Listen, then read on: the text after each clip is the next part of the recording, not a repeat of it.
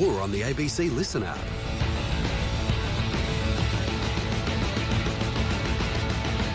ABC Sport. ABC Sport. Your live sport will return soon.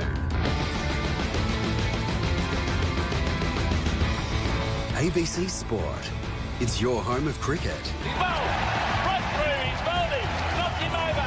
AFL, NRL, football, rugby, tennis, basketball, and specialty programs.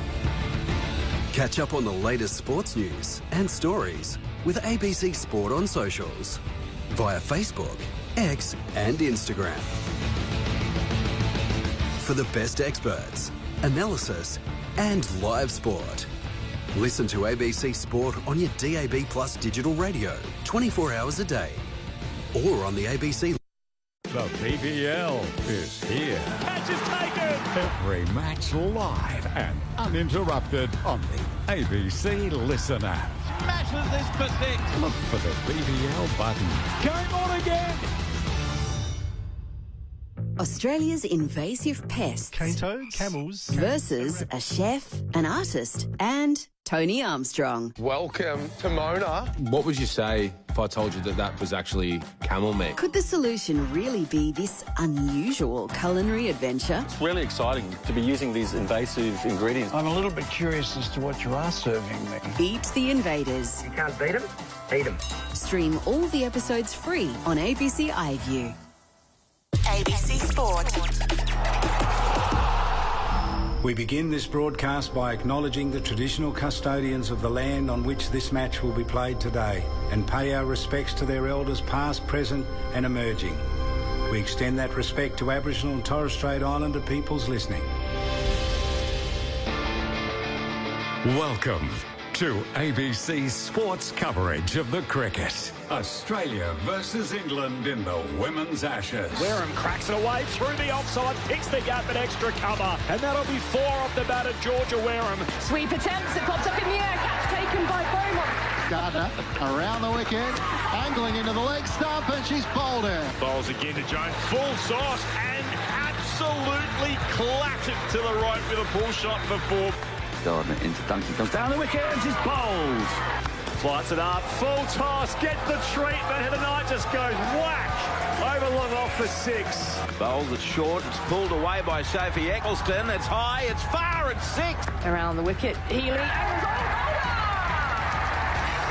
2 wickets in the over. Brown driven away through the offside. That's a lovely piece of time. Grandstand cricket. The Women's Ashes. On your radio ABC Sport Digital Radio. and the ABC Listen app. Welcome to Junction Oval in Melbourne for the second one-day international of the Women's Multi-Format Ashes Tour. Australia comes into this match leading the series 2-0, claiming the first match on Sunday in Sydney by 4 wickets off the back of captain Alyssa Healy's 70 runs and Ash Gardner's player of the match, unbeaten on 42 and 3 wickets, with their eyes firmly set on continuing their reign as the dominant side, having held the trophy for the last decade. But England will be desperate to try and strike back and level this series, with stars on both sides ready to shine. Junction Oval, traditionally known as a flat pitch, the stage is set for hopefully what should be a captivating contest. Matt Clinch with you for ABC Sport. The toss is about to take place, and Alyssa Healy's had a false start with the coin. Now the Knight has won the toss. What have you decided to do? Great to have you on ABC and throughout the BBC. Oh, good to be here. We are going to have a bowl. I think it'd be a pretty good wicket, but generally if it does anything here, it does it in the morning, and generally it's quite hard ground to defend. So, yeah, hopefully we can bowl well like we did the other day, sharpen up in a few areas, but keep having that wicket-taking mindset. I thought we did that brilliantly the other day, and hopefully we can restrict them to a total we can chase. Any changes to your 11 here at Junction Oval? No, we're exactly the same.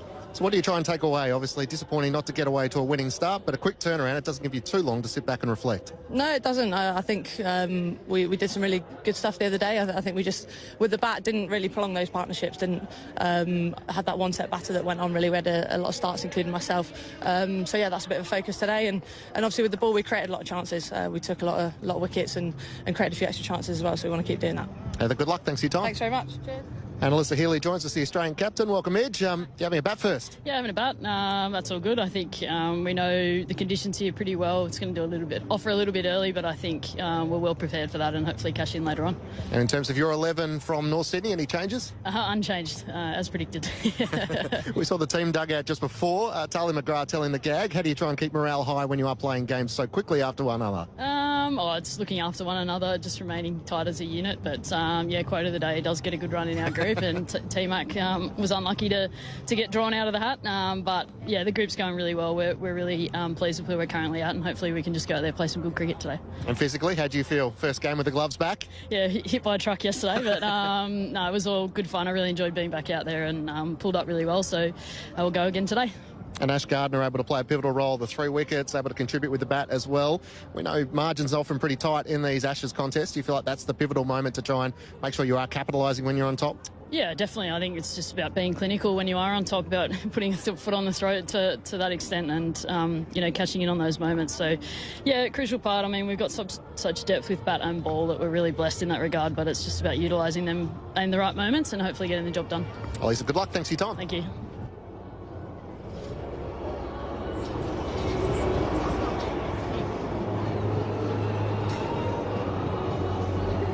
ABC Sports coverage in January is all about cricket and tennis. It's gone for 4.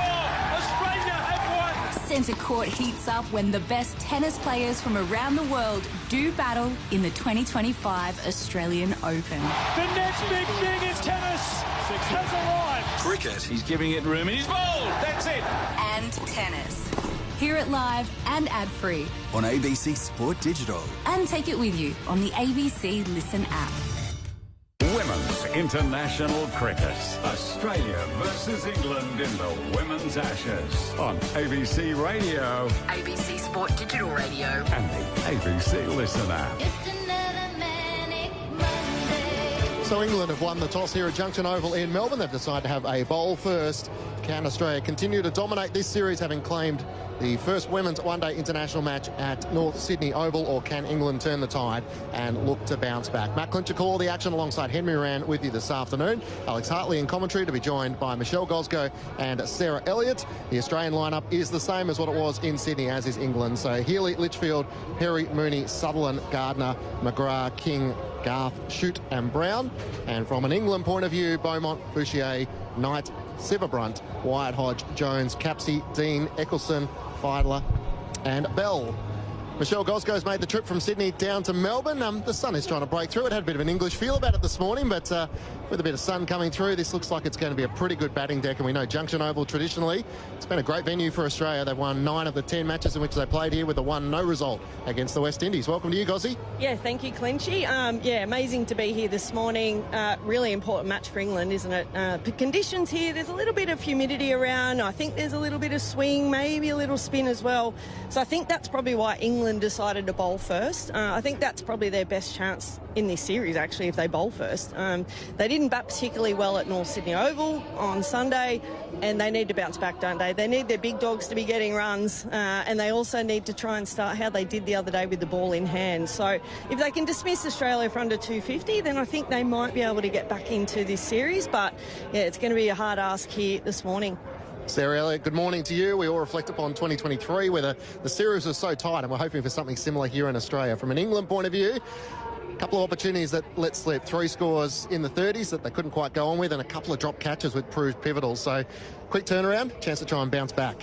Yeah, absolutely. I mean, it's a long series, so they've got time to get back in the game, but you certainly don't want to be 2 games down and 4 points down at the start of the series. So England have got some work, they've got some opportunities. I think it's good that they've got the ball in hand. Junction Oval normally offers a bit for the bowlers early, so they'll be excited. We might take 3 steps to our left, given Phoebe Litchfield is warming up. We're down on the boundary here at Junction Oval. It's a nice, intimate ground. Gozzy had a great crowd at North Sydney Oval, a record crowd of over 6,000. Junction Oval has the traditional old stands for our BBC listeners. We're just a stone's throw from the Albert Park Formula 1 Grand Prix track.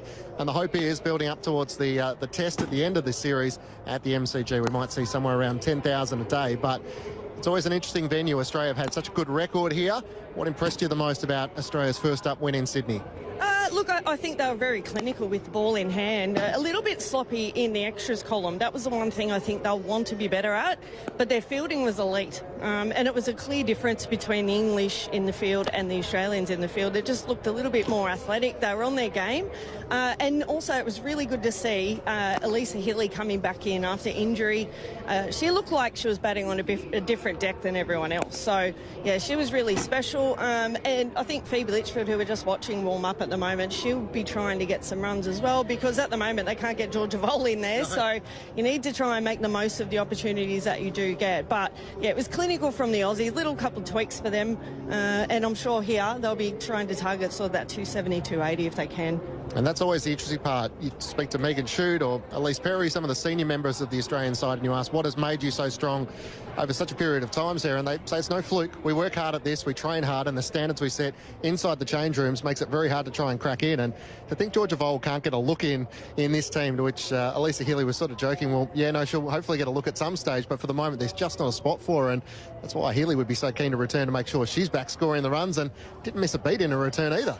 Yeah, no, absolutely. She was great in that first one day. But that's the strength that Australia's had for many years now. They work hard, they train hard, and they've got players that keep performing. So to actually crack in and get an opportunity is hard, and it's great. You know that your team's going to go well when you're competing for spots, because it means that everyone is really switched on and wanting to put their best foot forward. And there'll be a couple of batters in the Australian lineup today that feel that they missed out in that first game, and they'll be really keen to make amends today. And from an Australian point of view, they've stuck with the extra seamer, so Darcy Brown in, rather than going for the spin option. Here at Junction Oval, it's been a pretty good batting wicket, it must be said. From what we've seen throughout the WBBL, teams have really thrived on batting. Normally second here, but it has produced some high scores. It certainly has, and to be honest, I think spin has been a bit of a key on this pitch. If you can bowl straight, particularly, scoring can become difficult. So maybe light on in the spin department, but Darcy Brown was great the other day as well. So maybe that gives someone like Capsey a chance to bowl. She didn't bowl in the first one-day game, so for England, they might be looking to their spinners.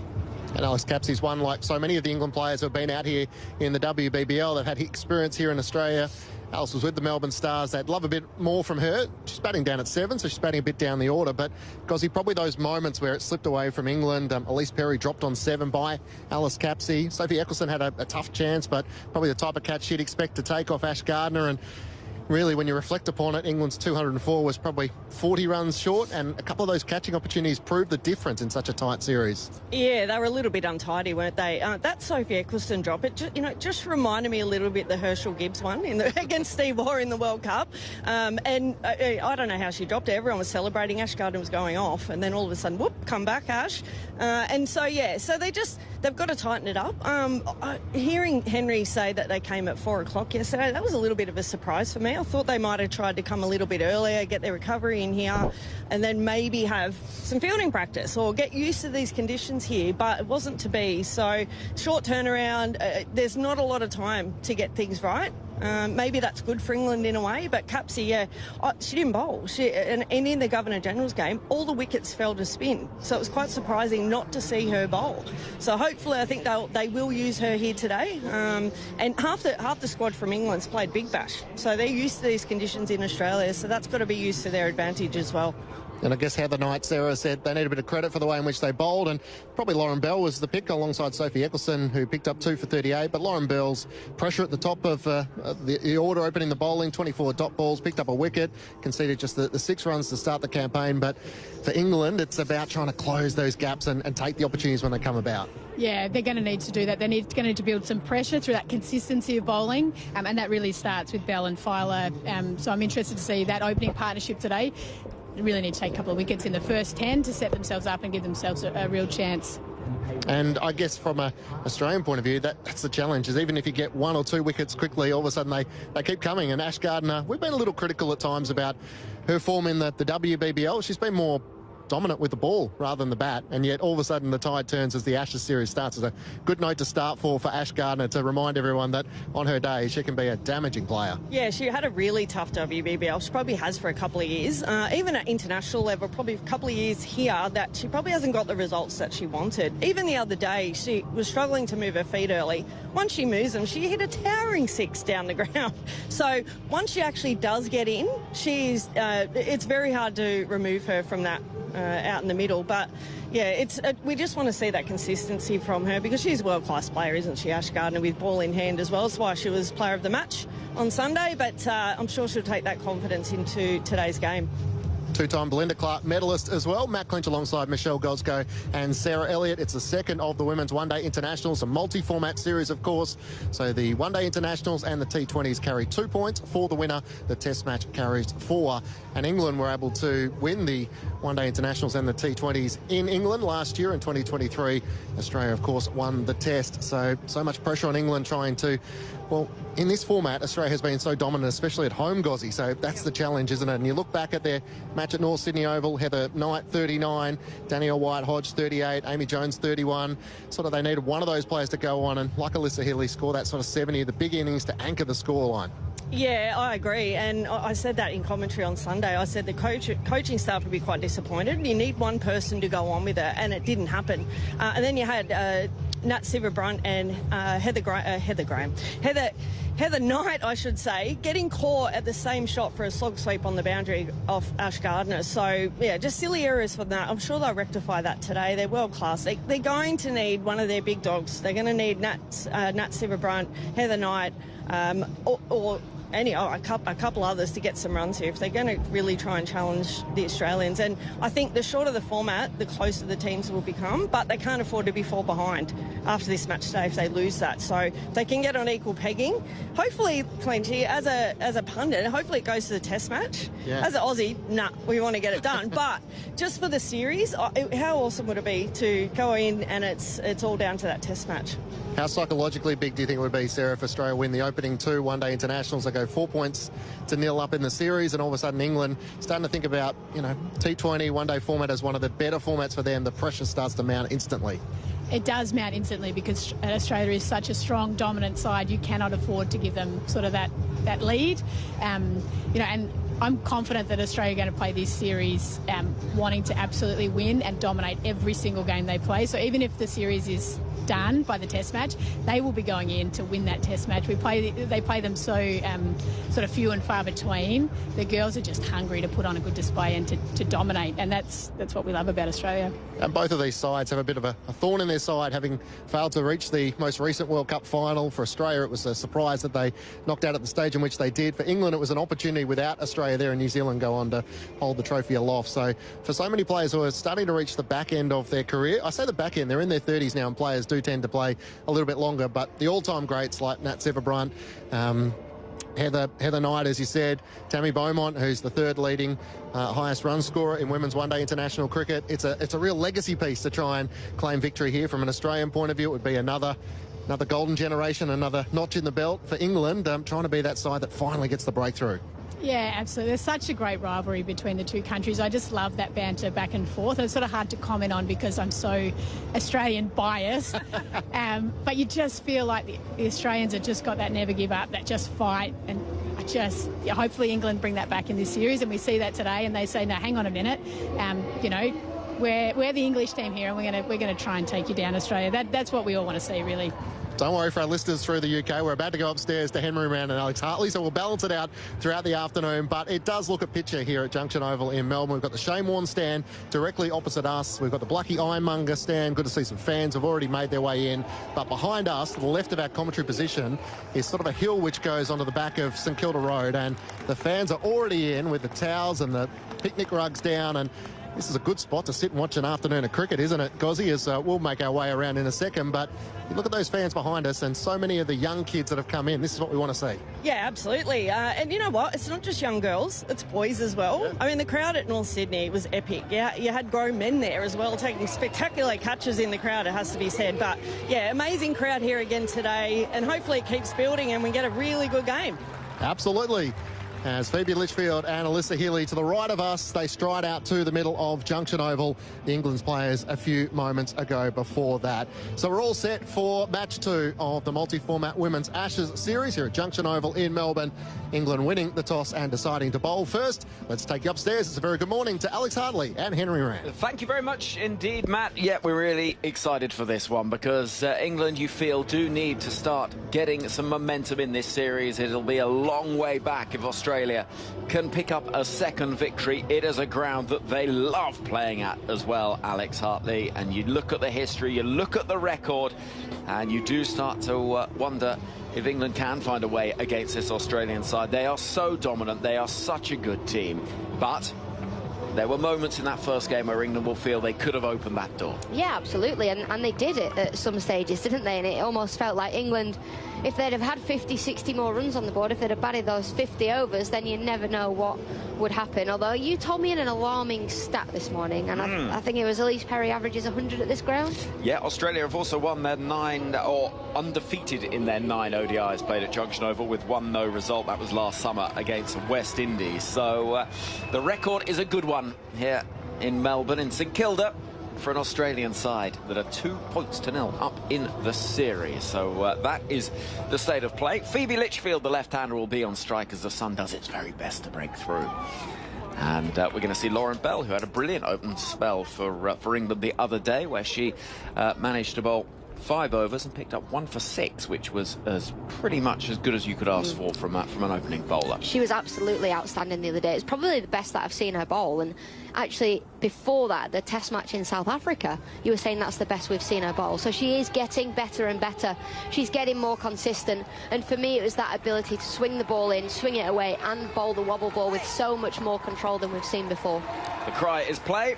The grass bank's filling up, and here comes Lauren Bell over the wicket with a slip in place to the left-handed Phoebe Litchfield, and she's in. And first ball, she lifts a little bit, hits high up on the bat of the prodigious left-hander from Orange, New South Wales, who in the first game I think will be a little disappointed with getting out early. It was a good ball, make no mistake about it, but she had to go for just 4 off the bowling of Lauren Filer.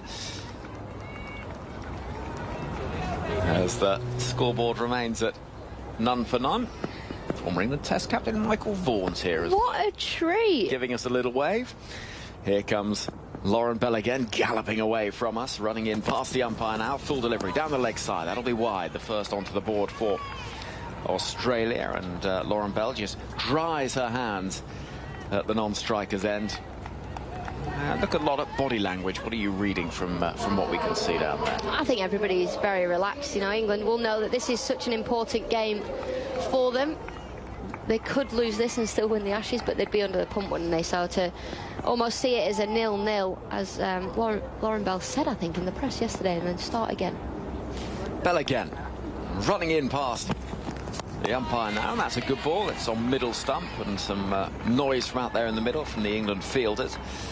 England all in blue, with a slightly paler shade on top, and the dark bottoms as well. They're a side that I think will be a little bit stung by some of the criticism that followed that first game. There was just a few that said, well, it's all well and good competing, but you need to go out there frustrated that you haven't got closer, and that was some of the talk.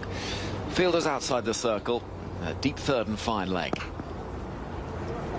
In comes Lauren Bell once again, full of delivery, clipped away towards mid-wicket, straight to the hands of the fielder Danny Wyatt-Hodge, and there will be no run. The grass banks all around the Shane Warne stand over there as well. What a part of the world, Alex Hartley. Amazing. Everywhere in Australia is amazing though, isn't it? It's like sunny most of the time, bar Sydney, it rains all the time, but you know. But it's very beautiful. It's warm, it's beautiful, the city is bouncing. It's one of my favourite places, if not the favourite place. Oh, it's a big call early on that. In comes Lauren Bell again, down the leg side, just losing her line a touch to the left-handed Litchfield. Wide once more, 2 without loss. Now we need honest opinions today, Henry. Go on. Because people are laughing at my outfit. Someone said it's almost like I'm clinging onto Christmas. Yeah. Someone said it's almost like something of the pajamas. Pajama, yeah. There is. Do you know what it reminds me of a little bit? Here we go. It's Lauren Bell at the end of her mark. Runs in past the umpire and beats the edge of Litchfield's bat. Keeps a bit low as it goes on through to Amy Jones, bouncing a second time. It's a little bit sort of, you know, when you watch one of those reality TV shows, the sort of Real Housewives, as whatever, yep. And there's a sort of breakfast party where they're all meeting up in pyjamas drinking Prosecco. Yes. There's a bit of that vibe to it. Yes. I also think it's very Andrew Moore. It is quite Andrew Moore, but I've not seen Andrew Moore wear trousers like that. In fact, I've not seen any human being wear trousers like that, actually. No. I love them. They're different, aren't they? In comes Bell. And rather cramped for room is Phoebe Litchfield, and can do nothing with it. And so, a reasonably solid start from the England bowler. Yeah, I've had an eventful day, actually. Got in about 8 o'clock, maybe 7:45, and couldn't find an outfit, so I'm in my pyjamas. Then the makeup lady quickly doing my face because I had to do some interviews, and then she was like, oh, you need your hair doing. Do you want me to do it for you on Monday? I was like, oh, what? I do need my hair doing. I've got a lot of regrowth. What does that mean? My roots. Oh. My roots are bad. Here is Lauren Bell running in, bowling a ball to Phoebe Litchfield as she comes forward trying to create some room, unable to do so. And the over comes to an end, 2 from it. And the score stands at 2 without loss. So Australia and England out there in the middle. A reminder of how this series works. Well, multi-format, each of the white ball games worth 2 points to the winner. No result or a tie will see the points shared. Australia only need 8 points to retain the Ashes. England need to win outright, so a minimum of 9, therefore, to ensure that they regain the trophy for the first time in over a decade. The test match at the MCG across town from here is worth 4 points to the winner. So this is the second of 3 ODIs, then it's the 3 T20s, then it is the test match. There we go. We've had pyjamas, we've had Christmas, and Vaughan just said I look like a Mr. Whippy ice cream. You do. To describe it, it's kind of baggy sort of trouser suit, short sleeves. It's a co-ord. Predominantly white with some big red flowers on it. I think flowers. I don't know what. Are you regretting it now? No, I love being centre of attention. Oh, yeah, do you? I hadn't noticed actually. There are 2 types of people in this world. Here is Lauren Filer, elbows jutting out as she runs in towards us in the sunshine, and pulled away by Lisa Healy, not too far away from the hands of the fielder mid-on, but it does skew its way out towards the boundary. It was a shot, I would say, in terms of percentage control, at around about 75%, but she manages to find that boundary, and Filer digging it in short, doesn't quite get it right, and she falls over to boot as well, and is now kicking and scratching at the ground at the non-striker's head. She spends a lot of time rolling about on the floor, a bit like Mark Wood does when he bowls. Yeah, I think it's just that quickness through the crease, isn't it? Trying to bowl the ball as fast as you can, getting that power in your almost your delivery stride. And look, she does slip and fall a lot, but as long as she's not hurting herself, a bit like Mark Wood, he's like, well, yeah, I am falling over, but I'm all right. Yeah. I'm not hurting myself. And it's very similar, although Lauren Filer, I reckon she falls over less than Mark Wood. Possibly, though so far it's 1 from 1. So we'll see how that percentage goes. Oh. Slip in place as Filer runs past the umpire now, and this is driven into the offside. Lovely shot. Goodness me, what timing. Racing away through the covers, and Alyssa Healy picking up from the form that saw her reach 70 a couple of days ago with back-to-back boundaries. And that is a fine, fine shot from the Australian captain. Yeah, 2 fine shots in a row. The first one, you just thought maybe there was half an opportunity. Could the ball have gone straight to a fielder? It didn't. This time, Lauren Filer overcorrects, pitches the ball full wide outside the off stump, and a lovely cover drive. And Alyssa Healy in this form, she worries me. Well, she's a very good player. We know that. England know that. Just remember the World Cup final a couple of years ago in Christchurch, which was arguably one of the great innings. In fact, you think about the World Cup final and the T20s at the MCG across town from here as well in 2020. She is one of the big stage players, and when she's on form, she's a big game player as well. Yeah. She steps up on the big games. Didn't have a great 2023 Ashes. No. She, below average for her. Well, we're getting some grass trimmings being brought out onto the patch where Lauren Filer's front foot is landing. She does have a bit of a problem with, I wonder if her boots need re-spiking. No, because she'll have fresh boots, like for a series. You'd hope so. Yeah, it's not, well, I used to make my spikes last 2 seasons, get my money's worth. Yeah. I reckon all these players get them for free now. I reckon so. Yeah, surely. I would literally wear mine until, like the back of a trainer wears out. Yeah. I'd wear them, and then I'd be like, okay, I'm getting blisters. Yeah. But I think for Filer, it'll just be where her foot lands and the position that her foot lands on the crease, so it won't actually be the spikes. But as a fast bowler, if you do find that you're sort of not quite confident in where you're landing, then it can be quite awkward and difficult. So Australia 10 without loss. If you want to get in touch with us here in Grandstand Cricket and Test Match Special, if you're in Australia, on the SMS 0467 920 222. Here comes Filer once again outside the off stump and left alone by Healy. If you want to email, she's not, is she? Still not happy, no. As soon as she's bowled that delivery, she's looking behind her. I didn't notice anything out there. I did my pitch report. You didn't do it very well then, did you? Well, I didn't notice anything untoward. Is that the right word? Yeah. Yeah. Well, apart from my shirt. That is very untoward. I think you can pull it off, though. Well, I hope so, because I am doing. I'm wearing it. I've committed. Filer once again bowls a ball which is wide, and she ends up in a heap once more. And this is a bit of a worry now for England, because a fast bowler losing confidence like this, and she is, it's wide, well outside that off stump. And you can see when she's running in, she's tentative. She's looking worried about it. Yeah, you could just hear her on the stump mic then, just moaning a little bit, and she's looking down at the crease and where she's landing. Heather Knight running over. All her teammates actually are going over. There's only Amy Jones, the keeper, Tammy Beaumont, Alice Capsey, Lauren Bell at the other side of the pitch that haven't gone over to her. Well, they're trying to scratch it up to make it a little bit rougher, to try and offer some more grip. Once it dries out a little bit, it'll get better. Not that that's going to help the next ball, but I don't think the grass clipping is going to help as much as sawdust. Well, we can hear the conversations out there between the England side and also umpire Sean Craig. Captain's duties are just never stopped, do they? Heather Knight just scratching the surface for a bowler. Well, you can hear the brush on our stump microphone. There's another bucket being brought out. I love cricket. It's such a... I hate it. It's such a mad sport, isn't it? I love it. I don't think there's a better sport for me, and that is an outrageous shout. Well, it isn't, because we're at the cricket. I love cricket so much. What, the weirdness of it? I stayed up last night watching the PSL draft. I know I'm involved, but I think I'd have watched it anyway. I know. If there's a game on, and this is the problem when you've got a series like we had recently on ABC Grandstand and Test Match Special, like the Border Goszko.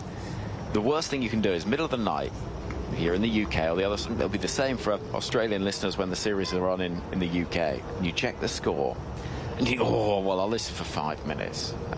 Well, maybe I need a cup of tea. Maybe I'll listen to the end of this session. Drinks. Yeah. I'll get to drink. I get to tea. And then you hear something happen. Virat Kohli's just barged into, and you think, oh, I'm not leaving. I'm not going. I'm not leaving. Here's Lauren Filer. Runs in, and a full delivery is drilled through the offside for 4 runs. Well, she landed okay that time, Filer, but the ball gets dispatched away to the white picket fence to our right. It was over-pitched and given the treatment.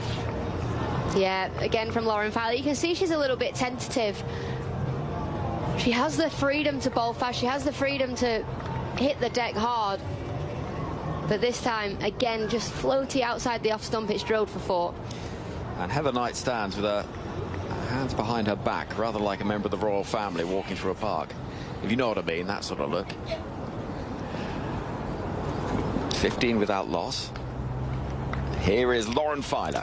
Runs in once more. That's a better ball, which top of off stump is attempted to pull away into the leg side. Only finds Capsey square, and there is no run. Much better length from Filer. That a couple that, well, one that was fractionally too short but picked up really nicely from Healy. And a couple that have been too full, but in the back of her mind, she was probably thinking about slipping. Now they've scratched that surface. She's not slipped again, touch wood.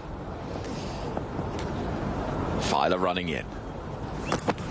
Bowls to Healy. That's a better ball once more. Quick and angling in towards the right-handed Australian captain, and Filer will be very pleased to see that over come to an end. She's just finding a little bit of rhythm, but as are Australia, who find themselves at 15 without loss after the first 2. Andy emails tms@bbc.co.uk. Alex, I thought the pantomime season was over. Oh no, it's not. There you go. Doug is saying it's a lot warmer tonight. Doug was saying it was -3 for the first game. It's up to 10 degrees in Falkirk. Get your bikini on, Doug. Come on. Don't call me Doug. Don't want my boss to know I stayed up all night. Oops. Yours, not Doug. Sorry, Doug. Douglas, different Doug? Yeah. Dougie boy. I thought we had Doug with us, but obviously we're Douglas. Here is Lauren Bell once again. Sun shining brightly, blue skies overhead, cloud having burned away. And she runs in now, and that's a very loose ball, and it's going to beat the dive of Amy Jones as well. She gets a hand on it, but it'll be wide, and it's only the long reach of the tall England keeper that prevents it from being 5 wides as well. That was a very poor delivery. Well, it's the one she's been working on, isn't it? It's the away swinger to the right-hander, the in-swinger to the left-hander. You just started it. It would have been an all-right delivery to a right-hander, but it wasn't. Yeah. Paige emails and asks us to Are we describe... allowed to say Paige? We need to start reading these emails before we start reading No, names. I've read that one. Okay, I've read that one out. Paige says, can you describe Alex's outfit in detail? I think we've done that. If you want a sort of more, I suppose, existential question, it's a sort of... Michael Vaughan has put it on his Instagram story, so if you want to see my outfit, it's on there. It's an absolute belter, that. In comes Bell to Healy, who plays with a very straight bat up on her toes, defending into the offside. It is uncanny. I do look like a raspberry ripple ice cream. You do? You love an ice cream? I haven't had one for so long, because when I was an athlete, right, and I was training 5-6 times a week, I could sort of get away with it. You were what? Training. Well, no, in my prime. Oh.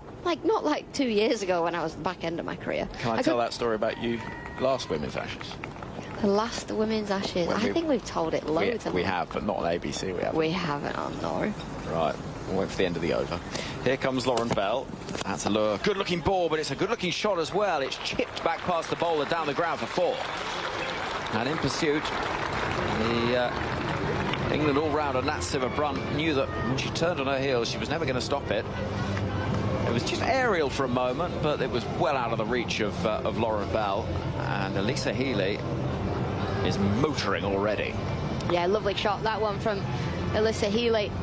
Just waited for the ball to come to her, punches it back down the ground. And England in a slight bit of bother early on here in the second ODI. 21 without loss, Australia. Here's Bell. That's a nice ball, angling in towards Healy and defended into the offside. Well, I'll try and get through this story now because it is a cracker. We're here for the last Women's Ashes, and you were still playing at the time. You were set a very strict list of instructions, as cricketers are. Captain. You were captain, so leading by example. Yes. And we were in Adelaide. It was the first 2 T20s, and I think the second one was washed out. England lost the first. Second one was washed out. Here's Lauren Bell running in once more. And a full toss, which is helped into the leg side, out towards Boucher, who will stop it. And so a single is taken out in front of the Shane Warne stand at square leg. And you said, oh, I've not got my overs in at all. Oh, not. We'd had a couple of quieter days. And you were a little worried that you'd not got your overs in. So. Well, no, I was bone idle and couldn't be bothered bowling. OK, well, you said it, not me. And you said, I'm going to go down the park. You're right to come along, and I'm going to bowl at you. Just like, you know, not batting, but just bowl towards you. And everything, I had to film it to prove that I'd done it. Because I don't think Lancashire trusted me to come away and not get my overs in. Which seems surprising. Yeah. You know, I was shocked and stunned. Bell runs in and nudged into the leg side. Oh, there's a little bit of a yes and no from Healy and Litchfield. Throw comes in. It's a good one from Capsey. Hits the stumps. No run was taken, though. And I was a little perturbed when you said, could you bring a couple of different T-shirts for yourself? And I thought, well, I can, but, you know, it seems odd. So I did so, as I was told. I got the little GoPro camera up, set that up, ready to go. And I noticed you'd brought 4 or 5 different outfits for the occasion. Of course. Lauren Bell again. 2 balls left of this third over. Australia 22 without loss. It's a full delivery. It's helped down to fine leg by Litchfield. 23 without loss to score. And you bowled 5 balls. And you say, quick, go get changed. I said, what do you mean, go and get changed? You press stop on the camera, waited for a cloud to come over, moved the angle marginally. End of the over, I should say, in fact. That was the final ball of it. 23 without loss after 3. And proceeded to then do a sort of outfit swap a la Madonna. Yeah. For a stadium gig. Yeah.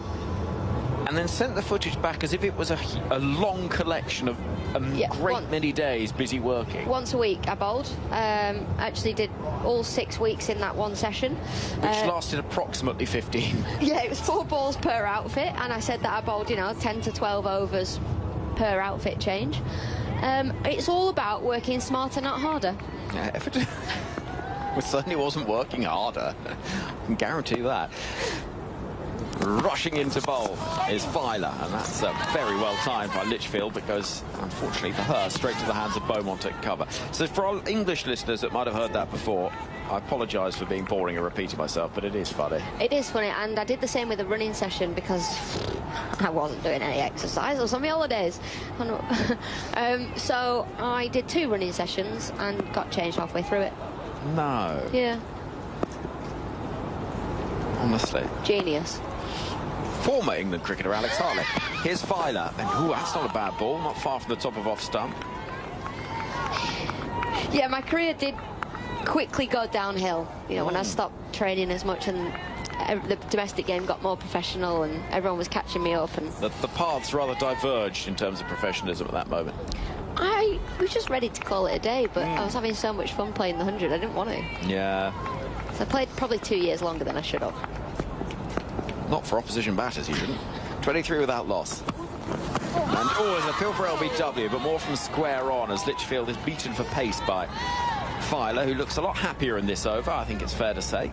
Yeah, she's got herself down to fine leg, hasn't she? She's sort of forgotten about the first couple of overs. She's come back. That surface has been scratched up a little bit more. She's not fallen over so far in this over, and she's bowling much better. Filer turns at the far end in the sunshine, the trees in the distance, the cars drifting past on the St Kilda road. And here comes Filer, and attempted pull from Litchfield, ends up going towards short fine leg. She was a little hurried for pace there. Filer probably the quickest bowler in the women's international game these days. Yeah, she was bowling quick the other day with Lauren Filer. 76 miles an hour, I think. 123 kilometres per hour.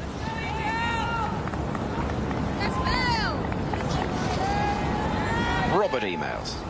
I'm a big Alice Capsey fan, but she doesn't feel like a number 7, especially if she's not bowling. So they want her in the side, though. Filer to Healy, who ducks out of the way of a bouncer. This is a good over from Lauren Filer, and she's turning with a little more confidence now. It feels like they want Capsey in the side, so just throwing her into the available space. Danny Gibson or Freya Kemp, much better fit at 7. I'm hoping to be proved wrong. And Robert says you're allowed to call me Robert, because the email address I'm using isn't my real name. How mysterious. Oh, I don't know if I like that, Robert. Filer, full delivery, clipped through mid-wicket. That might rush away to the boundary. Quick outfield, in pursuit is Maya Bouchier. Tammy Beaumont as well, diving, crashing into the ropes, but not able to stop it. And those on the grass bank, 10 yards or so away from where the ball met its destination, applaud.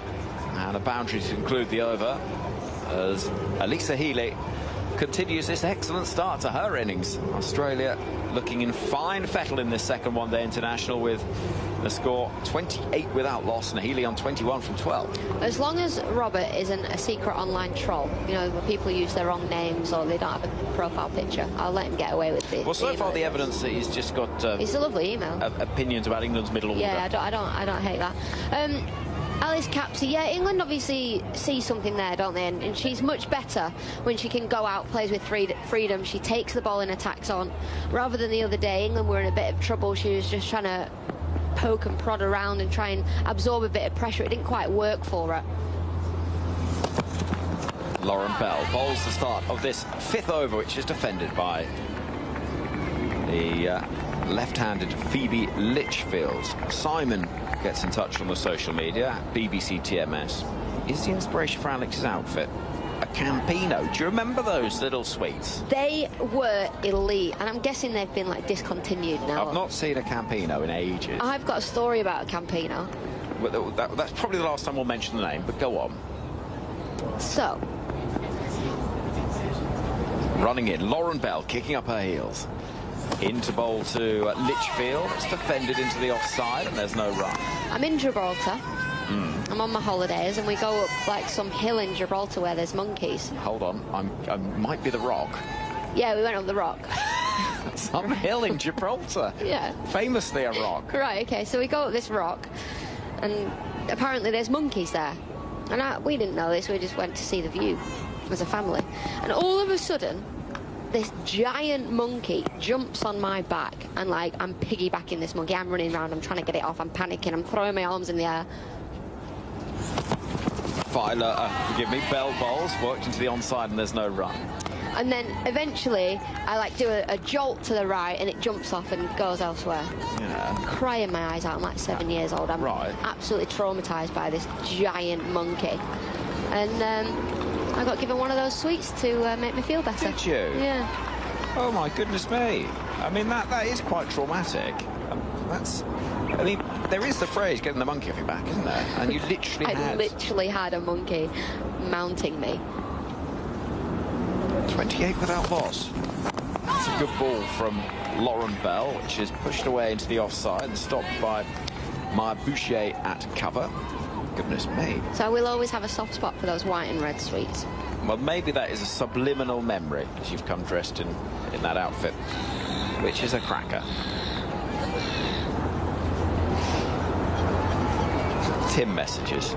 Alex is the only person I've ever heard that A, doesn't know Gibraltar has a rock, and B, doesn't know it has monkeys. I mean, I was 7! You're still calling it a hill.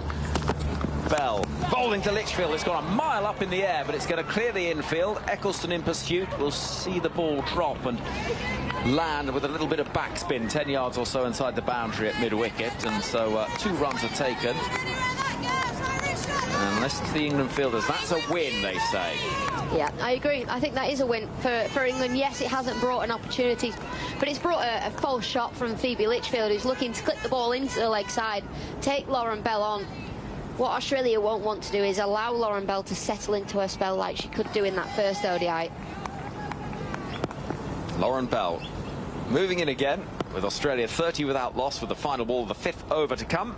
It's been quite a lengthy first 5 overs, what with that delay to sort out that landing area for Lauren Filer at the far end.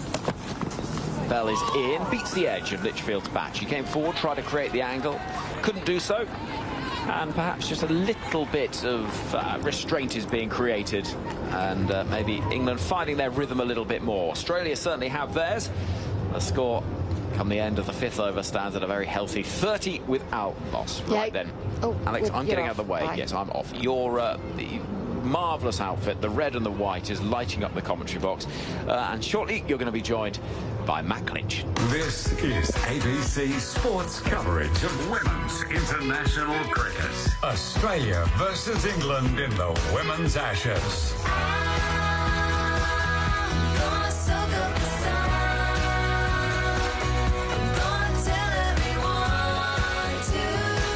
Thank you, Henry. Good morning, Alice. Good morning, everyone. None for 30. What a great start for the Australians. Hello, long time no see. Certainly is. Start of a new over. Alyssa Healy beautifully drives through the gap in the offside. Pick up a single. The Aussies on the attack here. And the score looking, well, they're going at 6 runs and over. None for 31. Healy on 22. Litchfield on 4. Fiedler starting a new over from the St Kilda end. Is that TV being on all this time? When I've been looking for replays and I don't know where to look. There's a TV to my right. Every commentary box does have its own nuances about it. You just need to know where to look sometimes. As Fiedler comes in once more, right arm over the wicket, full delivery to Phoebe Litchfield, who drives but picked up in the covers. The top ball in the 6th over. So just having a look at the power play at North Sydney Oval, the first 10 overs, Australia put on 53 runs for the loss of 2 wickets. It feels like they're off to a flying start here once more, and I honestly think a score of 250 to 300 is probably on the table here. Yeah, England could do with breaking this partnership. Farley in once more to Litchfield, who's squared up and just defends back down the pitch. You can just hear England have got ever so slightly louder, haven't they? They've almost gone, right, we need to get up and about here, get in the Aussies' face. Even if you don't have to say anything, you just got to buzz around, everybody attacking the ball, swarm the Australians out there in the middle, because it is 11 versus 2 and you have to make the batters feel like that. And the psychological battle, of course, given the fact that Australia won the first match in North Sydney. It's a quick turnaround, isn't it? 36 hours and you're back on the field. Fowler in once more, back of the leg. Litchfield rocks back and pulls just forward of the umpire at square leg. This will run out towards the boundary. And a good shot in the end for Phoebe Litchfield as she moves to 8. The Aussies are none for 35 in the 6th over. Yeah, good shot from Litchfield, who has taken a time out there in the middle. It's Alyssa Healy that's absolutely flying. And then you get a little bit of a freebie like that. It's just angling down the leg side, so it's been pulled into that square leg region. That might just get Litchfield going. Only scored the 4 at North Sydney Oval, but we know what she's capable of when she gets off to a promising start. Filer this time angling in away from Litchfield, and well taken by Amy Jones as she shuffles across to the left. Knight is still in at slip. Deep third and fine leg of the two fielders out at the moment. And 4 inside the circle on the offside for Phoebe Litchfield. What did you think of Heather Knight's comments that felt like England bowled well and they need some credit for that? Yeah, I think they did bowl well. Obviously, she said that you need batters to bat longer. Fowler struck on the pads, is Phoebe Litchfield. Maybe just a little high in the end. She has a look to decide whether they'll go upstairs. They decide against it. 5 runs off the over. Phoebe Litchfield is on 8. Alyssa Healy is on 22. The Aussies are none for 35 after England won the toss and decided to bowl first. Matt Clinch and Alex Hartley with you on Grandstand Cricket on ABC Sport and through the BBC 5 Live and BBC Sounds. But yeah, I think Lauren Bell in particular, her first spell was outstanding. You know, she's only gone for 25 runs in her 9 overs. Could she have possibly bowled a 10th? Who knows? But Australia, they chased down the total that England had set. And then Sophie Eccleston, you know, over the past few years, she has been expensive against Australia, and it just looked like she'd been working at bowling to Beth Mooney or somebody like Beth Mooney, that left-hander. So, yeah, I was very impressed with the England bowlers, actually. Their batting will be the part which will be challenged once more here, especially if they're chasing a score of over 250. And I'm with you. I thought Lauren Bell was the pick of the England bowlers. No Kate Cross once more. Start of a new over. A little inside edge from Alyssa Healy, and it trickles past Amy Jones lunging to her left, and they'll get through for a single. None for 36 to start the 7th over. Healy moves to 23. They're the little chances you're trying to look for if you're an England side of things. Just something to try and break the momentum here from an Australian point of view.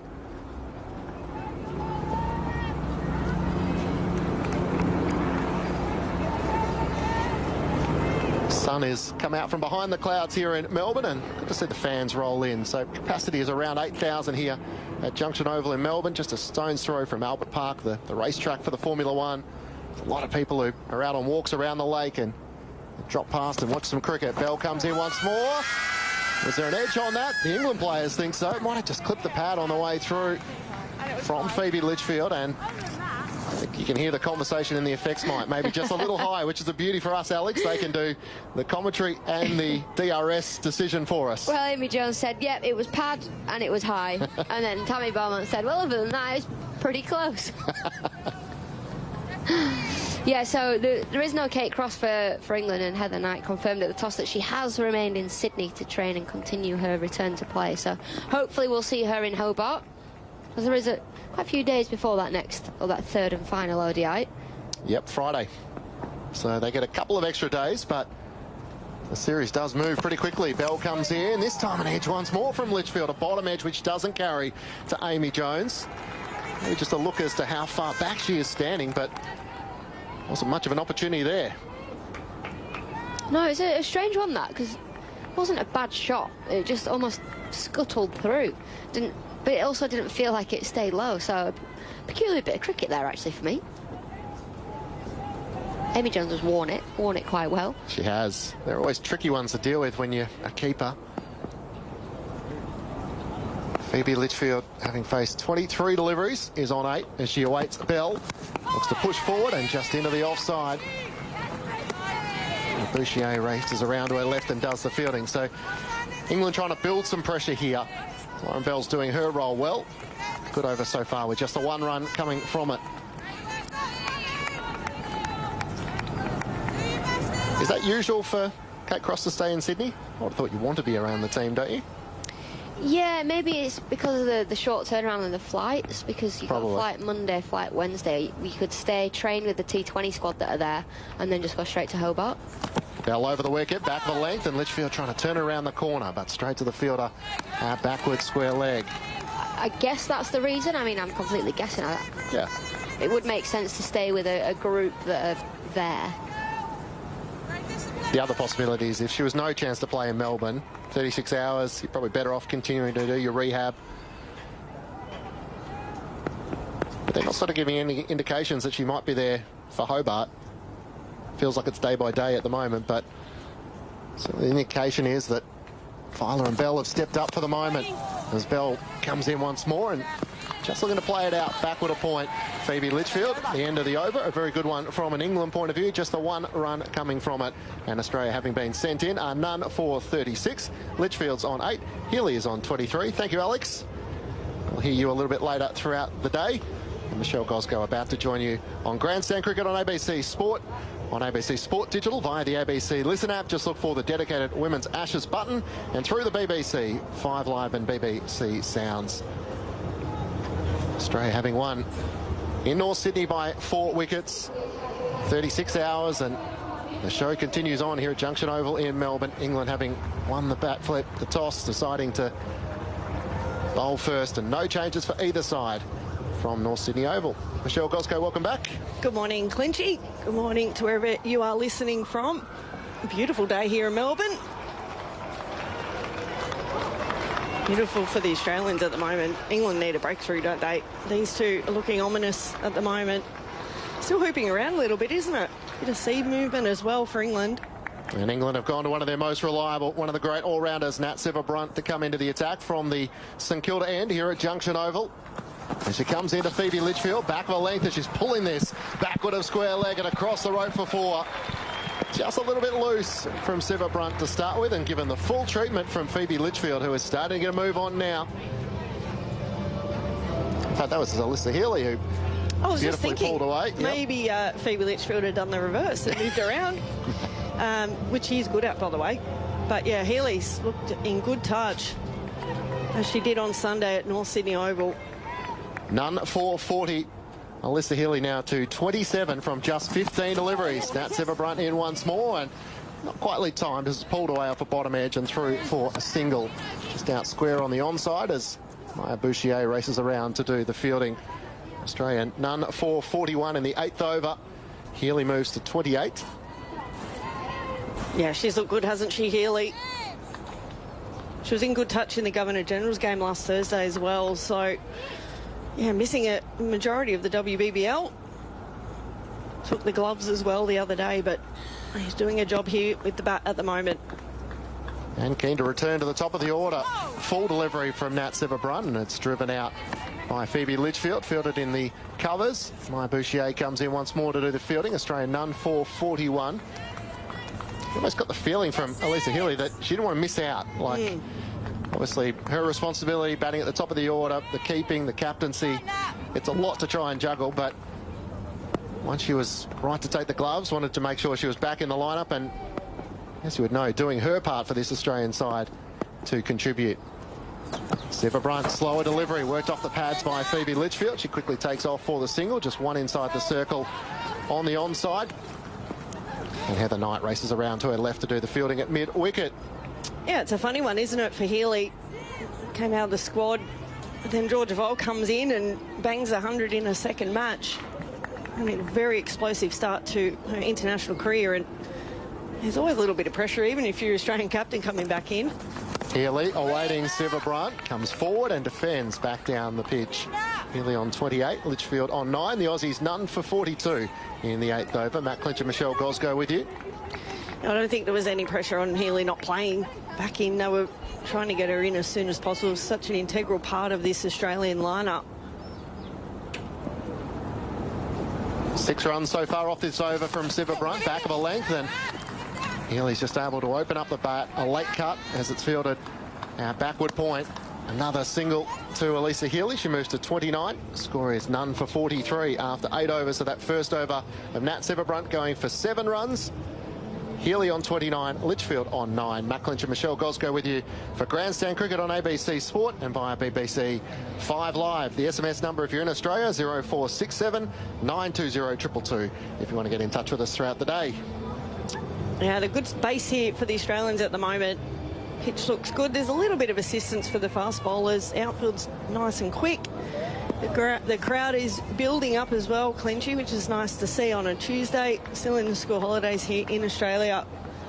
Some people back at work, but hopefully they're listening in. So Lauren Bell's previous over just went for the 1 run, so she's trying to build pressure at one end. In from the city end here at Junction Oval, and an edge, and Alyssa Healy is going to have to go. Jones takes the catch. Beautiful delivery from Bell, and England finally have a breakthrough at the start of the 9th over. Healy's out for 29. The Aussies are 1 for 43. Yeah, that was a lovely delivery there from Bell. Just angled in and kissed the outside edge of Alyssa Healy's bat. Took a big stride out as well, Healy, but you know, as a coach, you teach kids to make sure your step and your swing are separate. That time they were both the same here for Healy, so she didn't have a stable base to hit from, but they needed that breakthrough there, England. Lauren Bell gets the first wicket. Healy departs for 29 of only 19 deliveries. So 6 fours in her 29. As Elise Perry makes her way out to the middle of Junction Oval.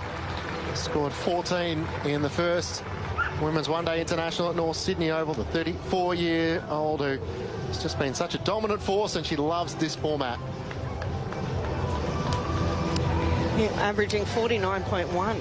Yep. 49. Wow. I'd be happy with that in Test match, let alone one-day cricket. But having scored 4,125 runs. A lot of runs. 34 50s, 300s. That's probably the one thing you look at the current day generation is Annabelle Sutherland, Phoebe Litchfield. Their players having played in the T20 competition where they just go on now and score big, don't they? Whereas what Elise Perry was able to do at the start of her career, that was record-breaking at the time. Yeah, and it's funny.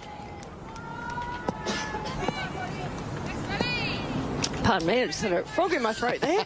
Yeah, it's funny that Annabelle Sutherland scored the same amount of one-day hundreds as Elise Perry has. Yeah. Lauren Bell's got the breakthrough from England.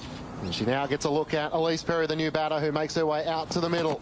Bell comes in, full delivery down the leg side, and a wide is called.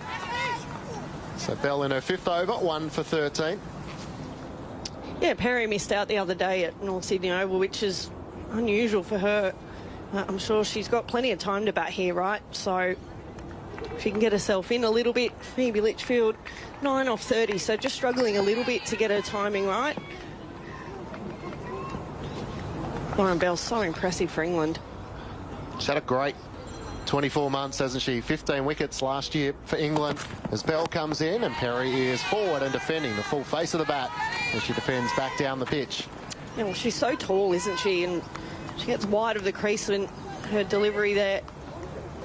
And she just angles it back in or to the right-hander, and then it just drifts away, hits the seam, and goes away to the right of the right-hander. And that's what happened with Alyssa Healy there, kissing the edge of the bat. But yeah, I was really impressed with her on Sunday as well at North Sydney. Bell with the blonde hair tied back, the black sweatband on the right arm as she comes in, and Perry gets an inside edge onto her pads. Bell's liking what she's seeing at the moment. She is challenging the Australian bowlers, the Australian batters, with just a little bit of movement at the moment and just some mistimed shots. Well, she needs someone to go with her, doesn't she? Nat Sivabrunt didn't bowl particularly well on Sunday, nor in the Governor-General's game. So they can keep building the pressure on the Australian side, and sometimes it might not necessarily be Bell that gets the wickets. It might be the other end due to that dot ball pressure. Australia 1 for 44. There's Bell back of a length, and Perry's up on her toes, driving out through the gap in the offside. And this is a well-timed shot, which will race down to the rope for 4. Elise Perry with her first boundary of her innings. And Australia moved to 1 for 48 in the 9th over. Good boundary from Elise Perry. Oh, she's scored so many runs through that area, hasn't she? Just forward a point on the back foot and punches it through the offside. Gets on top of the bounce, all the way on the ground. But I think a hallmark of her career has been hitting gaps, Clinchy. She's been so good at doing that. 34 years of age and still one of the giants of the women's game. as Bell comes in, past the umpire, and struck on the body, Elise Perry, as it was just going down the leg side. I wonder how long Elise Perry will keep playing for. We've got the Olympics coming up in, what, 3 years? Yep. So whether she tries to continue on with that. We've got Elisa Healy as well, around the same age. So these two have been around the Australian setup for so long. The hunger's still there, though. Yeah, 4 players over the age of 30 in the Australian team. Has been more than that over the years, but Lauren Bell comes in. Good full delivery to Elise Perry, who just drives down to Sophie Eccleston, who does the fielding at mid-off. Alyssa Healy, 34. Elise Perry, 34. Beth Mooney is 30, and Megan Shute is 31. And probably Megan Shute's the one of the 4 just in the rigours of fast bowling as to whether her body will allow her to continue on for how long. The end of the over. After 9 overs, Australia are 1 for 48. Litchfield's on 9. Perry is on 4. The 1 wicket to fall in the previous over. Well, in that over, Alyssa Healy, who was out for 29, caught by Amy Jones behind from the bowling of Lauren Bell. Matt Clinch and Michelle Goszko with you on ABC Sport. Yeah, it's an interesting one about Megan Shute. I'd read somewhere that she was mentioning maybe she might retire after the next World Cup. And you look at their age, and she's only 31, but she's played an enormous amount of cricket, hasn't she, for a country all around the world. So it'll be interesting to see how they manage the retirements, the Australian team. 7 runs from the first over of Nat Sivabrunt as she starts a new over, and Phoebe Litchfield just leans forward and defends into the offside. 1 for 48. Of course, England have 5 players over the age of 30 as well. Tammy Beaumont, 33. Heather Knight, 34. Nat Sivabrunt, 32. And Danielle Wyatt-Hodge is 33. Amy Jones, 31 as well. Nat Sivabrunt in once more. Litchfield drives, trying to beat the fielder at forward point. Good lunging effort to the right to prevent the single. Yeah, it would certainly change the landscape, hasn't it, now that it's fully professional cricket. I think I retired at 28 from the Australian stuff. Probably got dropped, that's probably why. But from New South Wales, my last game, I think I was 31. So very different now that you can play on. There's all tournaments around the world as well, which I think is really good to see. Third and deep mid-wicket of the field is out for Phoebe Litchfield as she decides, righto, now the time to attack as Sivabrunt comes in. Litchfield goes aerial, down the ground, over mid-off and across the rope for 4. Phoebe Litchfield now with the wicket of Healy falling, deciding she'll take the attacking role as she moves to 13. And that brings up the 50 for Australia for the loss of 1 wicket. She's been hanging out for that length, hasn't she, Phoebe Litchfield? So strong down the wicket. Mid-on, mid-off, up inside the circle, and just a little bit full there from Nat Sivabrunt. Sivabrunt past the umpire short, and Litchfield's able to pull it away out through mid-wicket. There is protection on the onside. Litchfield was keen for a second. Perry wasn't all that way inclined, and just a single in the end. 1 for 53 in the 10th over. Litchfield moves to 14. Perry is on 4. Yeah, Elise Perry sent her back and said, no, youngster, get back in your crease. No twos there. But Elise Perry is one of the best runners between the wickets as well. That's one thing Australians do really well, is they put pressure on the fielders and push those 1s into 2s. They're elite running between the wickets. Sivabrunt in once more. Perry just looking to try and turn it off her pads. A full delivery on off stump, but it's fielded by Maya Bouchier, who does the fielding at mid-wicket. And that's the other part, and we touch on the players in their 30s, is that the standards in which they ensure this Australian side keep to. Players trying to force their way in, but as we've seen with players like Georgia Wareham, Nicola Carey, yep, Sophie Molyneux, it's a pretty hard side to crack into. Sivabrunt once more into the body of Elise Perry as she comes forward. Just trying to get her timing out on the middle of Junction Oval.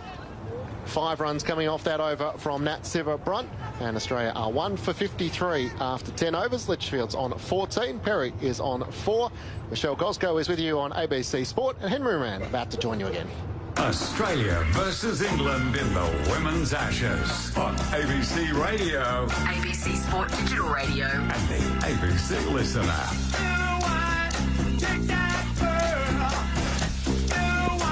Glorious day here in Melbourne with the sun shining. England having made 1 breakthrough, Australia having made plenty of runs, 53 for 1. And At a ground where Elise Perry averages over 100. Not too shabby, is it? Not bad. I think you'd take that, probably. We were just saying, looking at the stats there for Elise Perry, 49.1 she averages in one-day cricket. I said I'd be happier in Test match, let alone one-day format. So Lauren Filer's going to have a go from this end of the ground.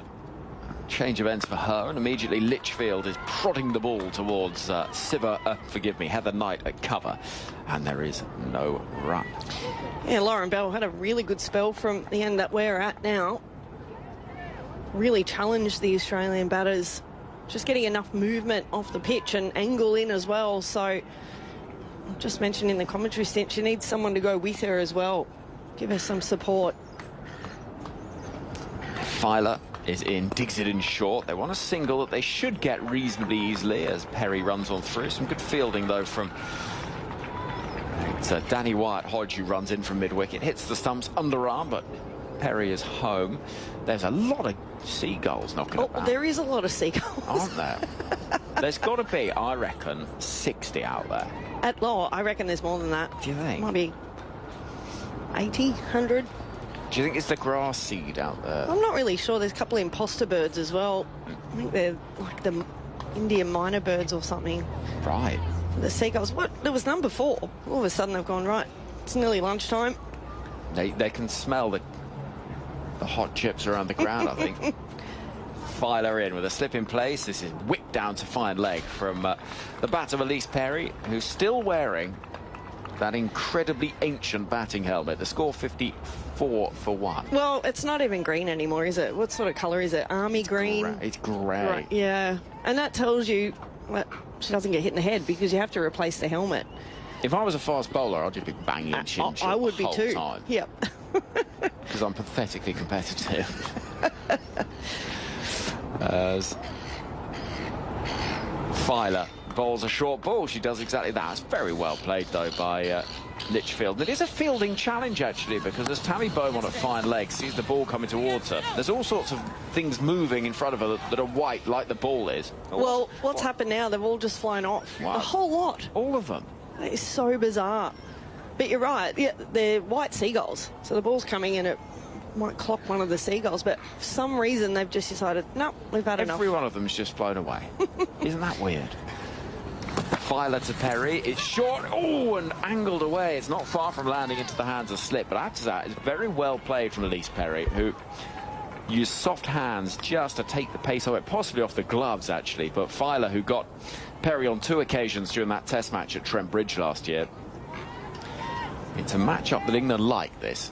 Yeah, well, she's tall, right? That actually jagged back in quite a long way. Lucky it didn't balloon to first slip. Filer again. Galloping past the umpire, and it's a ball which is just a little fuller, and Perry pushing at it will get a run, skewing off the outer half of the bat down towards the third, and the over comes to an end. Forgive me, 57 on the board, 1 wicket down after 11. Well, we're just talking in North Sydney about the wildlife here in Australia, and you had an encounter with one at... That appalling spider I saw. Yeah, massive spider at North Sydney Oval. Have I seen any others, is what you're asking? No, I haven't. We've got seagulls. But as I mentioned at the time, seagulls I'm fine with. As I mentioned at the time, Australians do like to remind us how tough they are when it comes to spiders. The amount of messages I've had saying, oh, that's just a baby, you wait till you see its mother. Or, oh, it's not those ones you want to be worried about. It was a huntsman, for those that missed it. It was an enormous thing the size of your hand. They do get very big, those. Yeah, I mean, I didn't... Does that mean it hunts man? That's why it was going after you? Good, that's why it was in the gents, possibly. Yes. Yes. Natsiva Brunt running in with mid-on and mid-off up. Keeper standing up as well. And Perry just chips that ball a little aerially towards Sophie Eccleston, who's fielding at mid-on. But no, since then, it has been happily an incident-free wildlife experience. We've got cockroaches that fly around as well. Know. It's unusual, especially in Sydney. So, 57 on the board, 1 wicket down. In comes Natsiva Brunt, pulled away murderously, brilliantly by Elise Perry. Out towards the boundary, chase on for Caps, who does well. Gets out there to the deep with a couple of runs taken. And Elise Perry just picks up length so well, that's the thing, isn't it? Yeah, she certainly does, and still hungry for runs. Been in the Australian side since she was 16, made her international career before she made her domestic career for New South Wales.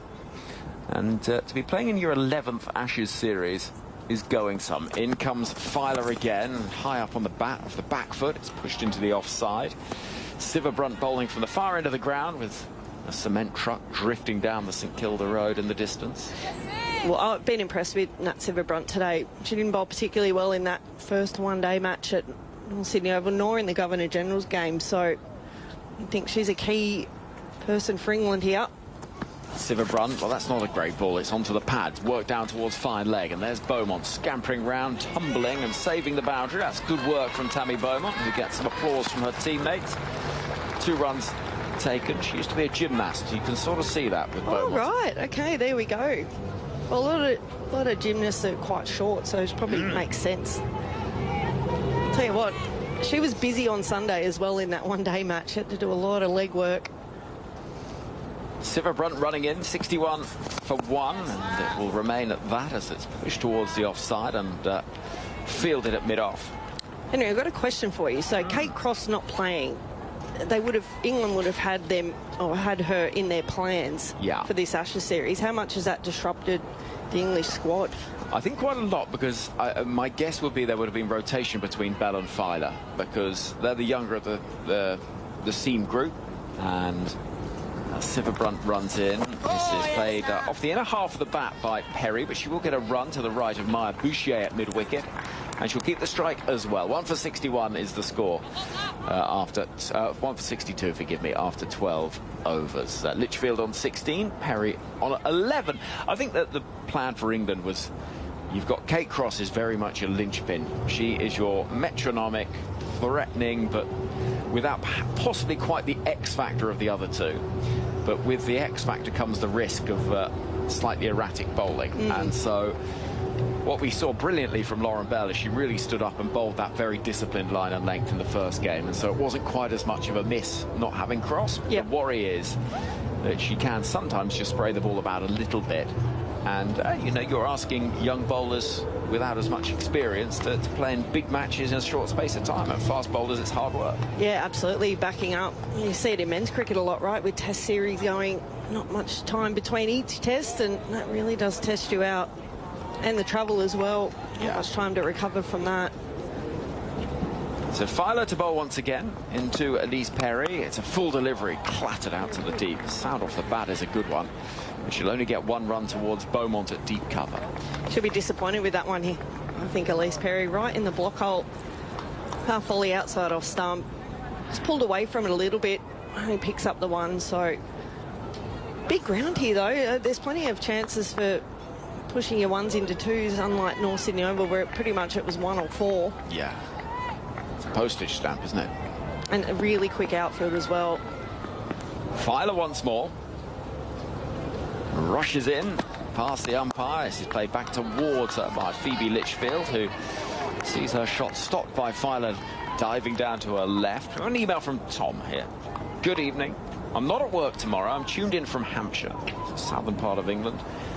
A couple of bottles of New South Wales Shiraz and a full bag of Bombay mix. Oh, so smart. I'll tell you, that sounds cosy, doesn't it? Oh, yes. We do make some good wines in New South Wales. Plenty of options around the state. Filer running in to bowl to the left-handed Litchfield. It's dug in short, easily worked into the leg side, and Knight will trot round from mid-wicket to pick up as the score moves forward to 1 for 64. Oh, it's fantastic to hear the interest coming over from England for this series. It's great to have you over here as well with Alex. Now, it's such a treat, and we love being part of the ABC team as well. And I think what as well over the last few weeks and months is having the grandstand coverage for the India-Australia men's test series has been so good. It really has.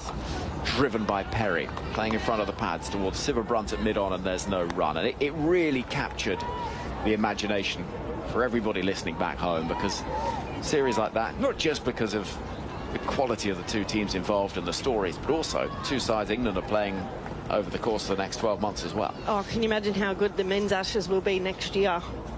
Well, as long as, you know, well, England have already obviously secured the moral lash. In comes the next delivery from Filer. It's an uppercut, brilliantly played by Elise Perry, and it rushes to the boundary, out towards the deep. It was short and wide and got the treatment. And Perry picks up 4 more runs to see Australia move forward to 1 for 68. I say that in jest. Oh, of course. Well, I think Elise Perry heard you say that and she's gone, right, there you go, there's your boundary. So morally, it was in the air for a little second. It was, yeah. It was about 20 metres away from a fielder. There's a moral victory for you. Filer running in again. Final ball of the 13th over is a fuller one this time, clipped out towards Maya Bouchier, who runs to her left to collect. In front of that stand over to our right, and a stand that's reasonably well populated with its view obstructing pillars, which I never mind seeing, even if I'm in a stand like that. 1 for 69 at the end of the over, because I just think it's heritage, isn't it? It looks great. It's wonderful. Yeah, we've got some pretty good grounds here, including the North Sydney Oval, which we were at on Sunday, that was heaving with people. They were turning them away at midday. So capacity they had there was 6.5, I think. They ran out of beer and cider at midday as well. So it's good to see. And there's a game, obviously, at the MCG that day night test match. Cannot wait for that. Yeah. Under lights with a pink ball. Now, here's the thing. We've got a fielder. I think the England captain is standing in front of the non-striker. Very short mid-on. As Perry plays the ball exactly towards that field. There's a plan for England as Siva Brunt starts a new over. Yeah, they know that Elise Perry likes to play the ball through that area, and I think there'll be a few deliveries here that might be off pace as well from Nat Siva Brunt, and maybe Litchfield's now gone to the right of Heather Knight there, so off the pitch. Siva Brunt again over the wicket to bowl to Perry, and this time it goes a little squarer towards Alice Capsu. And 1 run is taken. I always like seeing these fielding plans. That's great. And they all do their homework. They're all watching things, and sometimes you've got to change them on the go when you're out in the middle. But you know, they know each other enough, don't they? They play with them in the Big Bash. Half the English side's played Big Bash here. So they do know these players. Play all around the world with franchise cricket. It's good to see them being innovative. This is whipped away in the air. It's a nice looking shot. It's not quite got the legs for 4 runs, but it's good ambition from Phoebe Litchfield. It'll drop probably 10 yards or so inside the boundary in front of the Shane Warne stand. 2 more runs are taken, 1 for 72. Wasn't quite out of the middle of the bat, was it? Danced down the wicket. I just see the head rocking back a little bit when she got back for the second one. Wasn't quite happy with that shot. Siva Brunt again. Litchfield is jamming the ball towards backward point where Danny Wyatt-Hodge will field. It's very unusual, actually, to see Phoebe Litchfield 19 off 41 deliveries. That's very unusual for her. She's quite happy to sort of go run a ball. So just getting a little bit frustrated at the moment. It's been really good bowling from England. Siva Brunt again. Bowls the ball on middle stump once more, looking just for that gap through the offside. She'll find it, but she doesn't find anything more than just a single. And dare I say it, England's stronger suit will be those middle overs with the spin attack that they've got. Well, does Capsy bowl today? Well, I hope so, because she had a very effective BBL, took 13 wickets and top 10 leading wicket takers in the tournament, and really did bowl well. Driven back towards Elise Perry, and half a question as the ball comes off the fingers of Nat Siva Brunt, and Litchfield does manage to get her bat in at the non-striker's end. So as we reach just over an hour gone in play, with 14 overs having been bowled in this Australian innings. England winning the toss, electing to have a bowl first. 1 wicket's fallen, that of the captain, Elisa Healy, caught behind off the bowling of Lauren Bell. Litchfield's there, unbeaten on 20, I should say. Perry's on 18, and the score 1 for 73, with drinks coming on the field. Hi, I'm Corbin Middlemass. And I'm Ed Cowan. He played Test cricket for Australia. And Ed Cowan gets his first Test match century. And he commentates the cricket. Hits it clean and flush over the long-off boundary for 6. Together, we're giving you your weekly cricket conversation. We're pulling apart the biggest stories in the sport and delivering them to you each and every week. It's called the Grandstand Cricket Podcast. Find it on the ABC Listen app. Australia versus England in the Women's Ashes on ABC Radio, ABC Sport Digital Radio, and the ABC Listener. In from the city end here at Junction Oval. And an edge, and Alyssa Healy is going to have to go. Jones takes the catch. Beautiful delivery from Bell. And England finally have a breakthrough at the start of the 9th over. So England have got the one breakthrough, but just the one. Australia in good position here. The run rate stands at 5.2, 73 on the board, 1 wicket down, 14 overs have been bowled. Sarah Elliott joins us. So what have you made of the opening exchanges of this second ODI? Yeah, I think Australia would be pretty happy in the position that they're in. Only 1 wicket down. Perry and Litchfield both sort of set and building. It looks to be a terrific wicket to bat on. Always know that if you sort of bowl that straight stump line here, scoring can be difficult. We haven't seen any spin as yet. That's normally pretty effective on this wicket as well. So England certainly in the game, but I think they'd be keen to pick up another couple of wickets. Particularly that of Elise Perry, and I come bearing a belting stat for you. It's a cracker, this one. So Elise Perry, when she faces 20-plus deliveries in an innings in one-day internationals, that's happened 84 times. During that time, she has scored 3,886 runs at an average of 73.3, 34 50s, 300s. If you don't get her early, you're in trouble. You're in trouble. She's faced 23 balls today already. Terrific. We're set for a good day. She's an unbelievable player. That stats that you mentioned before, but having played in 11 Ashes campaigns, that is unbelievable. I don't know how she does it. I don't know how she has, having played, how much energy and effort and concentration, and could give everything to the contest to get up and still be getting up and performing terrifically well. We are going to see some spin, by the way. Charlie Dean's coming into the attack, the off spinner. Well, one thing I saw during the Women's T20 World Cup in the UAE, which just was such an indication of the professionalism of Perry, I saw her having a conversation in a hotel lobby as we went to record an interview with someone by the lifts. She had a racing bike with her with one of those attachments, which means you can ride that racing bike inside.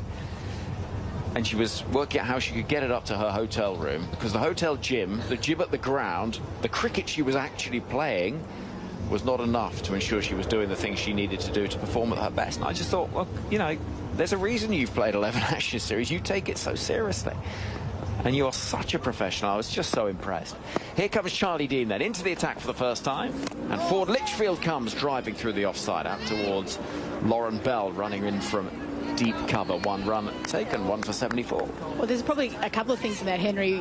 One, she's the most attention to detail and over-preparing, physical, not just hitting balls, but the fitness behind it. But the second one, which is probably great, she's keeping herself fresh and doing something that she enjoys, and maybe cycling is this passion of hers that she's taken with. So her focus isn't just purely and solely on the cricket, but she's got other challenges, other things that she's trying to do.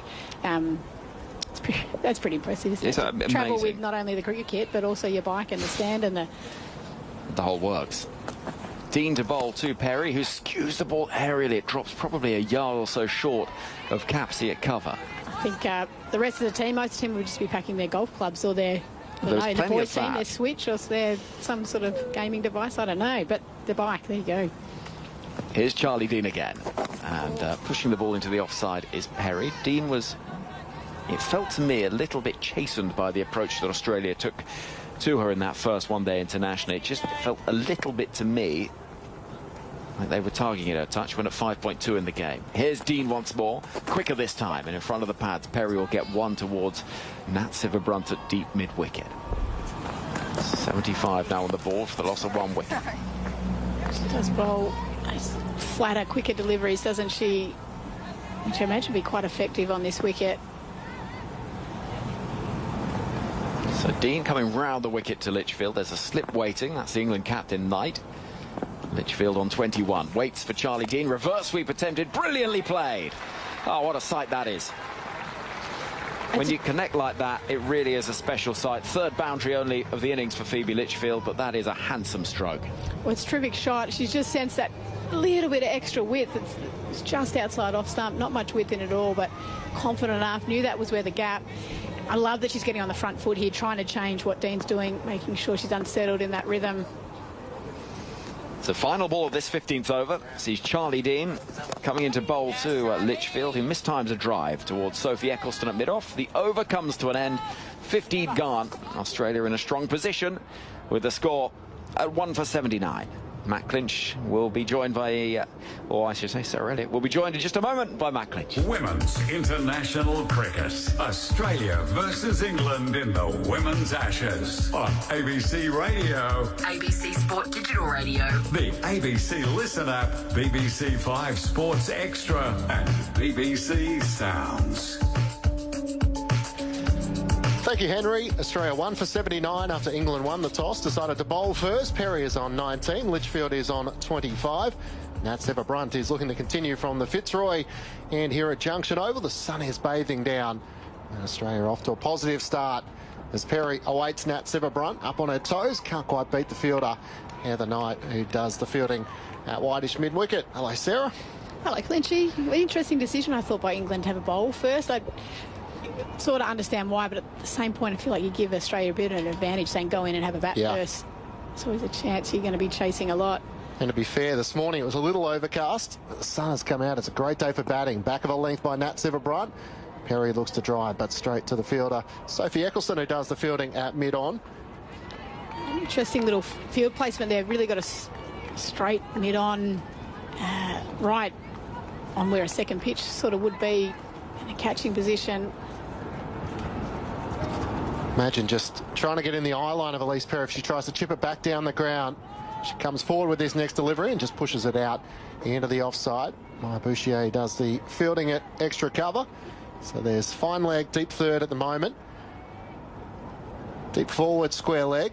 And as you said, that interesting position in which Knight is fielding at the moment, almost a squarish mid-on for Elise Perry, who's on 19 from 29 deliveries.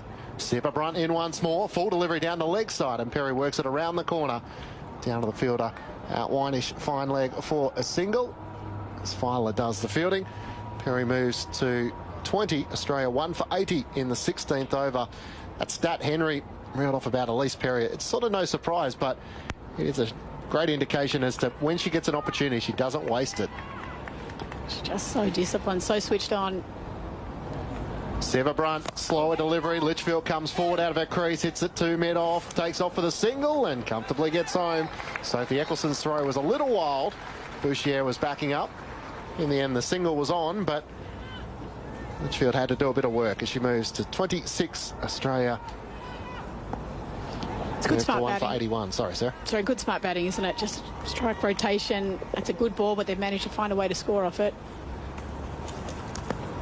Perry awaits Sever-Brunt. There's a gap on the onside now, and she takes that, just turns it around the corner in front of the umpire, square on the onside. Takes another single to move to 21. The Australians 1 for 82. And the end of the over. So the 3 runs coming off that over from Nat Sever-Brunt. The 1 wicket to fall was Alyssa Healy, who was out for 29 in the 9th over from 19 deliveries. Australia were 1 for 43 at that stage. It included 6 fours. The Australian captain was out for 29. Caught by Amy Jones behind the stumps from the bowling of Lauren Bell. Good delivery that just drifted away from her ever so slightly, caught the edge, and Jones was able to take a comfortable catch. It's a big wicket in the context of how well Healy batted the other day. The problem is, though, I feel like we've got some Australian batters that are hungry to make their mark early on in this Ashes series. These two out at the crease at the minute in particular. Dean is going to continue from the city end here at Junction Oval. A full delivery to start from the off-spinner. It's driven by Elise Perry to the fielder Fiedler, who does the fielding at mid-off. Australia 1 for 82 at the start of the 17th over. Dean's first over going for the 6 runs. Flights his next delivery to Perry, who's hitting in the air. Out to the fielder. Out wide. Long on, and it clears the rope for 6. Sophie Eccleston for half a moment thought she was a chance as she moved to her right, realising that it was comfortably across the rope for 6 as Elise Perry looks to get on the attack. Australia now 1 for 88. Oh, such a good shot. She knows that Dean's bowling straight here, targeting that leg side. Dean over the wicket, full delivery to Perry. She plays it off her toes along the ground, out to deep mid-wicket. Bouchier races around to the right, just a single as Perry moves to 28. Australia 1 for 89 in the 17th over. Just really smart batting there by Perry. There's only 4 on the offside for her. No one behind point. So knowing that Dean's got to be targeting that middle stump, leg stump, there is a gap over mid-wicket's head, and then to follow it up with a single. Changes in the field once more to the left-handed Phoebe Litchfield. She comes out of her crease, hits it down the ground. Filer moves across to her right and cuts off the single at mid-on. Still a slip in play here for Litchfield. Makes sense to the left-hander. See England still searching for a wicket. A wideish short fine leg. And a wideish gully is up on her toes. Phoebe Litchfield is just able to open up the bat and angle it out back with a point. Takes off for the single. As Tammy Beaumont does the fielding at deep cover. The Australians 1 for 90 in the 17th over. 8 runs so far off this over. Litchfield is 27 from 48. Had the responsibilities of captaining the Sydney Thunder in the Women's Big Bash. Had her best season so far, 342 runs with the mixed responsibilities. Dean comes in, back of a length, and Perry just defends back down the pitch. Australia 1 for 90 with 8 runs coming off that over from Charlie Dean. Litchfield is on 27, Perry is on 28. Matt Clinch and Sarah Elliott with you for Grandstand Cricket on ABC Sport and via BBC 5 Live and BBC Sounds. Yeah, it was a terrific WBBL season, wasn't it? Just gone. The Renegades winning in the end, but just thinking how many of these English girls have played in a WBBL tournament. At least half of them, I'd say, have had a season out playing in that. It's such a great domestic competition. I feel like we're not only developing our own local talent, but I feel like it's really strengthening overseas international players as well. It does mean for a lot of the England players when they come out to Australia, they've played on a lot of these grounds. It means the banter is normally good. You think of Sophie Eccleston, who's coming on into the attack now from the Fitzroy end here at Junction Oval. She's played with so many of these girls at the Sydney Sixers that you'd imagine, like so much of franchise cricket at the moment, there's good banter that takes place, but once you get down to business, you want to try and pick up a few of these wickets. You want to get bragging rights. Yeah, absolutely. Adds another dynamic, doesn't it? And a good challenge for Phoebe Litchfield, who struggled a little bit at the start of her innings. She's moved to 27 from 48 deliveries. Eccleston starts this over. It's full, and Litchfield drives through the covers. Well timed, as it'll be chopped off just inside the boundary by Lauren Bell, and they're able to turn back and come back for a couple. Litchfield to 29. Australia 1 for 92 at the start of the 18th over. Just great seeing her positively use those feet, come down the wicket, and then good enough to be able to hit the gap as well. Eccleston with the sunglasses on as she comes in over the wicket. Switch hit from Litchfield, struck on the pad, and she's out. And Sophie Eccleston gets the key breakthrough from an England side of things. Litchfield is out for 29. She swats her bat in frustration as she comes down to ask Elise Perry if they should go upstairs. I think this is going to be pretty comprehensive. She turns and will now head to the duckout. Australia lose their second wicket. They're 2 for 92 with Litchfield out for 29. That was an interesting decision, really, wasn't it, to play that shot? Only Eccleston's second ball. She'd been effective, just playing straight, playing good cricket shots, whether it was required or not. I guess showing that they really wanted to dominate, really wanted to, you know, assert some authority, knowing how valuable Eccleston is to the bowling lineup. Fortunately, Litchfield out for her 29 off 50. I think she'll be a bit disappointed. It's one of those days where she's worked really hard to get herself to the 29. To be walking back to the pavilion. Shadow challenges at the start of her innings, just trying to get her run scoring going, and Elise Perry trying to assist with that, taking on an attacking role. So Melissa Healy out for 29, Phoebe Litchfield out for 29, and Sophie Eccleston into the attack, gets a breakthrough in her first over. Brings Beth Mooney to the middle. So they keep coming out, the left-handed opening batsman in T20 cricket. Centre. Having scored the 28 in the first one-day international at North Sydney Oval. It's interesting, isn't it, Mooney? What a luxury sort of have Mooney in this middle order. I know what a competent opener she is as well, but shows some real versatility. New batter Beth Mooney on strike. She awaits Eccleston and is able to just get it past the fielder. Nat Sivabrunt at mid-wicket and picks up a single to get off the mark. Maya Bouchier does the fielding in the deep. Australia 2 for 93. We talked about it before the game, didn't we, in terms of Georgia Voll and how hard it is for her to break into this lineup. There must be some tough conversations that go on around batting lineups as well, even keeping Mooney versus Healy. Very competitive side. I think the stat was Beth Mooney plays her 81st Women's One-Day International match today. Eccleston in to Elise Perry. She defends it back down the pitch, and Eccleston shuffles to her right to do the fielding. It's under 10 games in which she's worn the gloves for Australia, with Alyssa Healy not featuring. So someone who predominantly keeps for her Big Bash franchise. She's playing in other teams. Can't get an opportunity in the Australian national side because that's the captain's role. Eccleston around the wicket to Perry, who hits it hard and beats the fielder. Out extra cover. That rockets to the rope for 4. Maya Bouchier throws her head back. She got down to her left but just couldn't contain it. And Perry hit it with some force. She moves to 32. It's disappointing from an England sort of bowling point of view. You're bowling to your plans and then one to get through your fielder for 4 runs. 7 off the over and a wicket. Eccleston will be disappointed as off the outside edge it's wide of Heather Knight at first slip. And they scamper through for a single. Perry moves to 33. 2 for 98. Come on then, girls. Let's go here. Come on. And that's the end of the 18th over. 8 runs coming from that over and a wicket. Elise Perry is on 33. Beth Mooney is on 1. Matt Clinch and Sarah Elliott with you for Grandstand Cricket on ABC Sport and BBC 5 Live and BBC Sounds. It's the impressive thing that Australia keeps being able to do is their ability to score when they lose a wicket. Lost the wicket in that over, they've still picked up 6 runs after that. Their batting lineup is very, very deep. Maybe not quite as deep as it sometimes is when you've got the likes of Wareham and Molyneux in it as well, but we're still talking about Garth coming in at 9. She certainly can bat, shoot. Brown at 11. It's unrelenting. It's a hot day in Melbourne. England chose to field first, put some pressure back on them. We'll be pleased to have picked up that second one the previous over. Australia 2 for 98 as Charlie Dean is going to continue with her off spin from the city end into Elise Perry on off stump, but she defends just square of the offside.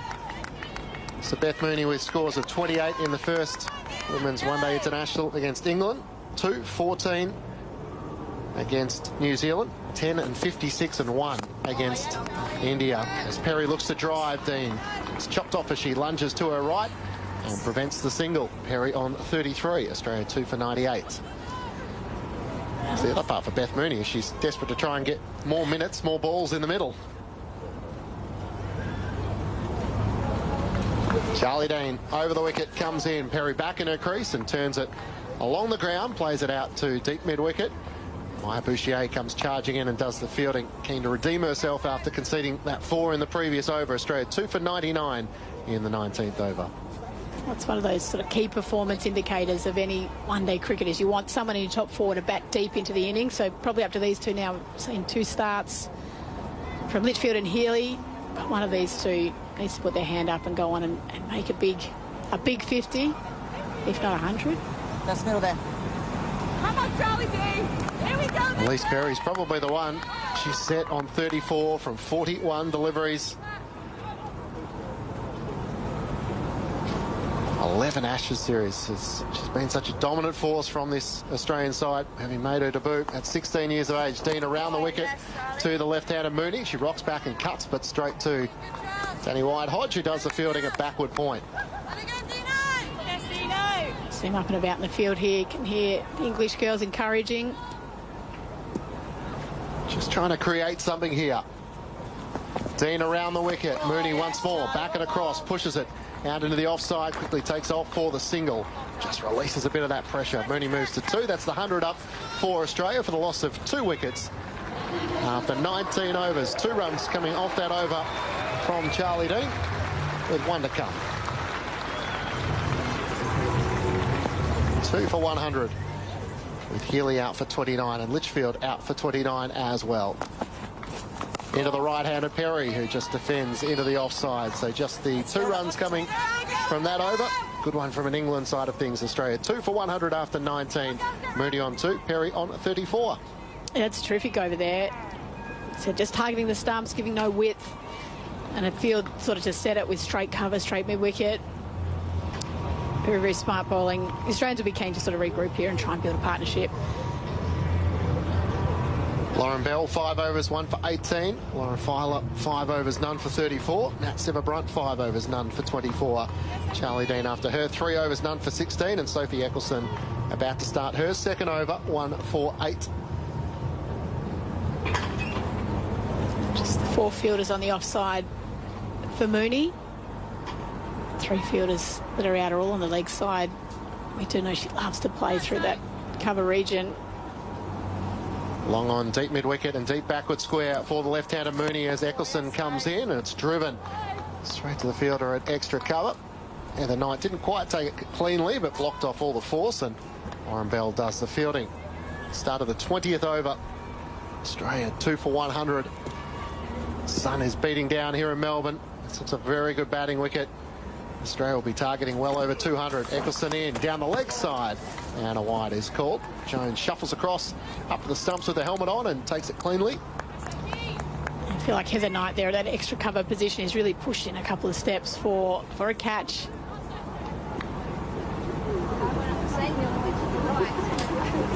Beth Mooney awaiting. Eccleston flights this next delivery outside the off stump, a bit of width, and Beth Mooney is all over that. Drives through the gap in the offside and picks up 4. Australia 2 for 105 as Beth Mooney moves to 6. You can see the sort of the plan they're working on, trying to bring in that false shot. That one was just too full and too wide, too easy for Mooney to put into the gap. Just having a chat with Heather Knight. Do we keep going with this plan? Do we change it up? For the moment, the plan stays. 4 inside the circle on the offside. Eccleston into Mooney. Full delivery. Chips it away through mid-wicket. So it's a bit of a frustrating part for the England captain with Australia. Just continuing to keep the scoreboard ticking along. Maya Bouchier does the fielding at deep mid-wicket. Australia 2 for 106. Mooney moves to 7. 6 runs so far off this over from Sophie Eccleston. He picked up the wicket of Phoebe Litchfield in the previous over. Slip in place as Eccleston comes into Perry. Looks to drive back down the pitch, but Eccleston able to pick it up cleanly. I don't know, Clinch, I'm searching my memory for how often slips catches get taken off spinners at the Junction Oval. Not a lot. No, not that often. Perry back in her crease, looking to just push it out onto the offside. It's normally more that pressure in front of the wicket. Catching cover, catching mid-wicket. Can be just that touch slower sort of a pitch. Do you see the odd catch taken on the rope here, it must be said. Players looking to attack. That's more in the women's Big Bash, though. Perry off high off the bat as she looked to just defend into the offside. That's a good end to the over from Sophie Eccleston. 6 runs coming from it, and Australia are 2 for 106 after 20 overs. Beth Mooney is on 7. Elise Perry is on 34. The wickets to fall. Alyssa Healy out for 29, and Phoebe Litchfield out for 29 as well. Great to have your company on a Tuesday here in Melbourne at Junction Oval. The sun beating down. Sarah Elliott about to be joined by Henry Moran. You're listening to ABC Sports coverage of the cricket. Australia versus England in the Women's Ashes on ABC Radio, ABC Sport Digital Radio, and the ABC Listener. Turn and bounce. Intriguing, this. It's going to be the narrative for the day you sense on this surface. As Charlie Dean bowls the first ball of the next over. She's pushed into the offside, beats Maya Bouchier, and a single is taken. So I imagine Alana King will be twitching the fingers and thinking, well, I could have some fun out there. Oh, absolutely. Junction's always favourable to spin. King always enjoys a battle and Ashes contest. She'll be up and about, no doubt. Gardner was great the other day. So. Yeah. Here comes Charlie Dean to bowl to Perry, who thinks about coming forward, instead just plays a little more circumspect and out towards the leg side, and Tammy Beaumont. Well, Dean's last over only went for the 2. Australia will be keen to not let her just settle. Show a bit, getting right back in the crease, getting out of the crease, try and get her off her rhythm a little. 2 for 108, the Australia score. To the 21st over of the innings, Dean bowling to Mooney, drops into the offside, no run. And England will want is control, economy, build a little bit of, just if not pressure, just frustration. There's a cloud in the sky as Dean is in, defended by Mooney. And there is no run. It's an important partnership for both teams. For Australia to really build a foundation where they can launch from and set it. Could they get 300? But for England, if they can break it. Here's Charlie Dean again, walking with a very straight approach around the wicket to bowl to the left-handed Mooney. Long off is out. And Mooney drives back towards the bowler. It's another dot ball, 3 in a row now. It's been a line that's been the real feature of this spell from Dean. Anything off the stumps, much easier to score off. For Dean again. Final ball of the over. Can she close it out? Well, Mooney can do nothing with that other than prod towards Danny Wyatt-Hodge, and there is no run. So we've seen 21 overs bowled. The score stands at 108 for 2. As we've had an email here from Dan. I reckon I could give you 3 hours and you wouldn't guess where Dan's emailing from. Southern Louisiana. Oh, wow. How about that? You give me 3 weeks and I probably wouldn't have got there. Sitting at my drawing board with my dog Sheba at my feet for a lovely evening of cricket. Thank you for the coverage. Yes, so there you go. How good's that? It's a bit of a thing, isn't it? Hopefully we can put on a good contest. Moving in to bowl is Sophie Eccleston from the far end of the ground. Wicket in the first over. Looking for the wicket of Elise Perry, but won't find it there. There won't be a run either. Punch towards cover point off the back foot. It's been a good little string here. The last couple of overs, feel like England have really put their hands up. No sense that Perry will be overly flustered. Eccleston in. This is hit down the ground. Well, there's a release of that pressure. Lovely shot. Could be 6. Elise Perry getting to the pitch of the ball. And they'll check it. But my instinct is that cleared the ropes. It's a lovely shot. Free swing of the bat. And as we saw Ash Gardner taking on Sophie Eccleston the other day at North Sydney with a big 6 down the ground, I think that's done the same thing. She's just so strong. Long levers. She's done it since she was a 16-year-old coming to the side. It's a real signature shot. Still having a look at it, waiting for the umpire, Sean Craig, to make the signal, but I'm pretty confident this has gone over the ropes. A little puff of dust as it went just beyond at the far end. Yeah, that'll be 6. That's good. Your eyesight's much better than mine. Luxury of the TV screen behind you, but still. That does help. But I had them lasered recently. So. Oh, did you? Yeah. Good. First few days were a little painful, but after that, worth it. Yeah. Well, I can make out the things in the distance now, which is quite useful. You know, I could have saved these umpires about 5 minutes of work. There you go, 6 runs. So Sophie Eccleston at the far end of the score at 114. The loss of 2 wickets. Perry forward, dropping into the offside. Oh, could be trouble at the non-striker. Then throw comes in. Oh, and England are frustrated because through no fault of her own, Elise Perry has got in the firing line of that. And I think that was heading towards the stumps. The batters running to make their ground. Looking to slide that bat in as quickly as possible. And it is absolutely not the fault of Elise Perry that it's hit the back of the bat. And if there's one cricketing nation that knows that sometimes good fortune can follow you when the ball hits the bat from a throw, it is Ben Stokes' World Cup final 2019 that springs to mind. Oh yeah, and that's not just good fortune there from Elise Perry, is it? That's all those hours on the spin bike and the fitness. Well, there you go. To get in that position. That's the thing, isn't it? Here is Sophie Eccleston wheeling those hands and arms around as she bowls to Mooney, tucked into the leg side. Lauren Bell gets down, quite a long way to get down as the throw comes in. And one more run is taken. So an over that has released some pressure so far with 8 from it. And the score with 2 balls left of this 22nd over. 116 for the loss of 2. Eccleston to Perry, slip in place. Mid-off has gone, back to the boundary. This is drilled square on the offside. Long chase for Beaumont, who's across quickly and will limit it to just a single. That's good work in the field from England's Tammy Beaumont. This is why Perry's so consistent, isn't she? It's just good, smart, brave batting, but to go to her strengths and play straight down the ground. We saw Litchfield's undoing when she tried to play sort of across the line, a switch hit, whereas Perry's just gone to her strengths, release pressure in the 6, and then really smart running. Yes, Defended by Mooney, no run. It's better from Sophie Eccleston, who takes her cap from the umpire, and the score stands at 2 for 117. I think we'll have Alex Hartley with us in just a second as Sarah Elliott departs the commentary box.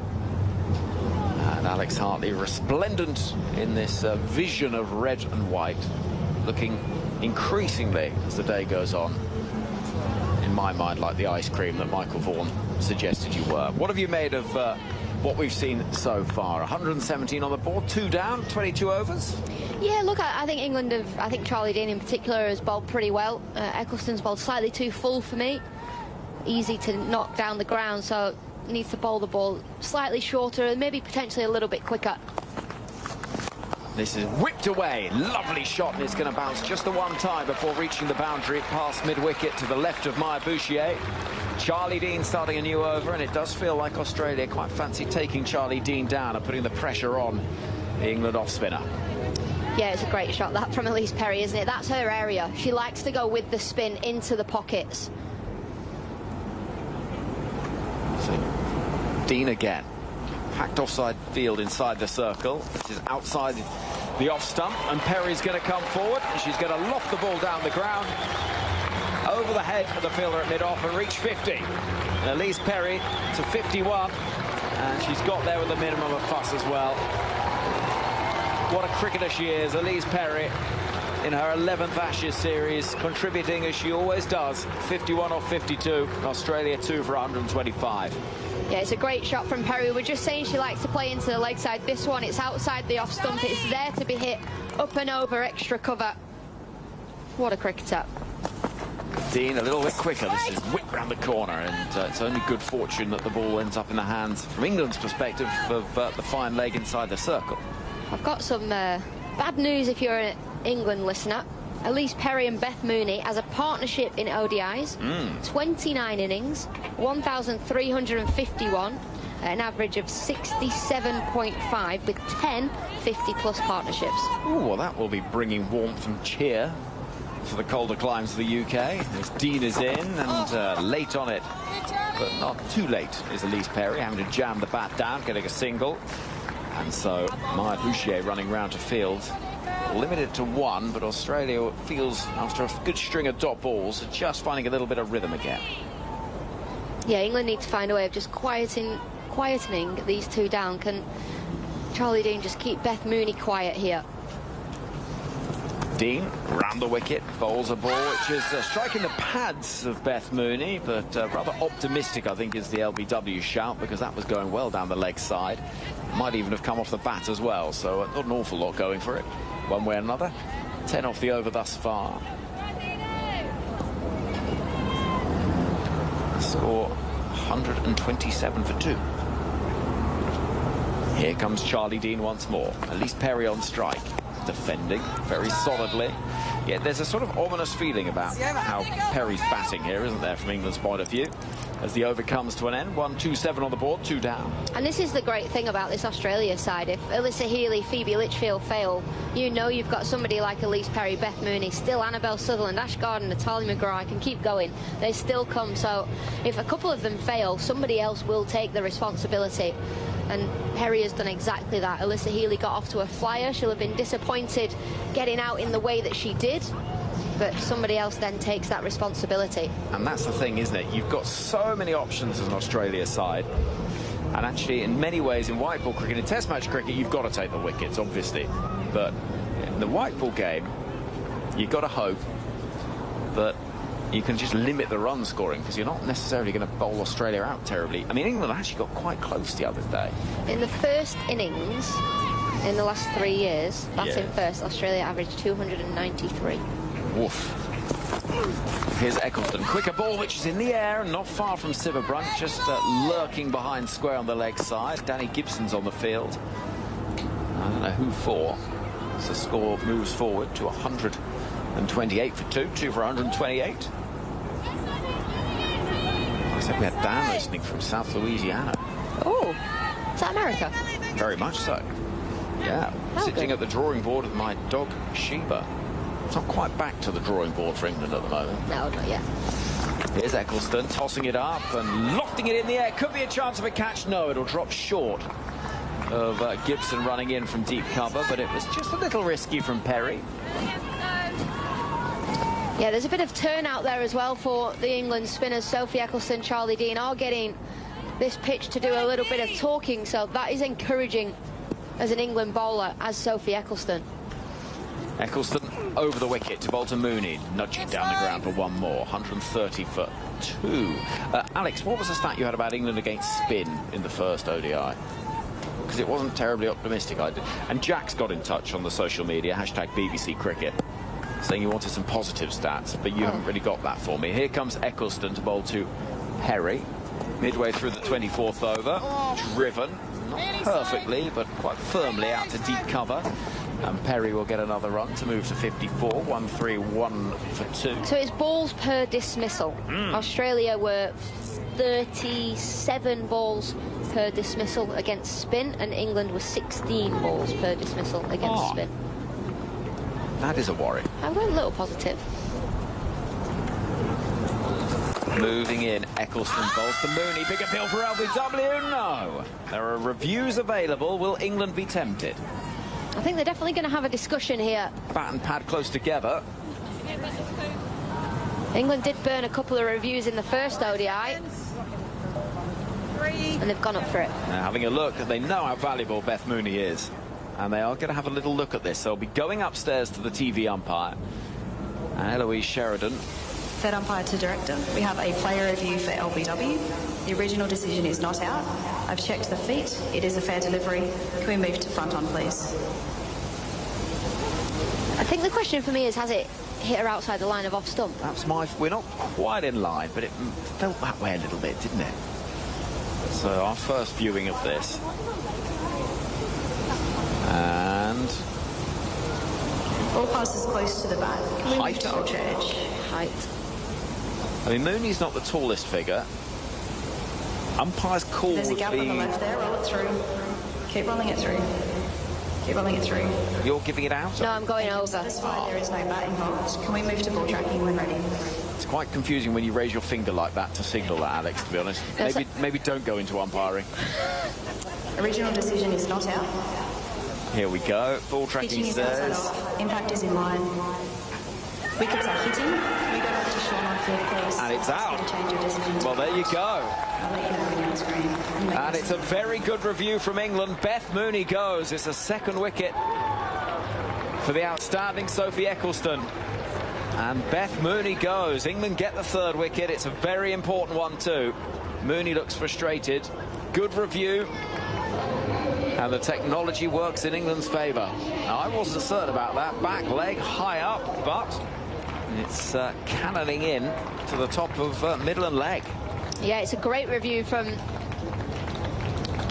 Sophie Eccleston, Heather Knight, Amy Jones. They had a discussion. They took it right down to the wire. Heather Knight decided to go upstairs after Sophie Eccleston and Amy Jones probably said, we think that's out, it's worth a shout. At worst, it's going to be umpire's call, but it wasn't. It was hitting the top of leg stump. The decision has been overturned, and that's a huge moment in this game. Eccleston with 2 wickets already today. Bowled slightly fuller in her first couple of overs, but she's just dragged that length back, and now she's starting to ask questions. And so Annabelle Sutherland comes to join the action. As you said, it's like the sort of heads of the Hydra. Sort of every time you get rid of one, there's another equally, if not better, option to come for Australia, this brilliant team. But England just chipping away. A couple of wickets for Sophie Eccleston, who's got 2 for 27. 1 ball left of her 4th over. And Australia 3 for 131. Here's Eccleston bowling to Sutherland, who looks in good touch immediately. Is driven out towards deep cover for a single. She will keep the strike. 5 from the over. But the wicket in there as well. Beth Mooney gone, 12 from 17. Also, Alex, when you get a review correct like that as a team, it can bring just a little buzz to you as well and lift the mood. Yeah, of course, it gives you a little bit of energy, doesn't it? And you then go, right, okay, we're in, we've got a wicket, we've opened that door. Now we just need to climb through it, I guess. Run through it, whatever you want to do with the door. Just go through it. I mean, I suppose going through it's probably enough, isn't it? Yeah. We're going to see Alice Capsey having a bowl. But this is, for me, a good option. I think Charlie Dean's bowled well. The surface is turning. Capsey had a brilliant WBBL with the ball, picked up a 5 for the Renegades. And if she's going to be in this side as an all-rounder, you might as well use her as one. Yeah. Well, indeed. And she's had a tough time with the bat, but she was outstanding for the Renegades. 13 wickets in the Women's Big Bash League. And her bowling's not something that's necessarily her primary suit when it comes to England cricket, but this pitch is turning, and England turn to Alice Capsey with her off spin. First delivery back towards her and dropped. It was a tough-ish chance, but only tough-ish. Huge moment in this game. Annabelle Sutherland has scored so many runs this season for Australia in domestic cricket. Punch back towards Alice Capsey and she puts it down.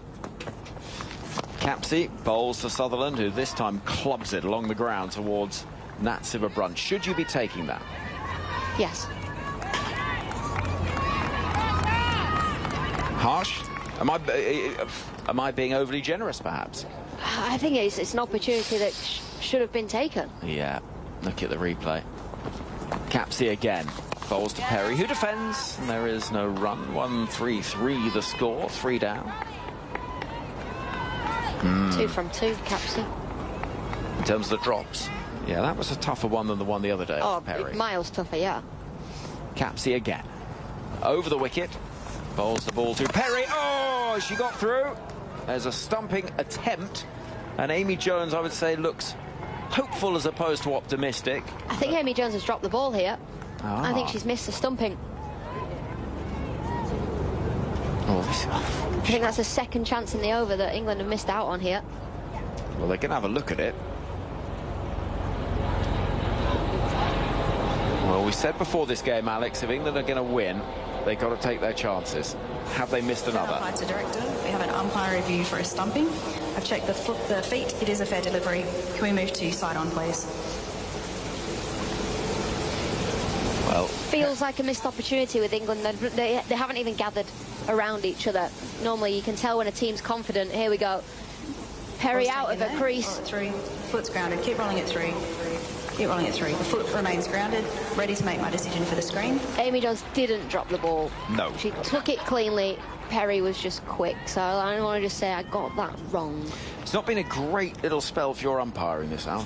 Oh, I'm normally really good. In comes Capsey. Down the track comes Perry, whipping it towards long on, where Nat Sivabrunt will field. And we've got a ball left until the halfway stage in the innings. I've always thought you'd make a good umpire, though, Al. Yeah, me too. But what I have realised over the last few days, a few games of cricket, is I make a good umpire because... Capsey in.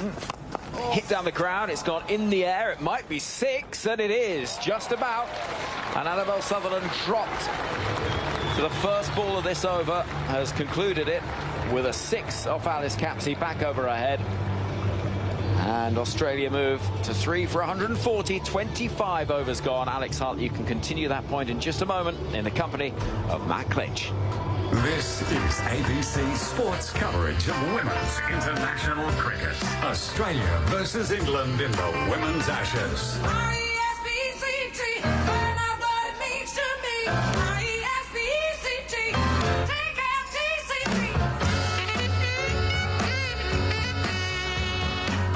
Thank you, Henry. Yes, the battle for respect here.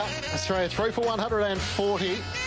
Now I make a good umpire because, and what I've learned is, in these boxes in Australia, where's the TV monitor that we No, we are letting you down there. Behind to your right, there is a monitor, but it's not in the best position. But then it's like 20 seconds behind live, and I don't know where to look. Which normally the TV is behind in vision, so by the time you turn around, you're actually seeing what has happened as Eccleston starts a new over to Elise Perry, who tries to work it off her pads, and it's fielded by Lauren Bell at mid-on. Start of a new over. Sutherland is on 8. Perry is on 55. Australia 3 for 140.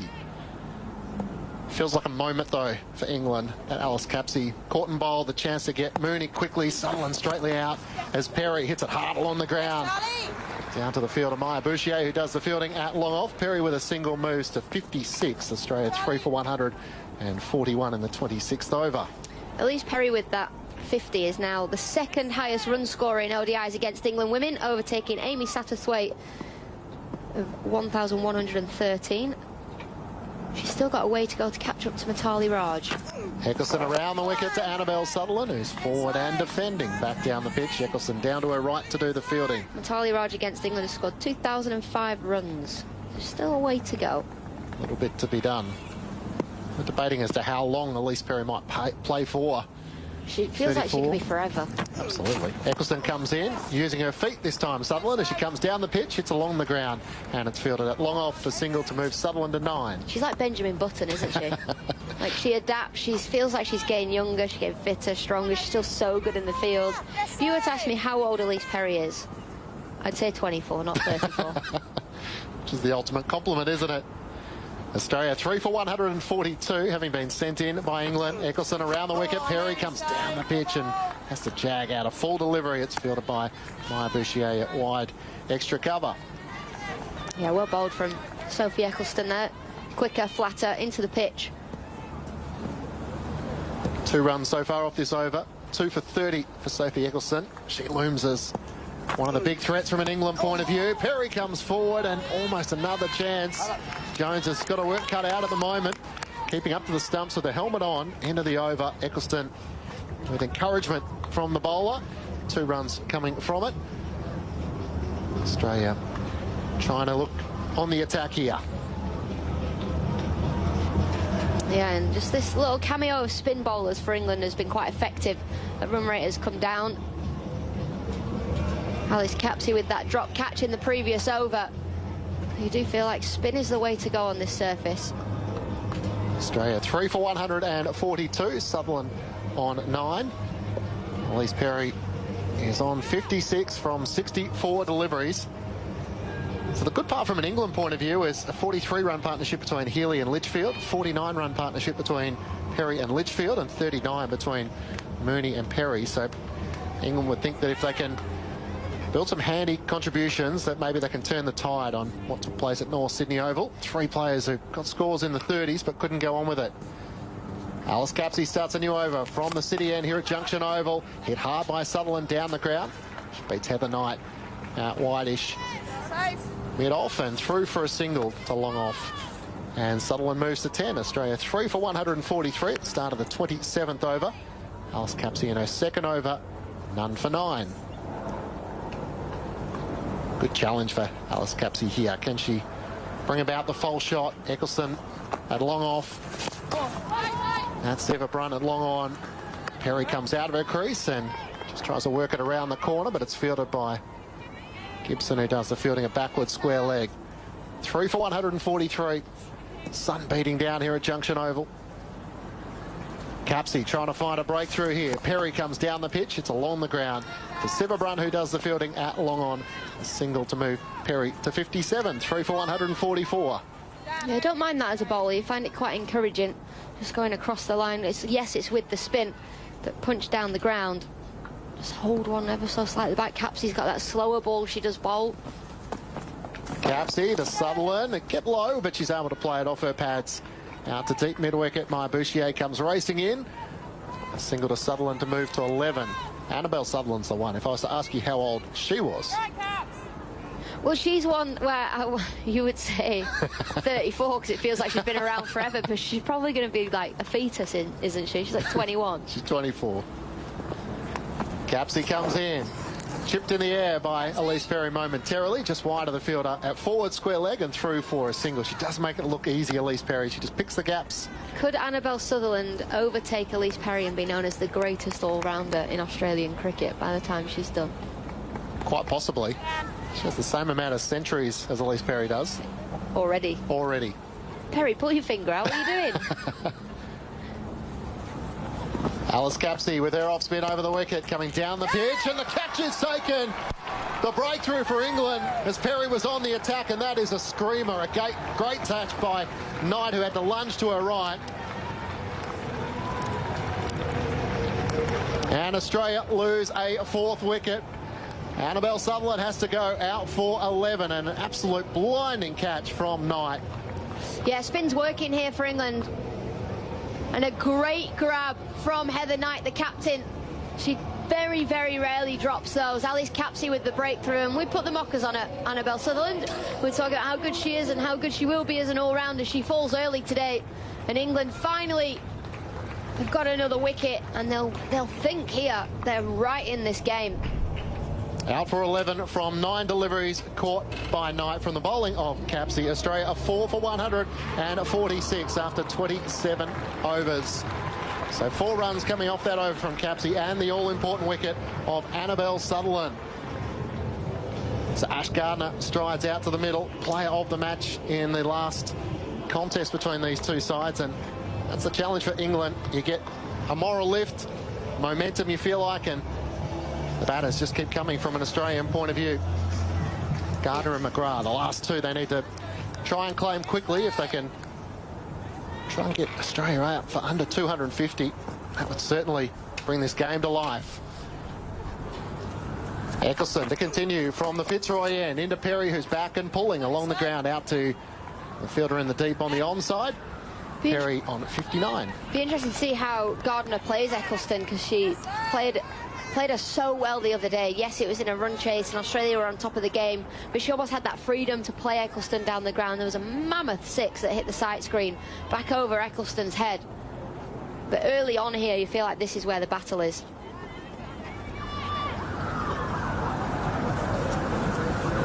Five inside the circle on the offside for Ash Gardner. Deep mid-wicket. Eccleston comes in to the new batter, who's forward and defending. Bouchier does the fielding at a short extra cover. Well, this is where Ash Gardner might be vulnerable. Start of her innings. Yeah. Eccleston having picked up the 2 wickets, 2 for 31. Comes in to Gardner. She has a swing and a miss as Jones whips the bails off. Yeah, I do feel like that slip's going to be going to have a look important. at this as to just whether she rocked out of her crease. We have an umpire review for a stumping. Well, England are a little bit more confident than they were with the previous one. Has Ash Gardner lifted her foot? That's going to be the question here. Big stride forward, back foot slides out of the crease. Does she get her toe down? Looks like she does, as long as there's something behind the line. Third umpire to director, we have an umpire review for a stumping. I've checked the feet, it is a fair delivery. Looking outside on here, if you just take it back, roll it forward from there. So the foot's grounded there, ball's taken cleanly, keep rolling it forward, keep rolling it forward. Thank you, the foot remains grounded there, ready to make my decision for the screen. Eloise Sheridan, our TV umpire for this afternoon. That's one of the easy ones. I could see you doing that gig. You could be the TV umpire. Yeah. Can you rock and roll it a few more times for me? I can see you saying that. Can't really get them wrong, can you? Well, you'd hope not, with all the technology. We have seen a couple of controversial ones in the Border Gavaskar Trophy from the men, which have still remain talking points. So even with technology, you can still have plenty of debate. Ash Gardner's still there. Eccleston comes in. She drives, but can't beat Tammy Beaumont, who tumbles to her right to do the fielding. Australia 4 for 147 in the 28th over. How patient will Ash Gardner be? England have their tails up at the moment. 4 for 147 Australia. Eccleston in, flights his next delivery. Gardner almost finds the gap at Beaumont. She gets through for a single, just hitting it wide to her right. And Ash Gardner is off the mark. 4 for 148. Great over. Great over so far for Eccleston. I've called it over. It's not over. There's no ball left. It's all right. I did that earlier as well. Is there 1 left or 2 left? Do you know what? I don't even know. One more ball to get a wicket. Yes. Slip comes out. Knight is into a catching position. A short mid-off. As Eccleston comes into Perry, it's short, so she's able to pull it out to the fielder at deep mid-wicket for a single to close out the over. 4 for 149. Perry is on 60. Gardner is on 1. thanks to Alex Hartley. You'll hear more from her throughout the afternoon. Grandstand cricket on ABC Sport, via ABC Sport Digital and the ABC Listen app. So much coverage available at this time of year. We've got the men's Big Bash, got the Australian Open tennis, and of course all the women's Ashes you'll hear on the ABC Listen app. Just look for the designated button. And a big warm welcome, of course, to our listeners through BBC 5 Live and BBC Sounds. Matt Clinch alongside Michelle Goszko with Australia 4 for 149 after 28 overs. Ash Gardner's on 1 and Elise Perry is on 60. Welcome back, Gozzy. Thank you, Clinchy. Good afternoon. I was just checking, it's 12:03 here, so it is afternoon. It is. Intriguing part of the match now at the moment. Feels like this is one of those little dot points as Capsey starts a new over from the city end, and Perry with a big stride forward defends into the offside. And the fielding is done by Heather Knight. You know, you think this is a partnership here, isn't it, for Australia, if they can kick on here. Elise Perry looking in really good touch. Mooney out for 12, Sutherland out for 11. Capsey, quicker delivery. Perry once more leaning forward and just pushing it out into the offside. Well, it perplexes me even more. Why didn't Capsey bowl on Sunday? Yeah. She bowled in the Governor General's game, bowled exceptionally well. Perry is 60 from 71 deliveries, uses her feet to sweep. And it's straight to Tammy Beaumont, who does the fielding a backward square leg, just to the right of the umpire. And every wicket that fell in that Governor General's game, bar one, which was a run out, fell to spin. It was 7 wickets. So, yeah, intriguing from England. Deep mid-wicket, long on and long off a bat. Deep cover. Perry rocks back in her crease, struck on the pad. Maybe just missing off. I think it was inside edge. That was, They were just about to go up. Just the two noises there as Amy Jones gestured that. And Capsey's not the tallest player in the world, is she? So a little bit different than Eccleston. She can shoot them through a little bit flatter. And that seems to be working on this Junction Oval pitch. Quicker delivery to Elise Perry, who this time took another big stride forward and struck on the pad. Will they go upstairs for this one? They might. Perry looked away immediately, and yes, they will. Try and work out, was this in line? I don't think height's going to be an issue. 4 for 149. Elise Perry is on 60. A DRS review for LBW. Original decision is not out. I've checked the feet. It is a fair delivery. Can we move to front on, please? Gee, this is a big wicket if she's out. Eloise Sheridan once more, you'll hear as the TV umpire will go through the process. Legal delivery. Ball passes close to the bat. Can we move to your ultra edge, please? Might be a little bit high. She did get a big stride in, Perry. Gap between bat and pad, and that's exactly where the ball went. Just put their front pad onto her back leg. Got her just on the back leg, there would have been no doubt. Yeah, that would be an interesting move for cricket if you did that.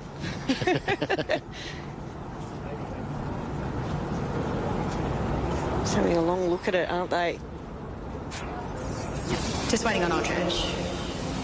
It's always a delay with these sort of things, waiting for ultra edge or hotspot or whatever it is. One job. Okay, so we've got contact between the bat and pad there. Roll it through. Keep rolling it through. Keep rolling it through. Can we roll it through again? Oh, the bat is close to the pad, isn't it? And that ball as well. Did it just get the inside edge of the bat? That is the area we're zooming in on. First look, it didn't seem to strike the bat, but now we zoom in. Can we roll this through at real time while we're waiting? I think you could have 100 looks at this and come up with 100 different answers. Just roll it again for me. These are the ones you can take 5 or 6 minutes through the video review process. Well, they go with the on-field, don't they? They do. If there is enough doubt. Because when you watch it in real time, it looked pretty good. And then when you zoom it in, there's a lot going on. Bat and pad close together, ball jammed in between them. So I think the bat did hit the back pad on that, or the back of the pad on that front leg, but yeah, did it just get the inside edge of the bat as well? I think they'll go with umpire's call at the moment.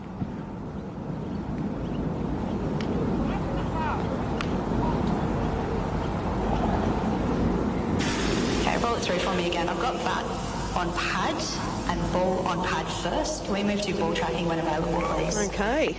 So the England players have heard that, and they are liking what they're seeing. Ball on pad first. Okay, original decision is not out.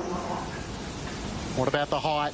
Pitching is outside. I think she might be in a bit of trouble here, Elise Perry. Wickets are hitting. Can go back to play on the field, please. I'll ask you to change your decision to out. Hitting 3/4 of the way up of middle stump, and that is a massive breakthrough for England. Elise Perry will have to go. She's out for 60. And Australia lose a 5th wicket. 5 for 149. Perry out, LBW to Capsey. It took a little while to get the outcome, but for England, it was well worth the wait. Yeah, Capsey was celebrating, jumping up and down as she should in the middle.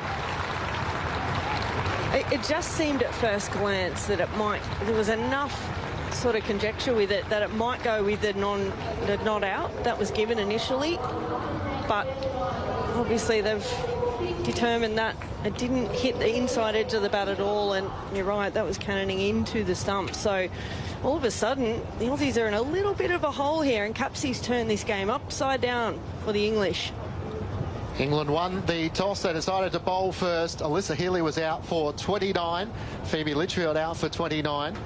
Beth Mooney for 12. Annabelle Sutherland for 11. And now the crucial wicket of Elise Perry out for 60 from 74 deliveries.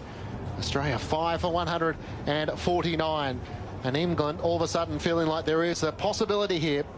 Alice Capsey put down a tough caught and bowled chance. I say tough because it was hit back with some force, but you would expect her to normally take that catch, and England have found a way to make sure that hasn't deterred them too much, and yeah, 3 crucial wickets. Yeah, and she should have taken that one, that return catch. First ball of a spell here, first ball of the series for her. Should have put that away, but gee, she's delivered so far, hasn't she, for England? It just perplexes me why they didn't bowl her on Sunday. That's going to be the perennial question, which no doubt Heather Knight will be asked as to what role spin might play from an England side of things. With the 5th wicket falling, the drinks have been brought out onto the ground. Australia 5 for 149 with drinks on the field. G'day, Patrick Stack here from ABC Sport Daily. If you love sport... You know, obviously it's a long journey, but he's got a lot of good people around him, of course, notably his dad. And great conversation. The sport is really built to serve the stars. Then you'll love ABC Sport Daily. If you're telling me that I have to go into Kansas City, into this loud, cold stadium and knock off Patrick Mahomes, I'm not loving my odds no matter who I am. ABC Sport Daily. Get it on the ABC Listen app. You're listening to ABC Sports coverage of the cricket. Dean again. Backed offside field inside the circle. She's outside the off stump, and Perry's going to come forward. She's going to loft the ball down the ground. Over the head for the fielder at mid-off and reach 50. Elise Perry to 51. And she's got there with a minimum of fuss as well. It was the 35th time past 50 for Elise Perry, but she would fall not long after that. Out for 60 from 74 deliveries, included 2 sixes and 5 fours. Australia 5 for 149 in the second Women's One Day International. The Ashes here, the multi-format taking place. And Australia 5 for 149. 2 new batters in the middle. Ash Gardner is 1 from 4 deliveries. Tahlia McGrath strides out to the middle, having scored 2 from 14 deliveries. Matt Clinch and Michelle Goszko with you on ABC Sport. At North Sydney Oval in Game 1, there were some just questions around Tahlia McGrath's form. It's such a competitive side, and she's the vice-captain, so all of a sudden the responsibility on her shoulders now as we're about to finish the 29th over. Yeah, they certainly need her now, the Australians. In a little bit of a hole here. England have gone with a couple of field changes here, feeling like Capsey is on a roll, and that ball is wide outside the off stump at the end of the over, so they had a wide-ish mid-off and a wide-ish catching mid-on just to close out that over, with Capsey all of a sudden having picked up 2 for 12, a wicket maiden in that over from her 3 overs. Australia 5 for 149. Well, if you looked at the score now, and it used to be the old adage of 30 overs and double the score, they're actually scoring it over 5 runs and over, so that's not the issue. The issue is the wickets column for the Australians, and every time they've got a wriggle on, all of a sudden it's just been stopped and halted by, well, we say spin today, right? Someone like Sophie Eccleston, world class. Alice Capsey stepping up for her team as well. Big partnership here for the Australians. Sophie Eccleston about to start her 7th over as she comes into Ash Gardner, who's back and across, defending into the offside. Eccleston 2 for 33.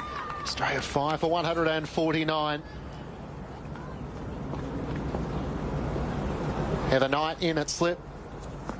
4 inside the circle on the offside as Gardner's hitting high and long down the ground. She clears Bell and it lands just a few metres over her head.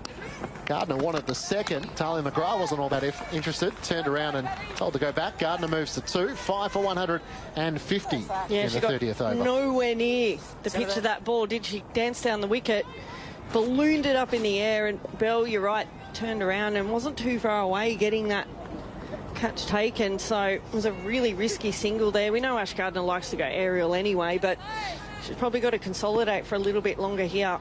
And you like this from Heather Knight. 5 inside the circle on the offside. She's in at slip. Just the one fielder in the deep, but deep mid-wicket as Talia McGrath, the new batter, comes forward and defends into the offside. Yeah, who would think this? Outside the power play, got one fielder out. Outside the inner ring, so it tells you how good they're bowling at the moment. But it also shows you that maybe this pitch is just holding up a little bit. Eccleston around the wicket to Talia McGrath, and she's getting a little inside edge onto her pad. Yeah, you're right. It is holding up a little bit, isn't it? There's also spin on offer. Which when we looked at this pitch, it looks a very good batting wicket, but there is a tingeness of green on either side, so something there for the slow bowlers. This was wide of the off stump from Eccleston, and McGrath misses out, looking to cut. It's fielded. Danny White-Hodge at forward point. Australia 5 for 150, just the 1 run so far off this over, so England are tightening the screws. Yeah, certainly are. It's all of a sudden batting's become a lot more difficult for the Australians. Sophie Eccleston with the trademark sunglasses on, flights this next delivery. McGrath drives, but straight to Bouchier, who lunges forward to do the fielding. So just the 1 run coming from that over. Australia 5 for 150 after 30 overs. Ash Gardner is on 2. Talia McGrath's yet to get off the mark. The English are up. Henry Moran is coming in. Australia versus England in the Women's Ashes on ABC Radio, ABC Sport Digital Radio, the ABC Listen app, BBC 5 Sports Extra, and BBC Sounds. I'm broke, but I'm Spin it to win it, Gozzy. Oh, certainly is. Would be much happier coming back in for another stint. I only want cricket to be the winner. Always. It's not what you said the other day. What about Alice Capsey then? Oh. She's doing a good job, and we saw this in the Women's Big Bash League. Yeah, why didn't she bowl on Sunday? That's a really important question to ask. I know, indeed. So here we go. Alice Capsey is in to bowl to Ash Gardner, whipping the ball down towards short, fine leg. And, I mean, she will be thinking, Ash Gardner, that is, well, I'm going to have some fun on this surface as well with the ball. Yeah, she'd be really excited, but she's got a job to do here. They've got to consolidate for a little bit. These two in the middle. Just 30 overs gone, but Australia 5 down. Capsey bowls and gets another! Australia 150 for the loss of 6 wickets. And Alice Capsey's taken 3 of them. She had a tough day on Sunday, make no mistake. But given the ball, she is ripping through Australia's middle order. That's exactly what she is doing, ripping it. She's ripping the ball. That moved quite a lot there off this pitch, a little bit slower through the air. What a special delivery that is. I'll tell you what, when you're an off-spin bowler, that's something you practice for. Any bowler, hitting the top of off-stump. And that one through the gate there, not really sure what Ash Gardner was trying to do with that. It was a horrendous shot, but what a spell of bowling we're seeing here from Capsey. Just toss it up a little bit slower and enough movement to go in between the bat and padded. So all of a sudden, how can the Aussies bat out these overs? They're in a really bad position at the moment. Ash Gardner goes 2 from 8, and Australia 6 for 150 and find themselves with Alana King walking to the middle with almost 20 overs left of this innings to bat. Wow. Well, we question whether England made the right choice to be bowling first on this, because it looked like a good batting deck. Outfield's fast. There was a little bit of cloud cover this morning, but it always burns away. But I'll tell you what a decision there from Heather Knight to be bowling first here. I don't reckon Alana King would have had this much time to bat in a game ever. 20 overs. Yeah, well, there is just that sense, isn't there, that if England can rattle through this, it could be quite significant in this series. Capsey bowls. King, who's a competent batter, pushes the ball into the offside. Well, it's almost a point where there's no slip or gully. Maybe you chuck one in right now. Only one fielder again out. Deep mid-wicket on the boundary, and that's it. This is defended. Back up the track. England up and about in a big way. Yeah, a lot more noise, isn't there, now from these two? It really is, as Capsey moves in. It's a ball to King, who comes forward defensively. It is all about consolidation, as you say. You reaching a point in the game where actually lose a couple more, and it is going to be a below par total. Yeah, they've scored 1 run in 3 overs. Capsey moves into bowl to Alana King, who's driving back towards the bowler, and it is a wicket maiden. Alice Capsey's bowled 4 overs and got 3 for 12. Wow, that's 2 wicket maidens in a row that she's bowled. Capsey. Well, she knows Melbourne, doesn't she? Is she playing for the Renegades? She's turned this Ashes series around, hasn't she, for England?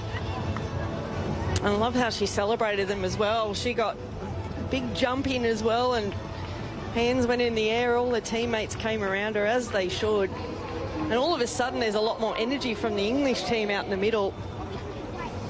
Amazing what wickets can do. Oh, amazing, yeah. Well, they know how important this game is. If they fell behind 4-0 after this game, it's a very long road back to try and get back into the Ashes series. So, yeah, it's all on the line for them here today. 6 of the 8 completed ODIs at this ground have been won by the side chasing.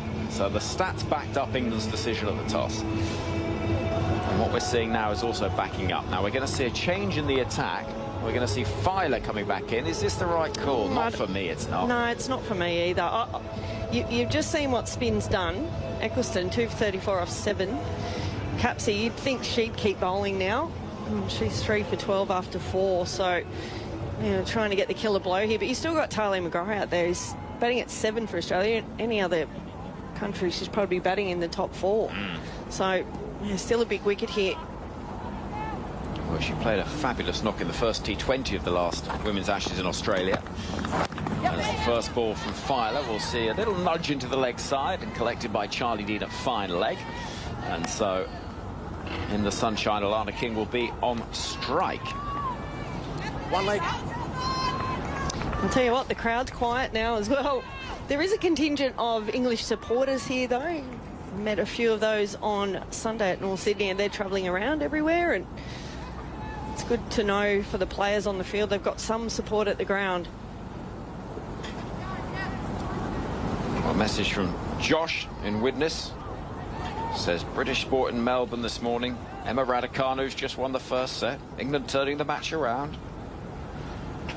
Here comes Lauren Filer running in and bowling a ball which King is going to push into the offside off the back foot, but she was backing away towards the leg side. England all want to see King on strike against Filer. That's the matchup they want here. You want to get the lower order batters against those that are slightly less confident, but I would say it's probably 1 further wicket down before you go for that approach. Yeah, I don't know. I would have gone spin.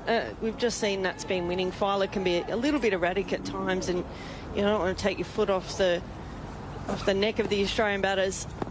Filer comes in, digs it in short. That must be wide. It is. It balloons up over the head of Talia McGrath, who's quite a tall figure. She's fallen down again. And I don't know, you've followed, obviously, the English side around. Does she fall down a lot? Yeah, she and Mark Woods. Yes. They should not compete in Strictly Come Dancing. Put it that way. Oh, dearie me. Yeah. I think that it's one of those that is just sort of part of what we get with the package of it, really. In comes Filer. And bowls up! Oh, it's a ripper! An absolute beauty to get rid of Talia McGrath for 1. And Australia are 7 down. Oh, my word. What a delivery that was. That jag back in. There's not much Talia McGrath could have done about that. And you could just hear it cannon into the stumps. An absolute perler of a delivery. She gets wide of the stumps. And that one, it hit the top of leg stump. So just when it landed, it was outside off. That tells you how much that's turned. That angle in that Filer can get. I'll tell you what, it's going to be a struggle for the Aussies to bat out their overs right now, Henry. It feels that way. And that was an absolute beauty from Filer. Well, what do we know? Hey, Goszko? Yeah, what do we know? Well, that kind of came out of nowhere, didn't it? He'd fallen over the ball before. Struggled when she opened the bowling too and fell over quite a number of times and didn't look settled, and then comes out and delivers a delivery like that. Wow. Been very impressed from this English side here today. Absolutely right back in this series. Well, they are, if they can finish the job. And they're on top in this game in a big way. But it's one thing being on top, it's another thing ensuring you press home that advantage. But they are right on it here. 7 for 153, Australia. Here's Filer to bowl to Garth outside the off stump, left alone. Every ball, be it a dot or anything else, is being absolutely cheered to the rafters by the England fielders and those in the crowd that are, I think, a little shocked from an Australian perspective and delirious from England's point of view. Yeah, it's got very quiet, hasn't it, from the Australian supporters here. Filer at the far end. Slip in place. Kim Garth, the right-hander, former Ireland international. Waiting, full delivery. Filer ends up on her backside again as the ball tails towards leg stump. There's no run. So what has the last few overs brought us? I mean, that's what I want to have a little look at. Yeah, well, I think that was 1 in 3. A couple of wicket maidens from Capsey. Yeah, I mean, it looks like scoring a boundary is quite difficult at the moment for the Australians, let alone turning a 1 into a 2. Filer in bowling and Garth is defending. Well, that scorecard, as the over comes to an end, Filer's 6th, sees the score at 7 for 153. 32 overs have been bowled. Australia were 2 for 131, and they have lost 5 wickets for the addition of 22 runs. Wow. Wow. Which, whatever way you paint it, is a collapse of very un-Australian proportions, dare I say it. Well, it looked at one stage they're on target for 300, the Australians, and you know, you could just see the body language from the English. It was just a little bit down after their loss on Sunday as well, but they've really turned it around now. Capsey continuing. Oh, and the sound of those bails being ripped off is Amy Jones behind the stumps. So don't worry too much if you're listening from an Australian perspective and thinking, hold on a minute, it's not another wicket, but England are hunting. Long on is out. In comes Capsey to bowl to King, defending into the offside. I mean, that Australian middle order we speak so much about. Mooney for 12, Sutherland 11, Gardner 2, McGrath 1. That just doesn't happen. No, it doesn't. Moving in is Capsey. Looking for her 4th wicket as it's defended by Alana King. I think we were a little bit hoodwinked, I was going to say there, by the innings from Healy and Perry. Capsey bowls, defended by King.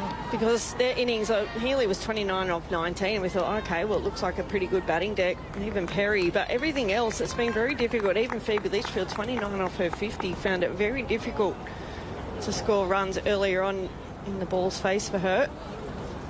Here's Capsey. This is slashed away. It was tossed up wide outside the off stump, and it's going to be 4. A little break of the shackles from an Australian side that have had to wait some time for a boundary. You've got to go back to the end of the 25th over. It's the last time the ropes were found. Since then, it has been all England dominance, but Capsey just losing her line a little bit. Yeah, just a bit full from Capsey. Trying to search for that little bit of drift that she got before that she's got here all today in this spell. Capsey is in, bowling to King, and it's defended back up the ground. And the over comes to an end. 157 on the board, 7 wickets down. You're listening to ABC Grandstand and Grandstand Cricket, as well as Test Match Special on ABC Sports Digital, the ABC Listen app, BBC 5 Sports Extra, and BBC Sounds. If you want to get in touch in Australia, the SMS 0467 920 222, or the email tms@bbc.co.uk. Let us know what you've made of this. I think we're all a little bit shocked at what we've seen in the last half an hour. Oh, absolutely. Absolutely turned this game around. It has to be said, Alice Capsey has done that. Because it did. It looked like the Australians are well on their way sort of to 280-300 mark. All of a sudden, a couple of wickets. They haven't been able to build any partnerships. The big one for me was Elise Perry getting out LBW. So there's a number of those today which will excite the Australian spinners. Well, this is the other point, isn't it? It's going to be a surface. It's going to be a challenge chasing anything. Here is Filer, pushed into the offside confidently and competently by Kim Garth. And as you say, Healy and Perry have looked the only two that have felt settled on it. Yeah, it's been an interesting one. A little bit tricky for the batters. Someone at the crease now, Kim Garth, should be excited to be bowling here this afternoon as well. Very good at North Sydney Oval. She does get swing. Really struggled, the opening batters from England, against her pace and the swing that she was able to extract. Filer runs in, digs it in short. That'll be wide. That's the one. She nearly hit a big toe. That's how short that one was. If nothing else, the only value in that, if you're not going to bowl a good bouncer, is at least you're keeping the batter thinking that you might bowl one that's a little more effective. 7 for 158. Well, if she had her bat up like a periscope, she might have got it then, but yeah, that balloon over for another wide. Filer again. Running in the sunshine, is in and bowls. Oh, a hostile, horrible ball, which is very well played by Kim Garth. Gets that bat up high. And it comes almost off the shoulder of it down towards Lauren Bell, who applauds in the way that a team on top do as a single is taken. It's funny what a short turnaround can do. A travel day yesterday for England to get here, same for the Aussies, but sometimes when you have a shorter gap between the games, you don't have too much time to reflect on what you didn't do well. Filer runs in again in the sunshine. Oh, fuller delivery this time, and that's well dug out by Alana King, because it was threatening those stumps and those toes, dare I say it. Yeah, and it's a bit of a mental thing as well, isn't it? It's like, all right, well, when I heard Heather Knight talking about it, actually, and she's like, well, we don't have too much time to dwell on it. We know what we've got to fix, and they didn't. They travelled late in the afternoon as well here, so probably didn't get a session in. They've just come in fresh and said, right, that's it. Let's focus on what we need to do. Filer bowls a full delivery and ends up falling over once again. Bouchier runs in from mid-wicket to pick up. A little tuft of some food wrapper bounds its way across the outfield. I hope Filer wears some knee pads or something. I know. It's amazing. You sort of... Yeah, you'll know this, and when you sort of meet a cricketer, someone that spends a lot of time catching cricket balls or diving in the field, and you see the hands are calloused and elbows that are sort of made of leather from all of those times diving around. Filer in. King will push towards backward point, and Danny Wyatt-Hodge. There is no run, and the score remains at 159 for the loss of 7. Well, you definitely know the wicket keepers. Their fingers are, you know, some of them are 90 degrees turning sideways. They never have straight fingers. There's always something, a bulge somewhere, or one's going to the left or right. It should be going straight. Like that one? Yes, there, like that. There you go. There you go. I don't know why he would want to be a wicket keeper. Well, they say that all wicket keepers are slightly mad. Filer runs in. Oh, it's a beamer, which is whipped away into the leg side. I say a beamer. It looked like it was going to be trajectory-wise, but actually wasn't quite as quick as it could have been, and lands almost at knee height. It's a funny one, that. Filer, needless to say, ends up falling over, and the over comes to an end. So, Sophia Dunkley runs on with the helmet for Amy Jones.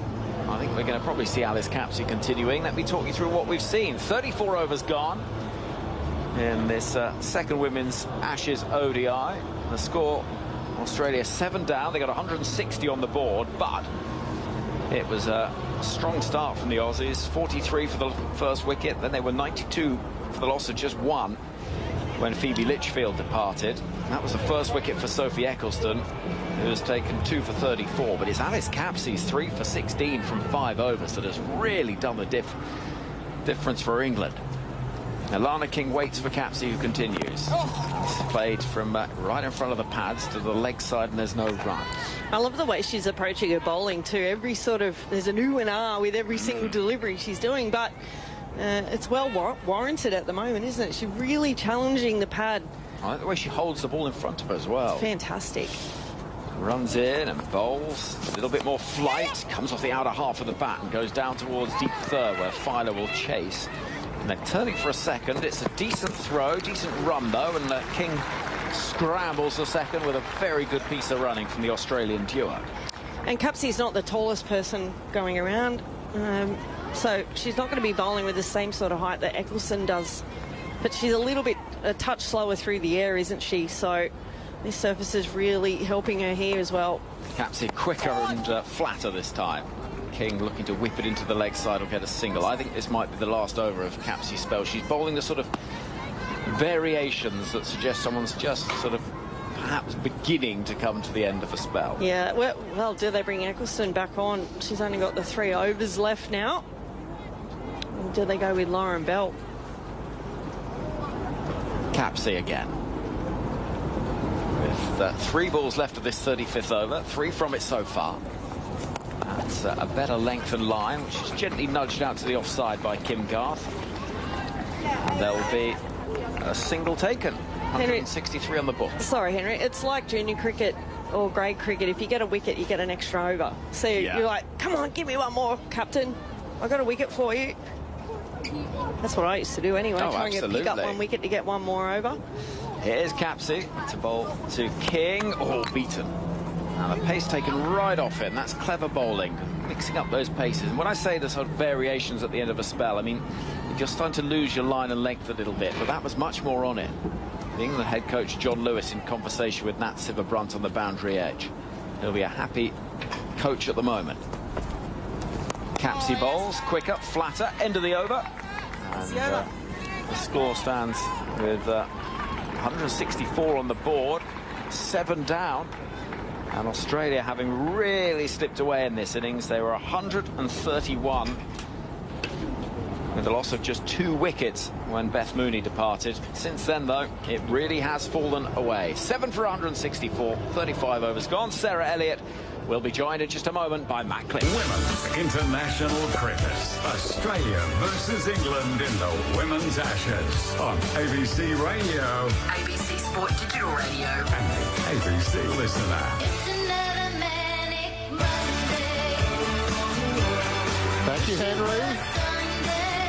7 for 164 after Australia lost 4 for 7 runs in that middle period there, and England now well and truly on top, trying to capitalise here. Australia need a little rescue mission as Kim Garth just chops away this first ball from Lauren Filer. He's able to pick up a single as it's fielded down at mid-on. 7 for 164. Sarah Elliott, hello. Hello, what a real turnaround in the game, hey. It's been seeming to lead the way. I thought Charlie Dean hasn't picked up wickets, but the last couple of her overs are really tight, and then it seems like Eccleston and Capsey bowled superbly. That's the thing, isn't it? You need that team effort to try and build pressure. Short ball, Filer looking to pull it as Kim Garth doesn't quite time it, and racing around to her left is Amy Jones. Just couldn't quite balloon it up in the air enough for her to come into play, but another single to the score. 7 for 165 and just 36 overs into the match. So that's the other part. Sarah, I wonder, we play so much T20 cricket that everything seems to be in fast forward at the moment. Yeah, absolutely. 2 feisty batters out there, though, that will want to make the most of the overs remaining. Alana King certainly backs herself with the bat, as does Kim Garth. I think Alana King would almost classify herself as an all-rounder. She needs to prove that here. Short ball once more from Filer, hit in the air. King's hit it wide of the fielder at deep backward square leg. Will turn and come back for a couple as it's gathered just inside the rope. And Alana King moves to 11. All valuable runs, 7 for 167. There's probably no maybe in that, no. Alana King. But that's good. She's certainly very, very capable. does show that, you know, the missing of the likes of Wareham and Molyneux as well, though. Alana King will have a big role to play with the ball as well. She defends this next ball down to mid-on. Filer is giving all the different varieties. Short ball and now a full ball, trying to target the stumps to Alana King. She's just trying to do her own maths, realising she's got 2 balls to face here. 7 for 167. And no doubt Georgia Wareham sort of watching on from the sidelines. Again, this would be a pitch that I'd like to have a crack on. And the Aussies wouldn't mind her with the bat as well in this position.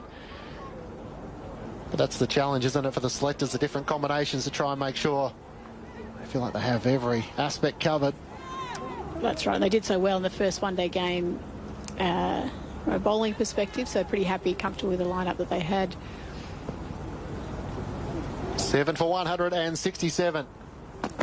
Filer around the wicket, angling it into off stump, and she tumbles over as King's driving it down to mid-on, another dot ball. So it's the real wrestle, isn't it, for the pair out there working out what's a minimum score that we want to bowl at. We're under the pump here. We've lost a lot of wickets. Still a lot of time left in the game, but we can't afford, you know, 1 or 2s and over. We need to be pushing. I think the smartest thing to do is cement this partnership, be busy with singles, get to a point, whether it's, you know, the 42nd over or something like that, when then they can really start attacking again. 7 for 167. So try to get to 180, 185, and then look beyond 200. Full toss from Filer, well over the head of Alana King, and a no ball is called. So she's had her issues just with her landing spot for her front foot. So a free hit coming for Alana King. It'll be interesting to see where she targets here. 11 from 24 deliveries. Australia 7 for 168. And having given Lauren Filer a compliment, all of a sudden she's had the last couple of deliveries where her footwork once more has become a problem. She's just struggled all day to find her rhythm, hasn't she? 4 off the over so far, but a free hit coming up here for Alana King. Filer in. Good ball on off stump, and cross-batted swat down the ground by Alana King to close out the over. So Australia 7 for 168. Just the 4 runs coming from that over. King is on 11. Garth is on 3. Matt Clinch and Sarah Elliott with you for Grandstand Cricket through TMS on the BBC. The wickets to fall so far today. Alyssa Healy was out for 29. Phoebe Litchfield out for 29. Beth Mooney for 12. Annabelle Southern for 11. Elise Perry for 60 from 74 deliveries. Ash Gardner for 2. And Talia McGrath out for 1. It's been certainly very effective. We're going to see Capsey continuing. Wondering whether she was tiring. She's going to have another one. Love the field they've got set. Presence, they've got it covered mid-wicket throughout this innings. Has been great. They're pushed in. They're really, really straight, supporting that stump-to-stump bowling that we're seeing from the spinners. Alice Capsey has 3 for 20 as she's about to start her 7th over, and 2 maidens as well. So there's deep cover and deep mid-wicket as the 2 fielders out. Short fine leg, backward point as Capsey flights a full delivery. It's driven, but cut off. That extra cover as Heather Knight lunges forward. Kim Garth trying to find the single there. She's on 3. It's one way to show your captain that you're worth giving a bowl to. Absolutely. Pick up wickets. A couple of maidens is unusual in 50-over cricket.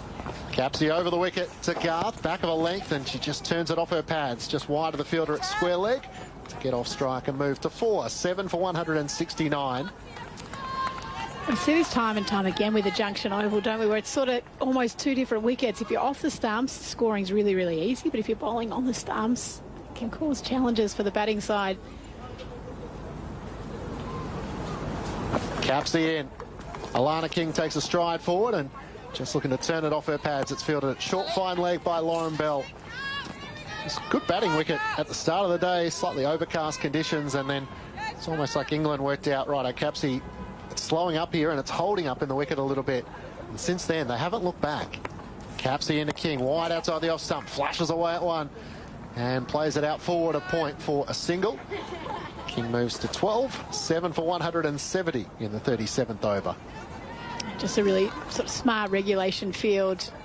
You'd have 3 out, cover boundary covered, sort of forward square leg, and mid-on was out, but that fielder at mid-on has come up now that Garth's on strike. Alice Capsey comes in past the umpire once more. Quicker delivery to Kim Garth, who just plays it out into the offside.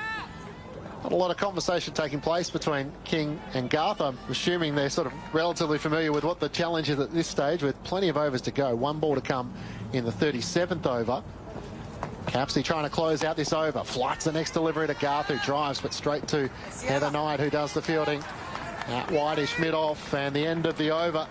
Another good one for England, just the 2 runs coming from it. Australia 7 for 170 in the second Women's One-Day International match from Junction Oval. Australia won at North Sydney Oval by 4 wickets.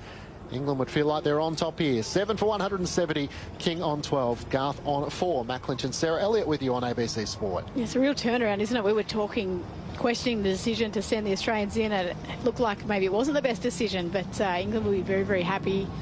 You can see that the 2 batters in the middle there having a conversation. Just see their personalities. Garth so feisty. Every time she hits the field and doesn't get a run, you can see she's angry about it and wants to do better. Kingy's a bit more relaxed. She'll be looking to target that leg side. Can hit a long ball down the cow direction. Important they're busy in between. England is setting really good fields to block off those singles. Kim Garth's highest score in women's one-day international cricket is 72 unbeaten, and Alana King is 46. So both can bat. Both would feel like this is an opportunity they don't get all that often, but the challenge of dealing with Alice Capsey at one end and now Sophie Eccleston, the #1 spin bowler in the world. She starts a new over around the wicket and beats Alana King as she comes forward. Jones didn't quite take it cleanly up to the stumps, but no damage done. 7 for 170. Yeah, good variety in the 3 spinners that they do have in the side. England. Good captaincy just to sort of mix them up. Eccleston and Knight in conversation about whether a slip might be required. So Knight moves into a slip position. Bouchier comes into a catching square mid-off. It's a stock standard mid-off as well. Eccleston flights his next delivery and beats King as she comes forward. This is a good battle. King would love to be on the attack, but for the moment, she's just trying to get bat on ball. She'll be loving this. Looking forward to the bowling innings as well. Yes, thinking of what might come for her. 2 for 34 for Eccleston. Flights a straighter delivery to King, who defends back down the pitch. Just got to wonder on that slip position. Certainly picking up a wicket here really valuable. We can see why they're doing it. But that presence in front of the wicket seems to be what's working.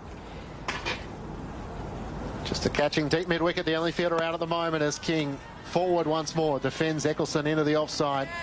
Bouchier gathers 7 for 170. 4 dots so far. Pretty happy just to stay on her crease the minute Alana King, not wanting to take too many risks. When does she decide, right, I'm going to have a crack? Oh, yeah, not this delivery as she comes forward to Sophie Eccleston. You can hear Amy Jones behind the stumps. Just watching on and enjoying what she's seeing at the moment as it's defended once more by Alana King. It's very much trying to work out a plan. It's got to be a low-risk way to score, so thinking through that. Eccleston, world-class bowler. Eccleston in, full delivery to King as she defends to close out the over. So what an over from Sophie Eccleston. A maiden, 38 overs in, Australia 7 for 170. The last 30 balls, Australia have scored 11 runs. Alana King has faced a lot of that. She's 12 from 33. Kim Garth is 4 from 12. Matt Clinch and Sarah Elliott with you on ABC Sport. The run rate at one stage was over 6. It's now slid to 4.47, but more importantly, 38 overs. So still plenty of overs to try and bat out from an Australian point of view. Yeah, that's right. Trying to think what they can get. Almost that's not the conversation at the minute. It's how we're going to score, get 2s and 3s off the next 5 overs. If we do that, then we can have another go at having a little bit of a crack. I think they're going to want to get somewhere near the 220 mark, but that's a big ask from the position they're in. But in terms of having something to bowl at, that might be a minimum of what they're looking at.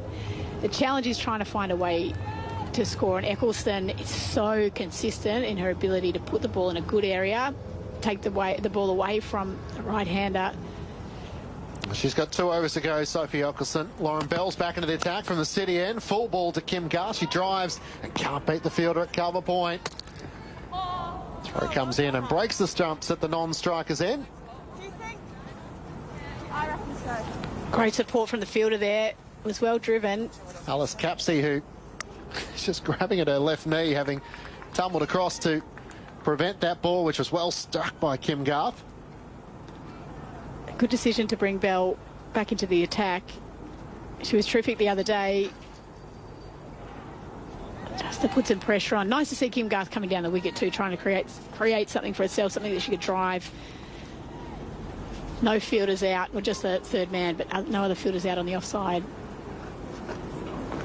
Lauren Bell streaming in, short ball in which Garth is looking to turn and try and take off for a quick single, but Bouchier comes rushing in, make sure that there's nothing on offer. She's just trying to turn it out square on the onside. That's where the gap is at the moment, with a whitish fine leg and deep backward square. 7 for 170. After at one stage, Australia were 3 for 131. They lost 4 for 7 in the middle of their innings. And England trying to wrestle their way back into this multi-format Ashes series. Bell comes in, angling it in on the top of off, and it's defended back down the pitch by Kim Garth. Oh, and a really good length here. Nothing for Kim to be able to drive the line tight as well. I wonder at some point, though, whether you just push your cover fielder out and say, OK, you can have one. You've got away with first 3 balls being dots, push it out. If the over goes for 1 or 2, that's a good win for England. Kim Garth is 4 from 15 deliveries as she awaits Bell. Once more angling in on that off stump, and from an inside edge it's onto her body and just trickles down at her bootlaces. Jones comes out from behind the stumps to do the fielding. This is good. This partnership is now at 17 from 44 deliveries. Just struggling to find a way to score. England bowling with great control. Now we see the cover being pushed back.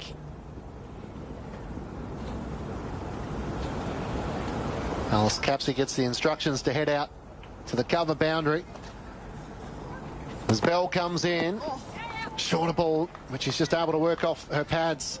Kim Garth to get a single. Plays it out forward of square on the onside. And Garth moves to 5, 7 for 141.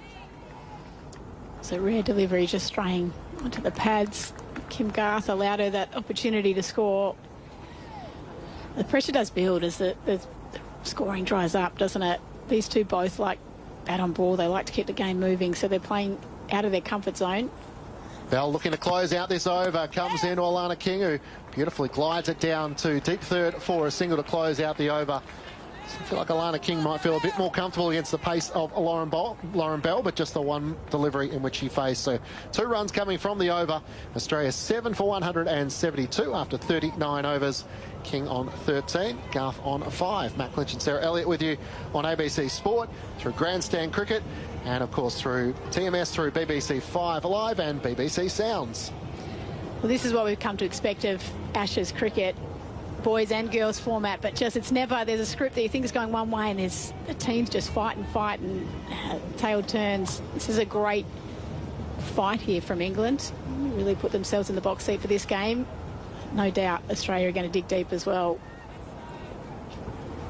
Sophie Eccleston. She's got 2 overs to bowl here to close out her 10 overs. And as always, she's been a dominant contributor. 2 for 34. Slip in place for her. Deep mid-wicket is the only fielder out. As Eccleston comes around the wicket, bowls to Alana King, who shuffles across and looks to chop out onto the offside. Wyatt Hodge does the fielding at backward point. I do really like the field they've got set here. Only 3 on the leg side. There's a lot of presence, pressure in front of Alana King here. Once more, flighted by Sophie Eccleston. King leans forward and tries to push it out into the offside.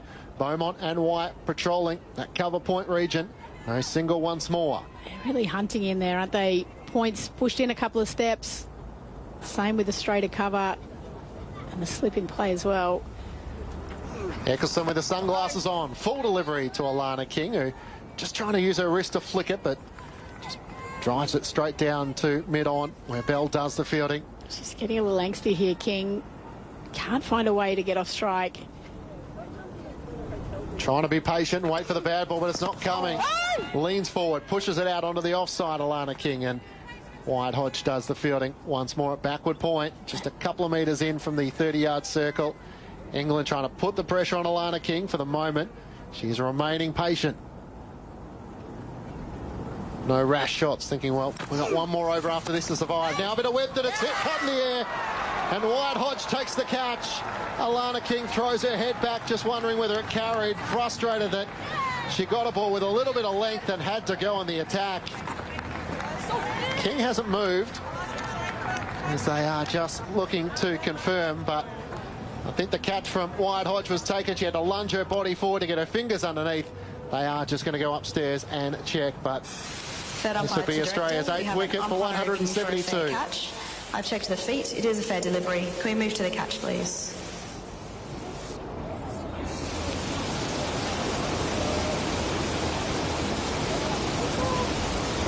Just trying to back away and give herself some room. Just roll that through again for me. Looks to be a very good catch. And Alana King, now having seen the replay on the big screen, turns and well, she's about to. She still isn't moving. I just wanted to make sure that it didn't bobble after her hands hit the ground, but I don't think there's too much doubt with this catch. Yeah, thank you. Megan Schutt is waiting on the boundary rope to make her way out, and maybe more in hope than anything else. Alana King was hoping for a miracle. It won't come, and Australia lose their 8th wicket.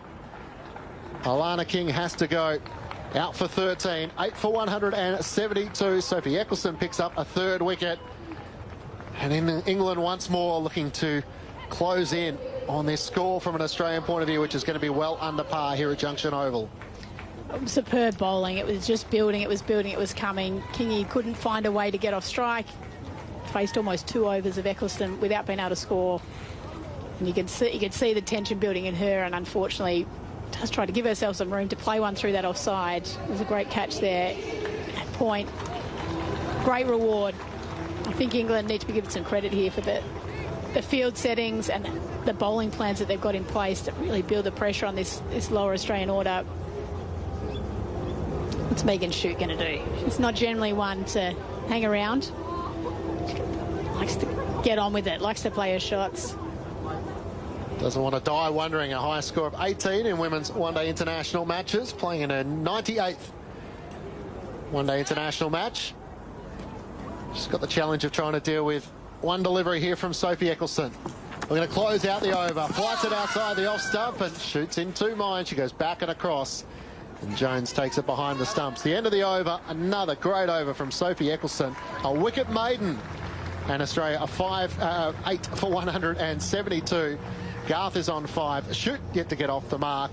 Matt Clinch alongside Sarah Elliott with you on ABC Sport.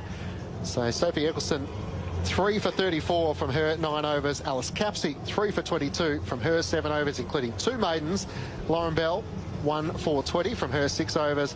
Lauren Filer 1 for 44 for her 8 overs, and Nat Severbrunt 8 overs, 5 overs, none for 24. Charlie Dean 5 overs, none for 28. It's the start of a new over. Lauren Bell is charging in, comes in, and it's driven by Kim Garth back down the pitch, and she does the fielding. I've stayed an over too long, but I'm going to stay now, given the fact that Lauren Bell has started the over 7 overs, 1 for start of the 7th over, 1 for 20. I've done well. The paces, as well as the spinners today, picked up the early wicket of Healy and have come back on. It's been the second spell that's been most impressive. Bell comes in past the umpire to Garth, who almost just plays it back to the bowler. Lunging forward, Bell. It lands a couple of feet in front of her, but just bowling a good length to Kim Garth, who her patience is being tested. 5 from 19. This is not the way she would normally like to play. Great control with the ball. Here, Lauren Bell following up the good work she was able to do the first one day up.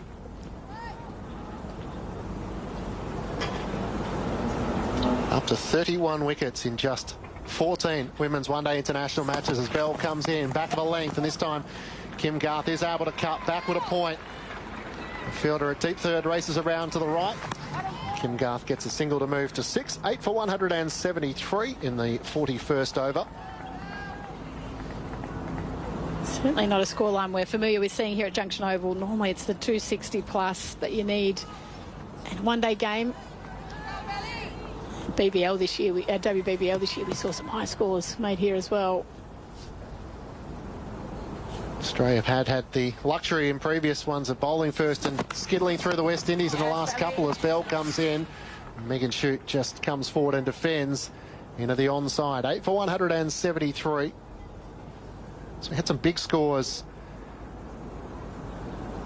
back when Australia played New Zealand in 2019. The Aussies posting 3 for 233. And against New Zealand, 7 for 238. This is a ground in which Australia haven't lost a game yet so far. In their 8 one-day internationals they played here, the one no result against the West Indies. Lauren Bell, wide of the off stump, and it's driven by Megan Shute, but straight to the fielder Alice Capsey, who does the fielding at cover point. Shute certainly looking to swing hard, try and find the gap in the offside. You may as well sort of stick to your game plan, your strengths here. There's no point in sort of poking around on the crease, but for Megan Shute to play a natural game, anything wide, that's the one to be targeting. Certainly space behind point, deep extra cover in play. 8 for 173. Bell looking to close out the over, comes in, angling in on middle stump, and Shute drives straight to Nat Siva-Brunt, who does the fielding at mid-on. Just a one run coming from that over. Shute is yet to get off the mark. Garth is on 6. Henry Moran about to join you on ABC Sport. You're listening to ABC Sports coverage of the cricket. Australia versus England in the Women's Ashes on ABC Radio, ABC Sport Digital Radio, and the ABC Listener. So can Australia reach a total that will put England under any sort of pressure? 173 on the board, 8 down. It's not going to be easy to chase anything on this surface, I sense. Here comes Sophie Eccleston, looking to try and find a 4th wicket to her personal tally. The single is pushed out to the offside by Garth to bring Megan Shute onto strike. Yeah, that's right. Remembering that England are probably lacking a little confidence with their batting after the first one day out. That said, Australia really need to be pushing over 200 here. Eccleston in the sunglasses is wheeling the arms around, and Shute defends. She's yet to get off the mark for the 5 balls she's faced. This is Sophie Eccleston's final over, which will be a blessed relief for Australia. You can see England were just happy to give Garth that single to bring Shute back on strike. Packed field inside the circle on the offside. Right-handed Shute waiting and chipping the ball in the air. Who wants it? Who's going to take it? Danny Wyatt-Hodge. Australia 9 down. Eccleston's got 4. Australia in a heap. And they do look like falling quite some distance short of the 200 mark. Megan Shute goes for a 6-ball duck. And the score stands an improbable, and I really do mean that, 9 for 174, considering that Australia found themselves with 131 on the board with just 2 wickets down. It has been some collapse. Yeah, absolutely has been. I think credit needs to go to the English spinners. I think started off by Dean there. She hasn't picked up wickets, but she really bowled tight and put some pressure on. And then Eccleston and Capsey have been superb. Both really targeting, just targeting the stumps. We can see we've had LBs, we've had bowls. The pressure's really built. Big collapse from Australia. I'll be asking some questions about some of the decisions they've made from the batters. Well, Sophie Eccleston is on the cusp of a 5-wicket haul. And we've seen what she can do around the world. She is a phenomenal bowler, #1 in white ball cricket. She's looking for her 3rd ODI fifer. Darcy Brown, right-hander, waits for Sophie Eccleston. Quick ball first up is defended. As almost like vultures preparing for the end of the Australian innings, back come the Seagulls, swooping around this ground. Hit a hunt. Eccleston again. 2 balls left of her spell. This is defended very comfortably and competently. Spot on with their field placements here to match the bowling plans. Great to see Eccleston take 5. She has bowled superbly. Sophie Eccleston moving in and jamming the bat down right at the last is Darcy Brown, and Eccleston's spell comes to an end, and that's outstanding bowling. It is, it has to be said. 10 overs, 4 for 35 as she gets the high 5 from Lauren Bell. And Sophie Eccleston at times a bit of criticism for the drop catch the other day off Ash Gardner, but you cannot fault the efforts of the world's #1 bowler today. It has been absolutely outstanding.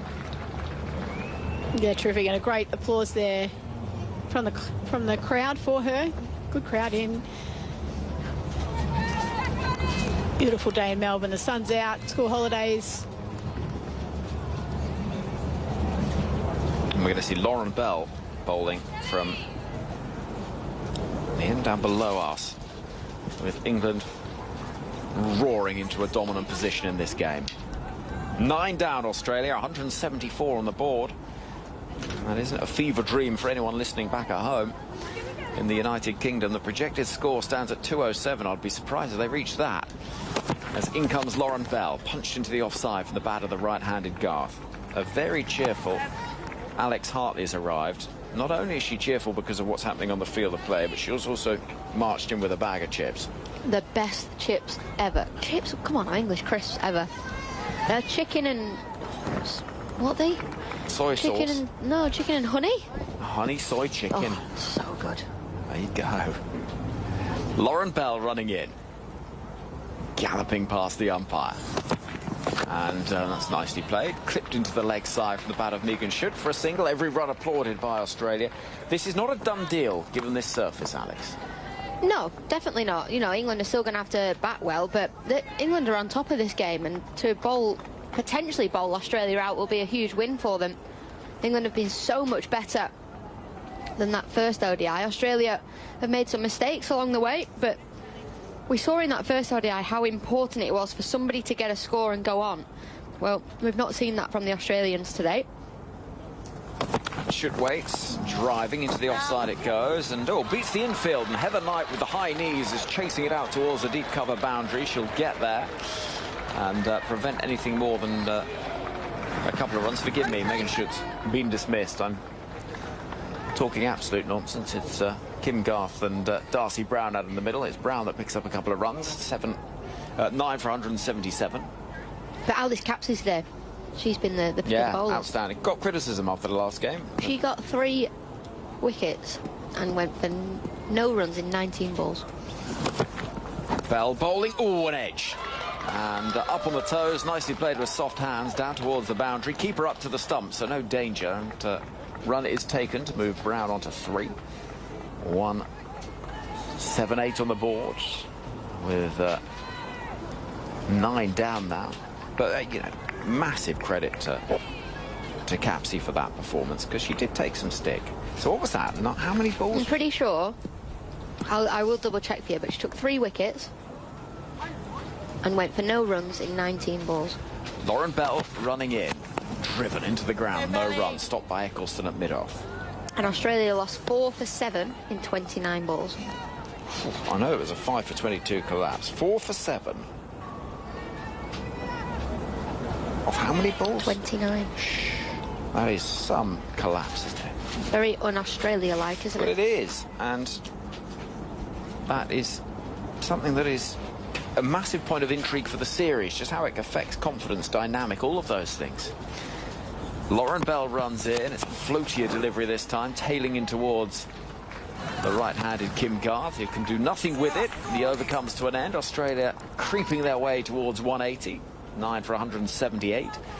On the email, tms@bbc.co.uk is the way to get in touch. On the SMS in Australia, 0467 920 222. Now let me tell you, during the interval today of this game, a really special interview with a cricketer whose name you may not know now, but you might do in the future, Firuza Amiri, who has travelled through necessity from Afghanistan to play cricket out here as part of the Afghanistan women's side, displaced after the Taliban took control in Afghanistan in 2021. She came to this country, Australia, not speaking English. Since then, she has not only learned the language, but kept on playing cricket. And our Afghanistan women's side are going to be playing here at Junction Oval on the first day, on the daytime of the day-night test at the MCG across town. Lauren Filer is in, bowls a quick delivery, ends up falling over again, does Filer. Goes out towards backward point and Danny Wyatt. It's got to start hurting that, hasn't it? It's got to. I want to know how many times Lauren Filer has hit the deck today. I'm not sure that's measured in stats. No, it's probably not. But it's got to start hurting. You'd have thought so, but then some people learn to fall quite well. Do you know what I mean? She did walk past the stumps earlier and went, that one hurt. Yeah, well, you know, running at full tilt and falling over, it's going to be a little sore. Filer in, and Darcy Brown is playing that pretty competently, jamming the bat down. I mean, this is what you want from an England point of view. You want your fast bowler to be able to do exactly this sort of thing. Fast and nasty to the tail enders. Their speeds have been down today, though. Lauren Bell has the quickest delivery of the day, 120 kilometres per hour. Lauren Filer about 118, 116, and in the previous game she was 122 kilometres, 223. So it has been a quick turnaround. Filer again, runs in. His elbows jutting out beside her and bangs it in short, left alone outside the off stump, and the Seagulls en masse take flight. There was one that got hit rather painfully in the BBL the other night. Yeah. And I'm not sure it's necessarily... I'm not sure the physio's magic sponge would have done an awful lot of good. 178 on the board, 9 down, Australia. Filer running in, slip in place. This is played at, missed by Brown outside the off stump. Filer, who's bowled 8.3 overs so far, has got 1 for 44. I think her second spell has been much better than her first. Quite expensive in her first spell. Or is this her third spell? Either or. First spell, rubbish. Next bit, loads better. Is that your technical analysis? that's what I'm being paid for. Filer is in. Oh, that's played off the outer half of the bat pretty well, actually, down towards deep third, and Lauren Bell. The crowd applaud every run. Lovely atmosphere around the ground, sitting in the shadow of the trees all around the grass banks. Not a single cloud in the sky. It's beautiful. It was cloudy when we got here this morning early on. It was. When you arrived for makeup. Well, it was still dark when you arrived for makeup. I didn't take it off from the first game. Ah. The makeup artists have got too many ladies to get through. Slip comes out for Kim Garth, who's on strike, waiting for Filer and driving. That's a nice-looking shot. It goes to the left of mid-off, and a single is taken. It's good batting from Kim Garth, and the over comes to an end. And the score after 44 overs sees Australia reach 180 for the loss of 9 wickets. And England on top in the game, but I still think there'll be a twist or two come the second innings. Well, there's that patch, isn't there, where Alyssa Healy was dismissed. That you see it up here. You think if Megan Shute was going to hit that time and time again, the ball was going to nip off the surface. So there might be a few questions asked, but England, if they can dismiss Australia for less than 200, they have got a real chance of being back in this Ashes series. Yeah, I think so. And that is going to be so important this second game. It just makes such a difference. Here comes Lauren Bell, looking for the final wicket. Can't find it there. As the ball just drops into the ground from the bat of the right-handed Garth. And there will be no run. So Lauren Bell down below us, looking to try and break through, try and get the wicket that will see England a very happy side. Lauren Bell again runs in to bowl to Kim Garth, and striking the pads but angling down that leg side. There will be nothing Not more frustrating for England if they cannot bowl Australia out here. Well, they're going to have to just keep discipline, and they won't be too worried if the runs don't come. You send the camera flying again, haven't you? No, it just very, very, very, very nearly fell out the window. Honestly, can't take you anywhere. And now it's just pointed at me. Well, there's a surprise. Would it have survived if it fell out the window? I'm more worried about the people below. In comes... Oh, a delivery from Lauren Bell that does get through. And there is the wicket that sees the end of the Australian innings. That's a good piece of bowling, that is. Ripping on through to see Australia 180 all out. Well, well, well, what a twist in this second ODI. Australia being bowled out for 180. England needed to bounce back after that first ODI, and they have done exactly that with the ball in the hand. Heather Knight winning the toss and bowling Australia out in 44.3 overs. Alice Capsey is going to be the main talking point from that first innings, but what a delivery to finish off the innings from Lauren Bell. The ball just nipping back, hitting the top of off stump. And this will not be a scenario that Australia find themselves in very often. Well, it really won't, because you look at England walking off the field below us, Alex, and they are cock-a-hoo. And why wouldn't they be? Australia all out for 180. They found themselves at one point in this innings at 131 for the loss of just 2 wickets. Then Beth Mooney fell. You talk about those numbers as the wickets fell away. 4 wickets for the loss of 7 runs in 29 balls. Alice Capsey didn't bowl the other day, took 3 for none off 19 balls. And ended up with figures of 3 for 22. And then you've got 2 wickets apiece for 2 wickets for Lauren Bell, 1 for Filer, 4 for Eccleston, who was outstanding. And Australia see 1 score of 60 from Elise Perry, but no one else passing 30. Yeah, well, Australia went batting first in the last 3 years, averaged 293. And this is the first time since 2019 that Australia women have been bowled out in the first innings of a home ODI. The first time since 2009 that they have failed to reach 200 when batting first in a 50-over game at home.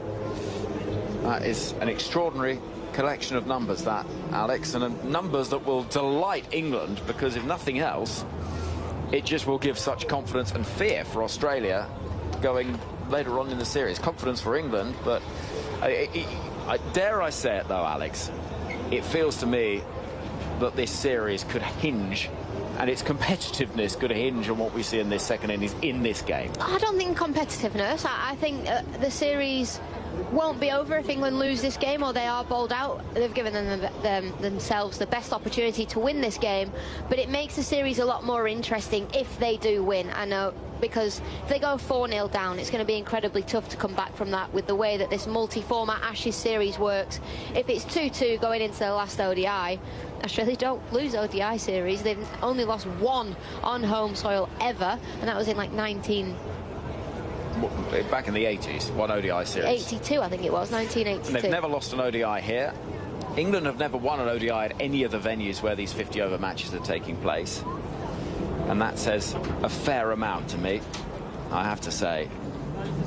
So, if we go through this innings, England winning the toss and electing to have a bowl first, that looks like a very, very good decision. And the first wicket fell. Well, that was Alyssa Healy. At that point, Australia looked in real control. I have to say, 8.1 overs, 43 on the board. Healy was caught behind off the bowling of Lauren Bell, that little patch you spoke about, Alex. But things just kept on moving for Australia. Score advanced forward to 2 for 92 when Phoebe Litchfield was out LBW to Sophie Eccleston, but the spin seemed to turn things around. And Beth Mooney went with a score at 131. LBW to Eccleston for 12.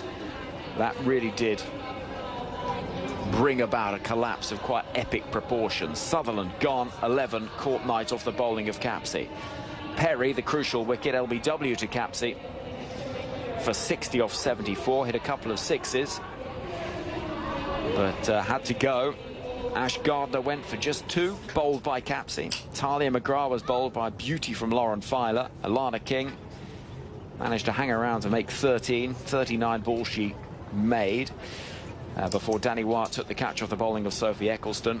Megan Schutt was caught by Wyatt again off the bowling of Eccleston, and then to wrap things up, Kim Garth bowled by Lauren Bell by one that just nipped back in and hit the top of that off stump. And England's bowling figures, Alex. Lauren Bell, 2 for 25, an economy rate of under 3. Again, she's had a very good time of it.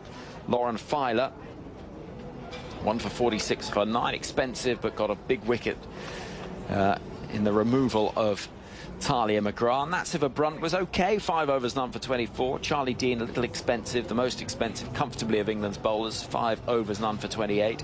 But Eccleston, 10 overs, 4 for 35. Capsey, we will get on to in a moment. But first of all, Sophie Eccleston, 10 overs, 4 for 35. Yep.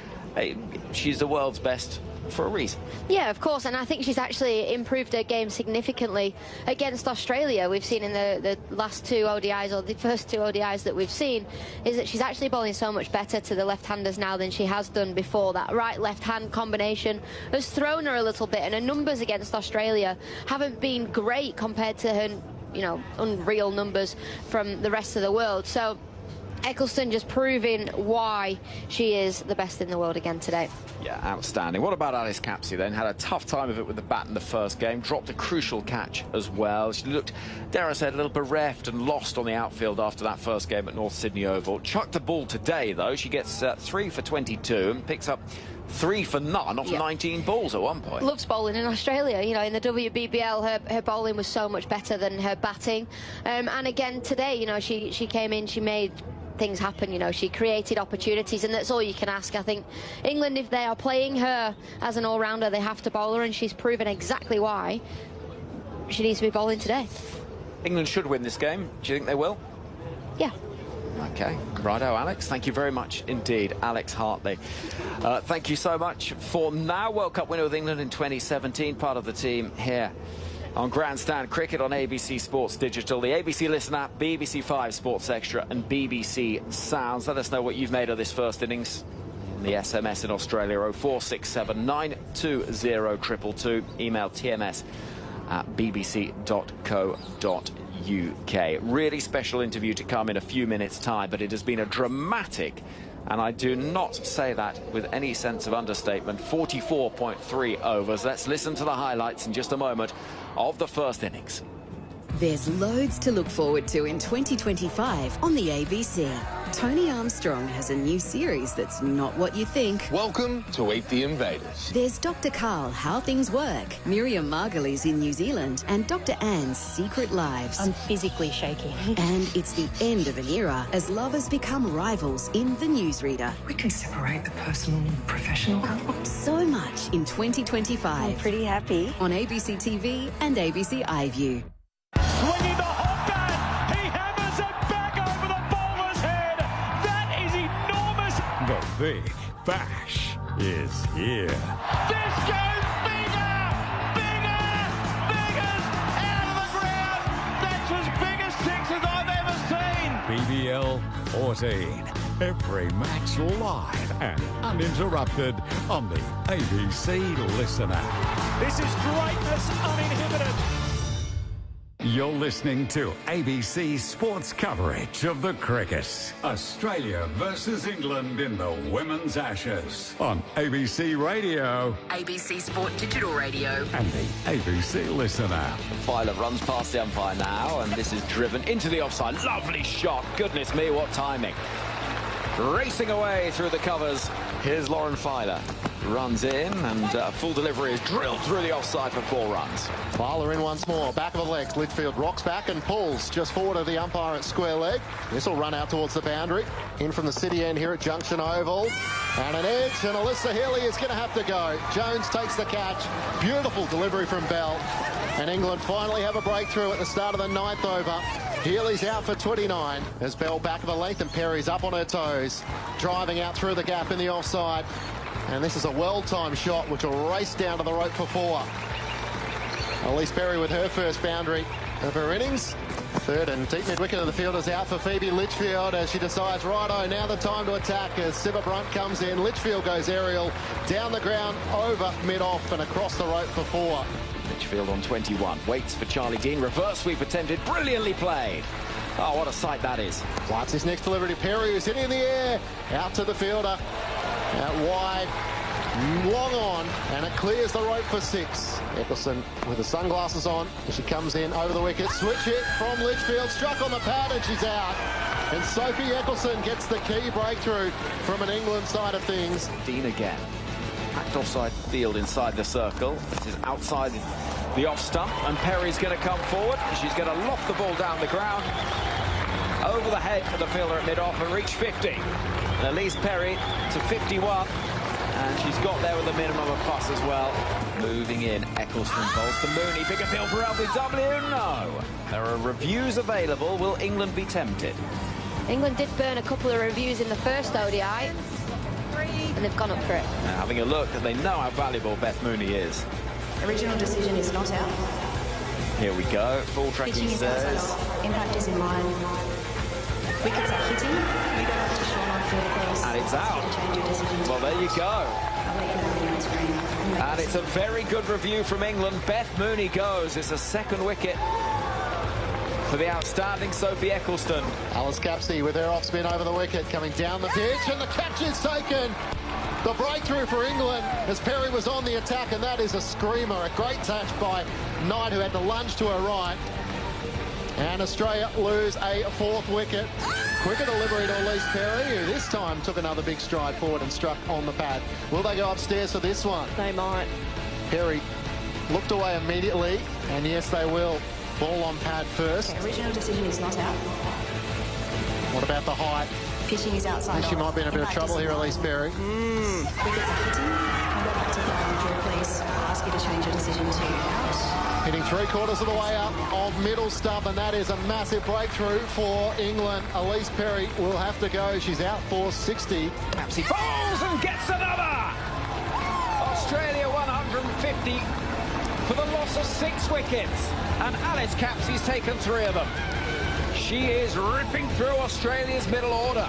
All of a sudden, how can the Aussies bat out these overs? They're in a really bad position at the moment. In comes Filer. And bowls up! Oh, it's a ripper! An absolute beauty to get rid of Talia McGrath for 1. And Australia are 7 down. Here's Capsey. She's slashed away. It was tossed up wide outside the off stump, and it's going to be 4. A little break of the shackles from an Australian side that have had to wait some time for a boundary. You've got to go back to the end of the 25th over. The last time the ropes were found. England trying to put the pressure on Alana King for the moment. She's remaining patient. No rash shots, thinking, well, we've got one more over after this to survive. Now a bit of whip that it's hit, cut in the air. And White Hodge takes the catch. Right-handed shoot waiting and chipping the ball in the air. Who wants it? Who's going to take it? Danny White Hodge.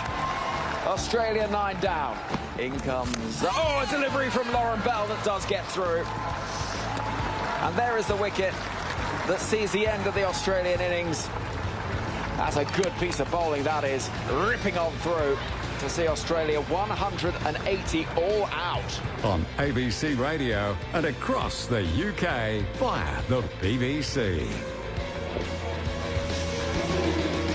So England's target to level up the series is going to be 181 runs. Doesn't sound like many. It's a turning pitch, though, at Junction Oval. And the blue skies overhead may make it feel like a batting paradise, but it is going to be hard work, and they'll have to bat well. They've bowled well, England, and Australia have struggled.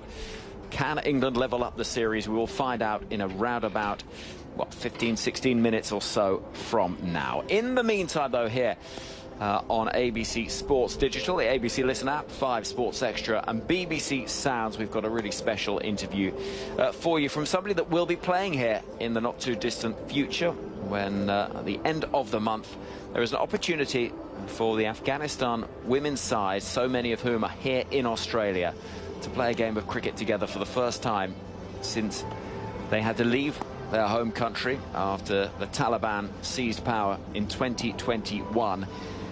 And they have found a home in Australia with great support from the Cricket Australia organisation and so many clubs around this country. And we're now going to get the chance to hear a little bit more about the story of one of those players, Firuza Amiri, was just 18 years old when she came to Australia. She had to burn her cricket kit in Afghanistan before making the journey with her parents across the world to a country she didn't know, and has continued her love for the game and will be playing in this game later on this month here at Junction Oval. She came up to the commentary box a little while ago and told me how she found herself here in Australia. So I was Afghanistan national cricket player, obviously, back in Afghanistan. And once Taliban take over the country, I forced to flee Afghanistan to Australia. So I'm here for two reasons. One is obviously safety, and second, cricket. Yeah. And so what happened with that sort of time where you had to move and it all changed for you and for so many others? Yeah, it was very tough time for all of us. I've been in Afghanistan once. Afghanistan fell into Taliban, and I was from Herat city, which is like western part of Afghanistan. So during there was like 30 days of fear in Herat before Taliban take over, and I remember there was so many bombing that I could hear it. But also once Afghanistan fell into Taliban, because there was no way that I would be safe in there, because women are not allowed to do anything during the Taliban regime. So for my safety, I flew to Australia.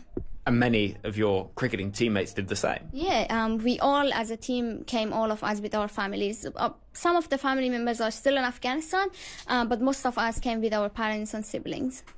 And so cricket in Afghanistan, how much of a part of your life was that when you were in Afghanistan? I think all of them, because I was doing studying as well, but the only reason, because it was during my high school that I was playing, and I got my contract with Afghanistan national cricket team.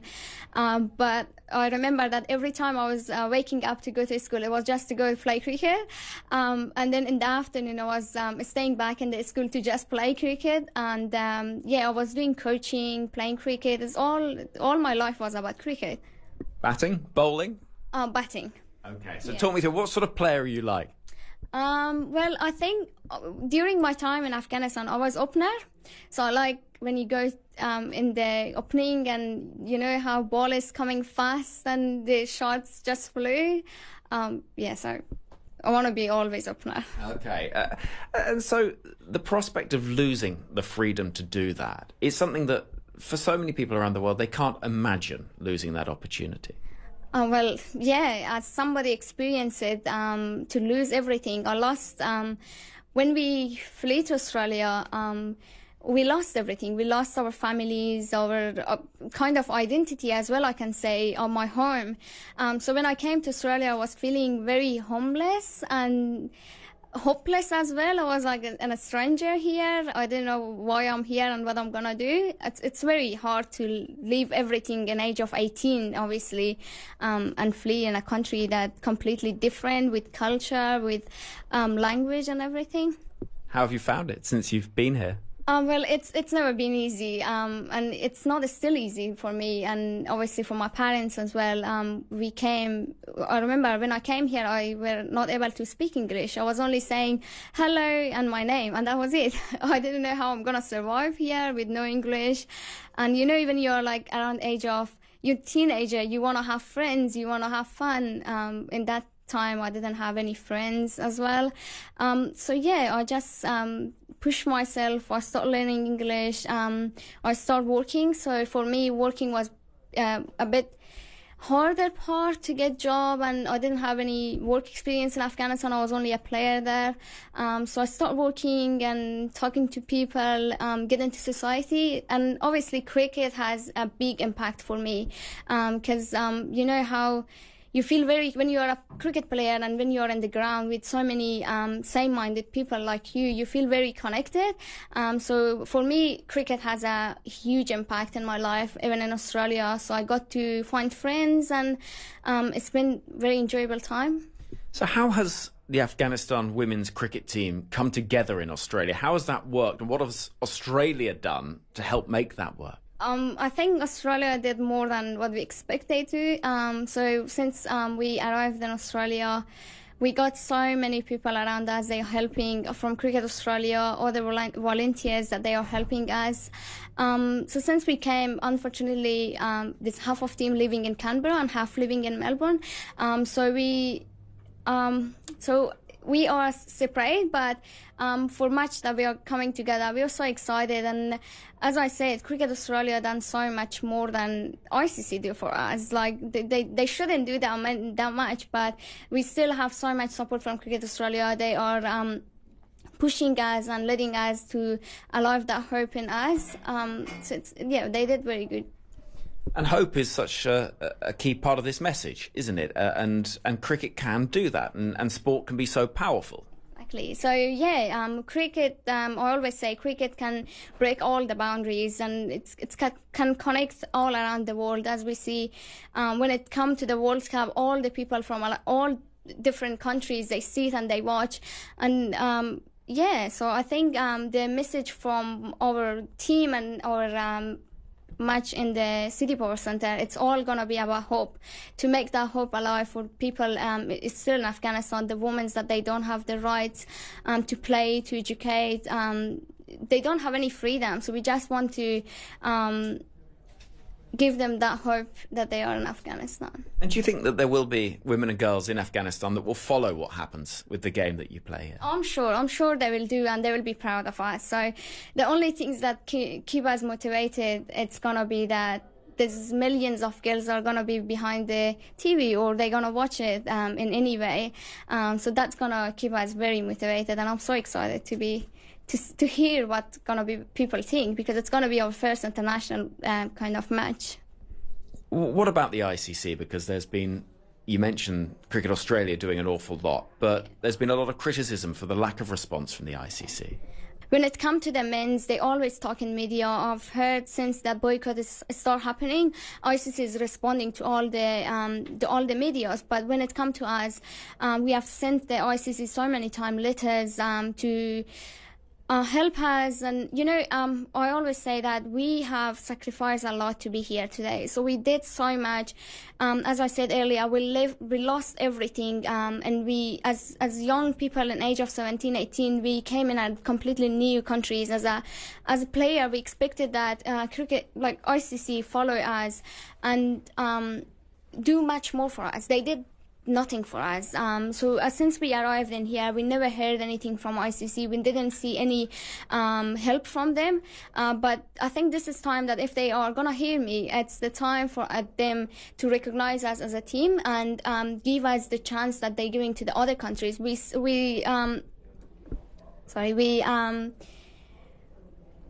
deserve the same opportunity as others. What would be your message if somebody from the ICC who has that power is listening? What would be your message? I would say it's the time for them to turn their face to the other countries, like Afghanistan women's team. There's lots of people around the world. They are Afghans and they want to play cricket. And also us, the reason I came to Australia is only because I lost everything only because to play cricket and continue playing cricket. So if they are hearing me, this is our time. So we sacrifice a lot. So it's time for them to support us, give us the resource, give us the chance, and give us a platform for voice, and to recognize that millions of women in Afghanistan. There's some talk that some of the men's teams at the Champions Trophy can boycott matches against Afghanistan, that sort of thing. What do you feel about that? Well, It's a very hard question to answer, because, as you know, Afghanistan is not that very improved country like Australia. We are so different. And also in all Afghanistan, there's only one cricket ground. And that's for men's. Only one is, like, obviously men's can only play. But Afghan men's team did a lot to be there where they are today as well. So they tried so hard. They start playing from nothing, and where they are today is absolutely, as an Afghan, I'm really proud of them. But when it came to us, that we are in the same position as them, it's very heartbreaking for me that we don't have the rights to play cricket. And I think it's all come to ICC. If ICC accept us as a team, we will have the right to play, and there's not gonna anything happen. So I think with this boycott, ICC must decide that they recognize as a team, and or if they are not gonna change their minds about the Afghan women's team, they would change their minds about men's team as well. You just want equality. Well, yes. And it's not an unreasonable thing to want. Exactly, yeah. So that's the hope. Yeah, that's the hope. So hopefully they will hear our voice.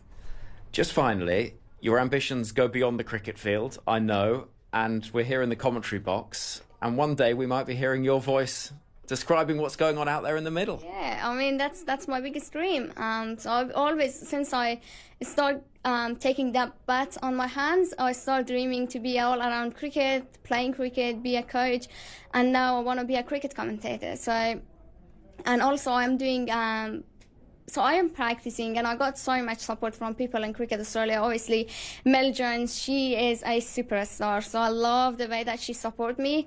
So I remember when I talked to her, I messaged her I want to be a commentator, and you know, when I was messaging, I was shaking that how I will say, but you know, it will never start if you don't ask for help. So I messaged her, I was like, I want to be a commentator. And then she asked me if we can talk together over the phone. So she called me, she asked me a couple of questions of why you want to be a commentator. So the only reason I told her, it was like, I will be the only first Afghan commentator in the world. So that's only motivate me. And I remember she gave me so much opportunity. She introduced me to so many people in Cricket Australia. And yeah, so my wish, and I think her wish, gonna be one day we commentate together. I have no doubt you will achieve that ambition. Thank you so much for your time, and very best of luck in the match as well. What would be a success in the game? What are you hoping to do? Well, I think teamwork. So the only things, my teammates are here today. Earlier we were talking about what we're gonna do, who's gonna take which positions. So I'm sure that with teamwork, and obviously this is our first match together after coming to Australia, so it's gonna be very good, and hopefully we'll win. Fingers crossed. Thank you so much for your time. Thank you so much for having me here. The amazing Firuza Amiri speaking to Grandstand Cricket and Test Match Special here today at Junction Oval.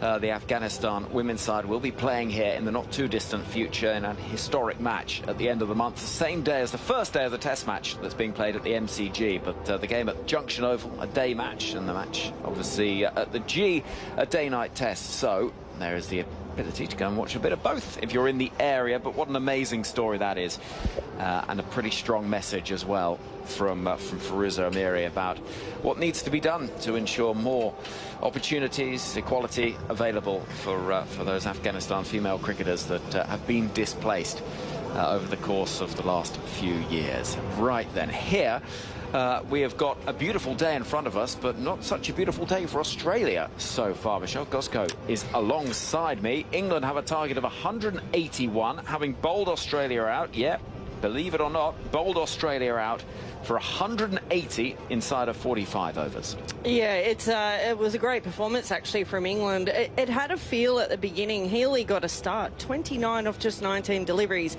and it had a feel like the Aussies were trying to get to sort of that 300 mark. And then all of a sudden, Alice Capsey's come on, absolutely changed the complexity of this game, and it's got her team back in the game here. So, yeah, it's all on the line here for the Aussies. They were just deep in discussion in their little inner ring that they have before they go on. They'll be certainly disappointed. I can't remember the last time they didn't bat their overs in a 50-over game. I'm so glad you asked me this question, because I can tell you it's the first time since 2019 that Australia's women have been bowled out in the first innings of a home ODI, and the first time since 2009 they failed to reach 200 when batting first in a 50-over game at home. Thank you to Hypercourse for those stats. Hypercourse is a very good friend of the programme. It's all the numbers, all the stats. Oh, amazing. You need people like that in cricket, because then we take advantage of it, don't we? I agree. It's always important to give credit to whoever has provided the information. Yeah, absolutely. Great job. Fantastic. Right then, so England's openers heading to the middle. Tammy Beaumont sprinting out alongside Maya Bouchier, who has bowled the first ball that she faced the other day at North Sydney Oval, but got a reprieve because Megan Schutt had overstepped. How do England approach this? That's going to be a fascinating question, because they don't need to go particularly quickly, but what they can't do is risk getting bogged down, allowing Australia to build any sort of momentum. So positivity, cautious positivity. Yeah, I reckon the order of the day. Yeah, I agree. They've got a bit of time to get themselves in, but sometimes it's like in T20 cricket, the lower the total, sometimes that's the harder one to chase. because you look at that scoreboard and you go, okay, well, I've got plenty of time, and all of a sudden these wickets fall and you're in trouble. So, yeah, I agree. I think they've just got to approach it like they're chasing 250, and we know there's going to be spin on offer, and they need to try and get through these first 10 overs without losing a wicket. So that's really key here for England. Kim Garth, and I say this with the greatest compliment possible, is a cricketer that loves it to be boring. She wants to see dot balls, and she can grab a wicket in there, all the better, but she is happy if it is tedious and just building that pressure. She will be opening alongside Megan Schutt, I have no doubt, but it is Schutt at the far end of the ground as Alex Hartley comes to join us in just a moment. And we see Maya Bouchier to face the first ball of this innings. Alex, hello. How are England going to approach this? I think just bat, to be honest. It's not, there's no pressure of the scoreboard, is there? We saw Australia get off to an absolute flyer, and then England took consistent wickets and really pinned them back. So for me, it's just bat and bat. Well, we shall wait and see. Right, here comes the first ball, left alone outside the off stump by Bouchier. England's target 181 to level up the series, which would be quite a thing.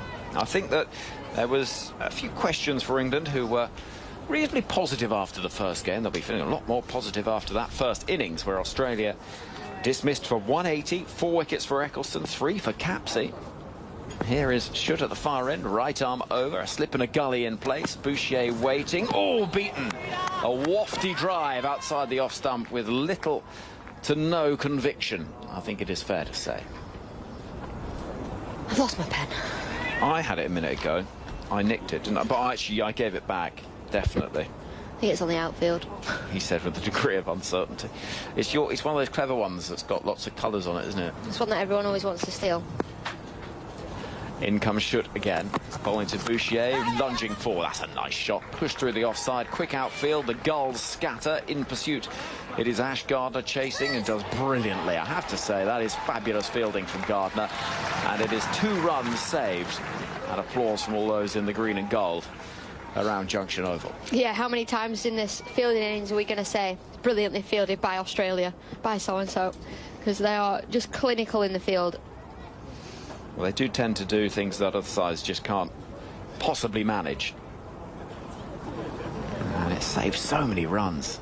England 3 without loss as Beaumont gets ready to face her first ball, defending into the offside. In fact, it's not Beaumont, it's Bouchier, but the scoreboard is saying 3 without loss, but they ran 2, I'm sure of it. Well, Bouchier's facing. Yeah. So. But Bouchier faced the first ball. So somebody's miscounted, and it wasn't me. I don't know. Yeah, they've corrected it now. 2 without loss. Bouchier on strike. Schutt is bowling a ball which angles in towards the England opener, who scored 100 on Test debut in South Africa before Christmas. Yeah, it was an impressive innings, wasn't it? Really impressive from Maya Bouchier.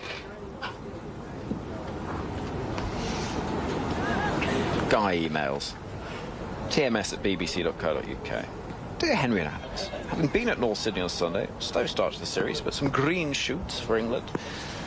Here comes Megan Schutt, bowling a ball that will be pushed to the offside by Bouchier, and the over comes to an end with 2 runs from it. England chasing 181, the score 2 without loss after the first over. Watching on TV today, says Guy, and listening to the coverage on Grandstand Cricket and Test Match Special, I was concerned at the start, too many 4 balls. It could be a long day, but hats off, what a comeback from England. Stuck at it beautifully. The spin twins bowled so well. Fingers crossed for the batting. Always makes me twitchy, hoping for a win. So I can see a cracking series decider, or a little mini series decider in Tasmania. In the commentary, I think Alex's outfit is quite fetching. Yes, Guy. There you go. Thank you. Right, Kim Garth with 2 slips in place and a gully, which tells you all you need to know about how Kim Garth bowls. Really, she gets hooping away swing and it's very difficult to get away. So I'm going to be intrigued to see how Tammy Beaumont gets on here. England needing 179 further runs. Yeah, she bowled so well in the first ODI as well. Garth bounding in, right arm over to bowl to Beaumont. Well, that's not a good ball. First up, leg side wide. That's a rather enormous lorry of the sort you tend to only get in Australia, one of those ones that's sort of two huge trailers goes drifting down the road towards St Kilda in the distance. You know what I mean? They're sort of not quite the full land train, but they're getting on that way. I don't think I've ever noticed. I'll keep my eye out. Well, I watch the cricket, obviously, but I'll keep my eye out in the distance as well. Garth running in. Beaumont waiting, and very straight delivery is played back past her, but stopped by Darcy Brown, running round from mid-on. Yeah, you can normally hear them coming because they've got a huge amount of noise to them, sort of growling up the hills. What, like the ones that look like American trucks? Yeah. Oh, yes. You know the ones, but they've got a sort of double trailer going on. I was visioning like I don't know, a white van pulling something for some reason. No. Garth running in to bowl to Beaumont down the leg side again. That'll be wide, and another run to the total for England. You also get the trams in Melbourne, which I love. Got a tram last night. Did you? Where? Yeah. Well, went and had a little wander around the outer courts of the cricket, the tennis, forgive me, and caught up with Michael Vaughan. Yes. Who's a regular voice for listeners of Test Match Special and Grandstand Cricket. Who's in town. Here comes Kim Garth. Full deliveries in the air. Oh, she gets lucky, so lucky. It goes to the right of Ash Gardner at backward point, and Beaumont gets in a tangle. Leading edge goes skewing in the air, but she gets good fortune and picks up a couple of runs. 6 without loss, England chasing 181. Yeah, a little bit of fortune there for Tammy Beaumont. As you say, a thick outside edge. Goes between cover and backward point. She's looking to flick the ball into the leg side and ends up going through the covers. Garth running into bowl to Beaumont. And this is more competently played, square on the leg side. There'll just be one there, however. And the score moves to 7 without loss. And so we went to, we were in the, watching on the big screen on one of the grass banks when Nick Kyrgios lost to one of ours, Jacob Fernley. Yep. Born in Edinburgh, but he's got an American accent these days. Cool. What do you mean cool? Do you reckon? Yeah, cool. It's like Jacob Bethel, born in Barbados, lives in England, got a Barbados accent. Yeah, but that's where he's from, whereas it's the other way round with... Oh, yeah. You see what I mean? Still cool. If you like. Maybe you could put on an accent. Totally, dude. Running in is Kim Garth to Maya Bouchier. Full delivery, which is defended by Bouchier. Out towards the offside, and there's no run. I tell you, place emptied when Kyrgios lost. Did it? Yeah. Big disappointment. And it's nice to see him back, though. I like Kyrgios. I don't know how he goes around here, but I really like him. I think he's great for tennis. Characters. Yeah. A bit like you in cricket. Different characters, as you said. Yeah, I'm not sure I'd be like to be compared to Nick Kyrgios. Running in, Kim Garth revolves to Bouchier, plays the ball into the onside to the right of Alana King at mid-wicket, and she will get a run. Trotting through in the sunshine, England advance forward. This has been a cautious, gentle start, but a competent one. 8 without loss. As we see one ball left of this second over. And so we got the train back towards Flinders Street Station, under the River Yarra. Nice. Grabbed a drink by the river. Oh, it's lovely. I didn't get the invite, did I? It's quite harsh, actually. No, sorry about that. In comes Garth. Oh, big pill for LBW. That looks close. No. But they could review it. That is the question. And I would be tempted if I was Australia. That looked pretty good to me. I'd review this, and they have done. Alyssa Healy has sent it upstairs. I think this is a good shout. I was expecting the finger to go up, I have to say there, Alex. Yeah, Beaumont. Third umpire to director. We have a player review for LBW. The original decision is not out. I've checked the feet. It is a fair delivery. Can we move to front on, please? Yeah, Beaumont just traps on the crease ever so slightly, looking to nudge the ball into the leg side. She has done so well so far today. We're offered a way to get Beaumont early in her innings, and oh, this is out, isn't it? Goodness me. There's clearly no bat involved. We can move straight to ball tracking. This is gone, surely. I think so. I do think so. It's hit her on the knee roll, just above the knee roll. I'm not sure why that's been given not out myself. I mean, that's... Original decision is not out. Here we Pitching go. is outside off. Impact is in line. Wickets are hitting. Yep, she goes. So Kim Garth strikes. The away shape tends to be the big threat, but one nipping back in has done for Tammy Beaumont, and England have lost an early wicket. Beaumont goes. Heather Knight, the captain, comes to the middle. And so Australia make their first breakthrough with England 1 down, with 8 on the board, chasing 181. Yeah, that's her weakness early on in her innings, isn't it, for Tammy Beaumont? She often, it's like that bat pad in front of each other. This time the bat was nowhere near the pad, trapped on the crease, hits her on the knee roll, and she's got to go. And Australia, they're a team that will fight it very much like England in that first game. They won't just roll over. But England aren't worried just yet. And they would have liked to have got through the first few overs without losing a wicket, but you do accept that with the extra shape, and there is the prospect that you could see early dismissals. That's what's happened. England find themselves with 1 back in the hutch, and it's an important one as well. Tammy Beaumont goes. So Australia strike early. I think this is going to be tight, I have to say. Do you? I do, yeah, I do.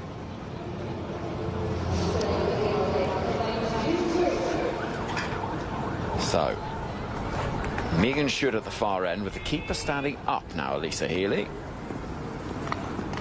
There's still a slip standing in the form of Phoebe Litchfield and a gully and Beth Mooney. Bouchier waiting, and it goes towards backward point in the end, and Ash Gardner, no run. I remember where my pen is. Where? Next door. So now you've nabbed Matt's pen. No, it's all right. I'll go get it afterwards, don't worry. I'll just use this lovely one. It's great. Is it yours? It's very smooth. Well, they're great pens, those, the ones that have all the colours. Well, you can differentiate, you know, since red is important. Next delivery towards Bouchier and tucked into the onside. It suddenly feels like Australia have got fielders swarming. They're up and about. Yeah, it does. They're almost everywhere, aren't they? And we were saying in the first innings it's 11 v 2. That's exactly what Australia will be trying to make England feel like. It's 11 v 2. England need 173 off 286 balls. Simple it sounds, doesn't it? Here is a very good ball from Megan Schutt that beats the bat of Bouchier. She can't come out of her ground because of the fact that Healy is standing up to the stump, so she has to play everything from the crease. Jump in, is the cry from Elisa Healy.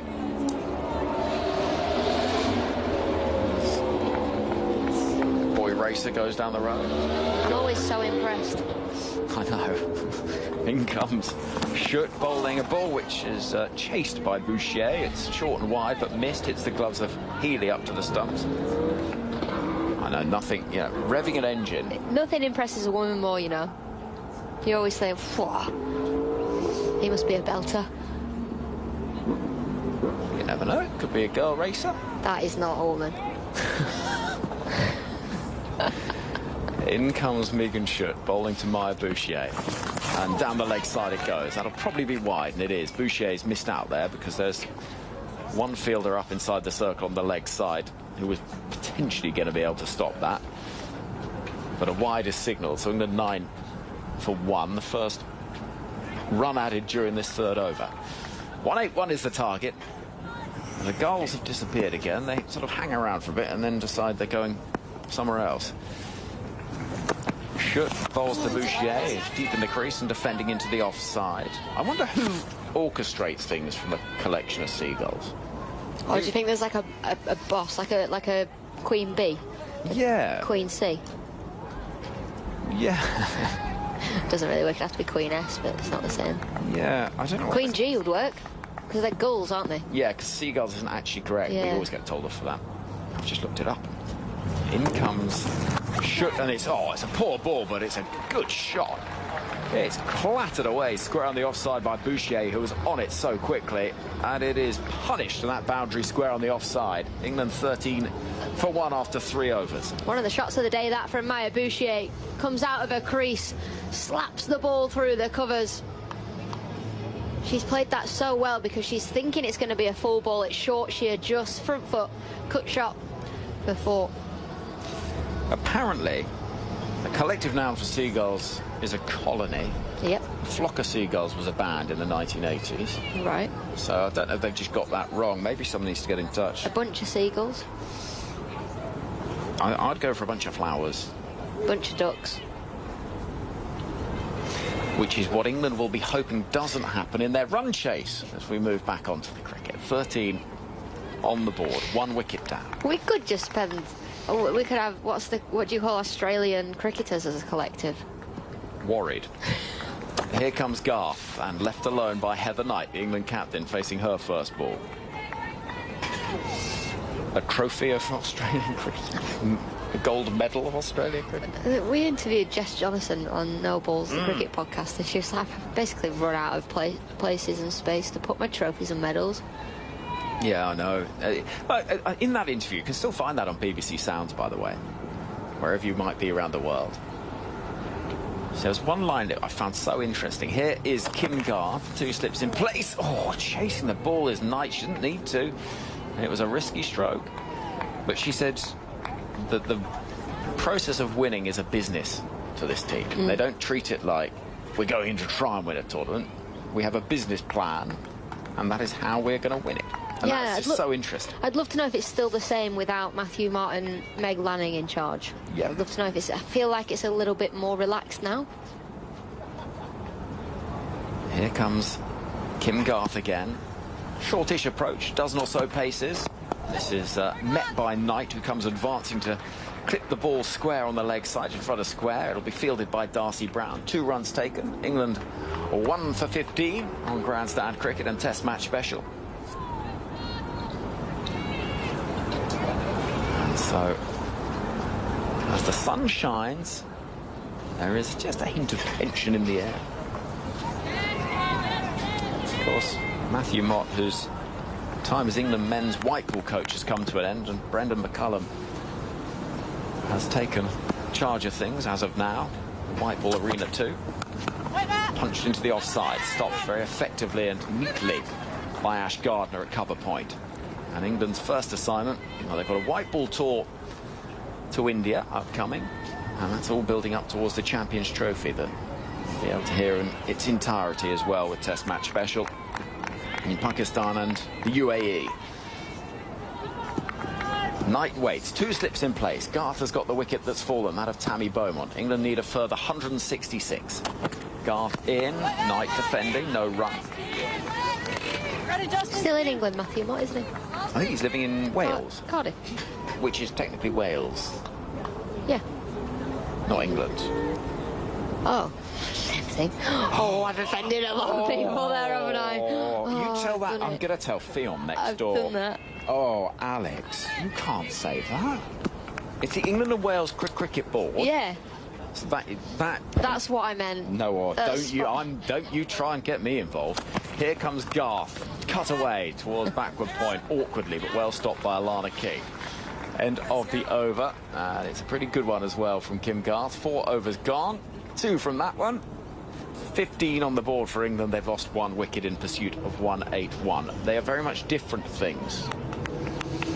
It's Great Britain or the United Kingdom, but it is never England is the same as Wales or Scotland.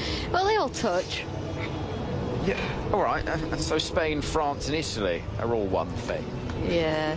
I'm not having it. Yeah, all right. All right. I'm telling Theon on you. No, don't, because Welsh are so proudly Welsh, it makes me ill. It's like she was saying the other day, you must be really proud to be Mancunian. And I was like, not really. It's just a place that I live. Quite happily live somewhere else. Not the Welsh. I think I'm just going to take a step back here. I think I'm entering such dangerous territory, and you're trying to lead me down a dangerous path. I know you are. Megan Schutt bowls to Maya Bouchier, punched into the offside, and it'll be stopped by Elise Perry at cover. If you missed it earlier on, England bowled out Australia for 180. 4 wickets for Sophie Eccleston, 3 for Alice Capsey.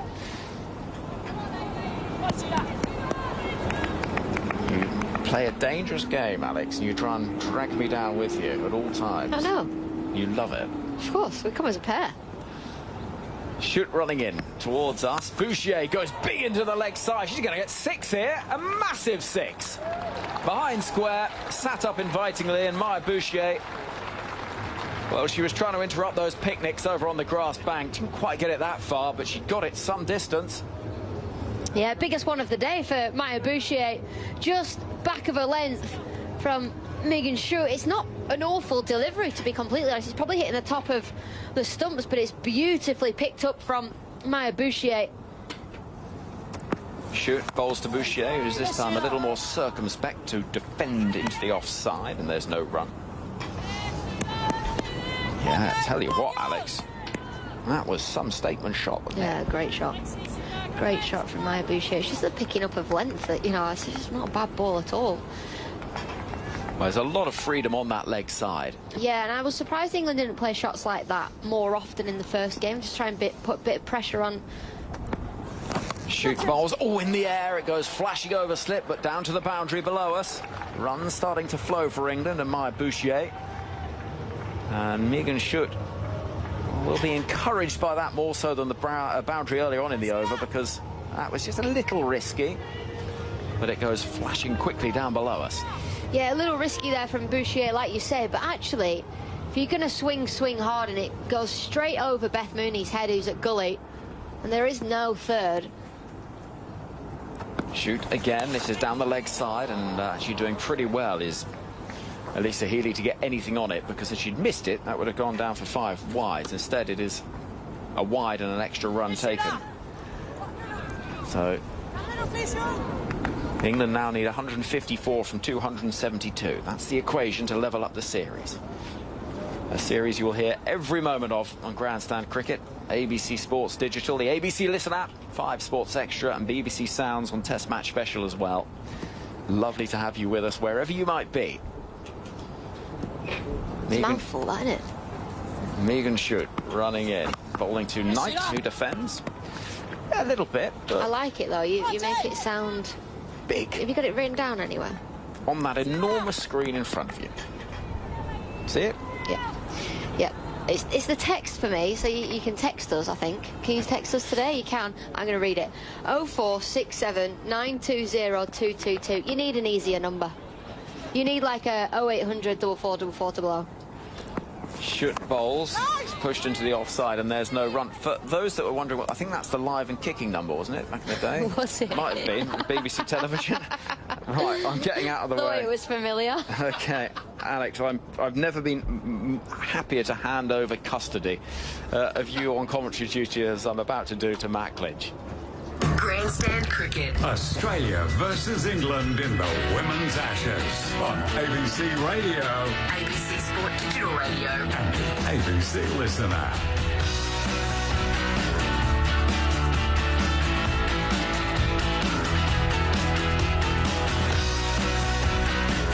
Thank you, Henry. 1 for 27 after 5 overs. Feels like it's an interesting stage, even though we're just at the start of the run chase. England with the ball still swinging a fair bit around, but still relatively hard. A chance to score runs. Kim Garth starts a new over. From the city end, Bouchier struck on the pad. This is close. The Australians gather. Will they send this upstairs? Height is the only question for me here. Is it too high is the question for me as it strikes Maya Bouchier, and she's gone upstairs again. She loves a review, does Alyssa Healy? Still the 2 reviews remaining, so why not get final confirmation here? Well, the only way Australia are going to win this game is taking wickets. We have a player review for LBW. The original decision is not out. I've checked the feet. It is a fair delivery. Can we move to front on, please? Eloise Sheridan is our TV umpire this afternoon. As the Australians gather.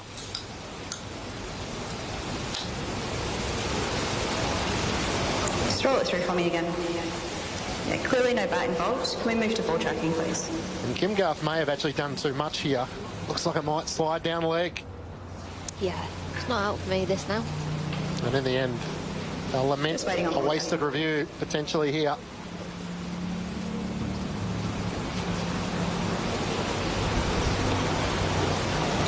Original decision is not out. Pitching is outside off. Impact is in line. Wickets are missing. Can we go back to Clare Field, please? Stay with your original decision of not out and make your signal now. Maya Bouchier takes a deep breath. She's still there. England are yet to lose a wicket, and Kim Garth in the end just swinging it too much, which is the one thing we have seen in the television stats that have been put across the bottom of our monitor just the amount of swing Australia has been getting compared with England. Maybe bowling just a fraction quicker. Kim Garth and Megan Shute. Maya Bouchier 17 from 19 in the power play at the start of the 6th over. England are 1 for 27. Chasing 180 for victory. 2 slips and a gully in place for Kim Garth as Bouchier is hitting high in the air. She'll be caught here. Fielder goes back underneath it and takes the catch. The safe hands of Ash Gardner. And Maya Bouchier's innings comes to a close. She survived the review, but she couldn't survive that ball from Kim Garth. England are 1 for 27. Yeah, freebie there for Australia. Maya Bouchier, as you say, survives that LBW. This time she's looking to go down the ground, leg sidey, over mid-on, through mid-on. Thick outside edge, goes straight to Beth Mooney. And Australia have got themselves a freebie there. 2 for 27, England.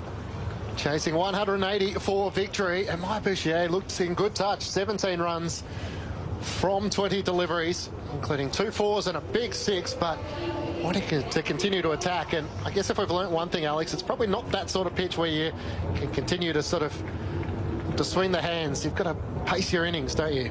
Yeah, and I think England have got so much time. You know, they're only chasing 181 to win.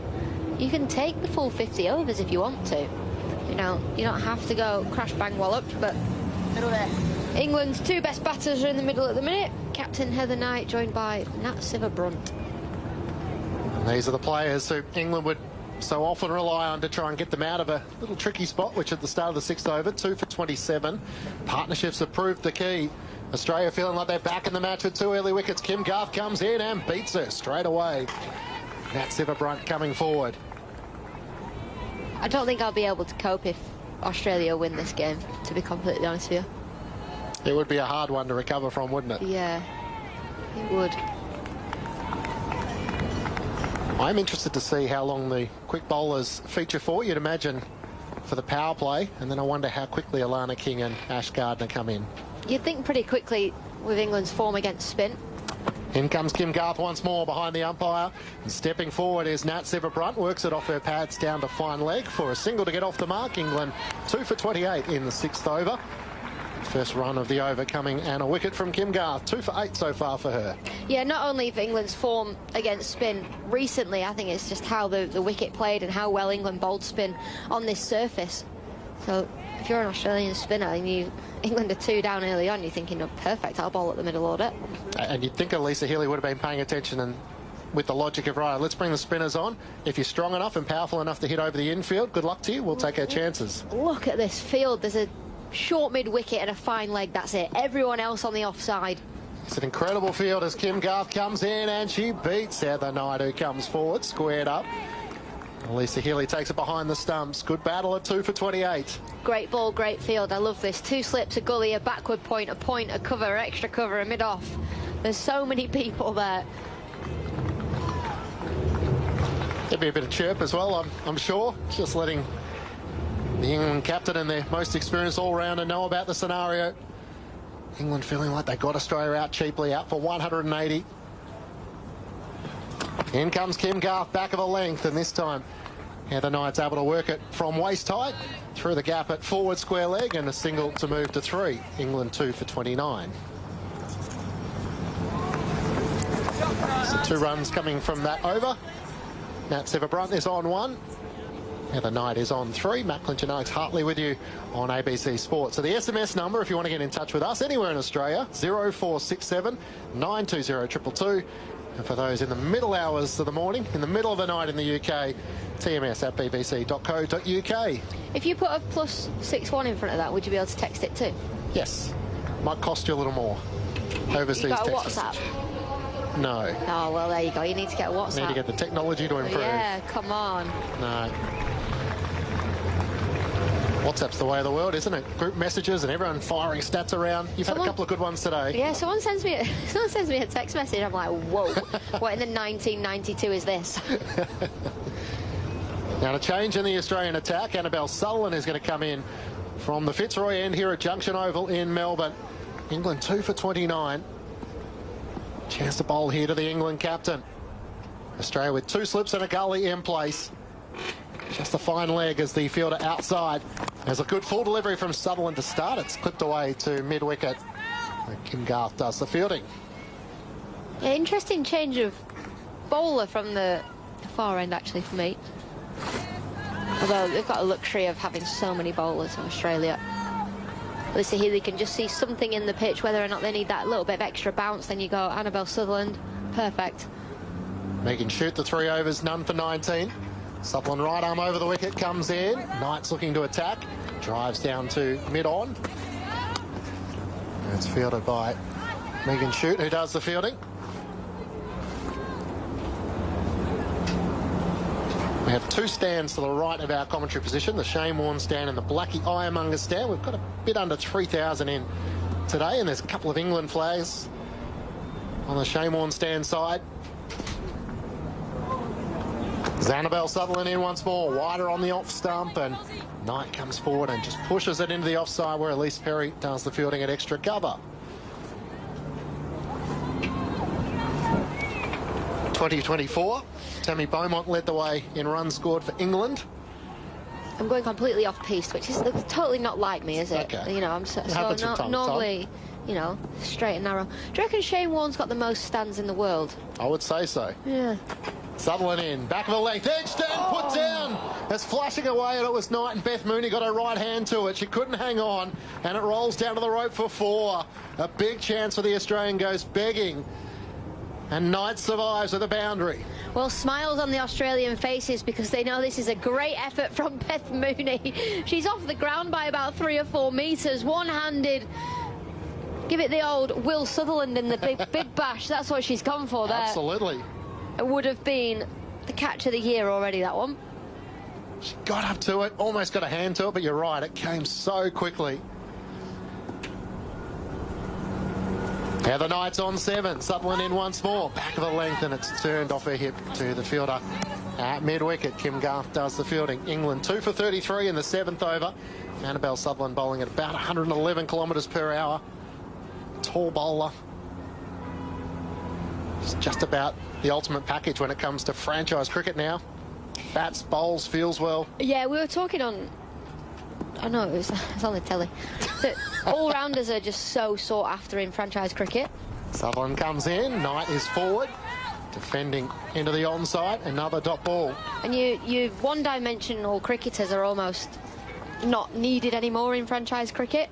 It's very rare because you can get your locals to do your left arm spin if you don't bat, but those all-rounders are the key to franchise cricket. And someone like Annabelle Sutherland, Elise Perry, Nat Siver-Brunt, it's no wonder these players get picked up everywhere. They're the money makers. Thank you, Alex. Alex Hartley with you on Grandstand Cricket and TMS. England 2 for 33. That last over from Annabelle Sutherland going for just the 4 runs. Knight was able to survive. A great effort by Beth Mooney, wasn't able to hang on. She's 7 from 16 deliveries. Nat Siver-Brunt is 1. The 2 wickets to fall so far. Tammy Beaumont was out for 3. Maya Bouchier out for 17. Kim Garth starts a new over from the city end here at Junction Oval. Nat Siver-Brunt comes forward and just defends into the offside. Michelle Goszko's back with you on Grandstand Cricket on ABC Sport. Welcome back, Gozzy. Thank you, Clinch. I just want to clarify, I did not steal Alex's pen. No, as it would turn out, Alex was the only person who lost Alex's pen. Everyone else got blamed at one stage, but I think we found it. It was where she left it. Phew. Good battle taking place at the moment. 2 slips and a gully in place for Kim Garth. Fine leg is the only fielder out at the moment. A stacked offside with just 2 on the onside as Garth comes in. Back of the length edge, and it doesn't carry from Nat Siver-Brunt. It lands just in front of Phoebe Litchfield at second slip.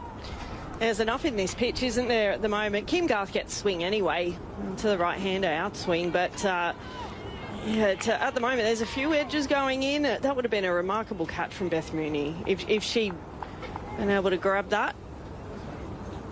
Another wicket here, then all of a sudden the pressure's back on England.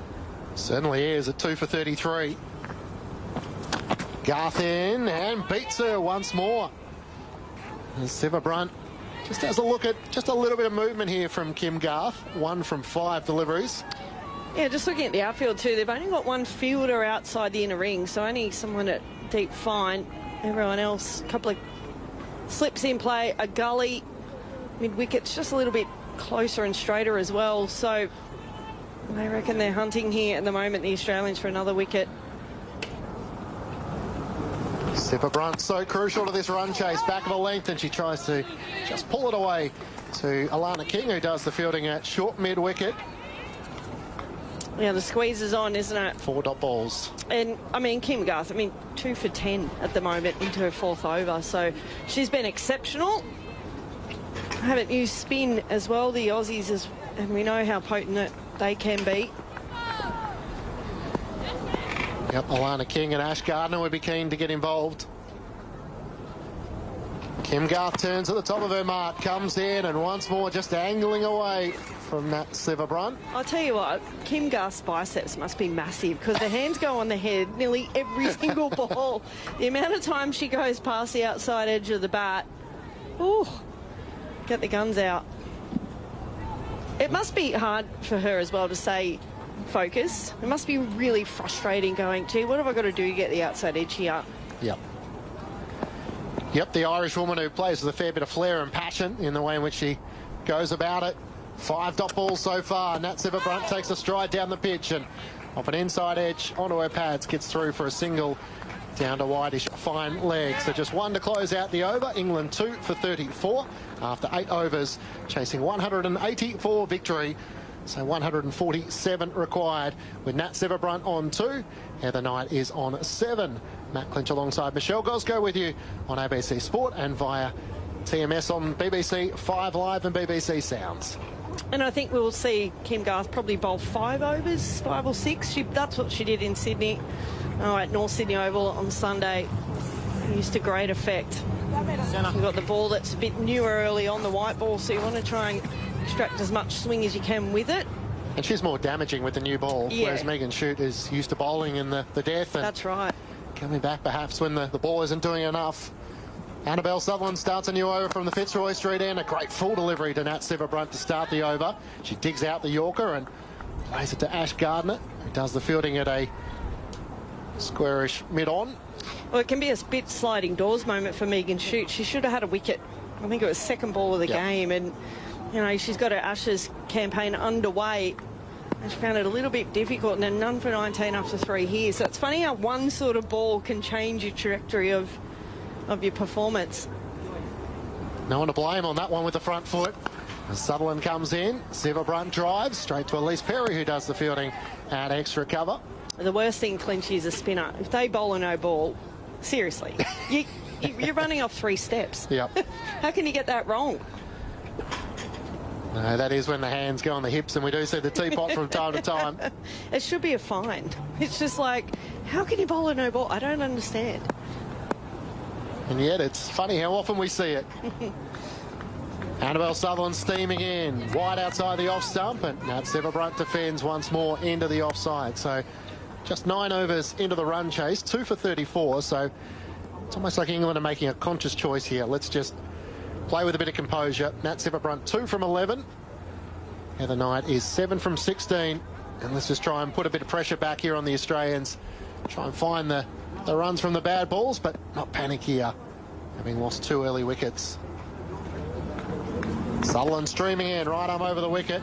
Siva Brunt lets it go by, and it's taken by Healy behind the stumps. Phoebe Litchfield in at first slip. As we mentioned, Beth Mooney, sort of a 4th slip gully position. Alana King at backward point. Elise Perry fielding at extra cover. Talia McGrath at mid-off. Megan Shute is at mid-on. Kim Garth is doing the fielding at mid-wicket, and Darcy Brown down at fine leg. In comes Sutherland, another good delivery, just trying to angle in towards that off stump. Nat Siva Brunt looks to cut, makes no contact. 2 for 34 with 1 ball to come in the 9th over. 5 dot balls so far. Yeah, and there's no dot ball pressure, is there, for England at the moment? The run rate required is only 3.5 runs per over. We're sitting at 4 currently at the moment, so because the Australians didn't bat out their overs as well, so they can afford for this to be a little bit slow, consolidate for a little bit here, England. Sutherland looking to close out this over, back of the length, and beautifully played by Siva Brunt. Backward a point for 4. waited for the bad ball to come, eventually got enough width to pounce all over it and finishes the over with a boundary. That's all England have to do for victory. 2 for 38 after 9 overs. Seva Brunt moves to 6 and Knight is on 7. Matt Clinch and Michelle Goszko with you. Alex Hartley made the mention, what would happen if England were to lose from this scenario, having got Australia to an all-time record low of 180, as you heard the stats that were rolled off, a 16-year low from an Australian point of view on home soil, their lowest score, batting first here in Australia since 2009. It's almost the ideal scenario for England, and yet they've lost 2 early wickets. They've got their 2 most experienced batters in the middle. This is where they need to relieve a bit of the pressure. Yeah, this is key here for England. Kim Garth starts a new over from the city end. Good full ball to start, but it's clipped away beautifully by Knight off her pads. Out towards the boundary, just forward of square for 4. Kim Garth given the full treatment there, just a little too full. 2 for 42 as Knight moves to 11. Yeah, 2 full, 2 straight there from Kim Garth. Nicely worked from Heather Knight. When she's in full flow, and I know I'm an Aussie, but as a batting person, I love seeing good batters, and someone like Heather Knight always presents full face of the bat. Garth in, right arm over the wicket, back of a length, and this time Knight is forward and defending. And it was really key for the Sydney Thunder. When she came in, completely changed the complexity of the side, and all of a sudden they went on the winning streak, the Thunder. And she went straight in away, and everything came off the middle of the bat. She is pure class, Heather Knight. I'm sure the bat sponsors will be happy with her, because she does often present that full face of the bat. Nice high elbow. She scored 226 runs in the WBBL from just 6 games as Kim Garth wide on the crease, and Knight just pushing it out into the offside, and it's fielded out backward point. So 226 runs from 6 matches in the WBBL. In the Women's One-Day Internationals last year, she scored 201 runs from just 12 games. Obviously not batting every time, and in the middle order a lot. Smriti Mandana led the way last calendar year with 747 runs from 13 matches, 4 centuries and 3 50s. As Kim Garth comes in, back of a length and defended by Heather Knight, showing the full face of the bat as it's gathered by Darcy Brown, who does the fielding at mid-on. Tammy Beaumont, the 3rd leading run scorer last season with 554 from 15 innings, 3 centuries and 4 50s. Yeah, that was a big wicket to get early on, wasn't it, for the Aussies? So just a little bit of a discussion happening at the moment. Kim Garth, looks like Elise Perry she might be having a chat with here. Yep, Elise Perry. So just trying to get the field right here. Might be coming up to the stumps. So a helmet coming out for Elisa Healy.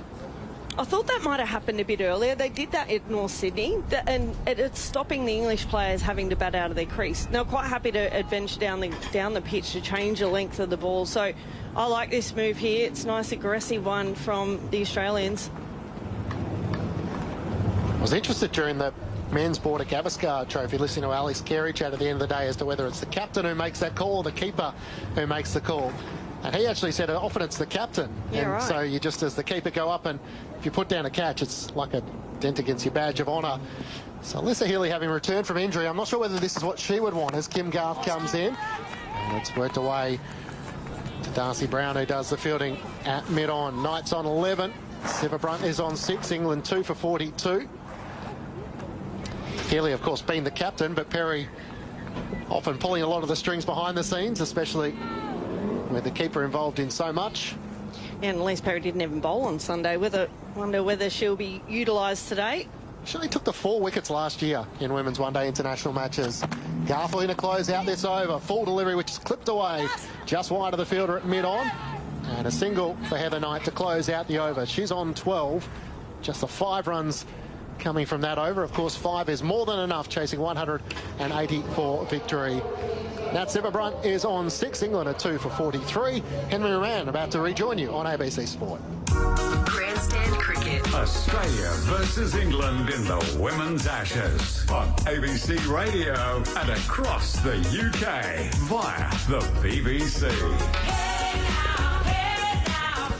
Well, the sun's shining. It is a beautiful scene in front of us here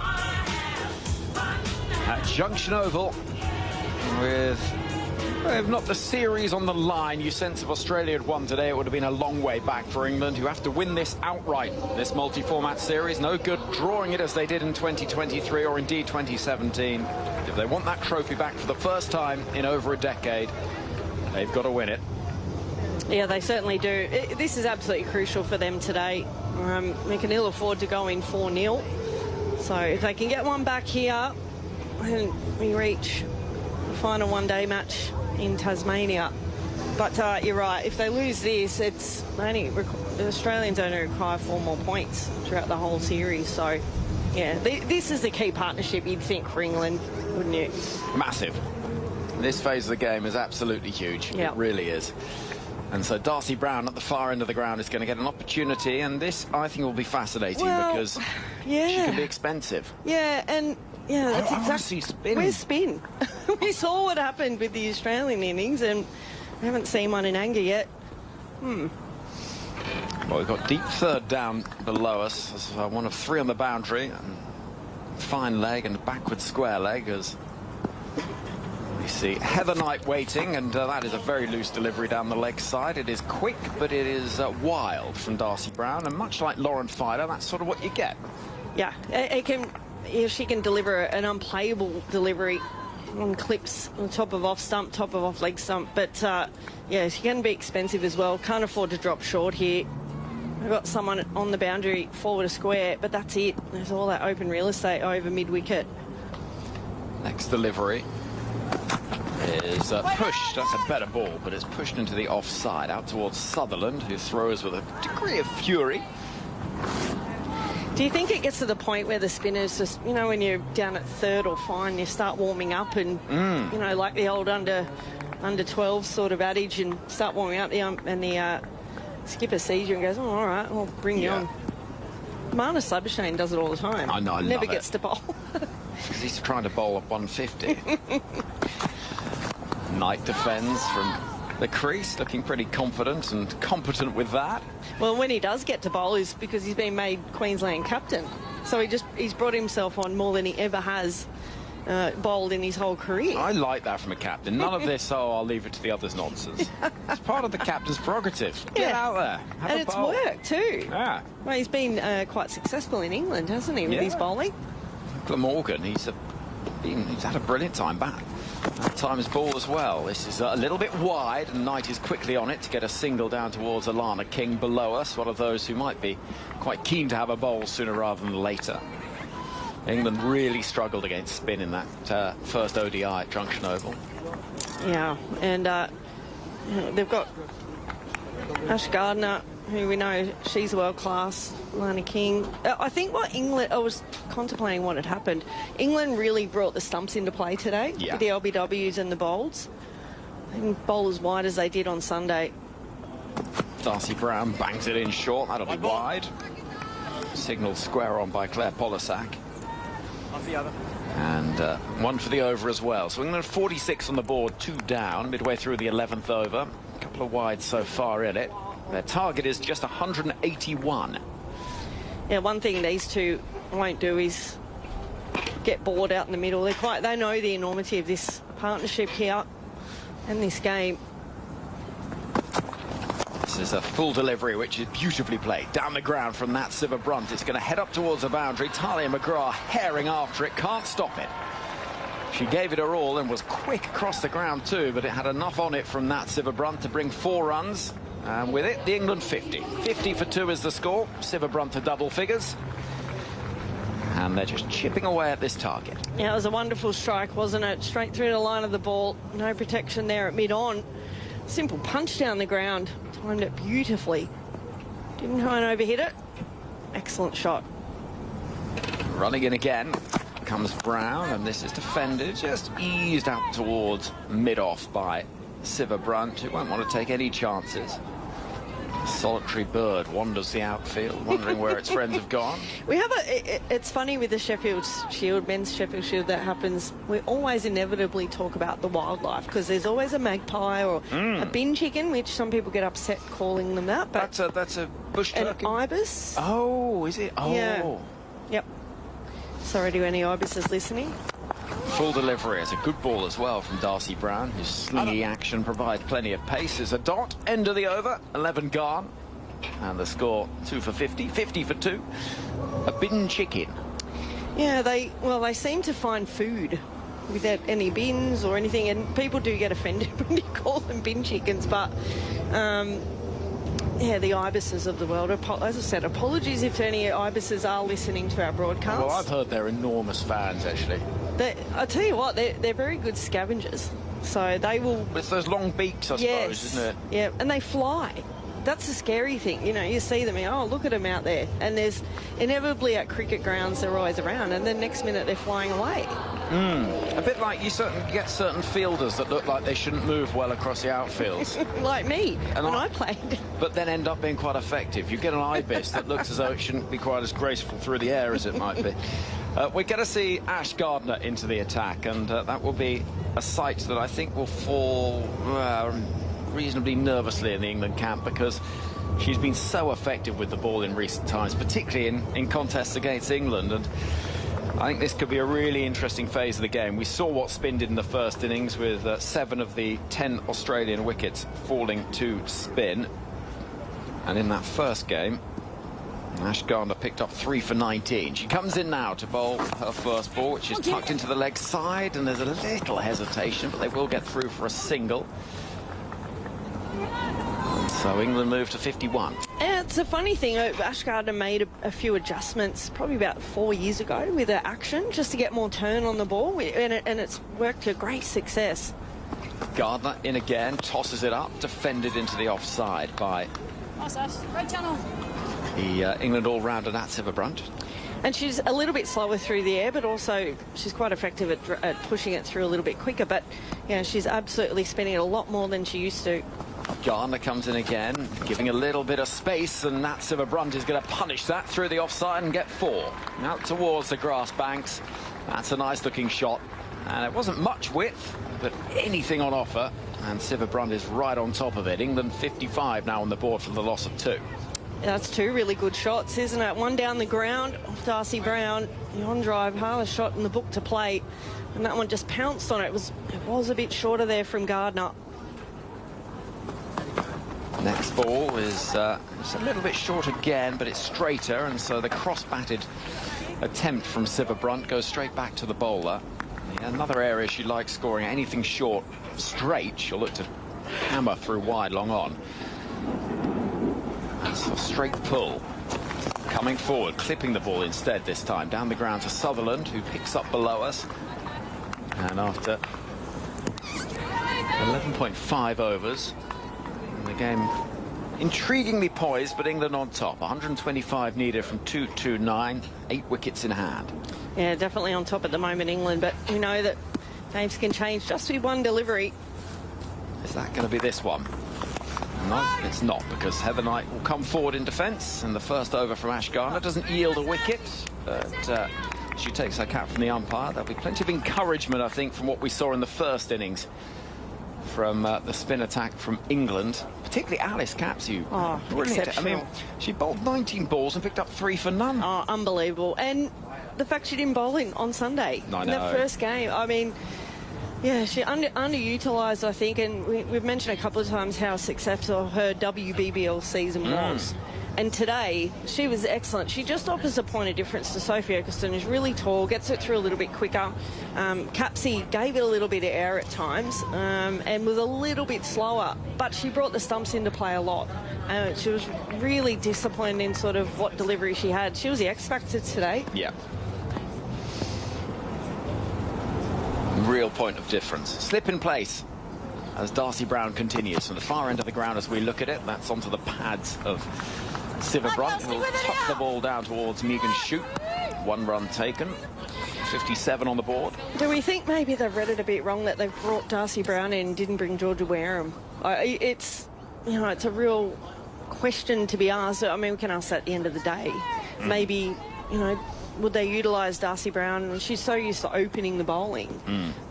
But whether they would have liked another spinner on this surface. In comes Brown. That's a good full ball, which is defended by Knight with a very high elbow. Considering you've got Elise Perry as well and Talia McGrath that could bowl some overs for you if you needed. So, yeah, I think maybe they've read this pitch a little bit wrong. And it'll be interesting to see if England does get up here what the Australians do with their lineup in Bellreef. Both sides unchanged today. It's the St Kilda end, that far end. She comes running in from that part of the ground, and that's slashed just behind square on the offside for one. No is the cry from that Siva Brunt. It won't be more than just a single. We've got the City end and the St Kilda end. We find ourselves at the City end with the skyline of Melbourne behind us and out towards the sea and St Kilda in the distance. Yeah, it's pretty cool, isn't it, here? Great facility. Maybe one area is we might have a couple of options for food, possibly a little bit more.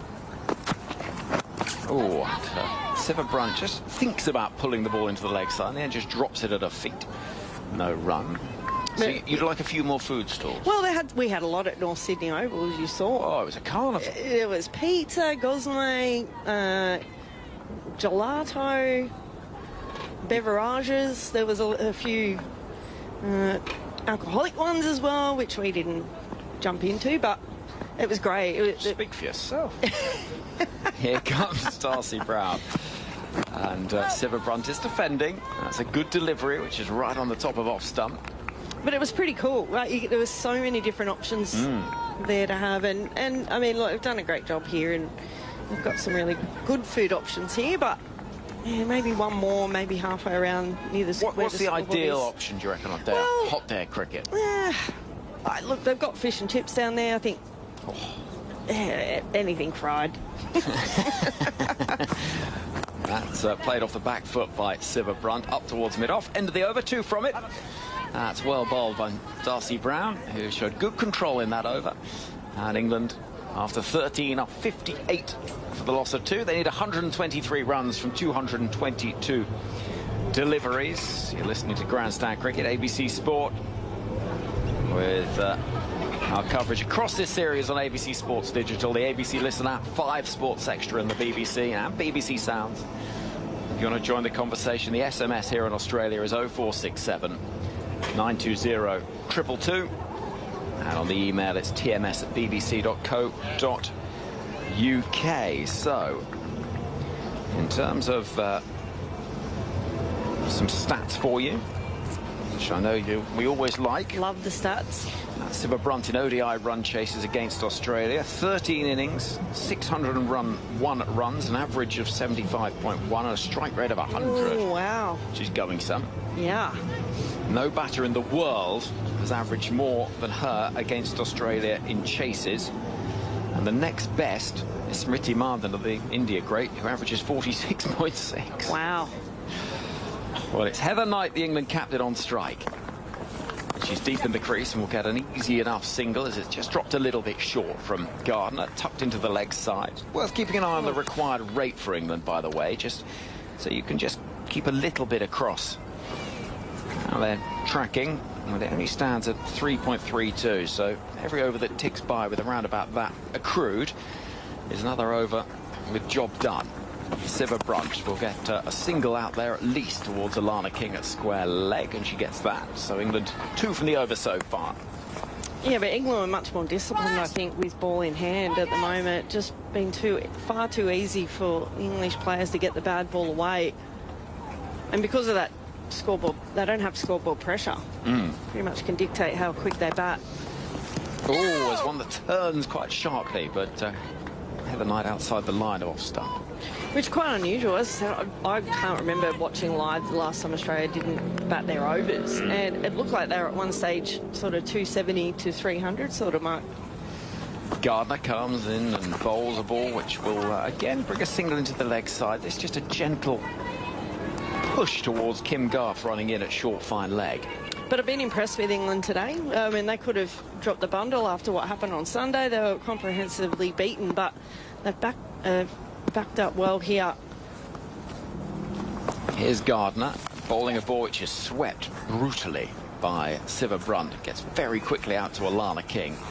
And it is a single taken. So 4 from the over so far. 62 for 2. Didn't see much sweep shots from the Australians. Only a reverse sweep from Phoebe Litchfield once.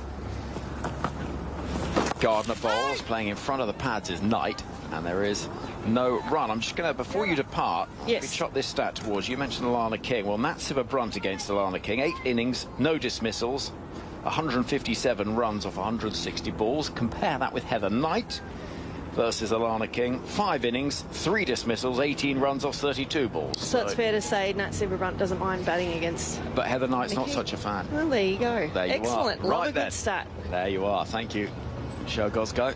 Sarah Elliott's going to join us as well as we bring you every ball of this series. What a great, entertaining couple of matches we've had so far. Contrasting matches, it has to be said. But I think what we all want to see, regardless of who you want to win ultimately, is we want to see a series that's competitive, Sarah. Yeah, absolutely. And this has been so far, hasn't it? Almost a reverse of the game earlier in the week. It's a bit good. England are really taking it to Australia here. Slip in place as Darcy Brown is in and bowling a ball which is defended comfortably by Nat Sciver-Brunt. And there are certain players you watch, I'm tempting fate here, I know, so forgive me for those supporting England, but who just seem to be in total control. Elise Perry is one of them. Sciver-Brunt feels like that too at times. She does. These two look very, very comfortable. The crease seems that they've got a clear plan in that mind. They know that they want to get the job done. They don't want to leave it to anybody else. Far into the ground, running in towards us is Darcy Brown. Full delivery, which Sciver-Brunt tries to clip past the fielder at mid-wicket. Can't do so. And so there'll be no run. She's got those squeaky pads again, Sciver-Brunt. There doesn't seem to be anything in this pitch that's going to get them out. Yes, it was a difficult pitch to bat on maybe because England bowled well, bowled in good areas, but in terms of if these two bat sensibly, keep the head down, keep making good decisions. Brown bowls, and again, just up on the toes and defending is Nat Sciver-Brunt. Impressed here by Darcy Brown, who seems to have found some real control last couple of overs. That's great. They struggled with their extras, didn't they, in that first one-day international? I think 25 extras, which is very un-Australian. He has 19 wides. Here is Darcy Brown again. And Sciver-Brunt will punch into the offside. No run. As things just take a little bit of a go slow out there in the middle with the score at 62 for 2. 4 drop balls to start this over. England 119 required from 211 balls.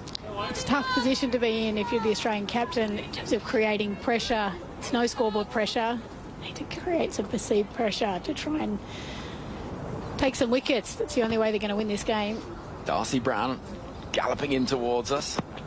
It's a full delivery, which is too full and tucked away into the leg side. Out towards the deep, Elise Perry sprints round, but she can't stop it. And if Elise Perry's not stopping it, nobody is.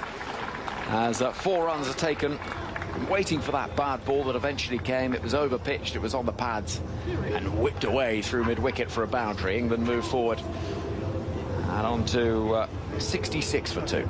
It's hard, you're just searching for a wicket, over-pitched. Final ball of this 15th over. In comes Darcy Brown, and that's a little short and wide, but not punished. Goes gently towards Gardner on the bounce. As we see in the sunshine, for the first time in this innings, refreshments available for these two sides, and it'll be England who are the happier. 181 is their target to level up the series. Australia bowled out for just 180. Inside of 45 overs, 4 wickets for Sophie Eccleston, 3 for Alice Capsey. In response, England have lost 2 wickets, both openers. Bouchier for 17, Beaumont for 3, but Knight and Sciver-Brunt batting together nicely at the moment. Their partnership just building a bit of stability. England require a further 115 runs from 35 overs. In a moment, we'll be joined by Matt Clinch, but drinks are on the field. ABC Sports coverage in January is all about cricket and tennis. It's gone for 4. Australia have won. Centre court heats up when the best tennis players from around the world do battle in the 2025 Australian Open. The next big thing is tennis. has arrived. Cricket. He's giving it room and he's bowled. That's it. And tennis. Hear it live and ad-free. On ABC Sport Digital. And take it with you on the ABC Listen app. Australia versus England in the Women's Ashes on ABC Radio ABC Sport Digital Radio and the ABC Listen app. Thank you very much, Henry. England are 2 for 66 after 15 overs, chasing 181 for victory. Heather Knight is on 17. Nat Sciver-Brunt is on 22. The wickets to fall so far: Tammy Beaumont was out for 3. LBW to Kim Garth. And Maya Bouchier, who was caught by Ash Gardner, having survived a DRS the ball before from the bowling of Kim Garth. She would fall the next ball for 17. At that stage, England were 2 for 27 in the 6th over. So 2 for 66 after 15. Sarah Elliott, this has been a good recovery from England, and their 2 most experienced batters hoping to steer them to victory. Yeah, absolutely. There's really no scoreboard pressure in the game, so these 2 are doing it comfortably at the minute, looking very solid, making good decisions, not taking any high risks. The interesting one for me is that we've only seen 2 overs of spin so far. Yeah. It was really spin bowling in tandem that got the English girls into this game after a promising start with the bat for Australia. They were, 2 for 92, and then they had that massive collapse. So would love to see some spinner, Gardner and King, going in tandem here. So if you've just flicked on the radio, 7 of the 10 Australian wickets fell to spin. So Elise Perry starred with 60 from 74 deliveries. She was given out LBW to Alice Capsey in what was a very good review in the end. It brought the breakthrough from an England point of view, and Australia lost 4 wickets for 7 runs across 29 balls. At one stage they were 2 for 92. They then lost 8 wickets for 49 runs, with Alyssa Healy 29, Phoebe Litchfield 29, and really only Alana King with 13 from 39 deliveries in the bottom end. So as Henry may mention, Alice Capsey with 3 for 22 and Sophie Eccleston 4 for 35. So Alana King, her patience will be being tested here. She'd be right in the ear of Alyssa Healy. Elise Perry, anyone to listen? It's about time the skipper turns to me, isn't it? I think so. She certainly will be in their ears. I'm just looking to see where she is on the field. She'll think she's a big chance in this game. A big turn in the wicket. She is warming up as she's heading out to the boundary. That's where you want it. You've got to field in the infield, don't you, to get your message across. It's a shame they've only got the 2 spinners today, which, in hindsight, might have been something they would have rethought. Well, that was the interesting conversation at the toss that took place at North Sydney Oval. They decided to go with Darcy Brown, the extra seamer, rather than Georgia Wareham, the extra spinner. These are always tough conversations, given the pitch from obviously ground to ground will change, but happy with the 11 given they won by 4 wickets, and would have been a tough team to make a change unless there was something obvious that suggested this pitch was going to be as turning and slowing as what it's proved to be. Ash Gardner from the city end here at Junction Oval starts a new over, and Knight's able to work it off her pads just out to that fielder Elise Perry, who does the fielding at deep mid wicket. A single to start the 16th over. England are 2 for 67. That's a really hard decision, isn't it? Where the team bowled so well, bowled England out for 204 the other day. It would have been hard to make a change, but we know what the Junction's like. Gardner over the wicket with her off spin, and forward goes Sciver-Brunt and defends. Healy races out from behind the stumps to do the fielding. Sciver-Brunt is on 22. Knight is on 18. It's such a shame that Soph Molyneux's not in this squad as well. Another injury sustained. Gardner in. Sciver-Brunt goes back and across, trying to punch it out into the offside. But straight to Megan Shute, who does the fielding at forward point. But she would have been a valuable option, that left arm finger spin. Been in good form with the bat as well. Part of a Melbourne Renegades WBBL Championship winning side. Gardner flights his next delivery in on off stump, and it's pulled down. Wasn't that good to see the Renegades get up? Finally, a Melbourne team. One of your old teams. That's it. Nat Sciver-Brunt pulling down that last delivery to Annabelle Sutherland at mid-on. Gardner quickly back in, this time a full delivery, which Sciver-Brunt is able to play backward of square leg for a single. They're bowling well here, Australia. 5 dot balls in the over previous, and this one all been dots except for a single. Ash Gardner in now. It almost pops up, and the catch is going to be taken. Heather Knight can't believe it as she's just trying to turn it off her pad and around the corner. Mistimed it, just poked up in the air, and the easiest catch in which Ash Gardner will take in her career, probably. Heather Knight has to go out for 18, and frustration from an England point of view. They're 3 for 68. Maybe just a reminder there to be able to play straight. Just pushed at that one more than she needed to, was trying to work it around the corner. There's a really, really big breakthrough. This is the time where I think Alana King needs to jump in as well. Wicket down, new batter at the crease, get the two spinners going, see if they can put some pressure back onto this English side. Out for 18 from 35 deliveries. Caught and bowled by Ash Gardner, out for 18. And it brings out Danny White-Hodge to the middle as the new batter. England 3 for 68 at the end of that over. So 2 runs coming from it, and the all-important wicket of the England captain. And now the pressure just starts to build a little bit on England. Danny White-Hodge is an explosive batter as she needs to be, but this is a different set of circumstances for her. Yeah, absolutely. Such a fantastic player, such a good striker of the ball, powerful hitter. Will she play the more reserved sort of, let's just taste down this 180, or will she say, let's try and get ahead of the game and let's take it on? She could go one or two ways, I think, Danny White-Hodge. Well, we saw Rishabh Pant do it rather successfully in the men's Border Gavaskar Trophy. Traditionalists would say, address the scenario, deal with the conditions, but it's not the way the modern-day player tends to think about it. But Alana King comes into the attack with Australia having got the breakthrough. England 3 for 68, still needing 113 runs from 204 balls, but Alana King into the match. I think the important thing is to sort of stick to your game plan. So someone like Danny White-Hodge, she's really good straight down the ground. So if the ball's in your slot, back yourself to play it. It's the in-between balls you've got to be wary. Alana King from the Fitzroy Street end here comes into Nat Siva-Brunt, rocks back and pulls it. She's able to beat Beth Mooney at mid-wicket, and it races across the turf for 4. Short and given the treatment. A boundary to move to 27. 3 for 72 at the start of the 17th over. You don't have to be far off to, so quick on her feet to get back. Really good awareness of where those deep fielders were to make sure it was in a gap and it was across the boundary. Deep backward square leg, deep mid-wicket, deep cover for Alana King. The leggy comes in, full delivery to Nat Siva-Brunt, and she defends. Much better length. Hopefully she can find her rhythm quickly here.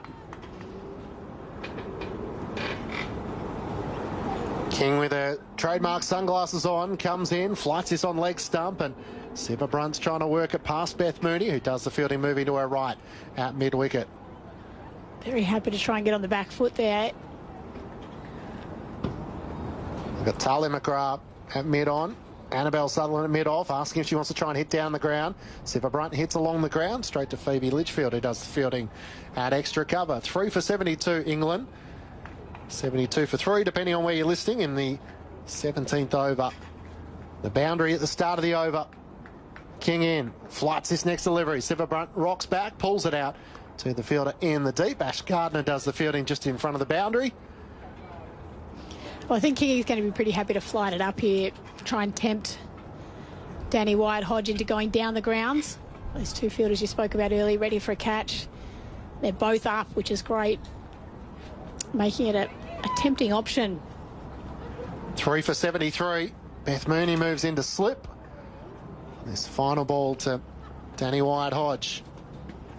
Gardner over the wicket, flights it, and she's bowled her! Straight through her, hitting the top of off. A big breakthrough for Australia. White-Hodge has to go for a duck. And England are 4 for 73. Alana King gets a breakthrough. Back-to-back breakthroughs in consecutive overs for Australia. And is this a massive turning point in this series? Oh, she just missed a straight one there, Danny White-Hodge. As we look at the replay, it was a well-flighted delivery. She didn't get a big stride in. And unfortunately, she's just missed it. Great delivery. And it's game on at 4 for 74. We saw the collapse from Australia. The Australian girls will think they're still in this game. What a massive breakthrough. It really does bring the game back to a more even playing field. Out for a golden duck, Danny White-Hodge. And Alana King, who went for 4 runs off her first delivery from Nat Siva-Brunt, is able to strike at the end of the over. And as you know, Sarah, with spinners, it can often go one or two ways. Either their confidence is high and everything feels like it's building, or batters are able to clip off a few cheap runs and pressure starts to swing the other way as to whether the skipper's made the right call. It's an interesting delivery. It didn't turn a great deal, but it's got through to the defences. Danny White-Hodge. Amy Jones, Sarah, makes her way out to the middle of the new batter. Start of a new over from the city end. Ash Gardner comes in. Nat Sciver-Brunt rocks back, trying to find the gap in the offside. She can't do so as Megan Shute moves across to her right and cuts it off from point. Australians are really in there hunting now. Same as with England. The mid-wicket, the cover are pushed in. Gardner over the wicket, flights it outside the off stump, and Sciver-Brunt defends into the onside where Litchfield does the fielding. It's a terrific contest. Really good contest. Spin versus bat. Crowd of around 3,000 in Junction Oval as Gardner back for the length, and Nat Sciver-Brunt trying to find the gap in the offside but can't do so. Darcy Brown does the fielding at extra cover. 28 from 45 deliveries. The English all-rounder as Annabelle Sutherland goes back at long on. Gardner wider on the crease, hit in the air, just wide of Ash Gardner, and it beats the fielder out mid-off. It'll be cut off by Sutherland, so just a single for Nat Sciver-Brunt to move to 29, 4 for 74. It wasn't a convincing shot, was it? It was in the air for a while there. Just got past Talia McGrath, but wasn't timed well enough to reach the rope. Now the new batter, Amy Jones on strike. Nat Sciver-Brunt needs some friends to hang around with her for the moment.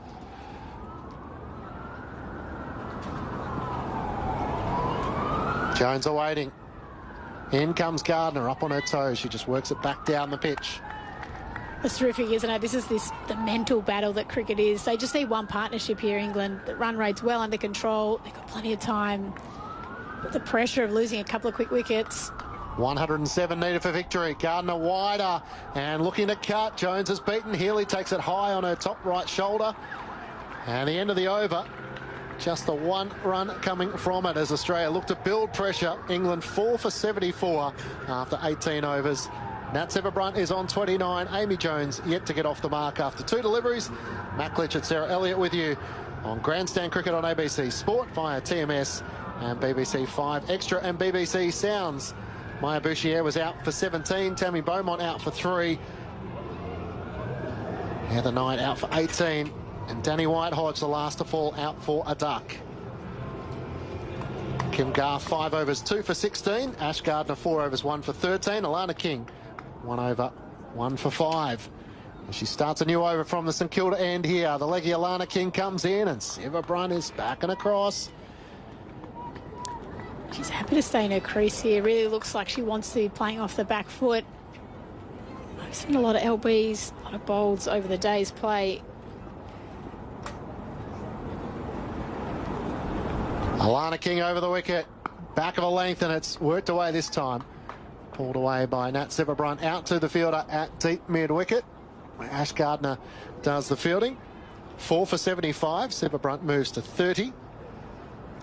King now in conversation with Talia McGrath about some of these field placings. Jones looked to be in some good form. She made her 31 off 30 in the first one-day game. It was caught and bowled by King. Perry at backward deep square leg. Ash Gardner at deep mid-wicket. Deep cover as well. As King draws Jones forward. She just defends it into the offside. Bowling with really good control here. Slip in place, 3 inside the circle on the offside. Kim Garth is catching mid-wicket. King comes in, full delivery once more, and Jones just leans forward defending back down the pitch. It's the luxury they have with it. The low total set by Australia, they do have time. Beth Mooney in at first slip. King to Jones once more, trying to draw her forward, and she's beaten as Healy takes it behind the stumps. That's not necessarily always a good thing, having the time. You want to get yourself in, you want to get off the mark, but get up and down the crease as much as you can to as quickly sort of get yourself comfortable at the crease. Alana King's bowling really well here. Singles Jeez, are hard to come by. Only just missed the off stump with that last delivery to Amy Jones, and she's back and across, defending into the offside. And just the one run coming from the over. So as we saw with England in the middle stages of the innings, Australia now putting the clamps on. 4 for 75, England, after 19 overs. Nat Sivabrunt is on 30. Amy Jones yet to get off the mark after 6 deliveries. Matt Clinch and Sarah Elliott with you from Junction Oval in Melbourne. Tony Sivabrunt does look the most comfortable of the batters playing the spin at this stage, and she is sort of looking to get deep in her crease, whether that's a deliberate sort of tactic from her end and watching the ball right onto about, trying to play it really late. Anyone else in the team that can roll out a few offies? That's a good question. I'm sure Perry could if she had to. She'd be multi-talented. She can do everything, can't she? Really? Does Phoebe Litchfield bowl? I don't know. Not very often. She could bowl some little offies, maybe. Ash Gardner's going to start a new over from the city in, and then Nat Sivabrunt, who's trying to rock back and drive down to long on where Annabelle Sutherland is, but Gardner moves across to the right, cuts off the single. 4 for 75 at the start of the 20th over. England just need 106 runs for victory. I say just 106, but they have lost 4 wickets, but 185 deliveries still to go. Gardner flights his next delivery. Nat Sivabrunt drives into the offside. It's cut off. Talia McGrath moves around to her left from mid-off, just when they thought they had an easy single there.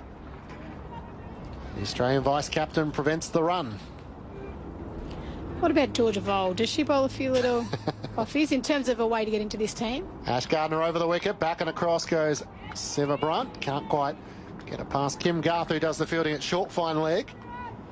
Especially while Molyneux's out of the equation.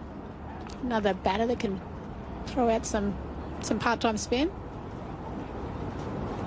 Georgia Wareham's the one that if Alyssa Healy had her choice again, she might have made a change. And Darcy Brown has struggled a little bit here. Gardner around the wicket to Nat Sivabrunt, who works it backward of square on the onside. They take off quickly for the single, but Alana King swiftly moves around the outfield and gathers to her right. Just the one run for Nat Sivabrunt to move to 31. England 4 for 76 in the 20th over. Yeah, absolutely, Georgia Wareham. But just think if they want to play that extra seamer, because they think, is there a batter that can play that role? Gardner flights her next delivery.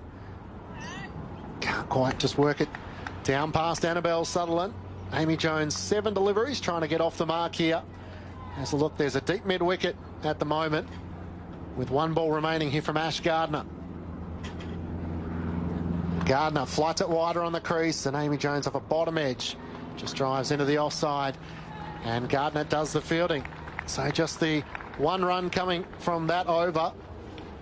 We had about the last 3 overs, maybe about 3 runs. The over before that, of course, Alana King got the breakthrough of Danny Wyatt-Hodge, who was out with the last ball of the over, but Australia really are trying to press England here. 4 for 70 after 20 overs. Nat Sivabrunt is on 31. Amy Jones yet to get off the mark. Henry Moran about to rejoin you. Australia versus England in the Women's Ashes on ABC Radio, ABC Sport Digital Radio, and the ABC Listen app.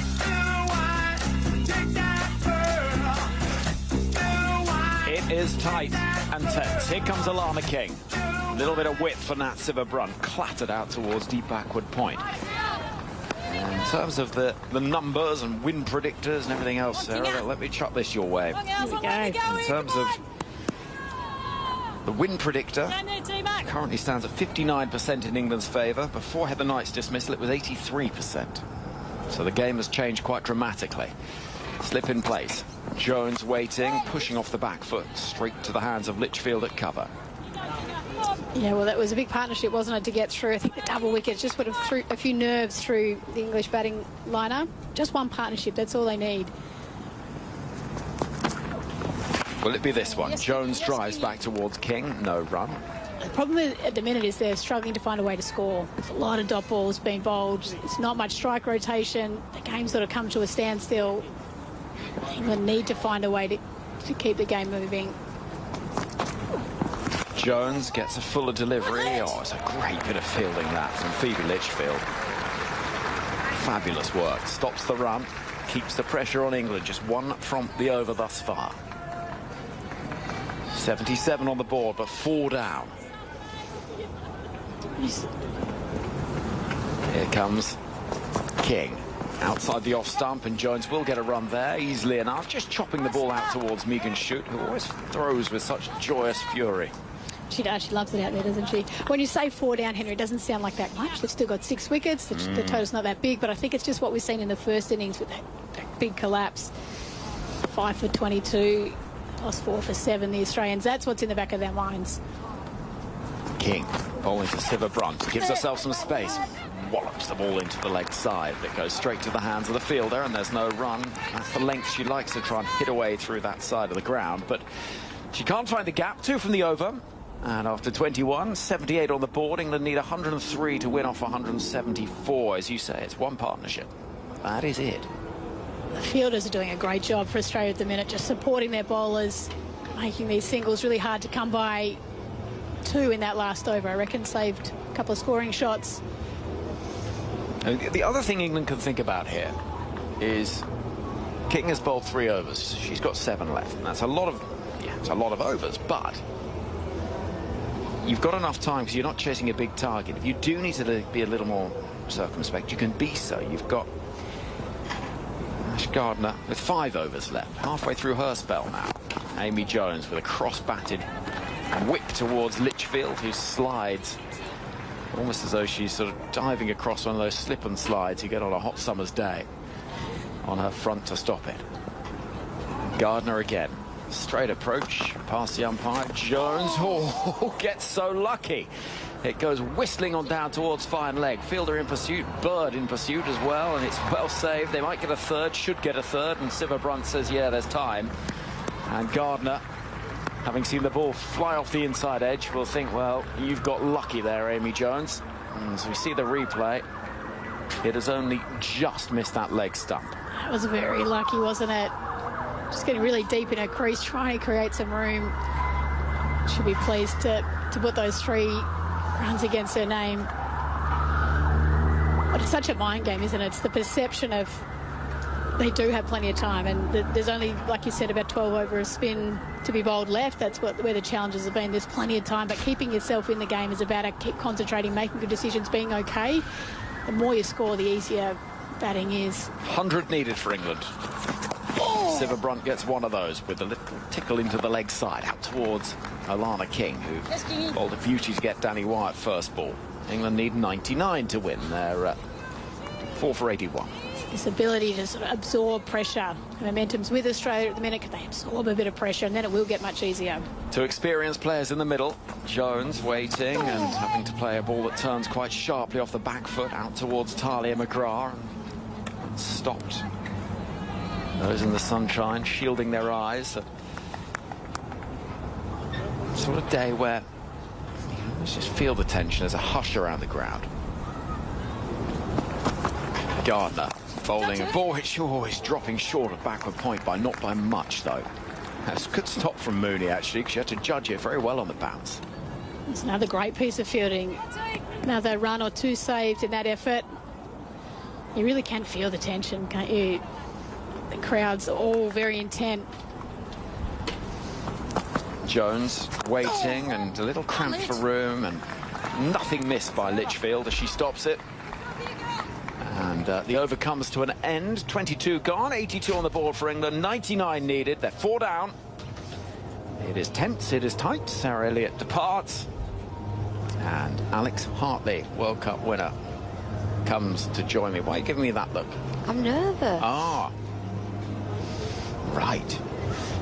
But it is a sort of game where you feel it is absolutely in the balance. It is. It really is. This partnership for me is so key. So key. Well, still to come for England, Alice Capsey, Charlie Dean, Sophie Eccleston, Lauren Filer, Lauren Bell. They don't need many runs. No. Alana King bowling to Nat Siva Brunt, who crashes that through the offside. There's a chase on for Megan Shute, who will stop it, but 2 runs are taken at the start of the over. Nicely played off the back foot from Siva Brunt, who moves on to 35. They don't need many runs, but it'll feel like a lot if they lose another wicket. Sorry, did you not need that? Didn't need that. Sorry. We want to keep this series. I mean, it still would be alive. King bowls a ball which is in the air. Oh, it's going to be caught off a leading edge. Matt Summerizes is out. That is a huge moment. Skewing away towards cover. England are 5 down. Australia a cock-a-hoop.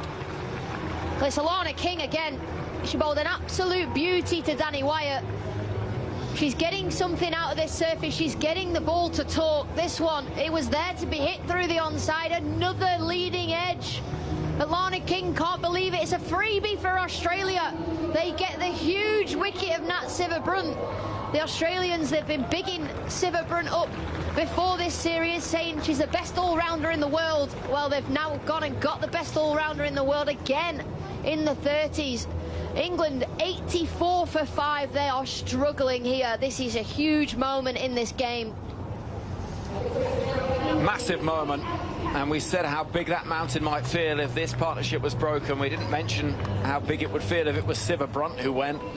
And it is England's linchpin, the key batter.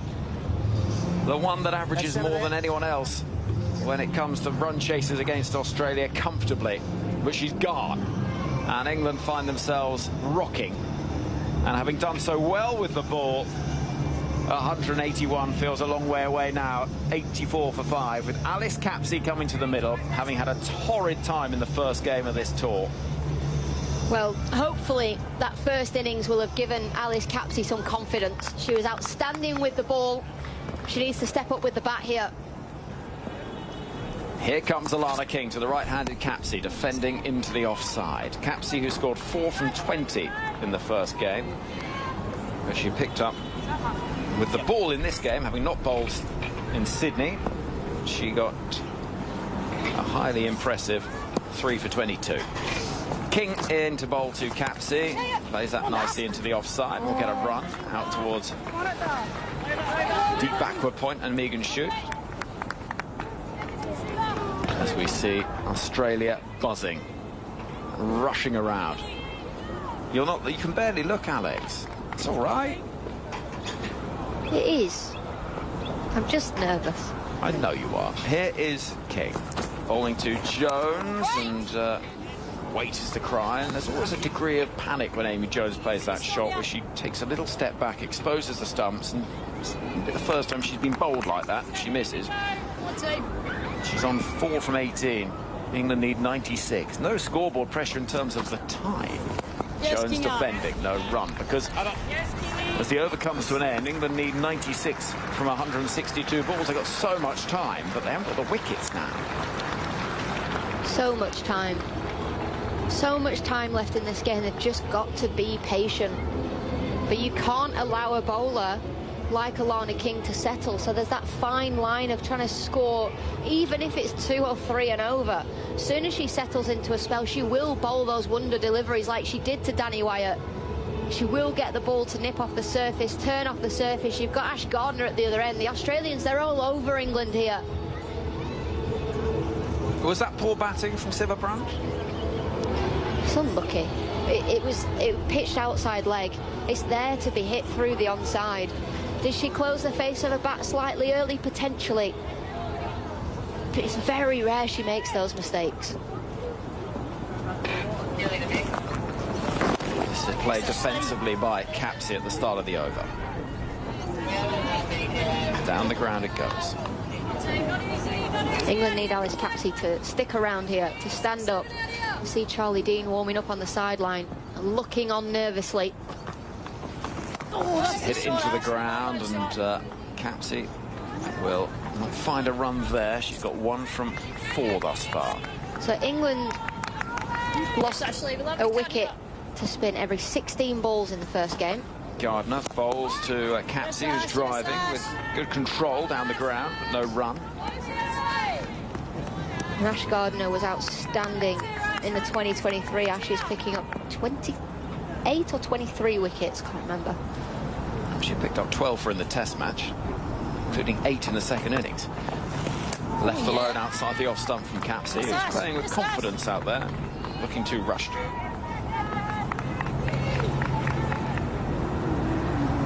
Gardner turns. Walking in again. That's a bowl to Alice Capsey, who plays off the back foot, looking for a run. There's not one there. It's a risky, even thought. England 85 for 5. There's just something about the Women's Ashes that makes me more nervous than watching any other form of cricket. This is defended by Capsey. Happy just to push it back towards Ash Gardner. I think it's because it's the best against the best in the women's game. It's history. It's so long since England have held the title. I had a feedback session after the last Ashes series that was over here in 2022. And it's like, okay, Alex, you know, you were nervous, you were in the game, it was great, but you've got to watch. You know, you so now I'm nervous, I don't want to watch, but I'm like, I have to. I've got to do my job. I want to go hide under a rock and come out and England have won and it's all fine. It's all fine. I'm afraid once you become a broadcaster, you should probably do your job. You can't hide from it. You've got to follow it. There was 27 dot balls out of 37 deliveries between Heather Knight and Nat Sciver-Brunt's dismissal. Really good pressure from Australia. Tossed up, driven by Jones, and a good stop from Alana King. Australia missing nothing. Well, there's one thing you can guarantee here is Australia are going to bowl their spinners for as long as possible. Yeah. Before they have to bring the seamers back on. Here comes Alana King once more. In past the umpire. Jones will sweep and get something on it. It's going to race down to the boundary. Every run so valuable. And the ball gets there. And I think it's signalled as runs. I think there was a little bottom edge on that from Amy Jones.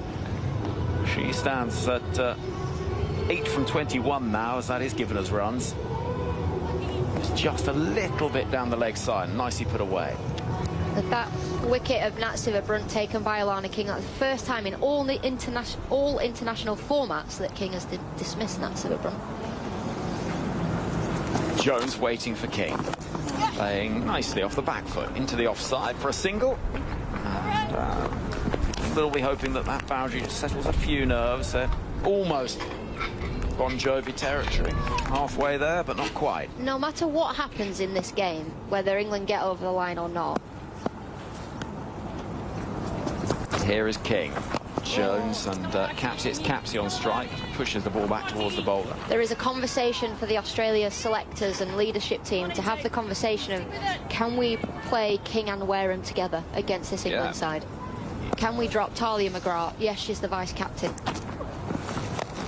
Capsey can't make the most of a little bit of width. It's chopped into the ground. I'll drop Darcy Brown if you're dropping anyone. Add the extra spinner. There are options, aren't there? There's been talk on, can you get Vol in instead of Talia McGrath? Well, if you don't want to get rid of your quick Darcy Brown, can you bring in Wareham? Here is Alana King. Bowls to Capsey, defending, and there's no runs. So, midway point in the innings. England almost at the midway point in terms of the runs they need. They are at the midway point in terms of the wickets that they've lost. It is tense out there at Junction Oval.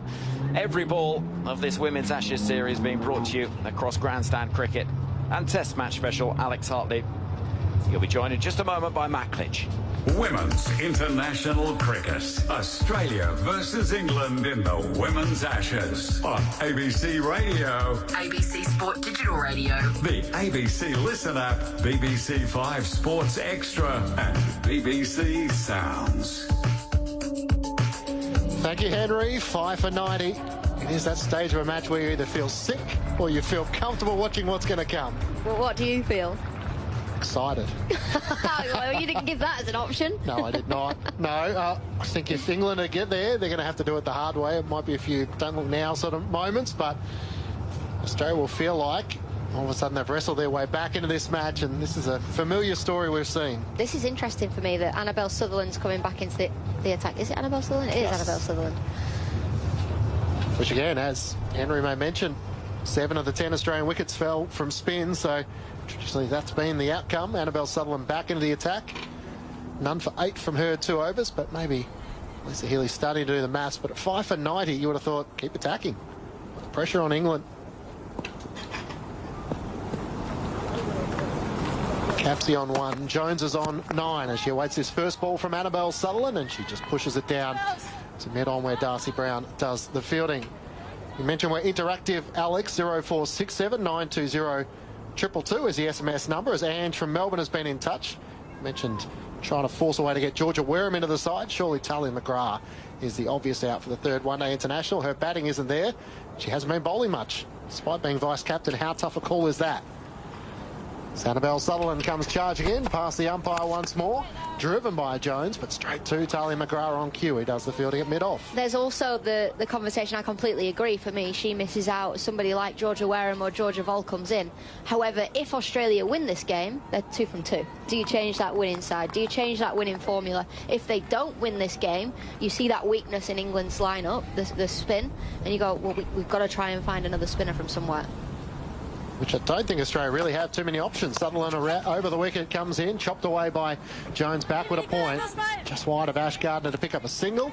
Jones moves to 10, England 5 for 91. Yeah, there's no Sophie Molyneux. Nope. Jess Jonathan. Both of them not in the squad. Nope. Molyneux injured. Jono not selected? Not selected. I mean, you're at home, you can do what you want. You can add to your squad, surely. Grace Harris is playing in the WNCL today. Scored 140 from 78 deliveries. Just reminding the selectors that she's available. 140 of from 78. I hate the Australians, man. they're all so good. Well, to be honest, she's a level above the WNCL when she's going. Sutherland is worked away off a middle stump by Alice Capsey, plays it backward a square and picks up a single down to Elise Perry to move to 2. England are 5 for 92. This is a big innings for Alice Capsey. She's been out to Australia for a few seasons now to play in the WBBL. England have invested a lot in her, promising youngster coming through the ranks, and it feels like it's coming at a time where they need her to stand up. Yeah, and she's only been out there for 12 balls, but actually this partnership's been pretty good from England so far. Sutherland, slower delivery, wide outside the off stump, chopped away by Jones down to 3rd. Picks up a single. Both of them doing exactly what they need to do. Just stick around, be boring, play boring cricket. 88 off 145. It's definitely easier to score against the seamers, so I am surprised that Australia have made that bowling change.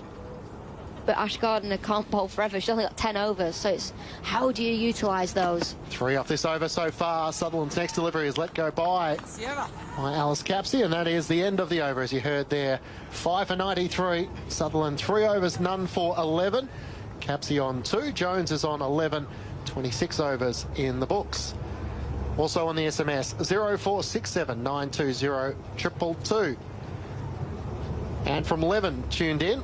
Loving the call from the ABC team and TMS, cheering on the Aussie women, as always.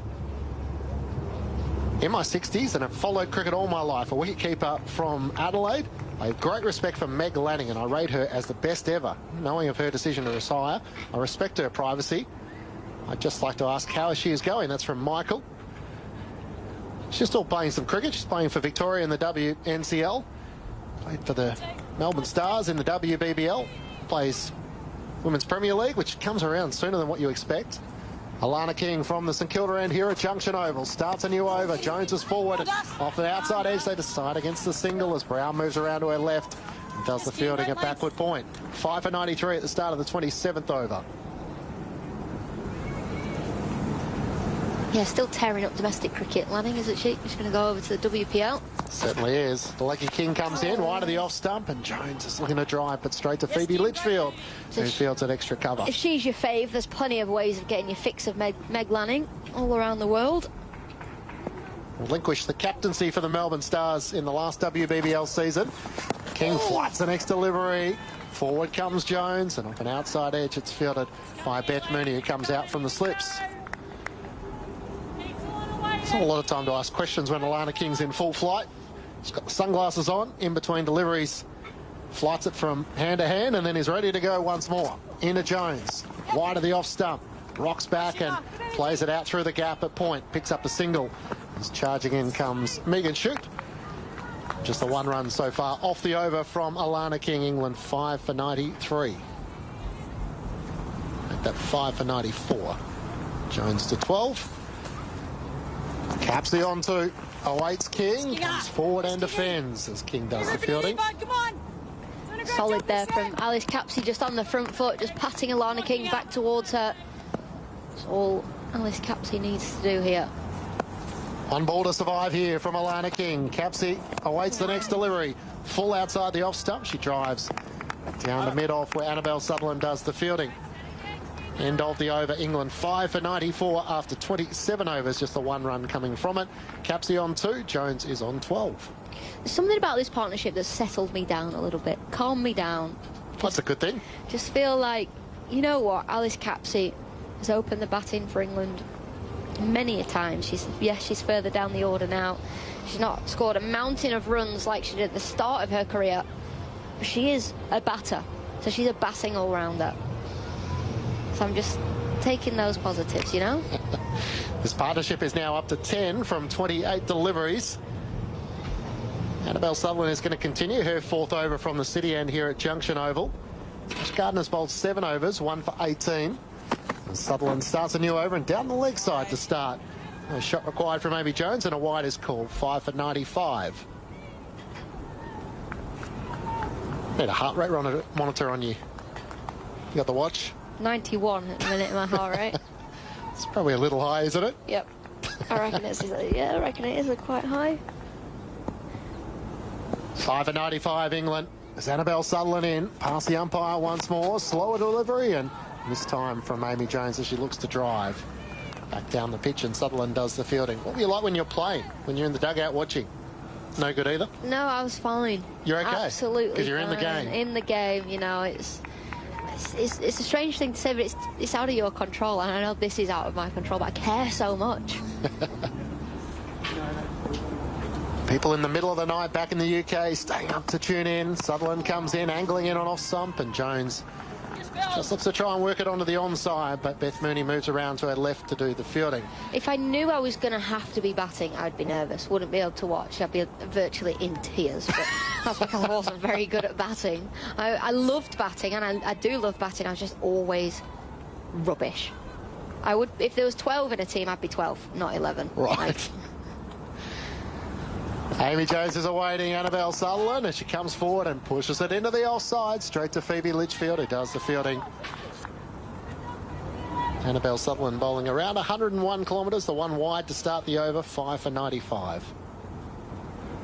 I only got out once in international cricket, though. That's my... That's your claim to fame. Yeah. Who got you out? Hector Bisht. Left-hand spinner. It's no good when you get out to the fellow spinners. Sutherland out the back of the hand, and Jones is trying to turn it down to mid-on where Darcy Brown does the fielding. So all of a sudden just these runs are drying up a little bit with Annabelle Sutherland. They were favouring the quicks as opposed to Alana King, and challenge for these two is just to pick up the singles where they can and keep the scoreboard ticking along. Well, they've got so much time left in this game, 86 from 134 balls, so that there's no scoreboard pressure when it comes to having to score quickly. Jones is 12 from 34 deliveries, looking to flash away at this one off the outside edge, down to deep third for a single. Jones to 13, 5 for 96 with 2 runs coming so far off this over. The pressure that England have is the wickets that they've lost, the fact that they potentially could go 4-0 down when in a game where the halfway stage, you know, you would just presume England are going to chase this total. 85 needed for victory from 133 balls. And Sutherland in once more, down the leg side and clipped away in the air. That's a good shot. A boundary backward of square for 4. Alice Capsey with her first boundary as she moves to 6. And England bring up the 100 for the loss of 5 wickets. Yeah, lovely shot there from Alice Capsey, just flicking the ball into the leg side. Much needed boundary for England. Those runs come down. It brings up the 100 for England as well. Target 181. And that's what England need to do, punish the bad balls. 6 runs coming from that over. England 5 down for 100. Capsey to 6. Jones is on 13. Alana King is going to continue. 6 overs, 2 for 17.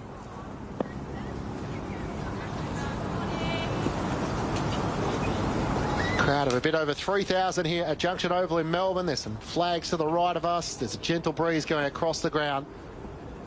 Got the 2 old grandstands here as Alana King comes in to start a new over. Full delivery to Amy Jones as she defends into the offside. Thanks to Alex Blackwell on Grandstand Cricket. Alex Hartley. I was thinking of your old mate Alex Blackwell. Thank you to Alex Blackwell. Joins you. Cheerio to Alex Blackwell, former Australian great. As Alana King comes in and Jones goes forward once more, just trying to find a loose delivery from King at the moment. And as you can hear from Elisa Healy behind the stumps, just trying to make a few things happen here. So to a more straightish position, Kim Garth comes in, just a step from the pitch, so sort of straight mid-on. As Alana King comes in, Beth Mooney in at slip, wide of the off stump, and this time Amy Jones can rock back and play it out to Megan Shute, the fielder at deep cover, to pick up a single. Jones to 14, 5 for 101. Clinch, I used to hate it when that fielder was there, and even more so now, at mid-wicket, sort of straight little mid-on, almost one step away from the pitch. Right in the batter's eye line as Capsey goes back and defends. Just rolls out back with a square on the offside, and Darcy Brown does the fielding. Well, it can be a bit dangerous too, because the batter's still, or the non-striker is staying in between sort of that fielder and the umpire, so it can be a bit dangerous there for both those players in there. It's an awkward one for Amy Jones as King comes in and off an outside edge. It's played by Alice Capsey out to Darcy Brown, who does the fielding at backward point. Is that Kim Garth? I don't think she's taking a backward step, is she? No, I think she's pretty happy with her position. In fact, she's probably... She's a bit straighter now. A little bit like some of the other players looking for some chances to get involved in the game. You heard the shout of catch as Capsey came forward. It was only in the air momentarily, and it was wide of Phoebe Litchfield. Had extra cover, landed well short of Annabelle Sutherland at mid-off. The end of another good over from Alana King. Just the one run coming from it. And England are 5 for 101, 101 for 5 after 29 overs, needing 80 runs for victory from 126 deliveries. With Alice Capsey on 6, Amy Jones is on 14. Matt Clinch alongside Michelle Goszko. Yeah, it's funny because England did the same thing. Heather Knight was in that position when they were bowling, and Phoebe Litchfield was out in the middle, and she was trying to maybe go, you're not supposed to run on the pitch, are you, as a batter, even at the non-striker's end. And for one ball, she stayed sort of in between the umpire and that fielder, Heather Knight.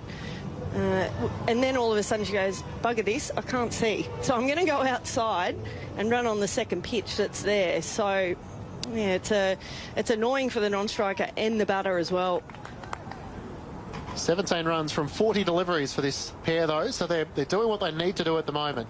29 overs in, so much time.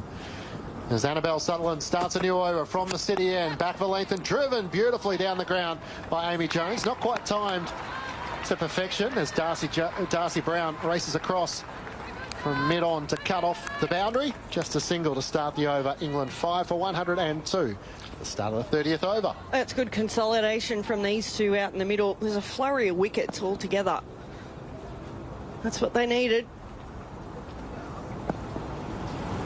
Sutherland in her 5th over, none for 18.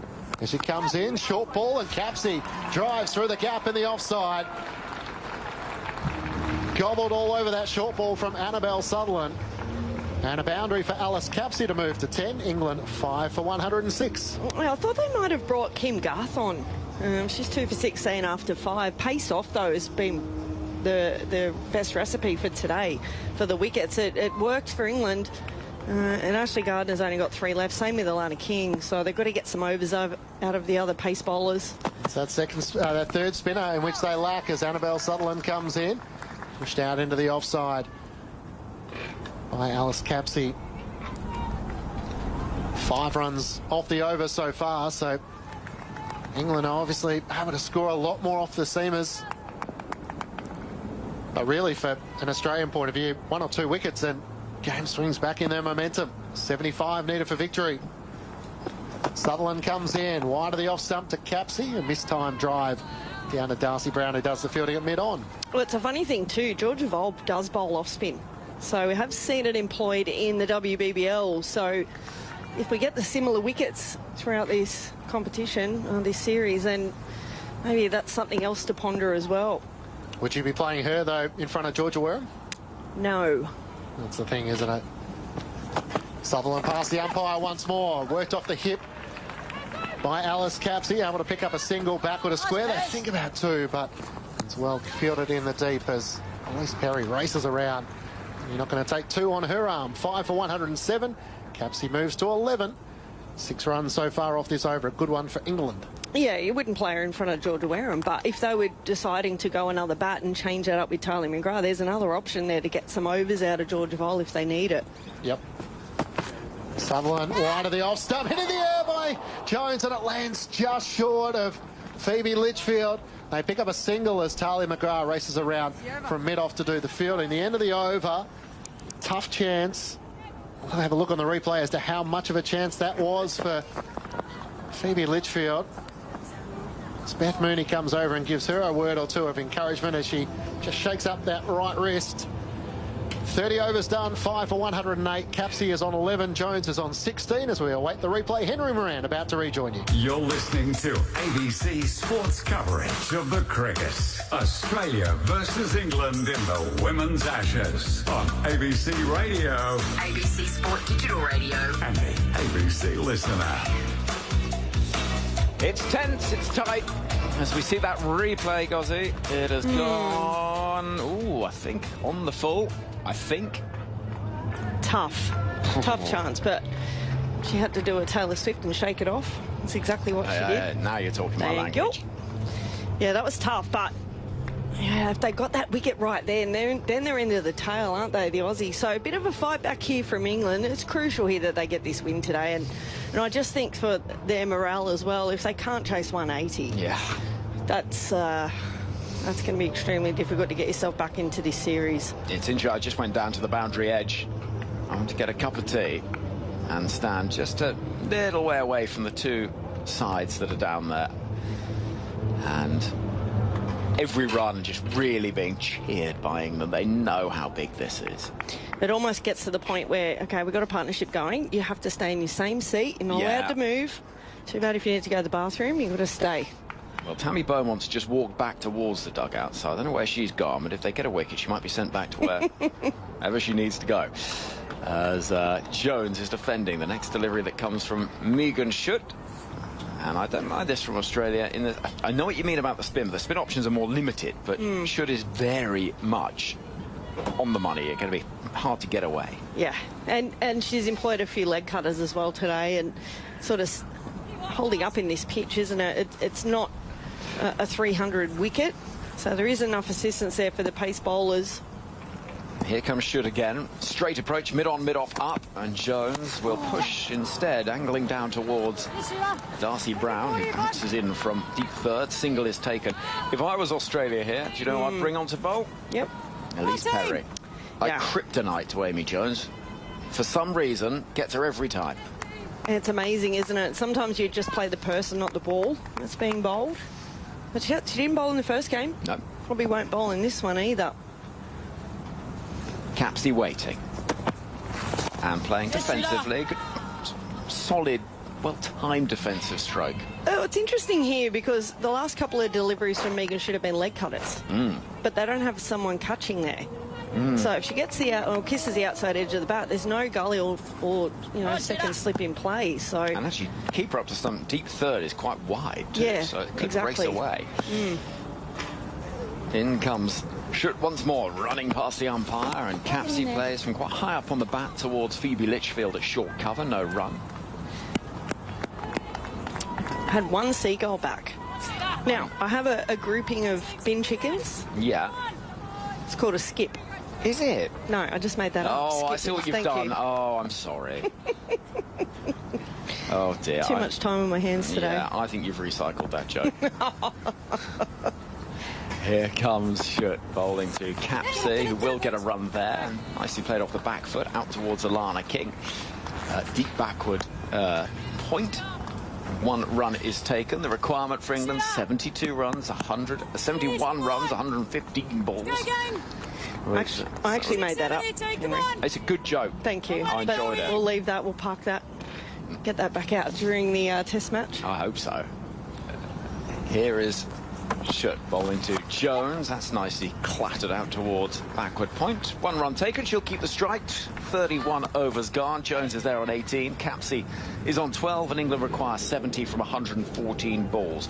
If we've not read out your emails for a while, it's because the email machine is down at the moment. So that is why. It's not because we're ignoring you. Ever. The SMS on 0467 920 222 in Australia. And you can use the hashtag BBC Cricket on social media. So there's lots of ways of getting in touch. And I promise we love hearing from you and getting your thoughts on what you're seeing out there. And a cold winter's night back in the UK, early hours of... Yeah, what time is it in the UK right now? 20 to 5 in the morning. Oh, wow. Yeah, so I'd normally at home be just setting off for my run. I'm joking, obviously. Obviously, I'm joking. You have a cup of tea in the morning? Yeah, yeah. I normally go for 2 cups of tea in the morning before moving on to something a little harder. Before you run? The coffee. Right, here comes Ash Gardner.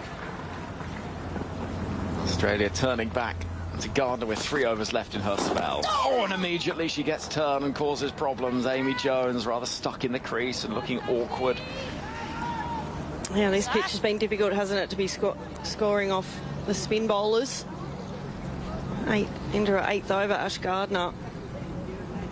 2 outside the circle on the leg side. Jones instead is deep in the crease and plays with a shovelly sort of stroke back towards the bowler. But if I'm batting right now and I know, okay, well, I can see her off. Alana King's got 3. Yep. So there's no scoreboard pressure at the moment. It's just the wickets column that's hurting England at the moment. It's 6 overs of spin. That's what you've got to think about. Outside the off stump and Cryer catch it. There's a gurgling laugh from behind the stumps. I always find Alyssa Healy's laugh rather sort of sinister and terrifying. It is. It's sort of like evil laughter behind the stumps, isn't it? I love it. I can imagine if you're batting, you're thinking, just please, be quiet. Gardner to Capsey, who plays very solidly in defence. You know what? It wasn't even just in the with the wicket-keeping gloves. Midge played with me at Sydney Cricket Club, and she'd often be at short cover if she wasn't keeping, and very chirpy there as well.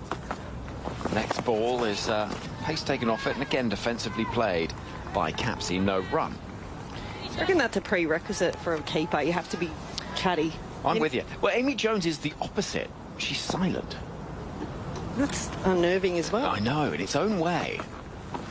Capsey plays inside half of the bat defensively towards Mooney at mid-wicket. End of the over. England survive another over of spin, and here's a bit of a case of survival. 69 needed from 108 deliveries, 5 wickets down. So that is the state of play as things stand. Yeah, if someone's not saying something behind the stump, someone like, oh, well, you obviously don't rate me as a batter. You're not saying anything. Do you reckon?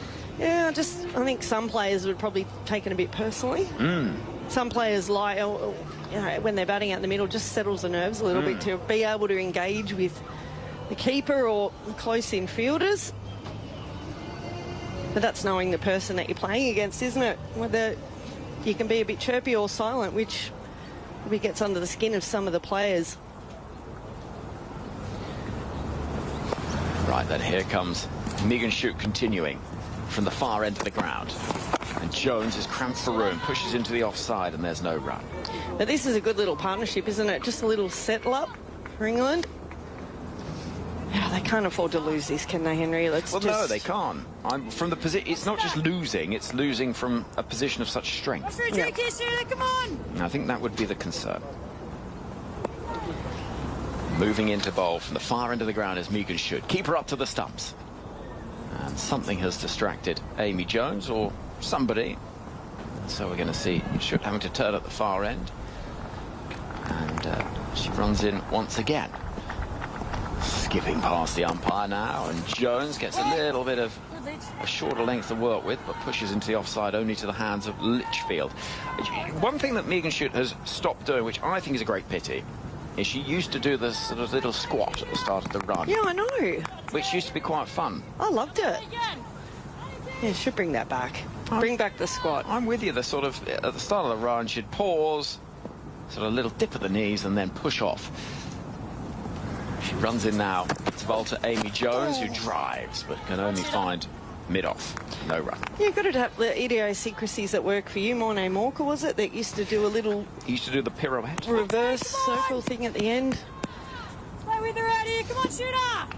What I love about cricket, there's so many different things that work for different people, isn't there? Different batters will have little processes they go through. Here comes Shute again. Runs into bowl to Jones, who is going to push down the ground, but there won't be a run there. And Megan Schutt's doing a good job here of keeping things tight. Yeah, it's that dot ball pressure, isn't it? That spells like great energy. Created some of the opportunities in the last couple of wickets. And that's the thing, you just want to ensure you can build that pressure. 69 runs from 104 balls. At the moment, England aren't under pressure, but if that gets down to a runner ball, it gets tricky. Schutt bowls to Jones, and she's going to release a bit of pressure there with a clubbing pull in towards deep mid-wicket. Yes or no, there is no second run, and Ash Gardner does very well to stop it. Yeah, they won't be running on her. Scooted across to her left there. Really quick release as well. Cut off the angle of the ball. Straight back in, no chance of two out there. So quick in the outfield, Ash Gardner. Schutt running in again. Final ball of this over. One from it so far, and it's a full toss, and she's missed out on that as Alice Capsey. Toe end of the bat goes gently towards mid-off, so just the one from the over in the end. That comes to an end with the score standing at 113 for the loss of 5 wickets.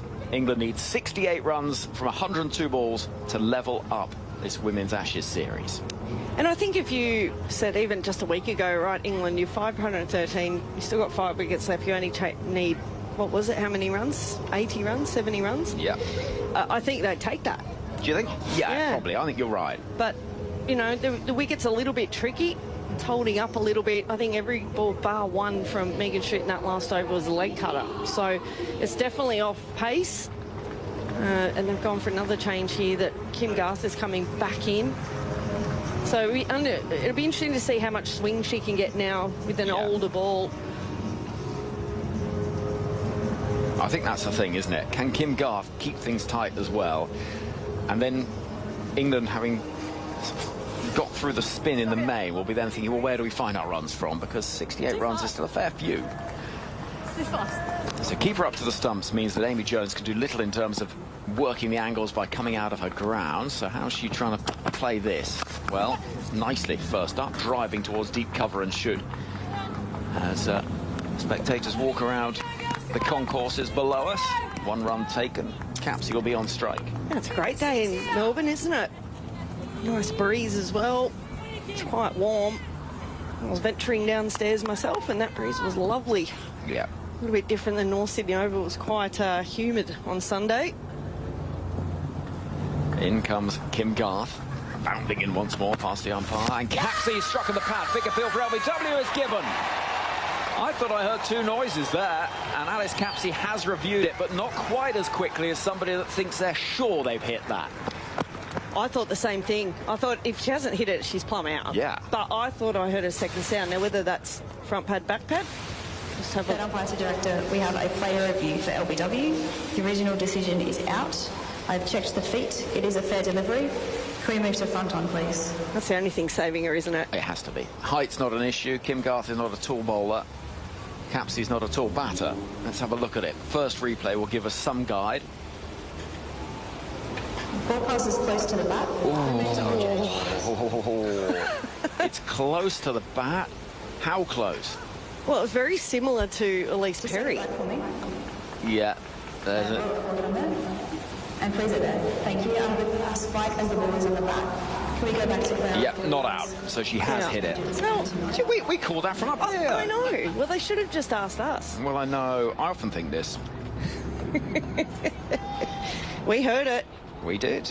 Well, maybe we can signal down to Healy and just say, no, don't do it. I mean, I'm not sure how that goes in terms of the impartiality that we so fastidiously focus on here on ABC and BBC Radio. Well, that's exactly right. I'm only joking. Cricket to be the winner, as always. Here comes Garth, and this time Capsey will come forward in defence. Now, why did she not immediately review that? She must have known. You know, like the bat wasn't... It was a fairway in front of the front pad, so you know if you've hit it. And she seemed reluctant, didn't she, to want to actually go up for that. The emails have started flying through, by the way, so the machine has whirred into life. Capsey waiting and nicely driving out towards deep cover for a single. That's a let-off, though, isn't it, for England? Oof. Well, it is. John emailed an hour and 20 minutes ago saying, when the spinners come on, can someone tell Siva Brunton Knight to put the slog sweep away? I'm relatively confident when they're there. As soon as one of them goes, I'm panicking. Well, I'm afraid both of them have gone. So how are you feeling now, John? Kim Garth running into bowl to Amy Jones. And Jones is driving, could stop from Garth, who almost went for a sort of slide tackle at the ball and manages to stop it. With a ball left of the over, just 2 from this over so far. England needs 66 from 97. And that was a big let-off. Kim Garth, that one, she normally bowls outswing bowling to the right-hander, but that one just dragged back in a little bit. She'll be trying to target the pads here as much as she can in the stumps. Garth again. Runs in to bowl to Jones outside the off stump. It's in the air. Oh, it's missed. It's put down. Can you believe it? At backward point, as rare as hen's teeth, the drop from Ash Gardner, and Jones gets a life. Can you believe it? 34 overs gone, 5 for 116. Jones survives on 21. Wow. Well, that was Ash Gardner, wasn't it, that put it down? Yep. It doesn't happen very often at all. It's almost like she didn't see it before she knew it had gone through her hands. So 2 let-offs in that 1 over. Wow. Well, can England capitalise on the extra chances they've just been given? Well, drinks are being taken. Everyone needs a little bit of a breather. The score stands at 5 for 116, with England chasing a target of 181. We will have more for you in just a moment, as here at Junction Oval, drinks are on the field. Australia's invasive pests. Cane toads, camels. Versus a chef, an artist, and Tony Armstrong. Welcome to Mona. What would you say if I told you that that was actually camel meat? Could the solution really be this unusual culinary adventure? It's really exciting to be using these invasive ingredients. I'm a little bit curious as to what you are serving me. Beat the Invaders. You can't beat them? Eat them. Stream all the episodes free on ABC iView. Australia versus England in the Women's Ashes on ABC Radio, ABC Sport Digital Radio, and the ABC Listener. Well, welcome back to Junction Oval, where the players are taking drinks. England's not out pairing of Alice Capsey and Amy Jones are together, having had 2 let-offs in that previous over coming from Kim Garth, who's bowled 6 overs, 2 for 19. Outstanding work. England's target is not a big one, 181. But it'll feel a reasonable distance away while they're getting the screw tightened by an Australian bowling unit that sense an opportunity to do something quite special, really, given the fact that the target England are chasing is a small one. But wickets have just been chipped away at. England found themselves at 68 for 2. But when Heather Knight fell, and that quickly became 84 for 5, Knight, Wyatt first ball, and then Siva Brunt. It brought together this partnership between Jones and Capsey, which has gone along nicely for England. It's worth 32 now. If they can double that, they'll feel an awful lot better about life. 65 needed, 96 balls. 50-over cricket can sometimes be accused of lacking intensity in the middle overs. Not a bit of it today. No, absolutely not. I think that drinks break has fallen exactly right time for England. And you can reassess. There were 2 chances in that last over, or 1 chance actually. The other one was given out, but was reviewed and wasn't out. But yeah, just to settle it a little bit between these 2 in the middle and Capsey and Jones, and just go, all right, how are we going to approach this? Do we try and see Alana King out if we can get it 2 or 3 off her? Kim Garth, who's going to be troublesome to score off as well. But yeah, I just think that fell at the right time for them, because at the moment the Australian team's hunting as a pack. And that's what they do so well, I think, Australia. And it's something that is discussed quite a lot around the world. When Australian players feature in franchise league cricket, yeah, they're brilliant competitors and they often provide match-winning performances. But they are nothing if not a team that is greater than the sum of their parts. And when they come together, there's just something about this team that really does create an incredible unit. Alana King back into the attack. Amy Jones forward in defence. So King has got 3 overs left. She's got 2 for 18 so far. Well, even when I was playing, there's just a belief you can win from anywhere. It doesn't matter what it is. You know that you've got the stock. We know that we back everyone to do their job. And we know you can win from any position. Jones gets one on the pads and she'll work into the leg side and down towards a bounding Elise Perry to pick up one more into the requirement. 65 from 95. I think that's the opposite to the British sporting attitude, particularly when it comes to sort of following your football team, which is you can lose from any possible position. Well, exactly. In comes Alana King to bowl to Capsey in the air, beats the dive of the fielder at backward point. It wasn't a chance because it dropped short of Gardner. There's not a second run there. Don't test the arm of Megan Should, I'd suggest. Another run is taken. And, you know, sometimes I do wonder if, you know, certain countries have certain stereotypes about attitudes towards sport that do hold a bit of truth. So. Well, in Australia, we know the English in soccer or football will crumble under pressure sometimes. Jones is beaten by one that turns sharply. Well, look at South Africa's record in cricket, both men's and women's major matches. That's exactly right. Yeah, they just don't know how to ice a game, do they? And what's the ingredient to learn how to do that? That's the important part to learn. Habit, I think. Short mid-on comes into place. Jones is going to slash that off the back foot through the offside. There will be 2 here, surely. Yeah, they do turn for a second run, and Megan Shoot will pick up and throw in front of the Shane Warne stand. If ever there was someone that believed a game could be won from any position, it was he. England pick up 2 more. 61 now needed from 91. Well, it's about being ruthless, isn't it? And backing everybody. They know anyone in this team could turn the game towards their favour. King to Jones. Defending into the offside. Amy Jones is there on 25. And we're going to have a double change here in the commentary box. 35 overs gone. England 5 down. 120 on the board. Requires 61 runs to win. To level the series, Sarah Elliott will be joined in a moment by Matt Clinch. This is ABC Sports coverage of women's international cricket. Australia versus England in the Women's Ashes. R-E-S-P-C-T, find out what it means to me. R-E-S-P-C-T, take out T-C-T. Thank you, Sarah. Thank you, Gozzy. England 5 for 120, needing 61 runs for victory from 90 deliveries. 4 runs coming off that previous over from Alana King. She's just about come to a close. Kim Garth starts a new over from the city end, struck on the pads. That's got to be close. It's out, and Alice Capsey is out for 14. Australia get the breakthrough. Kim Garth strikes, and England, the partnership is broken. They come down and decide whether they're going to review. They might decide to, given the fact that it's their last real recognised partnership together, and they will. Alice Capsey right with the DRS timer, I think just at 1, so may have got in the nick of time, Sarah Elliott. Yeah, well, she doesn't look particularly hopeful, does she? But I think how valuable this partnership is in the context of the game, they're going to have a look. I've checked the feet. It is a fair. She was lucky on that last one to get a little bit of bat on it in the previous over. This one, I'm not sure she's going to be as lucky.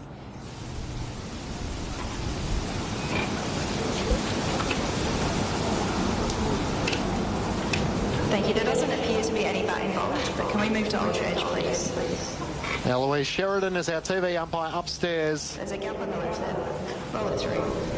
Yeah, thank you. I'm satisfied. A little nervous Can we move to for Capsey here. I think she's already beginning to take a few steps. Original decision is out. Pitching is outside off. Impact is in line. We could say hitting. The DRS confirms what Australia thought when it hit the pad. Is that Alex Capsey's innings has come to a close, with England needing 61 runs for victory. They are now 6 for 120. Capsey out LBW to Garth for 14 from 34 deliveries, including 2 fours. And the partnership comes to a close from an England perspective. Australia in celebration, knowing that all of a sudden this match is getting tighter. I was just about to ask you, Sarah, before that ball was bowled, as to who was in front in the match. I think we got our answer right there. Sid, I'm glad you asked me after that ball, because I think before I was sort of sitting on the fence and I would have said just 1 wicket. You feel like that really puts things back in Australia's favour. That said, the run rate's still well under control. But it's proving very difficult to score, very difficult to bat on. Kim Garth's bowling exceptionally well. The spinners have done a great job also. A 36-run partnership between Capsey and Jones as Charlie Dean makes her way out to the middle. England 6 for 120 at the start of the 36th over. Kim Garth getting a big breakthrough, 3 for 19. She threatened in the previous over, a couple of chances. One that was put down by Ash Gardner, a catch in which you would normally take. Kim Garth into the new batter team and angling in on off stump. It's defended back down the pitch to mid-off. She's just bowling in really good areas, Kim Garth. Anything outside the stumps, that's where the opportunity to score comes, but Garth's not giving any width at all. The Australians and the Australian crowd are up and about here. They certainly are. England chasing 181 for victory. Australia looking to wrestle back momentum. Kim Garth comes in on the pads. Well, Charlie Dean, who gets off the mark by playing it down to whitish fine leg. Alana King does the fielding. Dean's off the mark, 6 for 120. King with a rocketing throw from the deep, goes a little wide. Wow, all the pressure is on England here. They'd set themselves up really well in the bowling innings. Charlie Dean's highest score is 47 unbeaten, so I would love her to be able to beat that this afternoon. 60 required for victory. Kim Garth angling in on the off stump, and it's worked away by Amy Jones out to mid-wicket. Beth Mooney does the fielding, 6 for 121. Just the 1 run and a wicket so far off this over. Getting a bit edgy. You kind of want them just to whack a couple of 4s to sort of change the momentum, get a bit of pressure off, but instead they're looking at this they're playing very, very defensive. Deep cover, whitish fine leg, and Elise Perry out at deep square leg as Kim Garth comes in past the umpire. Shorter delivery, and it's defended back down the pitch by Amy Jones. She's 25 from 60, so for as long as she's there, England will feel like they're certainly in the fight. 6 for 121. That's taking nothing away from Charlie Dean, but they have a recognised batter who has been in good form last year. Can she be the one who leads England to victory, to level the series up? So much on the line early. Kim Garth in, right arm over the wicket. It's chopped away through the gap in the offside and picks up a single out to deep cover where Megan Shute comes in to do the fielding. 6 for 122. Just the 2 runs and the wicket from that over. Amy Jones is on 26. Charlie Dean is on 1. England 6 for 122 after 36 overs. Matt Clinch and Sarah Elliott with you on TMS and ABC Sport. Remembering too that Amy Jones will be nervous. She was dropped by Ash Gardner in Kim Garth's previous over. So still some nerves for her at the crease. Really, it rests on her shoulders. England's ability to win this game, which they'll be really disappointed by regardless of the result. This game was theirs for the taking. Ravi's a regular listener on 0467 920 222 from Sydney. Previous over said as Ash Gardner dropped the Ashes. That's a little early. In comes Alana King, starts a new over. Amy Jones goes forward and defends. So Alana King with 2 overs left to bowl, first of which she's into the action now. 2 for 22, 6 for 122 with Jones on 26. Wow, that's a big call. It's a big call, isn't it? The leggy flights her next delivery, angling it in on off stump. Jones shuffles across to the leg side, trying to pull it down the ground, but straight to Talia McGrath, who does the fielding at mid-on. 4 inside the circle on the offside, deep cover. There's a mid-wicket, mid-on and deep mid-wicket, backward square leg. As Jones rocks back and cuts, this time finds the gap. Wide of Beth Mooney to pick up the single, out to Megan Shute at deep cover. Amy Jones moves to 27. The score is 6 for 123 in the 37th over. Well, the questions will be more about England, won't they, at the end of this game, in terms of if they can't chase down 180, and this game does go down and they give Australia a 4-point head start. That's going to be the questions. Dean, the new batter, as Alana King is just slightly drifting down leg side on leg stump, and Dean's able to pick up a single. Just trying to work out if that was off the bat or off the pad. Off the bat called. 6 for 124. Dean moves to 2. Good, give credit to the batter. It's always nice to have a couple of runs against your name. Alana King, with the sunglasses on, the long-sleeved canary yellow shirt, and she beats Jones, who comes forward. Not taken cleanly by Lisa Healy behind the stumps. Jones just brought forward by another drifting delivery by Alana King, just trying to draw her out of her crease. Good drift, a good turn. Beautiful delivery to get Danny White-Hodge as Jones looks to drive. Straight to Phoebe Litchfield, who does the fielding at extra cover. So another good over from Alana King. The 2 runs coming from it. England 6 for 124 after 37 overs. Charlie Dean on 2. Amy Jones on 27. Matt Clinch and Sarah Elliott with you via the ABC and BBC after England won the toss, elected to bowl first. They did the job getting Australia out for 180 from 44.3 overs. Elise Perry star with 60 from 74 deliveries. It was a crucial DRS decision which got the breakthrough. Out LBW to Alice Capsey. She picked up 3 wickets, 3 for 22. Sophie Elson picked up 4 for 35. England in response.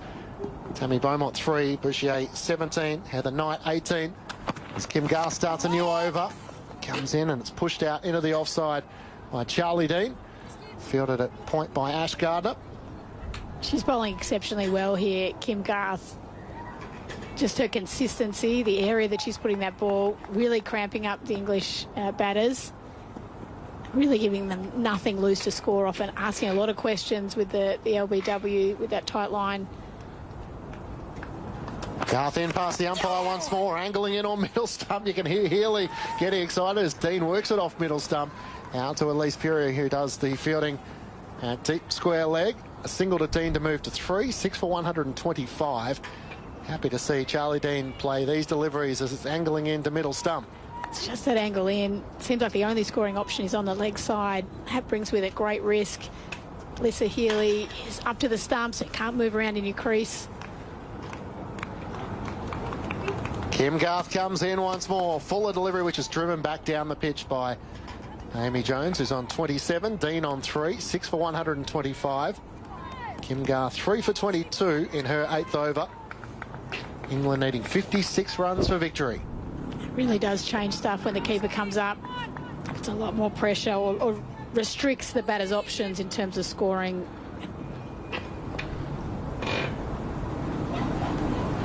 Kim Garth from the city end here at Junction Oval, angling it into off stump and driven back down the pitch by Amy Jones.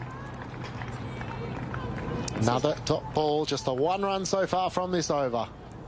This is great. They've got that really sort of stacked offside still. The only option pushed to the deep extra cover.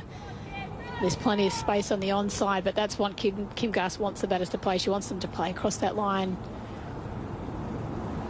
Garth in, just a little short on this occasion. Jones can't score as she looks to work it off her pads. It's fielded by Beth Mooney. Out mid-wicket, 6 for 125. It's been very patient here. Taking the game deep. England happy. The run rate's still under control. It's just over 4 and over. Jones taking her time in between deliveries as well. Trying to make Kim Garth wait a few moments as she comes in, looks to drive straight into the offside where Phoebe Litchfield does the fielding. Throws to the non-strikers end. And the end of another good over from an Australian side of things. Just a 1 run from it as the pressure starts to build once more on England. 56 runs required for victory. 72 balls remaining. The Aussies needing 4 wickets for victory. This is a terrific battle. This is what Ashes cricket's all about. We thought Australia had sort of battered themselves out of the game. They bowled exceptionally well. It's funny, the different story that could be told. You know, look at 6 for 125, run rate under control, but the pressure that's in this game, the pressure on these 2 English batters is immense. It makes it a totally different game. Would you say the pitch has been a monster? Has it been unplayable at times, or? I don't think so. I think it's certainly been difficult to bat on, but I don't think it's a monster. No. Alana King starts the over. Dean's going a wrap shot. This will be caught. Beth Mooney takes the catch. An interesting shot selection. And she's going to have to go out for 3. England are now 7 for 125 at the start of the 39th over. And Alana King picks up a 3rd wicket. But questions will be asked about that shot from Charlie Dean. Trying to relieve the pressure, but it comes undone. Well, it's such a high-risk shot for really not much value. The pace of Alana King, she was never going to get more than 1 or 2 at most off the shot. You can see what she was trying to do. She's trying to score. Australians had slowed the run rate right down. Pressure was sort of building, perceived pressure anyway. And in trying to release that pressure, Charlie Dean's chosen not a great option. And that's terrific bowling, not just by Alana King, but it's been partnership bowling. Kim Garth's been exceptional up the other end. Ash Gardner also bowling really well. Really our team wickets. The fielding's been great as well in terms of that pressure on. There's been no let-offs, no easy singles. Some terrific dive saves as well that's saved a couple of runs. Alana King is in her final over. It's the decision about whether to try and take the spinner on or wait for the quicks to come back in the attack. Alana King gets the breakthrough in her final over, 3 for 24, and England are 7 for 125 as Sophie Eccleston makes her way out to the middle.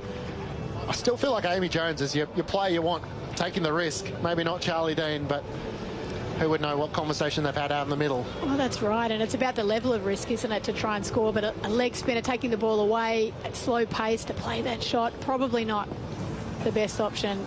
All of a sudden, 56 runs for victory looks a little further away. King comes into Eccleston, an edge, and it's taken by Healy. Alana King's on a hat-trick. England are 8 for 125. And Alana King in her final over is spinning this match Australia's way. Well, the crowd are absolutely loving this. It wasn't, you know, an unplayable ball. Short, she looked to get on the back foot to really punch it through that offside, and she's got the under edge of the bat. Great catch.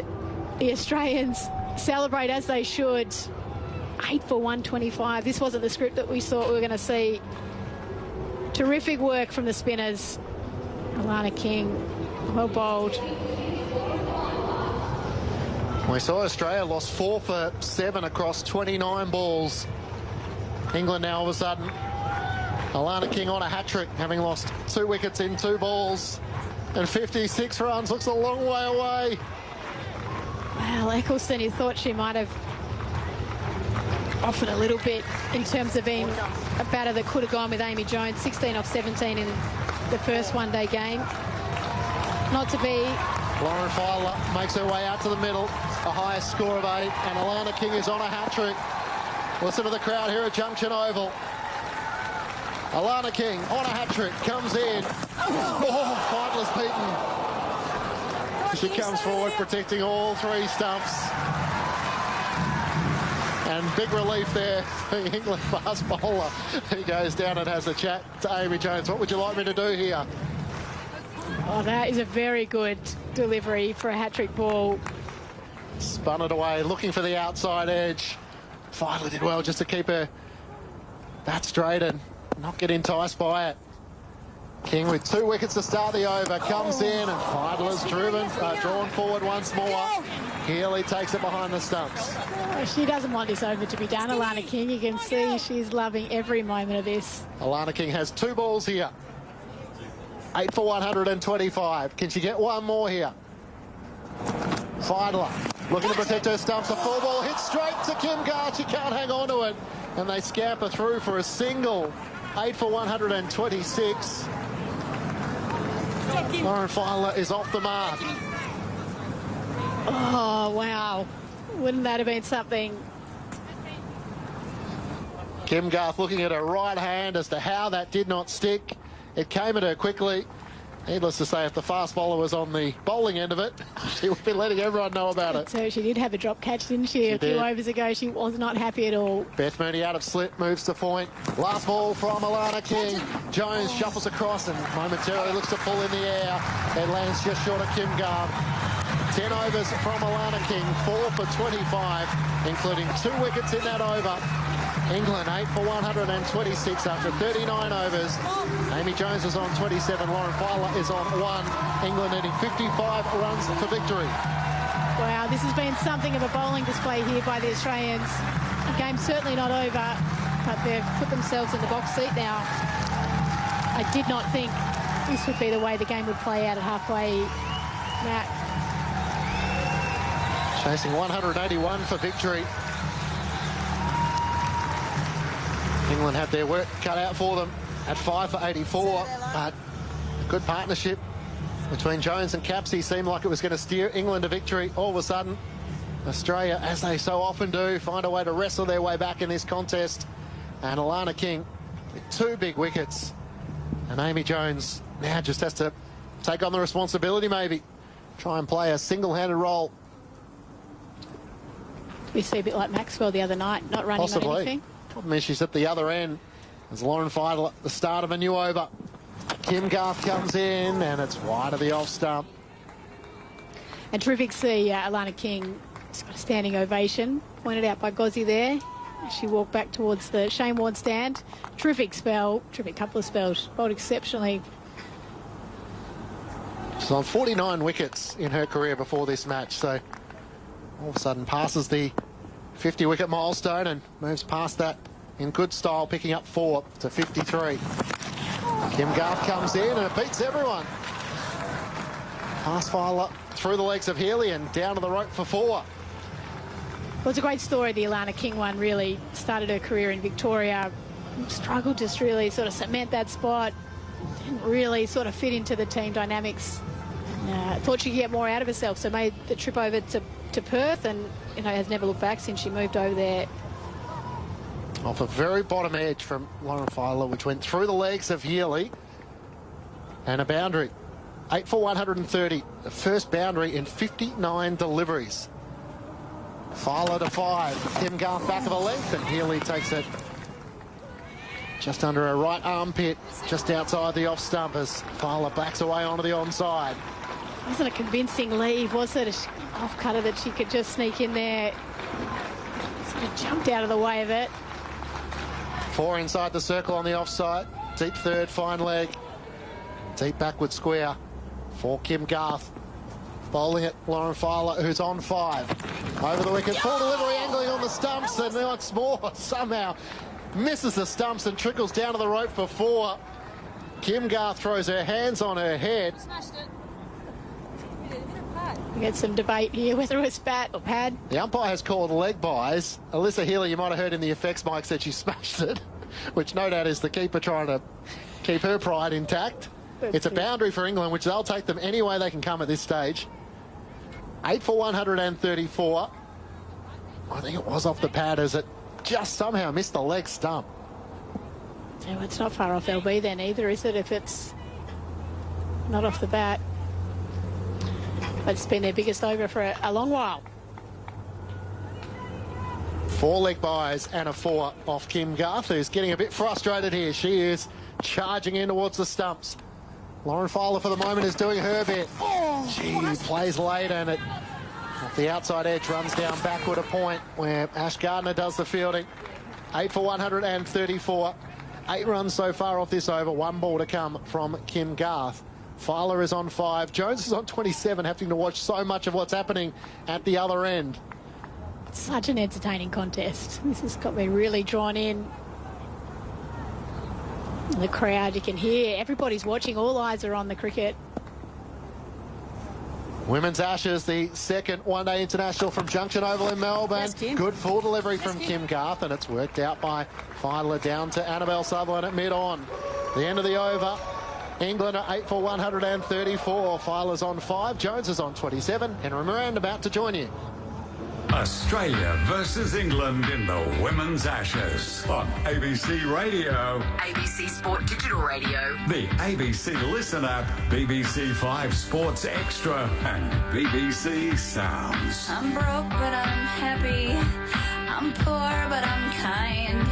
I'm short, but I'm healthy. Yeah. Well, England don't quite need a miracle, but they need something pretty special from the final 2 wickets. Amy Jones perhaps holds the key. She's 27 from 72, which is not exactly speedy going, but it is resilience that England need and an experienced head to try and get them over the line in a game that 9 times out of 10 you've got to win. Well, 10 times out of 10 really in this circumstance. Chasing 181 against Australia, in Australia, you don't get many more opportunities. Yeah, absolutely.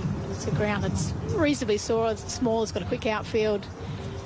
But it's been the pitch. It's been a little bit slower. It's spinning nicely. Both bowling groups have done exceptionally well.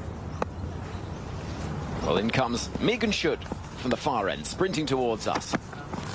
As Jones will get one towards deep cover. No, she's keeping the strike. Oh, wow. Wowee.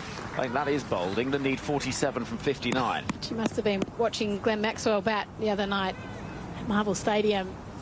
We're from about the 12th over. I don't know if you saw it. He didn't take a single. It's marvellous, wasn't it? Well, the interesting point, too, is that so Schutt's back into the attack, and it's really been King, Gardner and Garth that have been the danger players. So really, this is an over where there's some opportunity. Well, here comes Megan Schutt. Field spread on the leg side, offering that single, which won't be taken because it goes to the hands of the fielder, McGrath, mid-off. And Dots building. This makes no sense to me, Henry. I'm with you. At this sort of stage of the game with Schutt bowling, maybe from the other end, maybe for Garth's left over, you know, protect Filer and Jones can take the majority of the strike. But I'm not sure she thinks she's going to hit a couple of boundaries here or where the runs are actually going to come from. In comes Megan Schutt to bowl to Amy Jones, and she looks down the ground for a single and again doesn't take it. And now she hasn't taken it. It's almost set this precedent that she can't take it on the second, third, fourth ball. England always talk about, every time you interview them, the message is the same, which is we're going out to inspire the next generation. And I know that nothing's more inspiring than victory, but I think timorous cricket, to me, doesn't feel like you're doing that. Here comes Schutt bowling to Jones, and who this time will take the single. Gets off strike. But 1 and over's no good. Well, this is a ground where there's very few twos hit. It's not a big ground. It's a fast outfield. Get your angles right. Twos are extremely difficult to come by. And I don't know how many boundaries, except for the 2 boundaries that went sort of through the keeper with byes and leg byes. I'm not sure where the boundaries are coming from without taking a big risk. And the last thing England need now is for Amy Jones to hit try and hit a couple of boundaries over the top. Try and get through 3, 4 and over, especially when it's shooter, when it's not Gardner, King or Garth bowling. Try and get 4, 5s and over, keep themselves, take the game as deep as they can, and then Amy Jones can take some risks. But I think they've gone a little too early on this plan. I'm with you. Let's just hope Filer doesn't get out this ball and prove us both wrong. Here comes Schutt, keeper standing up to the stumps, and it's defended into the ground. There is no run because suddenly a runner ball becomes very hard to get in this circumstance. Absolutely. And it's now 46 or 55. And they can't take a single now. Filer's sort of hiding to nothing. She can't swing to the rafters. They haven't got enough wickets in hand for that. And a single they're not going to take because they'll just put her back on strike. Well, there's a big problem in that sense, isn't it? In comes Schutt again. Arms pumping. And it's angled down towards deep third. There would have been a run there. Amy Jones says no, and she's going to have to do something now because with 46 needed off 54 balls, playing over like that time and again with 1 off it, the game's going to drift away in terms of runs. Forget about the wickets. And Sophia Dunkley is running onto the field with a drink, and I imagine a message. And I wonder what that message is. I think so, and I think it was actually the batters that called for the drink or for the change of gloves to come. So which again's not a great look, but I think they're looking for a message. What do you want us to do? But actually it's the 2 batters out there who've got to take some sort of responsibility and ownership for this plan. Kim Garth has just a single over to bowl. You feel like they need to be wary. I feel like she's the real danger bowler.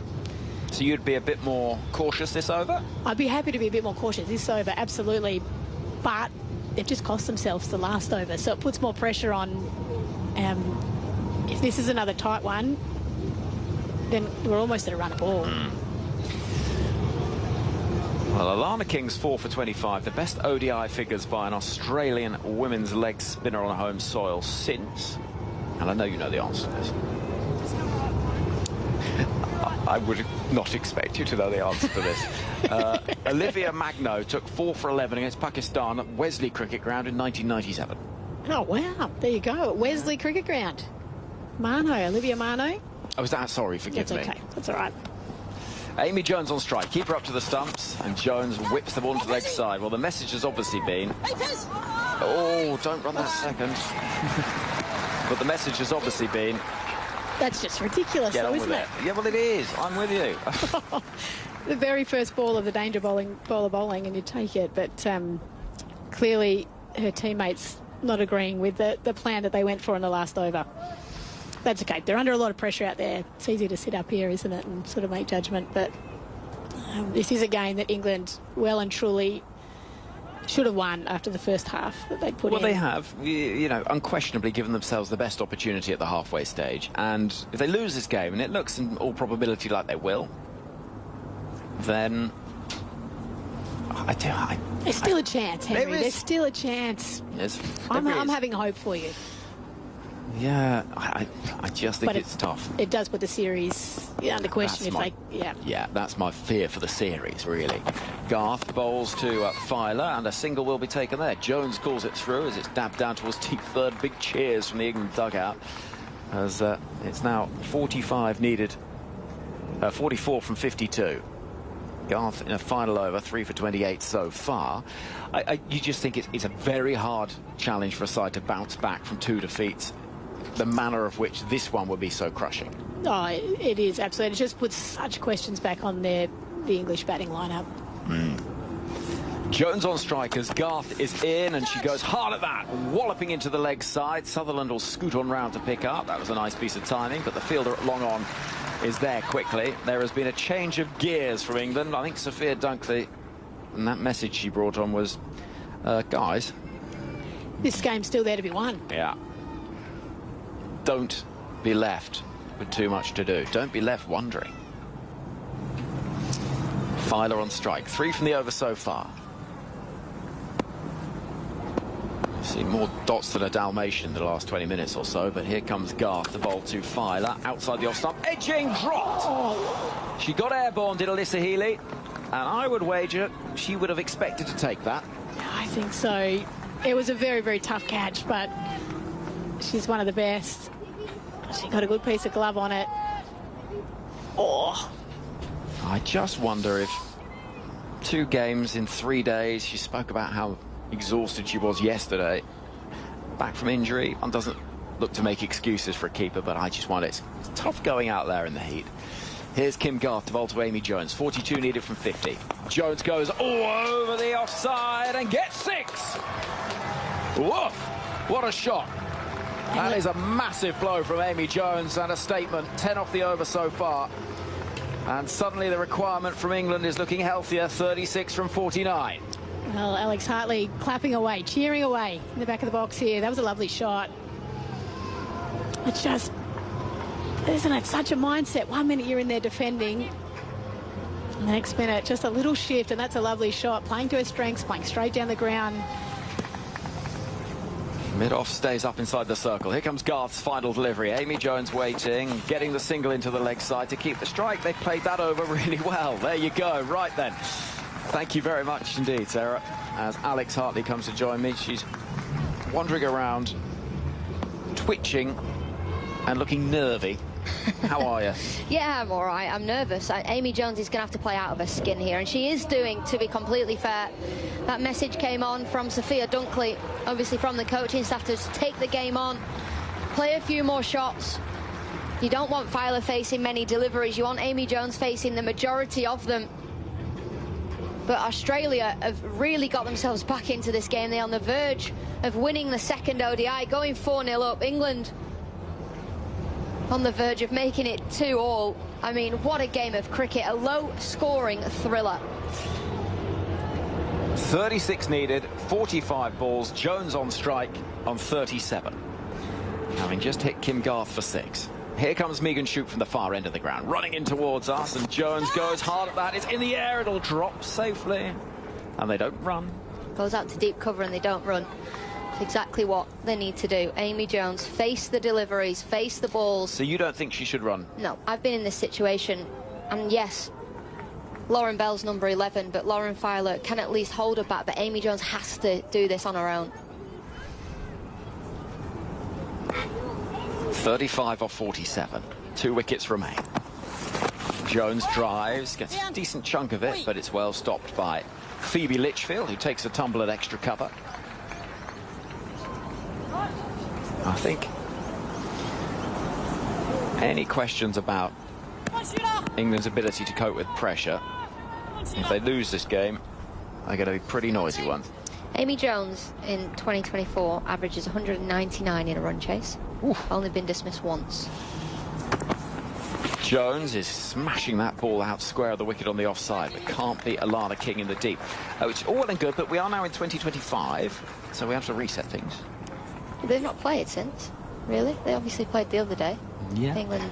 Not in a run chase, though. Yeah. So what we're saying is, last 12 months or so, she's been outstanding. She has been outstanding. She's averaged 63. Well, England could do, if she can reach that number today, they'll be close.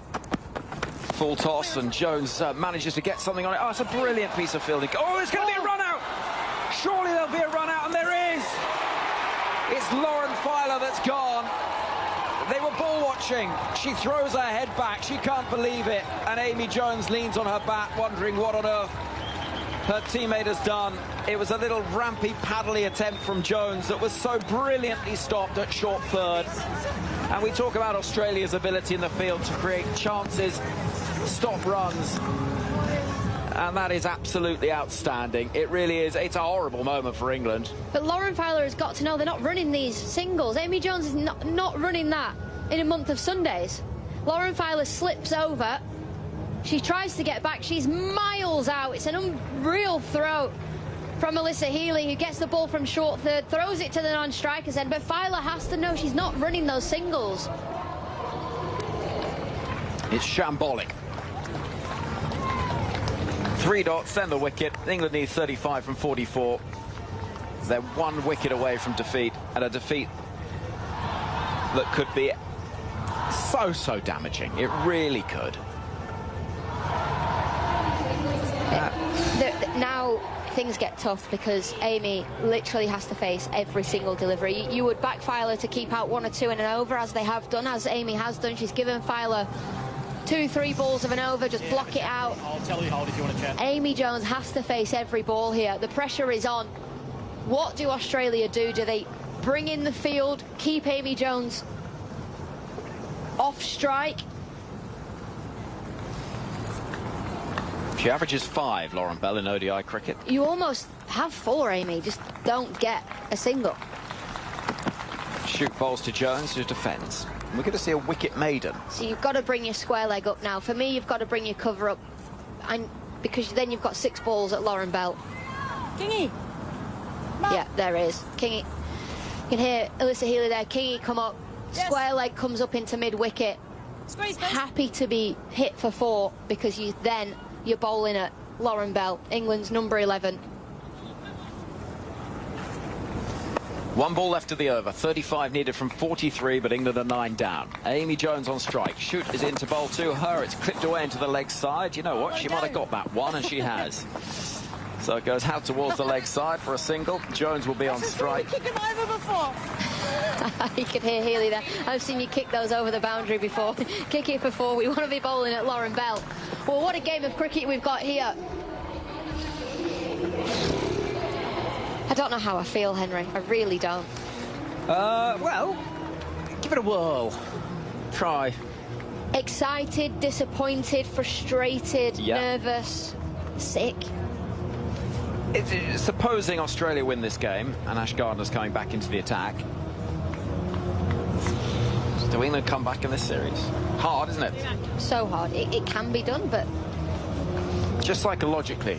Yeah. They're 4-0 down. They need at least 9 points. My worry for England there's 8 white ball points left available if they lose this game. Therefore, they've got to win the Test match. Yeah. Well, draw the Test match. The worry for England is questions about coping with pressure and how ruthless they are. They talk about wanting to inspire and entertain. As Ash Gardner comes into bowl to Amy Jones, who hits that hard out into the leg side. They're going to push hard for the first. They'll get the second as well. They certainly should do, and they do. That's nicely played by Jones. And so she moves on to 40. England stand requiring 32 from 41. Lauren Bell has to know it's 2, 4 or none. She needs to be very confident on odds and evens. Well, it could be 4, you know. Not quite. That foot didn't quite hit the boundary, but did the... Ooh, the only thing might be, did the towel hanging out the back of the pocket, because that counts as part of the person. It's Elise Perry out there, and as she rolls backwards, it'd be very unlucky, it has to be said. No, I think she's okay. Oh, just a little bit. And sometimes with that towel hanging out the back of the pocket, there's sort of the resemblance of sort of, you can sometimes see fielders like that. They look a little bit like a horse, do you know what I mean? Because the towel bounces around. But it does count as part of the person. 32 needed from 41 for England. 1 wicket in hand. 1 wicket for Australia to win the game. Jones goes hard at that again. No is the cry. It's along the floor towards Perry at deep mid-wicket. So, the equation 32 from 40. Very hard to play this situation from Jones. You want an experienced player out there. She's played a lot of international cricket. Ash Gardner moves in around the wicket. Amy Jones slog sweeps, but with the pace taken off. That's well bowled by Gardner. Gets nothing on it really. Bottom edge into the pads. What a game. What a game. Edge of your seat kind of game. My heart rate, Henry, is 104. Is it? It's on nervous now. Here's Gardner. Jones swinging at that into the leg side. Wanting 1, wanting 2. If she can get them. They're going to push for that second run. It's going to be tight. Oh, hold on a minute. Has Lauren Bell made it? It's not out. They're going to look upstairs. They are going to look upstairs, but I think she's in by half a foot. Director, we have an umpire review for a run out at the bowler's end. I get your best side on angle, please.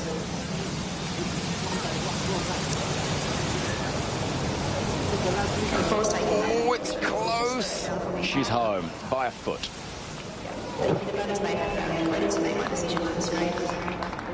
By a foot. And it is 2 runs. Whew. And breathe and relax. 30 needed from 38. What did you say your heart rate was? It's gone down to 98 now, but it was 104. You have a look. Yeah, keep calm. Yours 47. I'm virtually on the edge of death here. Keep calm, everybody. Burning calories, that's all I'm saying. Well, you know. I've got clammy hands. Feel my hands. Oh, they are a bit, aren't they? Jones with a drive, which will only find Sutherland. They won't take the run. 1 ball left in the over. We'll see the field coming up. Will it, though, for Ash Gardner? I think it's going to stay the same. 1 ball left. Can Amy Jones punch the ball down the ground? Ash Gardner wants mid-off up. She's getting mid-off up inside the ring. She's getting square leg up. For me, I'd bring mid-on up as well. Try and get a mid-wicket in. No, there we go. So square leg staying out, going just a little bit further round. And short fine is coming to short mid-wicket. And now Alana King comes in. I'd bring mid-on up. Yeah, I would too. I would. Easy run into the leg side, I would have thought. Keep Jones on strike if she can find it. 30 needed off 37. And the ball is hit back towards Gardner. And on the bounce is collected. So Lauren Bell will be on strike. And you do not seem filled with optimism if your body language to my right is anything to go by. 151 on the board, 9 down. England need 30 from 36, chasing just 181. They found themselves in dominant positions in this game when the score was at 68 for 2, end of the 16th over, cruising along with Siva Brunt and Heather Knight. Win predictor had England at 87% at that point, but then the wickets started tumbling. 68 for 2 became 84 for 5. Capsy and Jones batted well, but Charlie Dean and then Sophie Eccleston first ball saw England to 125 for 8. Filer, the latest to go in a calamitous run out. And Lauren Bell about to face her first ball, which is going to be bowled by Megan Schutt, who's prowling at the far end, stalking her prey, knowing that it is not necessarily going to be the hardest chase, if you like, in I just know how Lauren Bell's feeling in this situation. Your heart rate's going. You're number 11 for a reason. You know, she can hold her bat, she can defend the ball, but at the end of the day, she is number 11 for a reason. So you're out there in the middle, you're marking centre, off stump, wherever you stand, you're nervous. The Australians, they're swarming you. There isn't a single on offer here for Lauren Bell, unless she manages to squeeze one out to square leg. Here comes Megan Shute bowling to Bell. He defends that pretty confidently. And it goes back up the track. If you're Australia here, just bowl at the stumps. Yeah. Everything straight. Bring LBW into play, bowled into play, caught behind, everything and anything. Amy Jones at the other end, she's just going to have to watch and pray that Lauren Bell doesn't get out here. Indeed. So, if we get through this ball, I've got a stat for you, and it's a cracker. Shute bowling to Bell, who defends again with confidence. So, when Alana King was introduced into the attack, England's win prediction was 76-24. By the time she finished her spell, it was 99% Australia. That is decent. If you're an Australian listener, an Australian fan, see, you can hear Elisa Healy. It's the Ashes. In Lauren Bell, down the stump, Mike. Megan Shute outside the off stump, and a loose delivery, to put it mildly, from Lauren Bell. Crowd up and about. Those England flags that were waving so jauntily up in the Shane Warne stand earlier lie rather limply at the moment, it has to be said. 30 needed off 33 balls. Not done yet, but there is just one wicket in hand.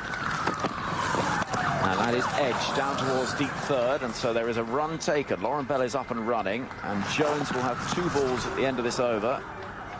First one, she's going to try and clobber somewhere out towards St Kilda. Second one, she'll try and keep the strike. So where's she thinking? Mid-off surely has to go back here. Well, you'd have thought so.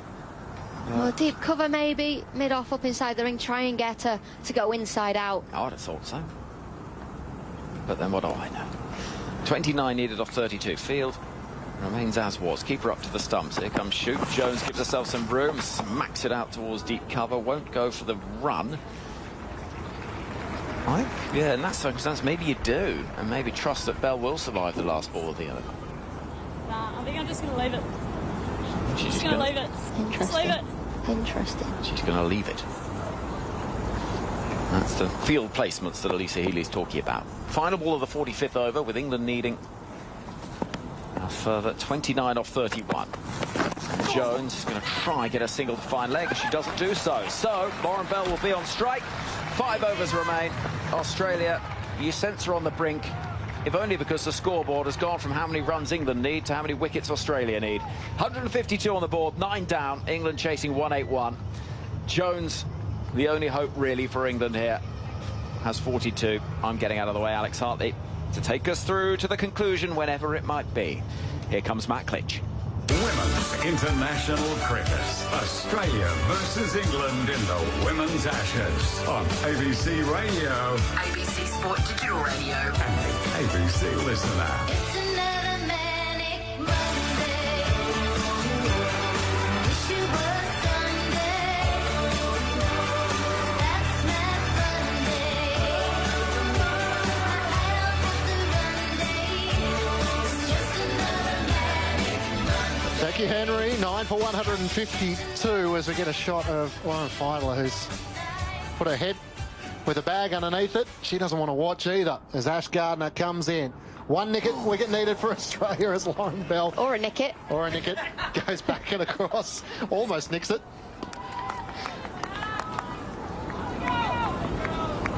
Ash Gardner, who has claimed 1 for 23 in her final over. And they're going to have to bowl Darcy Brown or Annabelle Sutherland if we go that far. Gardner into Bell, who takes a big swing, misses. And Healy takes it behind the stumps, trying to clear everything. 1 from 5 deliveries. Interesting shot that from Lauren Bell. When it's in your slot, play the shot. Just the one fielder out at deep mid-wicket as Bell chops down on a ball angling in on off stump. That's well defended. She's done better than what you gave her credit for. Oh, yeah, absolutely. Absolutely. 9 for 152. Ash Gardner comes in wide of the off stump to Lauren Bell, who she thinks about a single as she pushes it out backward a point. Amy Jones is not interested. She's 42. Bell is on 1. 29 runs needed now from 26 deliveries, so it does become a T20 match, doesn't it? If Amy Jones can get back on strike. Gardner into Bell. Big step forward, defends, pushes it out into the offside. Good technique. Good from Lauren Bell. Very, very good from Lauren Bell. 5 balls successful. 1 to go. 1 delivery to go here for Lauren Bell.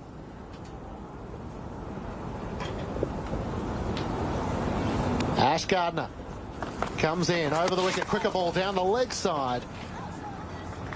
And Lauren Bell survives the over, which brings about applause from those with English loyalty. 9 for 152. England need 29 runs for victory from 24 deliveries, and Amy Jones with 42 from 94 deliveries. The game rests on her bat. I'll tell you what, no matter what happens in this game, 1, it's been an absolute belter, and 2, just how well has Amy Jones done with the bat in hand. She's 42 off 94 balls. We were talking about earlier, averaged 63 in 2024, but averaged 199 in the second innings, having only ever been out once. Crowd here is 2,826 in a Junction Oval for this second of the women's one-day international matches. Well, the rest of you are missing a belter. They certainly are, those listening on radio or following abroad. Amy Jones gets the strike, and Megan Shute is going to bowl her 9th over. None for 26, with England 9 for 152. Australia need 1 wicket. England need 29 runs from 24 deliveries. Alana King is out at deep cover. There's deep mid-wicket and deep backward square. 4 inside the circle on the offside. Short fine leg and short third. And there's Alyssa Healy here, just taking her time, taking time out of this game, making sure she's putting her gloves on slowly, making Amy Jones wait for her. That's experience. Megan Shute has been waiting for minutes as she starts to charge in from the St Kilda end to Jones, who shuffles across, hits in the air off the outside edge of the land. Safe in front of Alana King. They take the first. They won't get back for a second. Jones to 43, but Bell is on strike. 9 for 153. Amy Jones was going. She was running. It was actually Lauren Bell that said, we're not going to make that. So it's good from Lauren Bell. Amy Jones thinking there was 2. There was never 2 there. Need everyone on the same plan. Jones and Bell meet in the middle of the pitch and discuss as to how Lauren Bell now is going to try and deal with Megan Shute. Well, Amy Jones will just be telling her she's bowling those back of her hand slower balls. She's bowling the cutters. She's bowling the leg cutters. So it's a slower ball. Treat her like a spinner. Then just adapt to the quicker delivery. Alana King heads in from deep cover. Shute angling in on off stump, and Bell comes forward and is beaten. 9 for 153. 28 runs needed for victory from 22 deliveries. Australia need 1 wicket. How are you going? Yeah, fine. What about you? I'm in the contest. I just can't believe how good this game of cricket has been when Australia were dismissed for 180. Yes. I just presumed England would knock it off. This rivalry continues to deliver. Shute full delivery. Bell somehow keeps it out. Well played. A single so far from this over from Megan Shute. And Lauren Bell is being tested, but for the moment she's surviving. The challenge is getting greater for Amy Jones at the other end, though. She looks relaxed, though, at the other end. She's swinging her arms, she's doing her gloves, she's got her bat just resting on her leg. 28 needed from 21. As Megan Shute comes in. Bell has to once more defend as she plays it late. Shute is bowling Yorkers, angling in it off stump at the moment. Yes. And Lauren Bell is finding it hard. She's just trying to survive at the moment. She's not looking to score. And that's exactly what she needs to do. Amy Jones has to score the runs from the other end. Talked about that deficit and how England had so many balls to play with, and now it's gone the other way around. 28 of 20 deliveries for England to win this second ODI. Shute comes in once more, slower delivery, it bounces off the top of the bat and lands safely in front of backward point. Alana King patrolling that area. Beth Mooney is at backward point as well. Both are moving closer inside the 30-yard circle, and now with the last ball of the over, Alana King sort of heads out towards the boundary. She's not going to go right out to the rope at deep cover. You see Lauren Filer down to our right, just sat on the floor with her head between her knees. Can barely watch. Not in a great place at the moment. Bell needs to survive one ball, as she does. Defends back down the pitch from Megan Shute. 9 overs from her, none for 27. England are 9 for 153. England needing 28 runs to victory from 18 deliveries. Australia needing 1 wicket. Bell on 1, Jones on 43. Now Clinch and Alex Hartley with you. Yeah, change of gloves for Amy Jones. A quick change of gloves. Sophia Dunkley runs out, doesn't even talk to her, just changes those gloves back out, back in the game. Focused as Annabelle Sutherland is coming into the attack. And Amy Jones has batted out of her skin here. 43 not out. But the pressure is building. If we're feeling it up here in the commentary box, how are Amy Jones and Lauren Bell feeling out in the middle? The Australians, they'll be pretty relaxed because what will be will be. They've given themselves the best opportunity of winning this game. If England win from here, it's through no fault of Australia's in the second innings. If England win from here, it'll go down in Ashes folklore. Absolutely. It'll probably go down in Ashes folklore regardless, but Australia having been kept to a 16-year low of 180. Yeah, England chasing 181 for victory. And what a win it would be for Australia. I mean, come on. Another chapter. Annabelle Sutherland has had plenty of people coming off of their support. Alyssa Healy now heads back behind the stumps. Amy Jones on strike, 43 from 95 deliveries. England needing 28 for victory, 9 for 153. As Sutherland comes in from the city end, a full delivery. Jones digs it out, hits it along the ground out to deep mid-wicket. They don't take the single as Elise Perry does the fielding. 28 needed from 17 deliveries. Amy Jones will be looking for that ball that's slightly outside the off stump, just to cream through the covers. Deep backward square leg, deep mid-wicket. Ash Gardner at long on. Beth Mooney at long off. Australia have their best fielders on the rope. Sutherland comes in. Jones tries to hit hard down the ground. Get out of the way, Lauren Bell. She does so, but they don't take the single as Gardner does the fielding. Out long on. 28 needed from 16 deliveries. 9 for 153.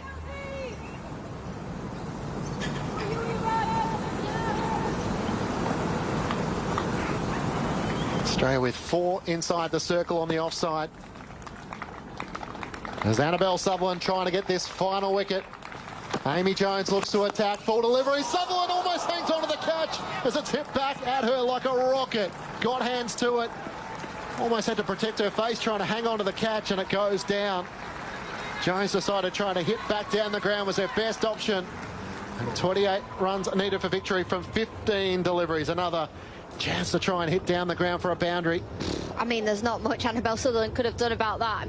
There's been a few drop catches for Australia today. They stick or they don't. She's done so well. 1, to get her head out the way. 2, to get her hands in line with the ball. Amy Jones has a life. Is that the little nugget that England need? Is that the let-off? She crunched it, Amy Jones, but unfortunately couldn't get it wide of Annabelle Sutherland. 28 needed for victory from 15 deliveries. Sutherland into Jones, shuffles across to the offside and beats the off stump. As Jones once more tried to swing away. 28 runs needed from 14 deliveries. 9 for 153. 4 dots so far from Annabelle Sutherland.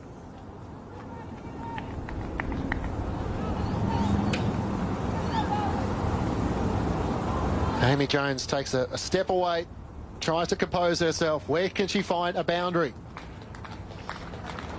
3 fielders on the rope on the leg side. Sutherland comes in. Jones shuffles across, hits in the air and gets it over the top of short fine leg, over the top of Kim Garth.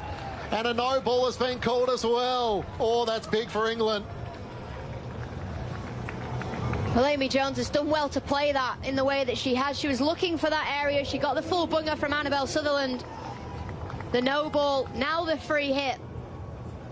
9 for 158. Jones moves to 47. A free hit here as Lauren Bell comes down the pitch and they have a conversation about what the tactic is here. 23 needed for victory from 14 deliveries. Well, this is a freebie, isn't it? You hit this as far and as hard as you can. You get off strike. You face the next 2 overs. Does she try and do the same thing again? Try to pull? Depends on the delivery. Sure I does. think that obviously short third, short, fine her up so it's there, but equally free hit, you can go through the covers. Free hit here for Amy Jones. Sutherland comes in, short ball. Jones rocks across, pulls it. They won't take the single. Down to Alana King, who does the fielding, a backward square leg. So 23 needed for victory from 13 deliveries. 9 for 158. The important thing here, the field stays the same. There are singles on offer in the leg side for Amy Jones. Sutherland just having gone for that 4 no balls so far this over. A full delivery once more. That's a no ball. Jones, Bell's come down the pitch. She's told by Amy Jones, what are you doing? Go back. It's a no ball. Well, it was a single, so it was the last ball of the over, so you can see what Lauren Bell's thinking. Just get Amy Jones off strike, but there's another no ball here, another free hit. 22 needed from 13 deliveries. Now, And she's Annabelle off. Sutherland has bowled 2 no balls here. She's going to be out of the so attack. she will be out of the attack. Just when you think this game is starting to head towards a predictable ending, something happens. So now Alyssa Healy comes in and has a chat with Talia McGrath, who is going to bowl the final ball with Annabelle Sutherland. Oh, her face tells a whole story. She can't believe she's bowled 2 no balls above waist height in this over, and she is out of the attack. Annabelle yelling at me. Did I signal everything correctly then? No ball. Oh, stump mic's being turned down because Annabelle Sutherland shouted at the umpire. Well, that's close, isn't it? Is that a no ball, I'm not Alex sure. Hartley, or not? I honestly, I don't think that's a no ball. Had Amy Jones stayed in the crease, I don't think that's a no ball. So Talia McGrath is going to have to come and bowl the final ball of Annabelle Sutherland's spell, and she is out of the attack now. So all of a sudden, Alyssa Healy has some problems as well. Darcy Brown's only bowled the 3 overs. Megan Shute. As Talia McGrath comes in, short ball, free hit out towards Alana King. She takes the catch, of course, but it's a free hit, a backward square leg. And that will be the end of the over. Why have they not run? So I don't know why Lauren Bell hasn't run. Everyone's a little confused. Why haven't they run? Why haven't they run? I'm going to say it again. Why haven't they run? Lauren Bell's on strike. Amy Jones has had a complete mind blank there. She's just thinking about facing all the balls. It was the last ball of the over. It was a free hit. Amy Jones can't believe what she's just done. She's leaning on her bat thinking, what has just happened? What have I done? Alyssa Healy's laughing. End of the over, thank you. Just continues to throw you in all different directions. Why didn't they run? Lauren Bell doesn't take the run, having run down the previous delivery, which was a no ball and a free hit. And now Lauren Bell is going to be on strike. 22 needed from 12 deliveries. Alyssa Healy was laughing. You could hear in the effects mic confusion from England. 22 needed from 12 deliveries. Jones is on 47, and Lauren Bell is going to have to face Megan Shute here from the St Kilda end here at Junction Oval. Bell was able to defend an over, but it's a different set of circumstances now. 22 needed for victory. She's going to need to try and score at some stage. Shute comes in to Bell, full delivery. She bowls her, hits the top of off, but Australia record a famous victory here at Junction Oval. Lauren Bell is bowled for 1. The Australians break in celebration. Amy Jones finishes not out on 47. And Australia win by 21 runs at Junction Oval to win the opening 2 one-day international matches in the Women's Ashes. They take a 4-0 lead in the series. And Australia defend 180. Incredible. Well, Amy Jones would have had to bat it out of her skin, and she did. She was doing 2 no balls in that over. I think she just lost count in the previous over. She just lost count, and when she needed to be on strike, she's going to be absolutely devastated with that mind blank. Didn't run when the ball was hit out into the deep. The very next delivery, Lauren Bell is bowled, and Australia got 2-0 up in this Ashes series. They have 4 points to England's none. They win the ODI series, and I cannot believe what I've just seen. Amy Jones, outstanding but it wasn't enough. England won the toss. They decided to bowl first. They got Australia out for 180, in which Elise Perry top scored with 60 from 74 deliveries, including 2 sixes and 5 fours. Sophie Eccleston picks up 4 for 35 from her 10 overs. Alice Capsey 3 for 22 from her 7 overs. And England chasing 181 for victory, finish all out for 159. Amy Jones top scores with 47 from 103 deliveries. Maya Bouchier 17, Tammy Beaumont 3, Heather Knight 18, Nat Severbrunt 35, Danny Whitehodge a duck, Alice Capsey 14, Charlie Dean 3, Sophie Eccleston a duck, Lauren Filer 7, and Lauren Bell out for 1. For the Australians, Alana King finishes with 4 for 25 from her 10 overs. Kim Garth, 10 overs, 3 for 27. Megan Shute, 9.1 overs, 1 for 27. Annabelle Sutherland, 5.5 overs, none for 30. Darcy Brown, 3 overs, none for 13. Ash Gardner, 10 overs, 2 maidens, 1 for 23. And Talia McGrath bowled that 1 ball for no runs. Alex Hartley, now the challenge to try and make sense as to what we have just witnessed as Australia take a 2-0 lead in the Women's One-Day International Series and claim the 4 points on offer to start this Women's Ashes. I don't know what's happened, to be honest. Australia, they very, very rarely lose series. They very, very rarely lose games. 180 they were bowled out for today. The first time on home soil they've been bowled out for less than 200 since 2009. England had a proper sniff, a proper opportunity to win this game. They lost consistent wickets throughout. Australia absolutely outstanding with the ball. Amy Jones outstanding with the bat until that brain fade, until that final ball of the previous over. And then Lauren Bell is dismissed the very first ball of that Megan Shute over, and Australia win the game. I cannot believe what I've witnessed today. What a game of cricket. It's a game that will be remembered for so many swings and twists and turns throughout the match, and Amy Jones desperately trying to get her country home. And yet the confusion at the very end as Annabelle Sutherland was taken out of the attack after bowling 2 no balls. And Australia, in the end, were able to finish off the job, while for England, they'll wonder what could have been in the first one-day international and now the second, and their ability to deal with pressure in these sort of circumstances. Yeah, it is. It's what could have been, isn't it? It's what could have been.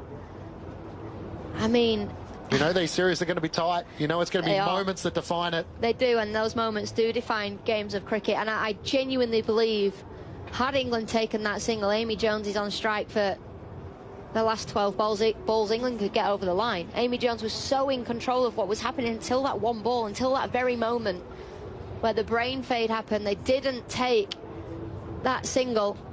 And we're going to go down to Henry Moran. Thank you very much indeed. Elise Perry with me on the boundary, just smiling, Elise Perry. And good teams win difficult games, and that felt like a difficult game at the halfway stage. Yeah, it was. Probably not a typical Junction pitch, you know, and that showed in the 2 innings across the day. But yeah, one of the better wins for us. I just thought our composure and the way that we just rode the waves a little bit, particularly with the way that we bowled, was just brilliant, and just managed to create enough pressure the whole way through. I think we saw that with our innings too. We were on a bit of a flow and then lost a clump of wickets, so we knew that there was a bit there to play with. But yeah, to finish the game like that was special. What was the message at the halfway stage? We just knew we had to bowl well, but probably not overdo it. Just keep asking enough questions, all those kinds of cliches. But I think it felt like that wicket, particularly for the spinners today, was giving them enough. So we just had to put the ball in the right spot. You know, we didn't have a lot of runs to defend. I just thought how consistent all our bowlers were was just brilliant. Alana King, best figures for a leg spinner here for almost 30 years. It was some performance. It was great. Yeah, so I think the wicket today was conducive for spin, and she made the absolute most of it. But just again, consistent around that. I think she only went at 2 and over, and I think that was so important just to keep building that pressure. And then when the wicket ball came, it just gave us all that momentum. So there was some really good partnership bowling too. Obviously, Ash Gardner was great. I thought Kim Garth has been exceptional in the first 2 games. She just asked so many questions and takes crucial wickets, so that was great. What about you with the ball? Are we going to see that at any point? Oh, we've got a lot of options. Yeah, I'm certainly available to bowl, but in saying that, you know, we've got a great squad of bowlers that are doing a really good job. So, you know, if that changes and I'm needed, absolutely. But, like, yeah, as I said, I think our bowling unit today was phenomenal. And, you know, if there's no place for me, that's totally fine. In terms of the series and momentum, short and sharp and getting a good start was going to be vital to whoever could do so in the series. Well, I think so, but I also think, you know, the psychological benefit of winning the really tight games and the ones that, you know, you feel slip away can be really impactful as well. So for us to, like, put that performance in after being so under par with the bat was, yeah, really crucial. I mean, it's a long series, there's a long way to go. But to start with 2-0, or 4-0, I guess, on the points table, yeah, we wouldn't have asked for more. So, yeah, we're conscious that there's lots of cricket to be played, but, yeah, it's nice to be in the position we are so far. Is there a little bit of a sense England were architects of their own downfall today? I think that would be unfair. As I said, the pitch, you know, it wasn't a typical junction wicket. Normally it provides a little bit in the morning and then just flattens out to an absolute highway. It didn't do that today. I think spin was in the game the whole way. You know, it's a fine line between wanting to be really positive and impactful with the bat, but also taking responsibility for your team. You know, I think every time they got a bit of a partnership, they probably just lost a wicket at the wrong time when they were building some momentum. So, like, you know, it's just one of those games that was tricky. Do you know which Ashes series? I'll give you the answer then. This is series number 11 for you in Ashes cricket. Is your hunger still the same for Ashes cricket? You know, these big occasions? I think even more so. You just look at, you know, the spectacle that's now being put on. The quality of cricket is unbelievable. I'm more nervous now playing than I ever have been because you just know you're going to be challenged the whole time, and that's so motivating on a lot of levels. But, you know, equally, the atmosphere that we've had at the first two games, North Sydney, you know, being a sellout, it's never looked better than that, and just so many people enthused by the style of cricket that both teams are playing. And then again today, you know, it's a Tuesday, lots of people are back at work, and we've still got a really healthy crowd. So, you know, it's so easy to just be enjoying it so much and trying to take in as much as I can whilst I'm still around. And yeah, it's been so fun.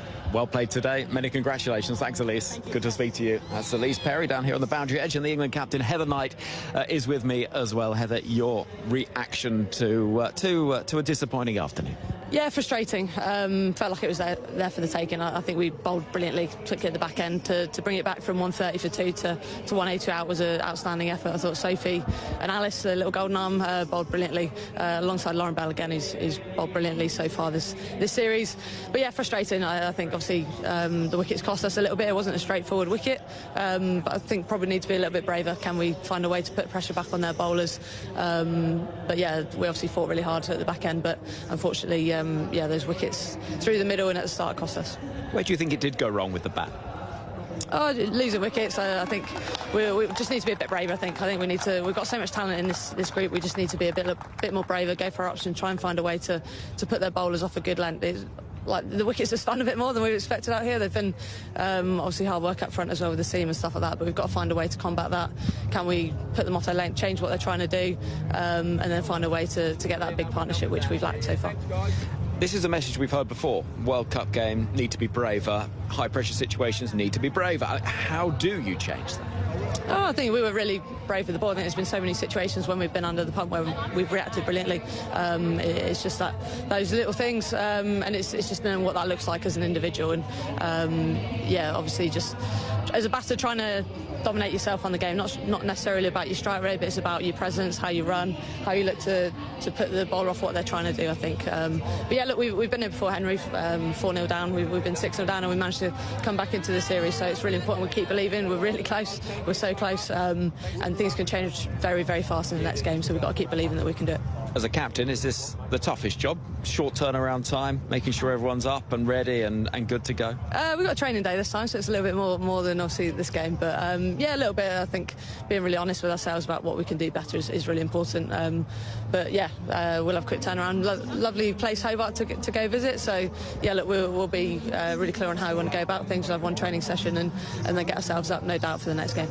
There were a few mistakes in there during the batting innings, run-outs, clearly the run that wasn't taken at the end from the free hit. I mean, those are things that as a captain must be really frustrating.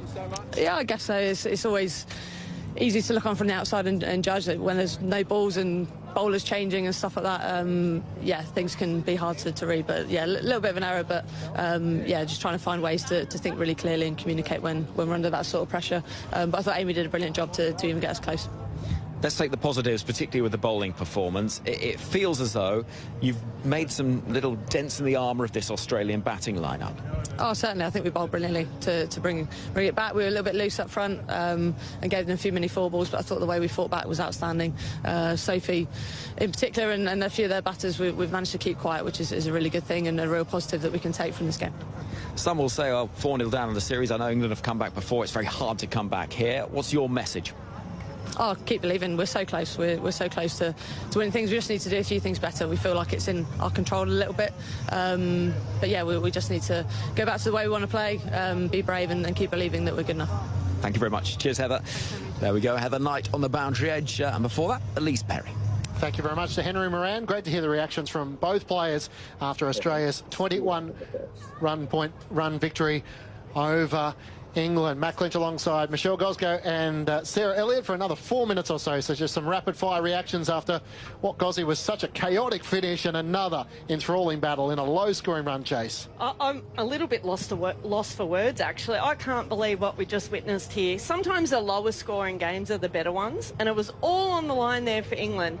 Some way Australia knows how to find a way to win, don't they? And there were some errors in there that were taken. That no ball that should have been ran, that single on that last ball, which would have got Amy Jones back on strike. And yeah, just some. I think the dot ball pressure got to them in the end. So they were running out of balls in the end, which it was absurd, sort of halfway through the innings. So I mean, look, it's going to be very difficult for England, isn't it, from now on? So yeah, it's all or nothing down in Belrive. Sarah, your reaction? And England, as you can hear from the description from Heather Knight, I guess the questions come quick and fast. They've come back from challenging positions, but it makes trying to claim the urn just that little bit harder now. Well, absolutely it does, not just for being 4 points down in the series, but just the sort of emotional load that takes, losing a game like that. It was theirs to lose, really. I mean, the game should have been won. They should have chased it down in sort of 45 overs, 40 overs. Certainly it was a difficult batting wicket. It's very easy up here to sort of pass judgment, but it just seemed like they sort of battered themselves into a hole. They thought, this is a low total, we're just going to build this partnership, and all of a sudden Knight and Siva Brunt are out, and the pressure from there just built. And I think they probably really need to have a look at their tactics on how they played. Like, credit to Jones, she batted well, but I'm just not sure she controlled the innings as she needed to in the last sort of 10 overs. Not taking singles that were on offer, then that mixed up with a run out. I just think it's a little bit negative. It just didn't read the situation as best they could. And that's the questions that they're going to need to wrap their heads around pretty quickly to get some confidence. Lots of positives. They bowled outstandingly well. And the upside is they've got so much still to offer with the bat. We haven't seen the best of them. We know they're a really attacking batting side. I think they need to bring that to Belrive. And like they said, play with confidence, play like they've got nothing to lose, which really they do. And Elise Perry summed it up pretty well, didn't she? One of the better wins in which we've been a part of. We rode the waves of momentum backwards and forwards, and the psychological belief you get from winning the close ones. And Annabelle Sutherland will probably need a arm around herself from the 2 no balls and taken out of the attack. Interestingly, one of the byproducts of that, Australia wanted to review that no ball decision, but technology doesn't really allow for the no ball review. Yeah, it was a funny one, wasn't it? I reckon the second one wasn't a no ball. We had the batter advance down a couple of steps down the wicket. That changed where the ball was landing. It's got to be around your waistband, right, from your position when you're in your stance. So I think she was a little bit unlucky with that. We've got to really clap Tony McGrath. None for none off 0.1. So Clutch hadn't bowled a ball in the whole game and comes in and gets a dot. So in all that confusion, it was a dot on that free hit, which Amy Jones should have got back on strike. Just completely forgot that she was out in the middle batting. And finally, Sarah, Lauren Filer, there'll be some scars from both sides, won't there, as they look back as what they could do and turn their mind to Friday in Hobart. Yeah, absolutely. They've got to focus on the positives. I mean, that's just a mix-up, that run out there. I don't think that was Filer's fault particularly. She slipped over. I think it was more it's more their mindset of taking the game on. And the way they were running between wickets, it wasn't taking the game on. It was showing very little confidence in Filer as a batter. That, to me, is the bit that hurts more than she slipped over, she got run out. So, yeah. Australia winners by 21 runs. Alana King is the player of the match from her 4 wickets. Thanks to everyone involved. Thanks to Gozzy. We'll see you for the future multi-format series throughout. We'll see you in Hobart on Friday. Australia winners here. Welcome to Melbourne Park for those of you who are just joining us from the cricket. Good news for Australia, 4-0 up in the Women's Ashes. Quentin Hull with you, with the team, on day 3 of AO 2025. It's been a tough day for the Aussies so far. Kim Birrell and Emerson Jones both beaten in straight sets. Rinky Hijikata to come shortly. And both Alex de Minaur and Olivia Gadecki to play on Rod Laver Arena tonight. We also have Alexei Popyrin playing in the evening session. So there is heaps of entertainment to bring you. At the moment, I'm with John Alexander. We're watching the Battle of the Frenchmen out on court 3. 38-year-old Gael Monfils, fresh off winning in Auckland in the lead into the Australian Open. Suiting up in his 19th Australian Open at the moment is on top of the 21-year-old booming cannon server, Giovanni Impeci-Perica. They've been on court for nearly 3.5 hours. Monfils now has a game point to go to 5-3 in the deciding set. Monfils the first 2 sets, and the next 2 going the way of Impeci-Perica. Monfils serves a kicker. Backhand return from Impeci-Perica. Forehand cross-court from Monfils. So too from Impeci-Perica. Down the line goes Monfils with a forehand. Slice from Impeci-Perica. Forehand from Monfils. Nice return there on the forehand win from Impeci-Perica. Both men gently stroking until, well, Monfils makes the error off the backhand wing. And that was tiredness. He was a step slow getting to that ball. The ball got past him. He couldn't drag it back into the court. So some high drama for ABC Sport. It's your home of cricket. AFL, NRL, football, rugby, tennis, basketball, and specialty programs. Catch up on the latest sports news and stories with ABC Sport on socials via Facebook, X, and Instagram. For the best experts, analysis and live sport. Listen to ABC Sport on your DAB Plus digital radio 24 hours a day or on the ABC Listen app.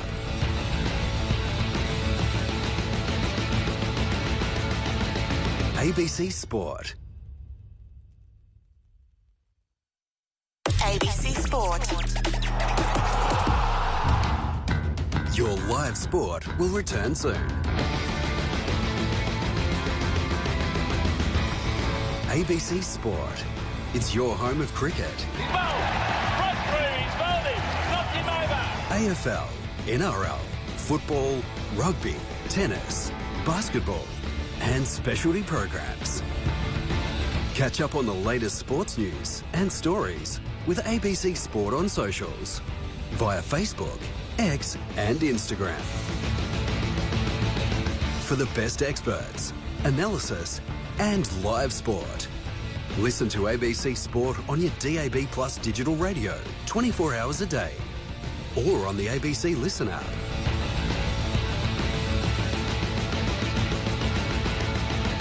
ABC Sport. ABC Sport. Your live sport will return soon. ABC Sport. It's your home of cricket. AFL, NRL, football, rugby, tennis, basketball, and specialty programs. Catch up on the latest sports news and stories with ABC Sport on socials via Facebook, X, and Instagram. For the best experts, analysis, and live sport. Listen to ABC Sport on your DAB Plus digital radio 24 hours a day or on the ABC Listen app.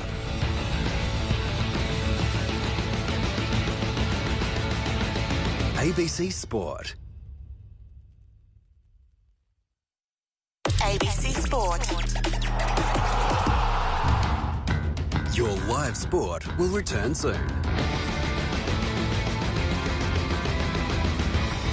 ABC Sport. It's your home of cricket. AFL, NRL, football, rugby, tennis, basketball, and specialty programs. Catch up on the latest sports news and stories with ABC Sport on socials via Facebook, X and Instagram. For the best experts, analysis and live sport. Listen to ABC Sport on your DAB Plus digital radio 24 hours a day or on the ABC Listen app.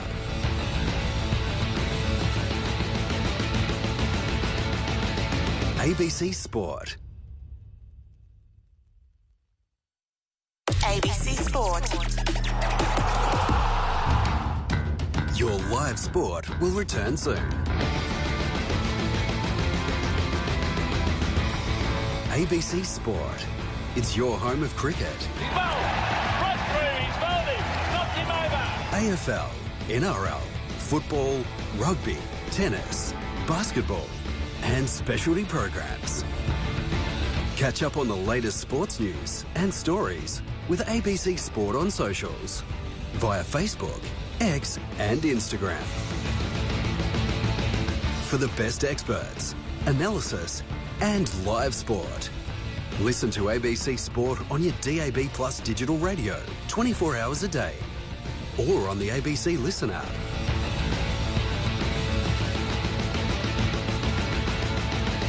ABC Sport. ABC Sport. Your live sport will return soon. ABC Sport. It's your home of cricket. AFL, NRL, football, rugby, tennis, basketball and specialty programs. Catch up on the latest sports news and stories with ABC Sport on socials via Facebook, X and Instagram. For the best experts, analysis and live sport. Listen to ABC Sport on your DAB Plus digital radio 24 hours a day or on the ABC Listen app.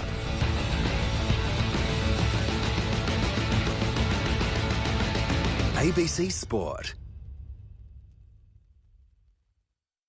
ABC Sport. Your live sport will return soon. ABC Sport. It's your home of cricket.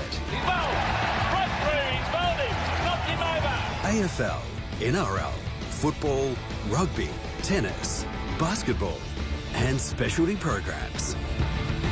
Catch up on the latest sports news and stories with ABC Sport on socials via Facebook, X and Instagram.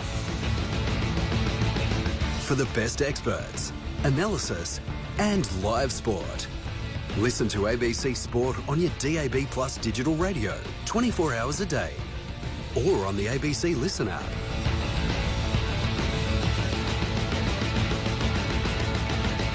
ABC Sport. ABC Sport. Your live sport will return soon. ABC Sport. It's your home of cricket. AFL, NRL, football, rugby, tennis, basketball and specialty programs. Catch up on the latest sports news and stories with ABC Sport on socials via Facebook, X and Instagram. For the best experts, analysis and live sport. Listen to ABC Sport on your DAB Plus digital radio 24 hours a day or on the ABC Listen app.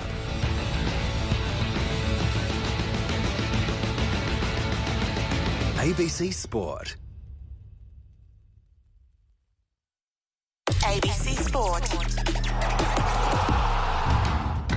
Your live sport will return soon. ABC Sport. It's your home of cricket. AFL, NRL, football, rugby, tennis, basketball and specialty programs. Catch up on the latest sports news and stories with ABC Sport on socials via Facebook, X and Instagram. For the best experts, analysis and live sport. Listen to ABC Sport on your DAB Plus digital radio 24 hours a day or on the ABC Listen app.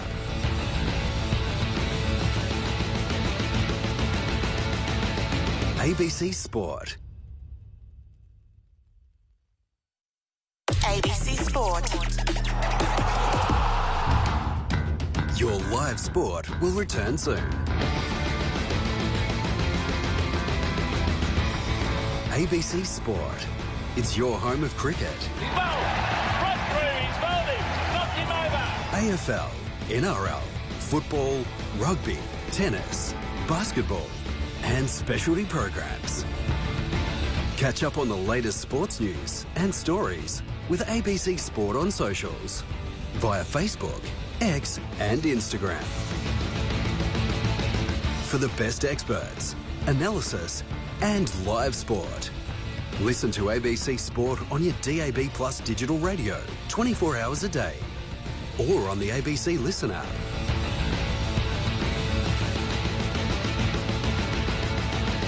ABC Sport. ABC Sport. Your live sport will return soon.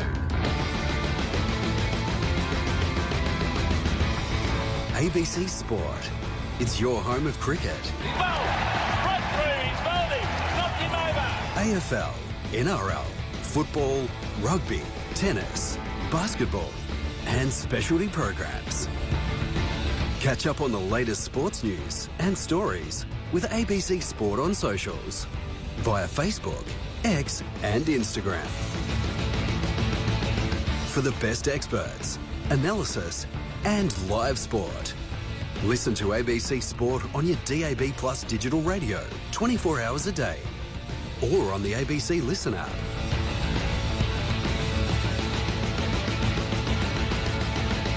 ABC Sport. ABC Sport. Your live sport will return soon.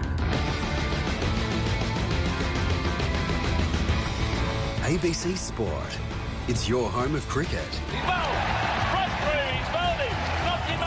AFL, NRL, football, rugby, tennis, basketball, and specialty programs.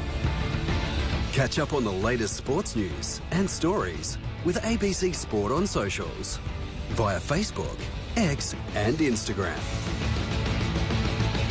For the best experts, analysis and live sport. Listen to ABC Sport on your DAB Plus digital radio 24 hours a day or on the ABC Listen app.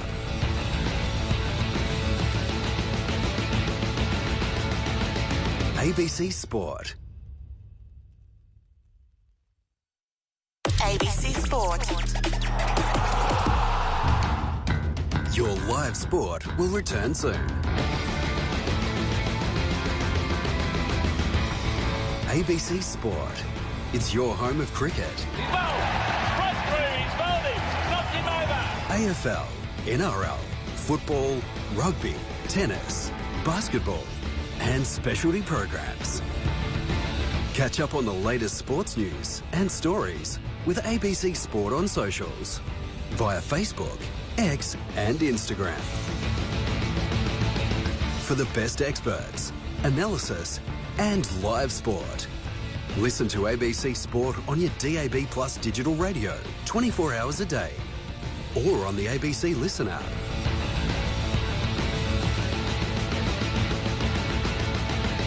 ABC Sport.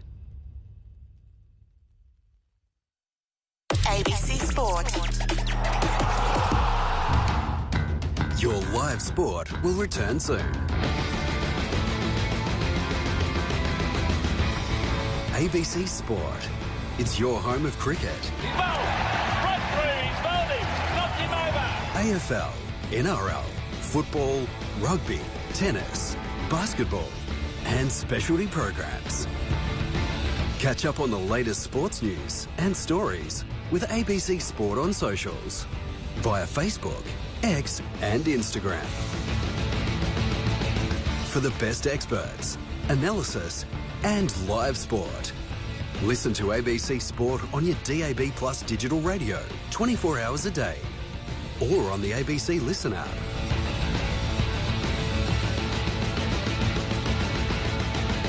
ABC Sport. ABC Sport. Your live sport will return soon. ABC Sport. It's your home of cricket. AFL, NRL, football, rugby, tennis, basketball, and specialty programs. Catch up on the latest sports news and stories with ABC Sport on socials via Facebook, X and Instagram. For the best experts, analysis and live sport. Listen to ABC Sport on your DAB Plus digital radio 24 hours a day or on the ABC Listen app.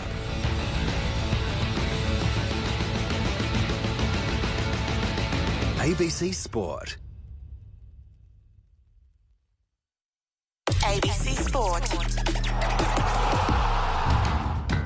Your live sport will return soon. ABC Sport. It's your home of cricket. AFL, NRL, football, rugby, tennis, basketball, and specialty programs. Catch up on the latest sports news and stories with ABC Sport on socials via Facebook, X and Instagram. For the best experts, analysis and live sport. Listen to ABC Sport on your DAB Plus digital radio 24 hours a day or on the ABC Listen app.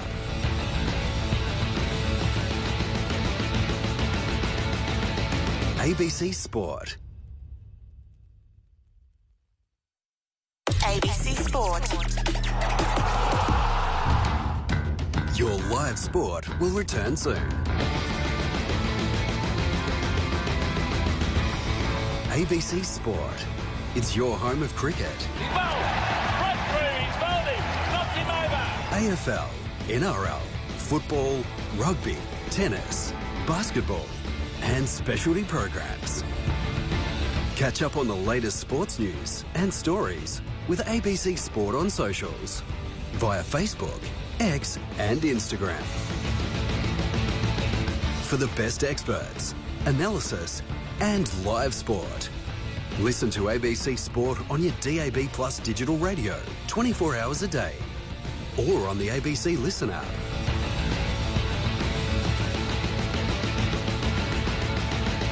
ABC Sport. ABC Sport. Your live sport will return soon. ABC Sport. It's your home of cricket. AFL, NRL, football, rugby, tennis, basketball, and specialty programs. Catch up on the latest sports news and stories with ABC Sport on socials via Facebook, X and Instagram. For the best experts, analysis and live sport. Listen to ABC Sport on your DAB Plus digital radio 24 hours a day or on the ABC Listen app.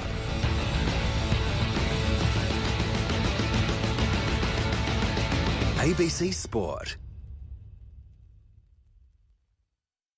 ABC Sport. Your live sport will return soon. ABC Sport. It's your home of cricket. AFL, NRL, football, rugby, tennis, basketball, and specialty programs. Catch up on the latest sports news and stories with ABC Sport on socials via Facebook, X and Instagram. For the best experts, analysis and live sport.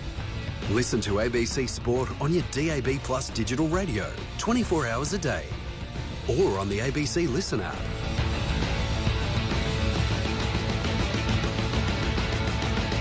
ABC Sport. ABC Sport. Your live sport will return soon. ABC Sport. It's your home of cricket. AFL, NRL, football, rugby, tennis, basketball and specialty programs.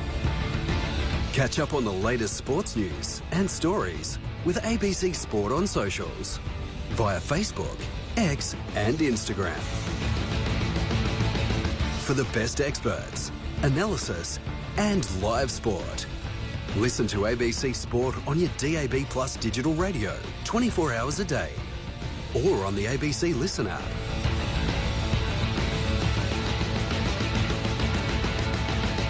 ABC Sport. ABC Sport. Your live sport will return soon. ABC Sport. It's your home of cricket. AFL, NRL, football, rugby, tennis, basketball and specialty programs. Catch up on the latest sports news and stories with ABC Sport on socials via Facebook, X and Instagram. For the best experts, analysis and live sport.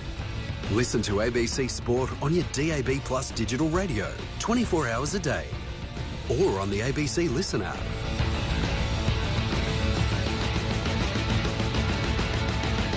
ABC Sport. ABC Sport. Your live sport will return soon. ABC Sport. It's your home of cricket. AFL, NRL, football, rugby, tennis, basketball and specialty programs. Catch up on the latest sports news and stories with ABC Sport on socials via Facebook, X and Instagram. For the best experts, analysis and live sport. Listen to ABC Sport on your DAB Plus digital radio 24 hours a day or on the ABC Listen app.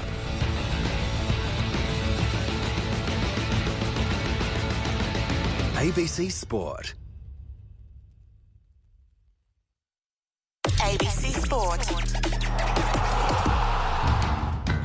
Your live sport will return soon. ABC Sport.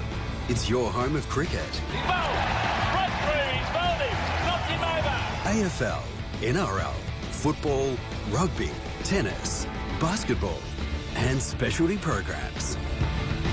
Catch up on the latest sports news and stories with ABC Sport on socials via Facebook, X and Instagram. For the best experts, analysis and live sport. Listen to ABC Sport on your DAB Plus digital radio 24 hours a day or on the ABC Listen app.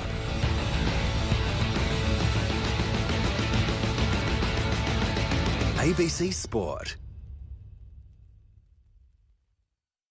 ABC Sport. Your live sport will return soon. ABC Sport. It's your home of cricket.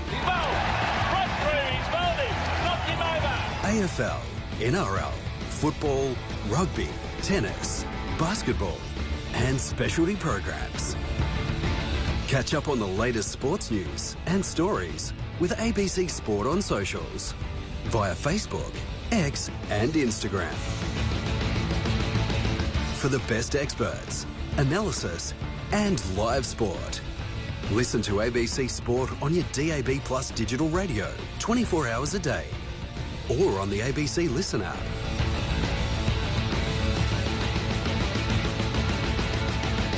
ABC Sport. ABC Sport. Your live sport will return soon. ABC Sport. It's your home of cricket. AFL, NRL, football, rugby, tennis, basketball and specialty programs. Catch up on the latest sports news and stories with ABC Sport on socials via Facebook, X and Instagram. For the best experts, analysis and live sport. Listen to ABC Sport on your DAB Plus digital radio 24 hours a day or on the ABC Listen app.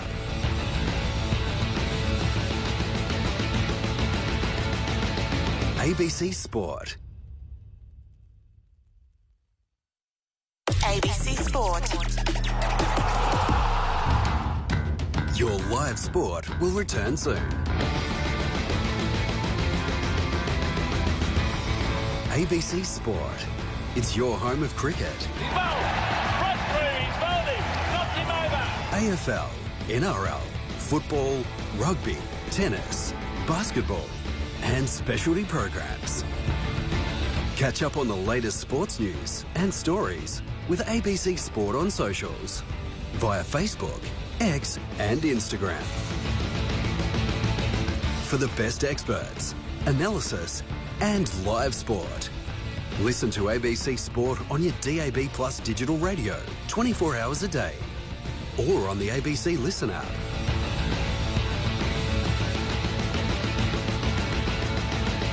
ABC Sport.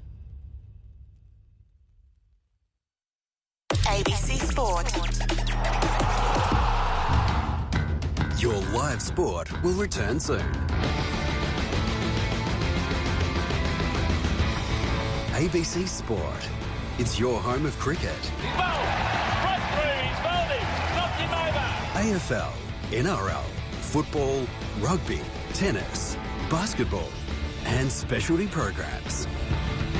Catch up on the latest sports news and stories with ABC Sport on socials via Facebook, X and Instagram. For the best experts, analysis and live sport. Listen to ABC Sport on your DAB Plus digital radio 24 hours a day or on the ABC Listen app.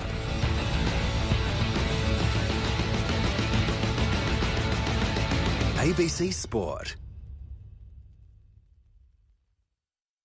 ABC Sport. Your live sport will return soon. ABC Sport. It's your home of cricket. AFL, NRL, football, rugby, tennis, basketball and specialty programs. Catch up on the latest sports news and stories with ABC Sport on socials via Facebook, X and Instagram. For the best experts, analysis and live sport. Listen to ABC Sport on your DAB Plus digital radio 24 hours a day or on the ABC Listen app.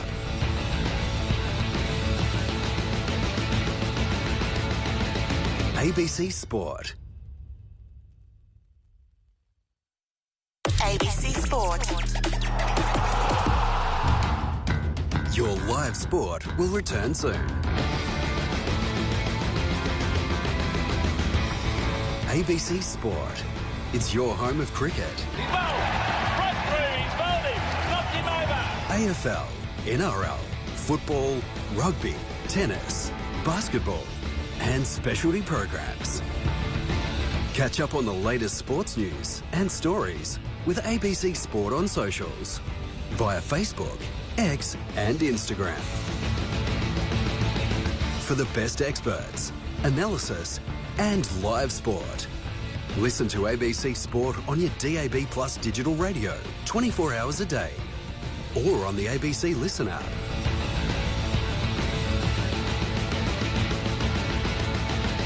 ABC Sport. ABC Sport.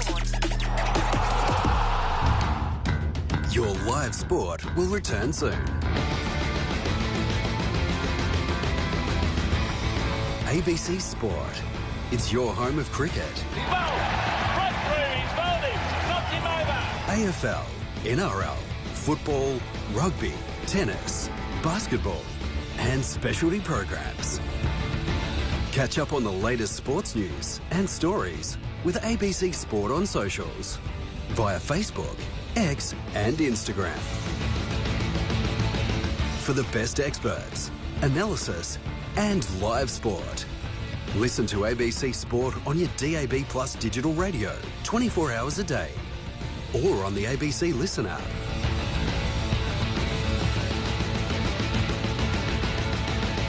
ABC Sport. ABC Sport. Your live sport will return soon. ABC Sport. It's your home of cricket. AFL, NRL, football, rugby, tennis, basketball, and specialty programs. Catch up on the latest sports news and stories with ABC Sport on socials via Facebook, X and Instagram. For the best experts, analysis and live sport. Listen to ABC Sport on your DAB Plus digital radio 24 hours a day or on the ABC Listen app.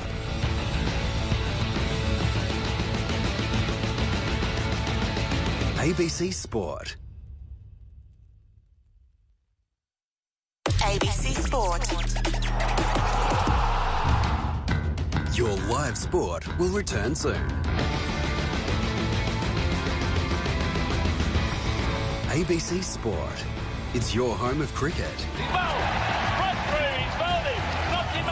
AFL, NRL, football, rugby, tennis, basketball, and specialty programs.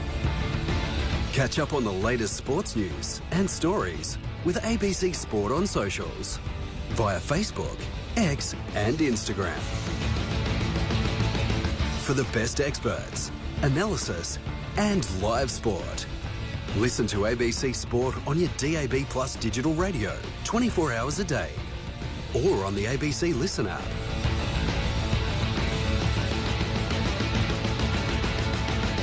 ABC Sport. ABC Sport. Your live sport will return soon. ABC Sport. It's your home of cricket. AFL, NRL, football, rugby, tennis, basketball, and specialty programs. Catch up on the latest sports news and stories with ABC Sport on socials via Facebook, X and Instagram. For the best experts, analysis and live sport. Listen to ABC Sport on your DAB Plus digital radio 24 hours a day or on the ABC Listen app.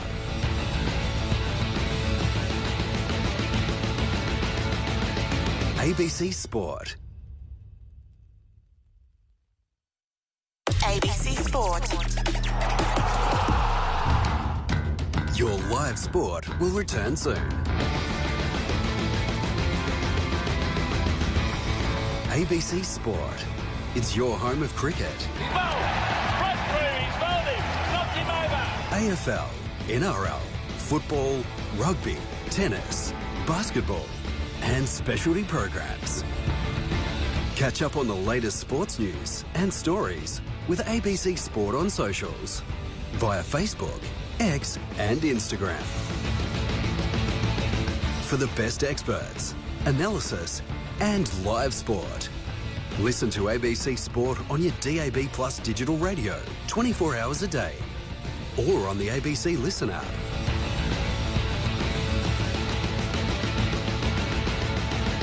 ABC Sport. ABC Sport. Your live sport will return soon.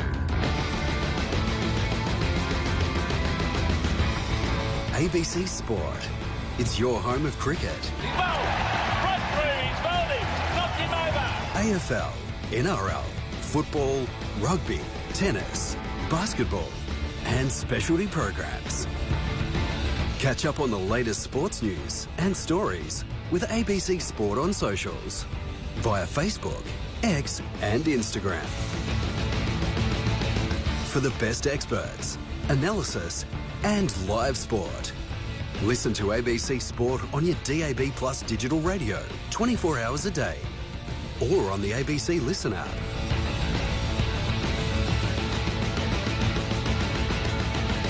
ABC Sport.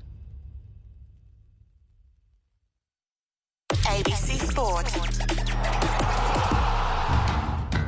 Your live sport will return soon. ABC Sport. It's your home of cricket. AFL, NRL, football, rugby, tennis, basketball, and specialty programs. Catch up on the latest sports news and stories with ABC Sport on socials via Facebook, X and Instagram. For the best experts, analysis and live sport. Listen to ABC Sport on your DAB Plus digital radio 24 hours a day or on the ABC Listen app.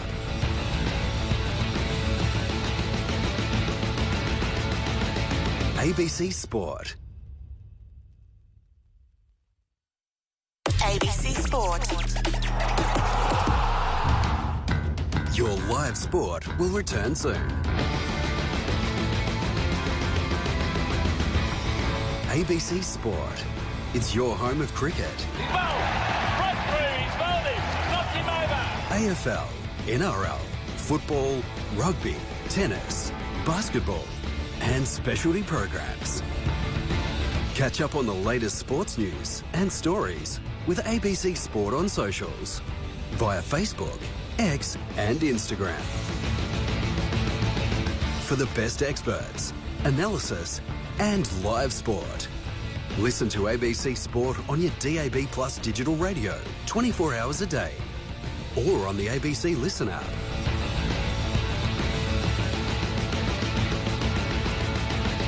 ABC Sport. ABC Sport. Your live sport will return soon. ABC Sport. It's your home of cricket. AFL, NRL, football, rugby, tennis, basketball, and specialty programs. Catch up on the latest sports news and stories with ABC Sport on socials via Facebook, X and Instagram. For the best experts, analysis and live sport. Listen to ABC Sport on your DAB Plus digital radio 24 hours a day or on the ABC Listen app.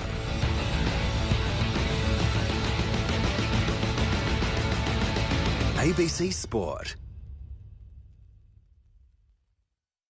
ABC Sport. Your live sport will return soon. ABC Sport. It's your home of cricket. AFL, NRL, football, rugby, tennis, basketball, and specialty programs. Catch up on the latest sports news and stories with ABC Sport on socials via Facebook, X and Instagram. For the best experts, analysis and live sport. Listen to ABC Sport on your DAB Plus digital radio 24 hours a day or on the ABC Listen app.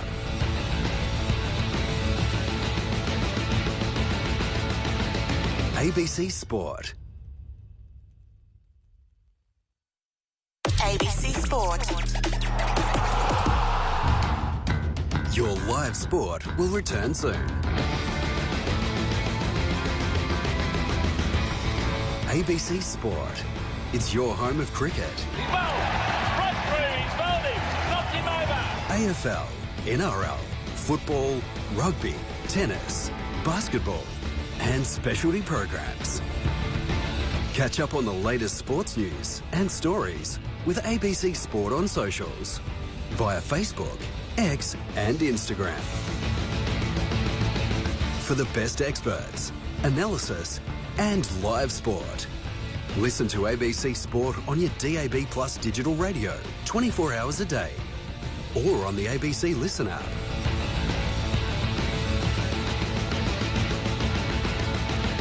ABC Sport. ABC Sport. Your live sport will return soon. ABC Sport. It's your home of cricket. AFL, NRL, football, rugby, tennis, basketball, and specialty programs. Catch up on the latest sports news and stories with ABC Sport on socials via Facebook, X and Instagram. For the best experts, analysis and live sport. Listen to ABC Sport on your DAB Plus digital radio 24 hours a day or on the ABC Listen app.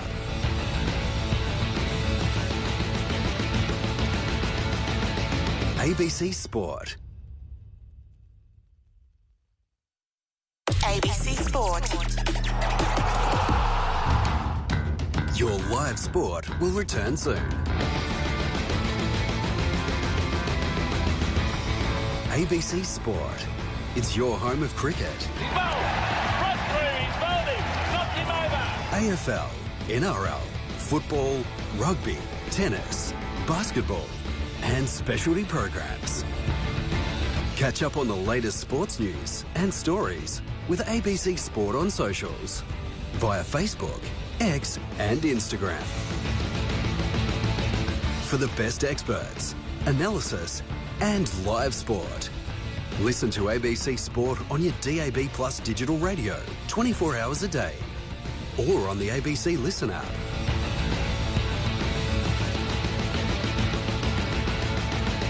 ABC Sport. ABC Sport. Your live sport will return soon. ABC Sport. It's your home of cricket. AFL, NRL, football, rugby, tennis, basketball, and specialty programs. Catch up on the latest sports news and stories with ABC Sport on socials via Facebook, X and Instagram. For the best experts, analysis and live sport. Listen to ABC Sport on your DAB Plus digital radio 24 hours a day or on the ABC Listen app.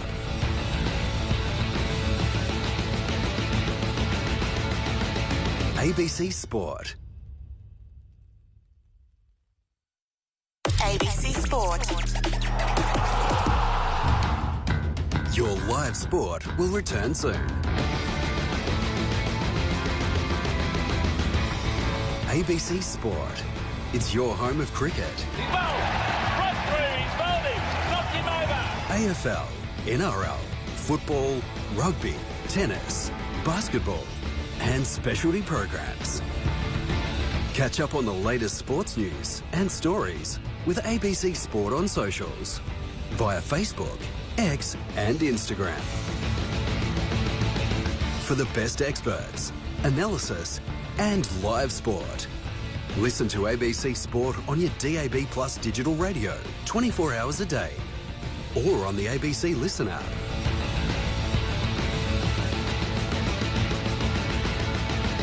ABC Sport. ABC Sport.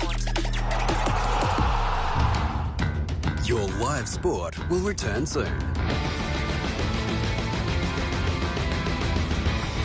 ABC Sport. It's your home of cricket.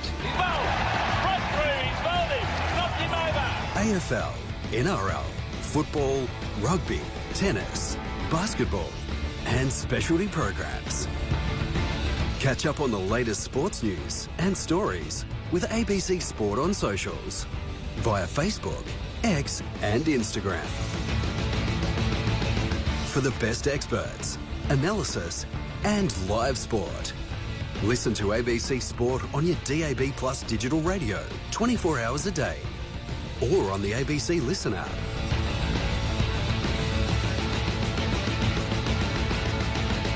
ABC Sport. ABC Sport. Your live sport will return soon. ABC Sport. It's your home of cricket. AFL, NRL, football, rugby, tennis, basketball, and specialty programs. Catch up on the latest sports news and stories with ABC Sport on socials via Facebook, X and Instagram. For the best experts, analysis and live sport. Listen to ABC Sport on your DAB Plus digital radio 24 hours a day or on the ABC Listen app.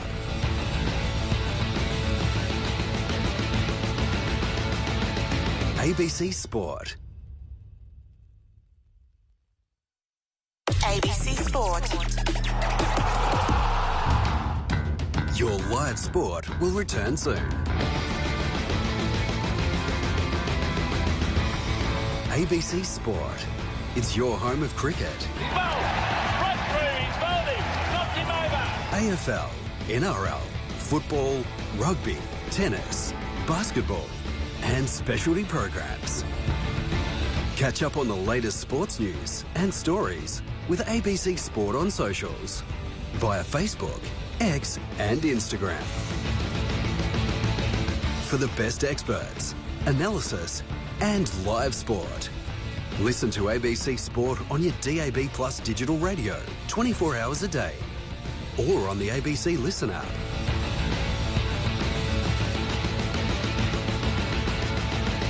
ABC Sport. ABC Sport. Your live sport will return soon. ABC Sport. It's your home of cricket. AFL, NRL, football, rugby, tennis, basketball, and specialty programs. Catch up on the latest sports news and stories with ABC Sport on socials via Facebook, X and Instagram. For the best experts, analysis and live sport. Listen to ABC Sport on your DAB Plus digital radio 24 hours a day or on the ABC Listen app.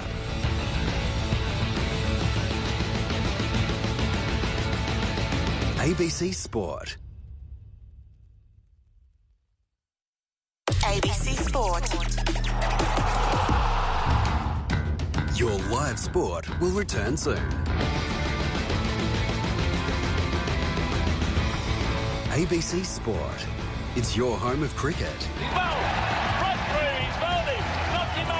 AFL, NRL, football, rugby, tennis, basketball, and specialty programs.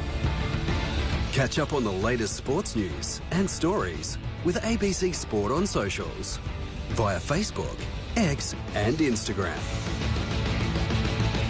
For the best experts, analysis and live sport.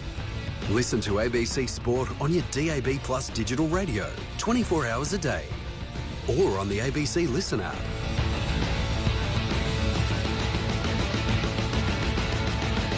ABC Sport. ABC Sport. Your live sport will return soon. ABC Sport. It's your home of cricket. AFL, NRL, football, rugby, tennis, basketball, and specialty programs. Catch up on the latest sports news and stories with ABC Sport on socials via Facebook, X and Instagram. For the best experts, analysis and live sport. Listen to ABC Sport on your DAB Plus digital radio 24 hours a day or on the ABC Listen app.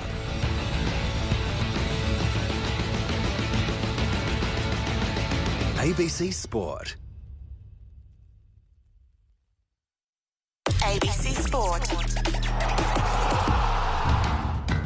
Your live sport will return soon. ABC Sport. It's your home of cricket.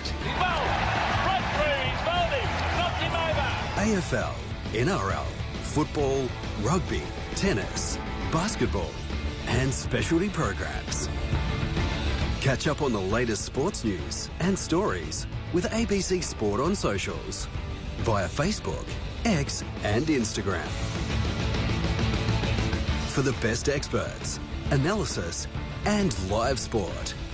Listen to ABC Sport on your DAB Plus digital radio 24 hours a day or on the ABC Listen app.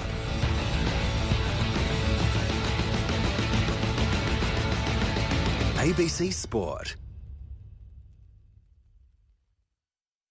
ABC Sport. Your live sport will return soon.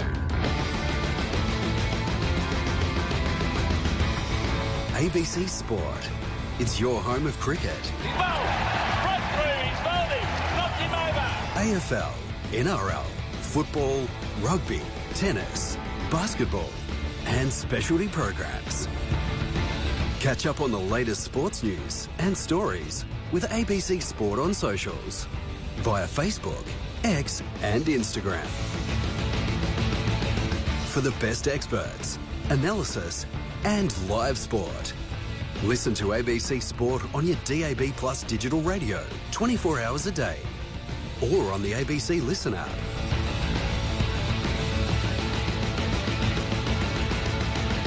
ABC Sport. ABC Sport. Your live sport will return soon.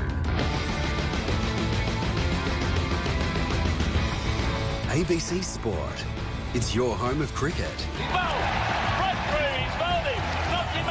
AFL, NRL, football, rugby, tennis, basketball, and specialty programs. Catch up on the latest sports news and stories with ABC Sport on socials via Facebook, X and Instagram. For the best experts, analysis and live sport. Listen to ABC Sport on your DAB Plus digital radio 24 hours a day or on the ABC Listen app.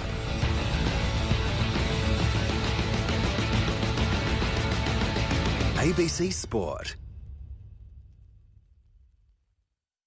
ABC Sport. Your live sport will return soon. ABC Sport. It's your home of cricket. AFL, NRL, football, rugby, tennis, basketball, and specialty programs. Catch up on the latest sports news and stories with ABC Sport on socials via Facebook, X and Instagram. For the best experts, analysis and live sport. Listen to ABC Sport on your DAB Plus digital radio 24 hours a day or on the ABC Listen app.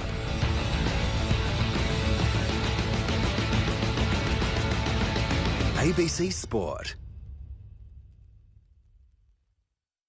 ABC Sport. Your live sport will return soon. ABC Sport. It's your home of cricket. AFL, NRL, football, rugby, tennis, basketball, and specialty programs. Catch up on the latest sports news and stories with ABC Sport on socials via Facebook, X and Instagram. For the best experts, analysis and live sport. Listen to ABC Sport on your DAB Plus digital radio 24 hours a day or on the ABC Listen app.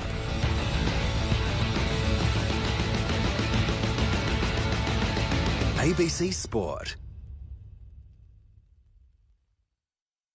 ABC Sport. Your live sport will return soon. ABC Sport. It's your home of cricket. AFL, NRL, football, rugby, tennis, basketball, and specialty programs. Catch up on the latest sports news and stories with ABC Sport on socials via Facebook, X and Instagram. For the best experts, analysis and live sport. Listen to ABC Sport on your DAB Plus digital radio 24 hours a day or on the ABC Listen app.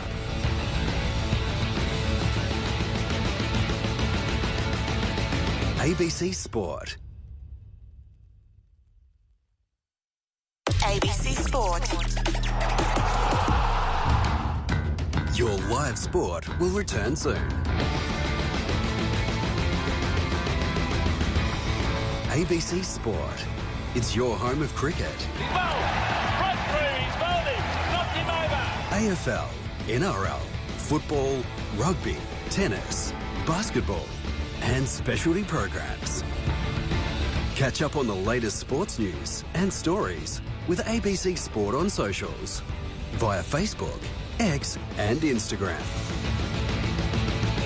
For the best experts, analysis and live sport. Listen to ABC Sport on your DAB Plus digital radio 24 hours a day or on the ABC Listen app.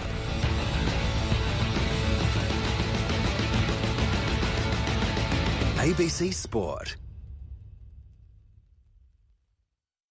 ABC Sport. Your live sport will return soon. ABC Sport. It's your home of cricket. AFL, NRL, football, rugby, tennis, basketball, and specialty programs. Catch up on the latest sports news and stories with ABC Sport on socials via Facebook, X and Instagram. For the best experts, analysis and live sport. Listen to ABC Sport on your DAB Plus digital radio 24 hours a day or on the ABC Listen app.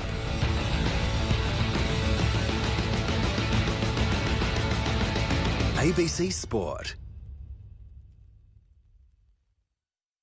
ABC Sport.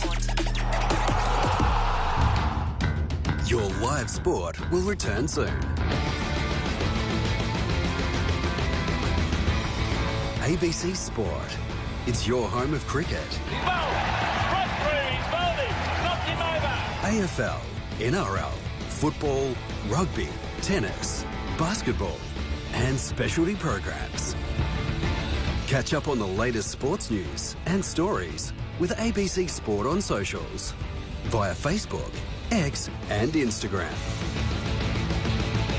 For the best experts, analysis and live sport. Listen to ABC Sport on your DAB Plus digital radio 24 hours a day or on the ABC Listen app.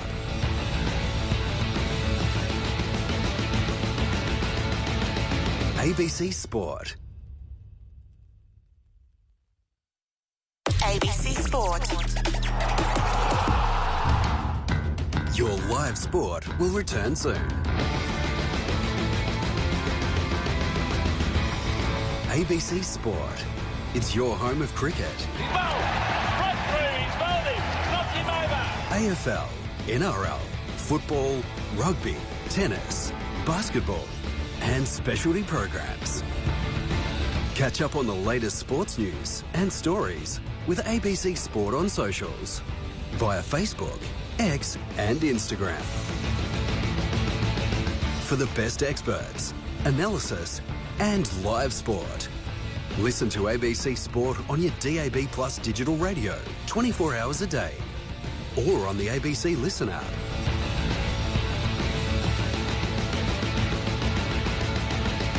ABC Sport. ABC Sport. Your live sport will return soon. ABC Sport. It's your home of cricket. AFL, NRL, football, rugby, tennis, basketball and specialty programs. Catch up on the latest sports news and stories with ABC Sport on socials via Facebook, X and Instagram. For the best experts, analysis and live sport. Listen to ABC Sport on your DAB Plus digital radio 24 hours a day or on the ABC Listen app.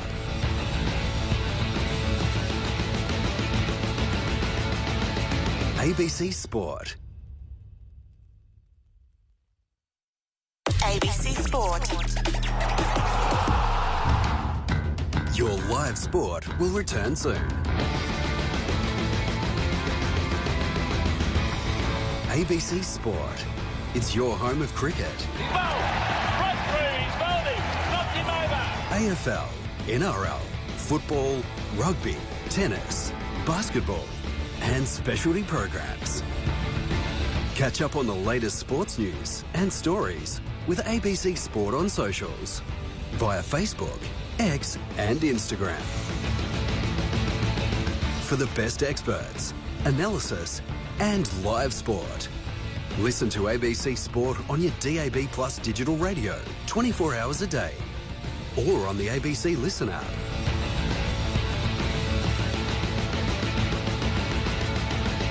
ABC Sport. ABC Sport. Your live sport will return soon. ABC Sport. It's your home of cricket. AFL, NRL, football, rugby, tennis, basketball and specialty programs.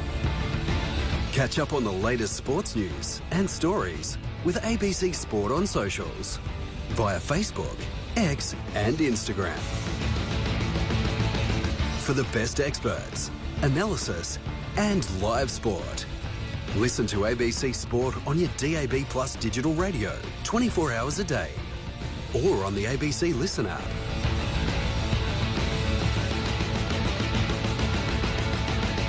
ABC Sport. ABC Sport. Your live sport will return soon. ABC Sport. It's your home of cricket. AFL, NRL, football, rugby, tennis, basketball and specialty programs. Catch up on the latest sports news and stories with ABC Sport on socials via Facebook, X and Instagram. For the best experts, analysis and live sport. Listen to ABC Sport on your DAB Plus digital radio 24 hours a day or on the ABC Listen app.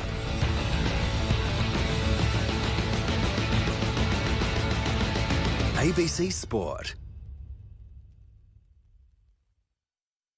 ABC Sport. Your live sport will return soon. ABC Sport. It's your home of cricket. AFL, NRL, football, rugby, tennis, basketball and specialty programs. Catch up on the latest sports news and stories with ABC Sport on socials via Facebook, X and Instagram. For the best experts, analysis and live sport. Listen to ABC Sport on your DAB Plus digital radio 24 hours a day or on the ABC Listen app.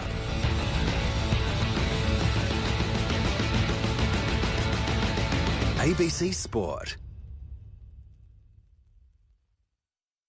ABC Sport. Your live sport will return soon. ABC Sport. It's your home of cricket. AFL, NRL, football, rugby, tennis, basketball and specialty programs. Catch up on the latest sports news and stories with ABC Sport on socials via Facebook, X and Instagram. For the best experts, analysis and live sport. Listen to ABC Sport on your DAB Plus digital radio 24 hours a day or on the ABC Listen app.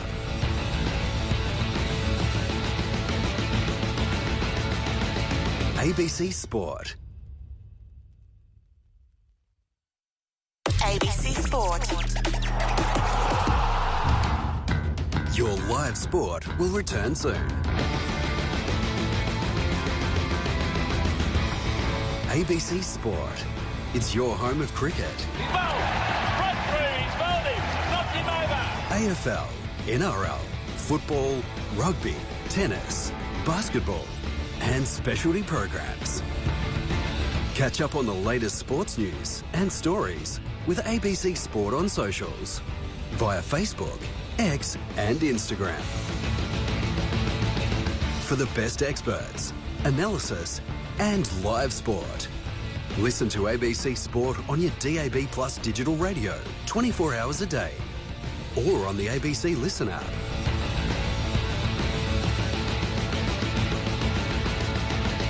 ABC Sport.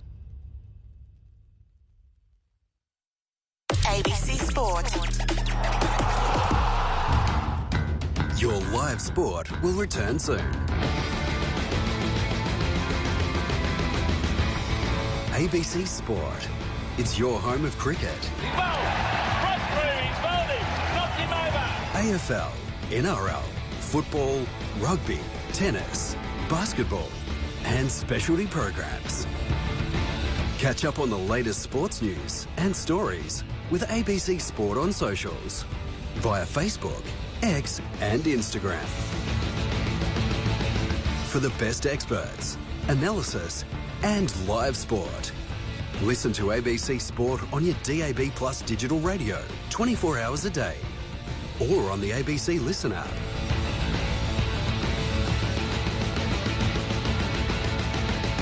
ABC Sport. ABC Sport. Your live sport will return soon. ABC Sport. It's your home of cricket. AFL, NRL, football, rugby, tennis, basketball and specialty programs. Catch up on the latest sports news and stories with ABC Sport on socials via Facebook, X and Instagram. For the best experts, analysis and live sport. Listen to ABC Sport on your DAB Plus digital radio 24 hours a day or on the ABC Listen app.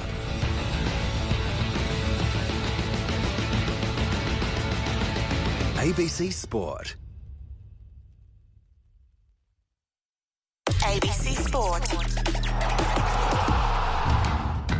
Your live sport will return soon. ABC Sport.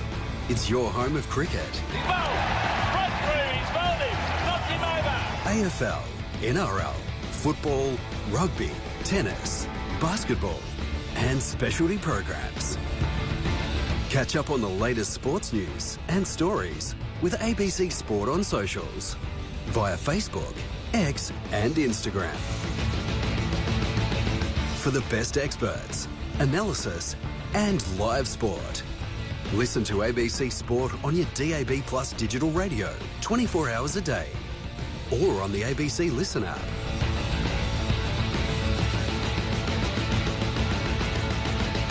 ABC Sport. ABC Sport.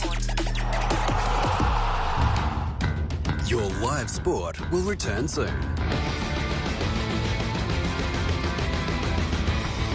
ABC Sport. It's your home of cricket. AFL, NRL, football, rugby, tennis, basketball and specialty programs. Catch up on the latest sports news and stories with ABC Sport on socials via Facebook, X and Instagram. For the best experts, analysis and live sport. Listen to ABC Sport on your DAB Plus digital radio 24 hours a day or on the ABC Listen app.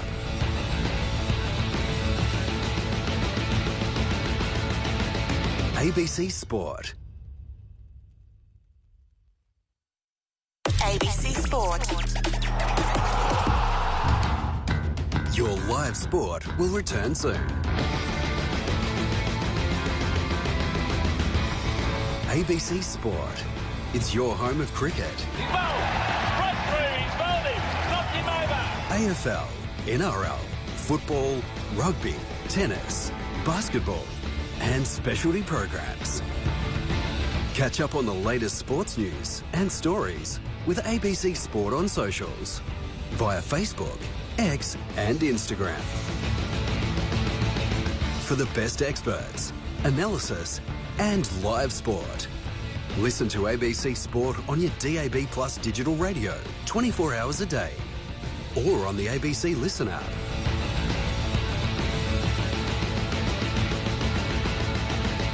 ABC Sport.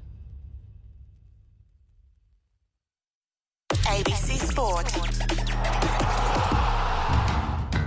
Your live sport will return soon. ABC Sport.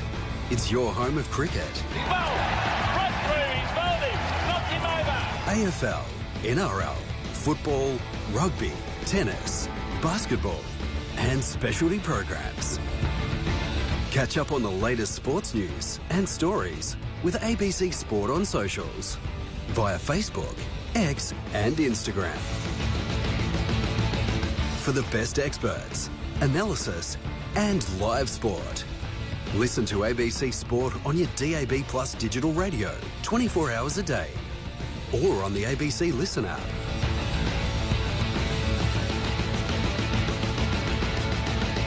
ABC Sport. ABC Sport. Your live sport will return soon. ABC Sport. It's your home of cricket. AFL, NRL, football, rugby, tennis, basketball and specialty programs. Catch up on the latest sports news and stories with ABC Sport on socials via Facebook, X and Instagram. For the best experts, analysis and live sport. Listen to ABC Sport on your DAB Plus digital radio 24 hours a day or on the ABC Listen app.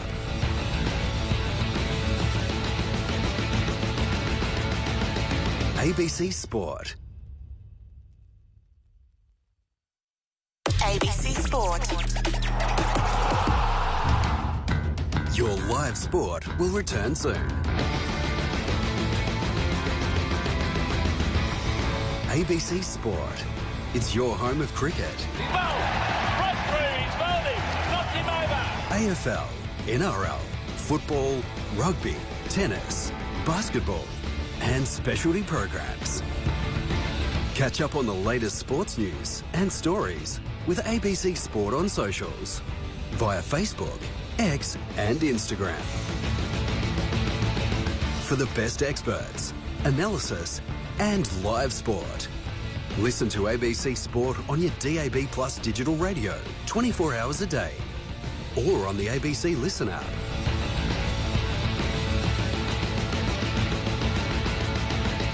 ABC Sport. ABC Sport. Your live sport will return soon. ABC Sport. It's your home of cricket. AFL, NRL, football, rugby, tennis, basketball and specialty programs. Catch up on the latest sports news and stories with ABC Sport on socials via Facebook, X and Instagram. For the best experts, analysis and live sport. Listen to ABC Sport on your DAB Plus digital radio 24 hours a day or on the ABC Listen app.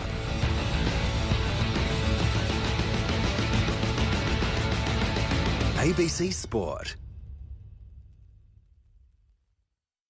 ABC Sport. Your live sport will return soon. ABC Sport. It's your home of cricket. AFL, NRL, football, rugby, tennis, basketball and specialty programs. Catch up on the latest sports news and stories with ABC Sport on socials via Facebook, X and Instagram. For the best experts, analysis and live sport. Listen to ABC Sport on your DAB Plus digital radio 24 hours a day or on the ABC Listen app.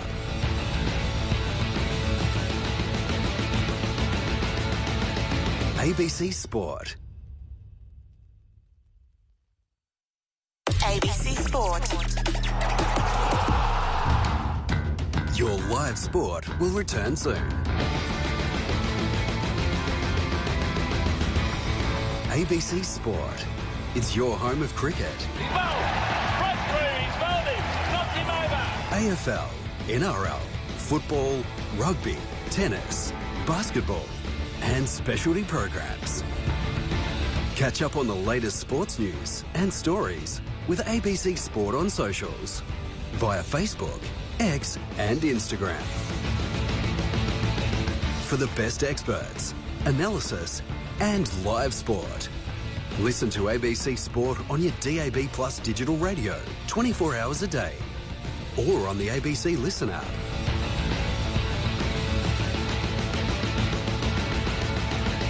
ABC Sport. ABC Sport.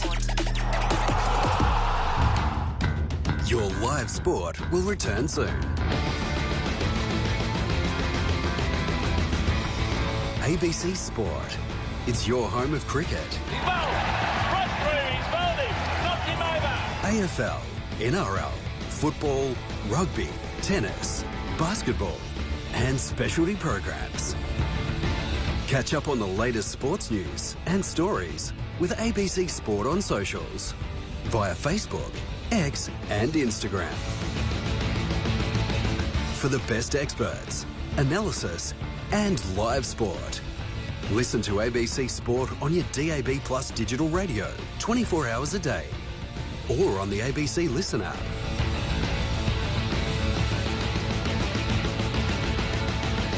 ABC Sport.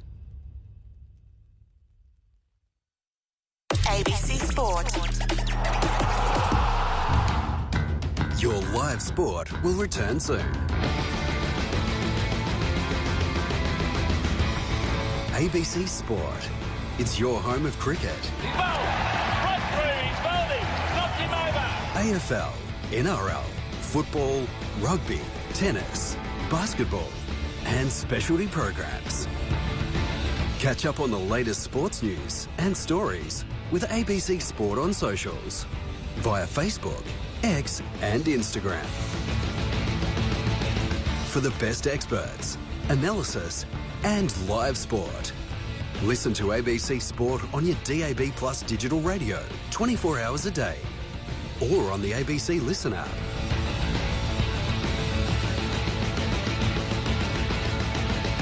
ABC Sport. ABC Sport. Your live sport will return soon. ABC Sport. It's your home of cricket. AFL, NRL, football, rugby, tennis, basketball and specialty programs. Catch up on the latest sports news and stories with ABC Sport on socials via Facebook, X and Instagram. For the best experts, analysis and live sport. Listen to ABC Sport on your DAB Plus digital radio 24 hours a day or on the ABC Listen app.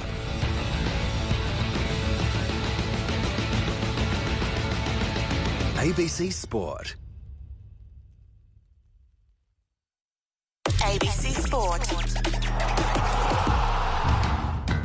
Your live sport will return soon. ABC Sport. It's your home of cricket. AFL, NRL, football, rugby, tennis, basketball and specialty programs. Catch up on the latest sports news and stories with ABC Sport on socials via Facebook, X and Instagram. For the best experts, analysis and live sport. Listen to ABC Sport on your DAB Plus digital radio 24 hours a day or on the ABC Listen app.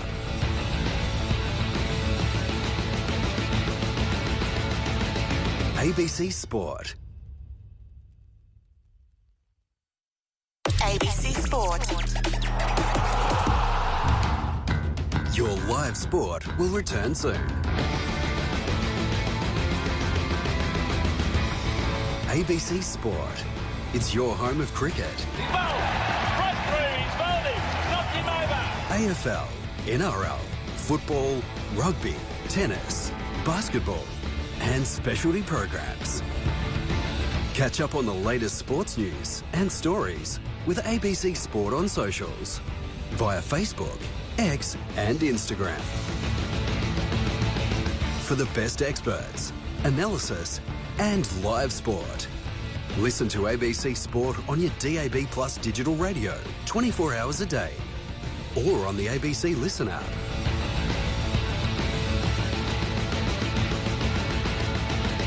ABC Sport.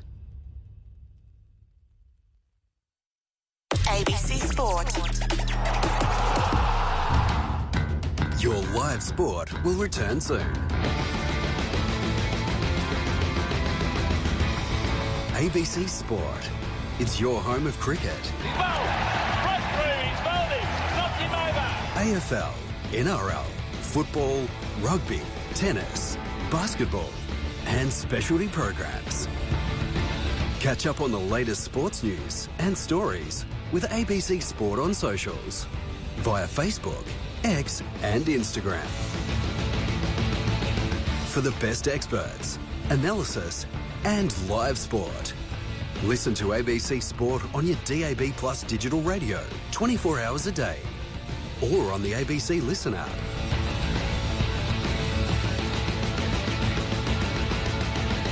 ABC Sport. ABC Sport. Your live sport will return soon. ABC Sport. It's your home of cricket. AFL, NRL, football, rugby, tennis, basketball and specialty programs.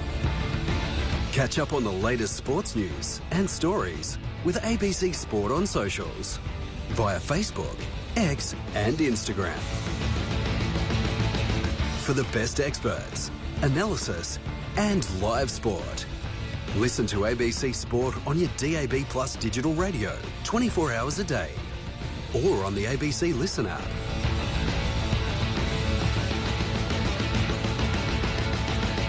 ABC Sport. ABC Sport. Your live sport will return soon. ABC Sport. It's your home of cricket. AFL, NRL, football, rugby, tennis, basketball and specialty programs. Catch up on the latest sports news and stories with ABC Sport on socials via Facebook, X and Instagram. For the best experts, analysis and live sport. Listen to ABC Sport on your DAB Plus digital radio 24 hours a day or on the ABC Listen app.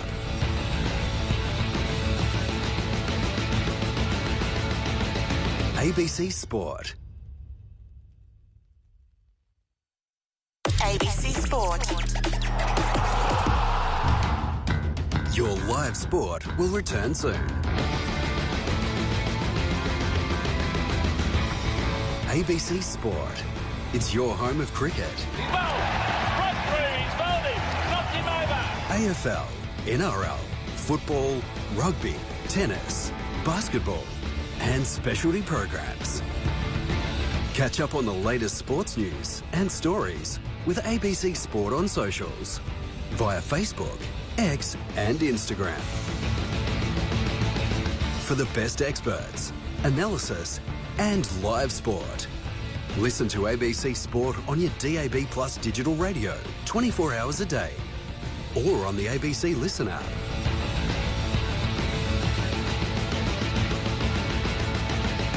ABC Sport. ABC Sport. Your live sport will return soon. ABC Sport. It's your home of cricket. AFL, NRL,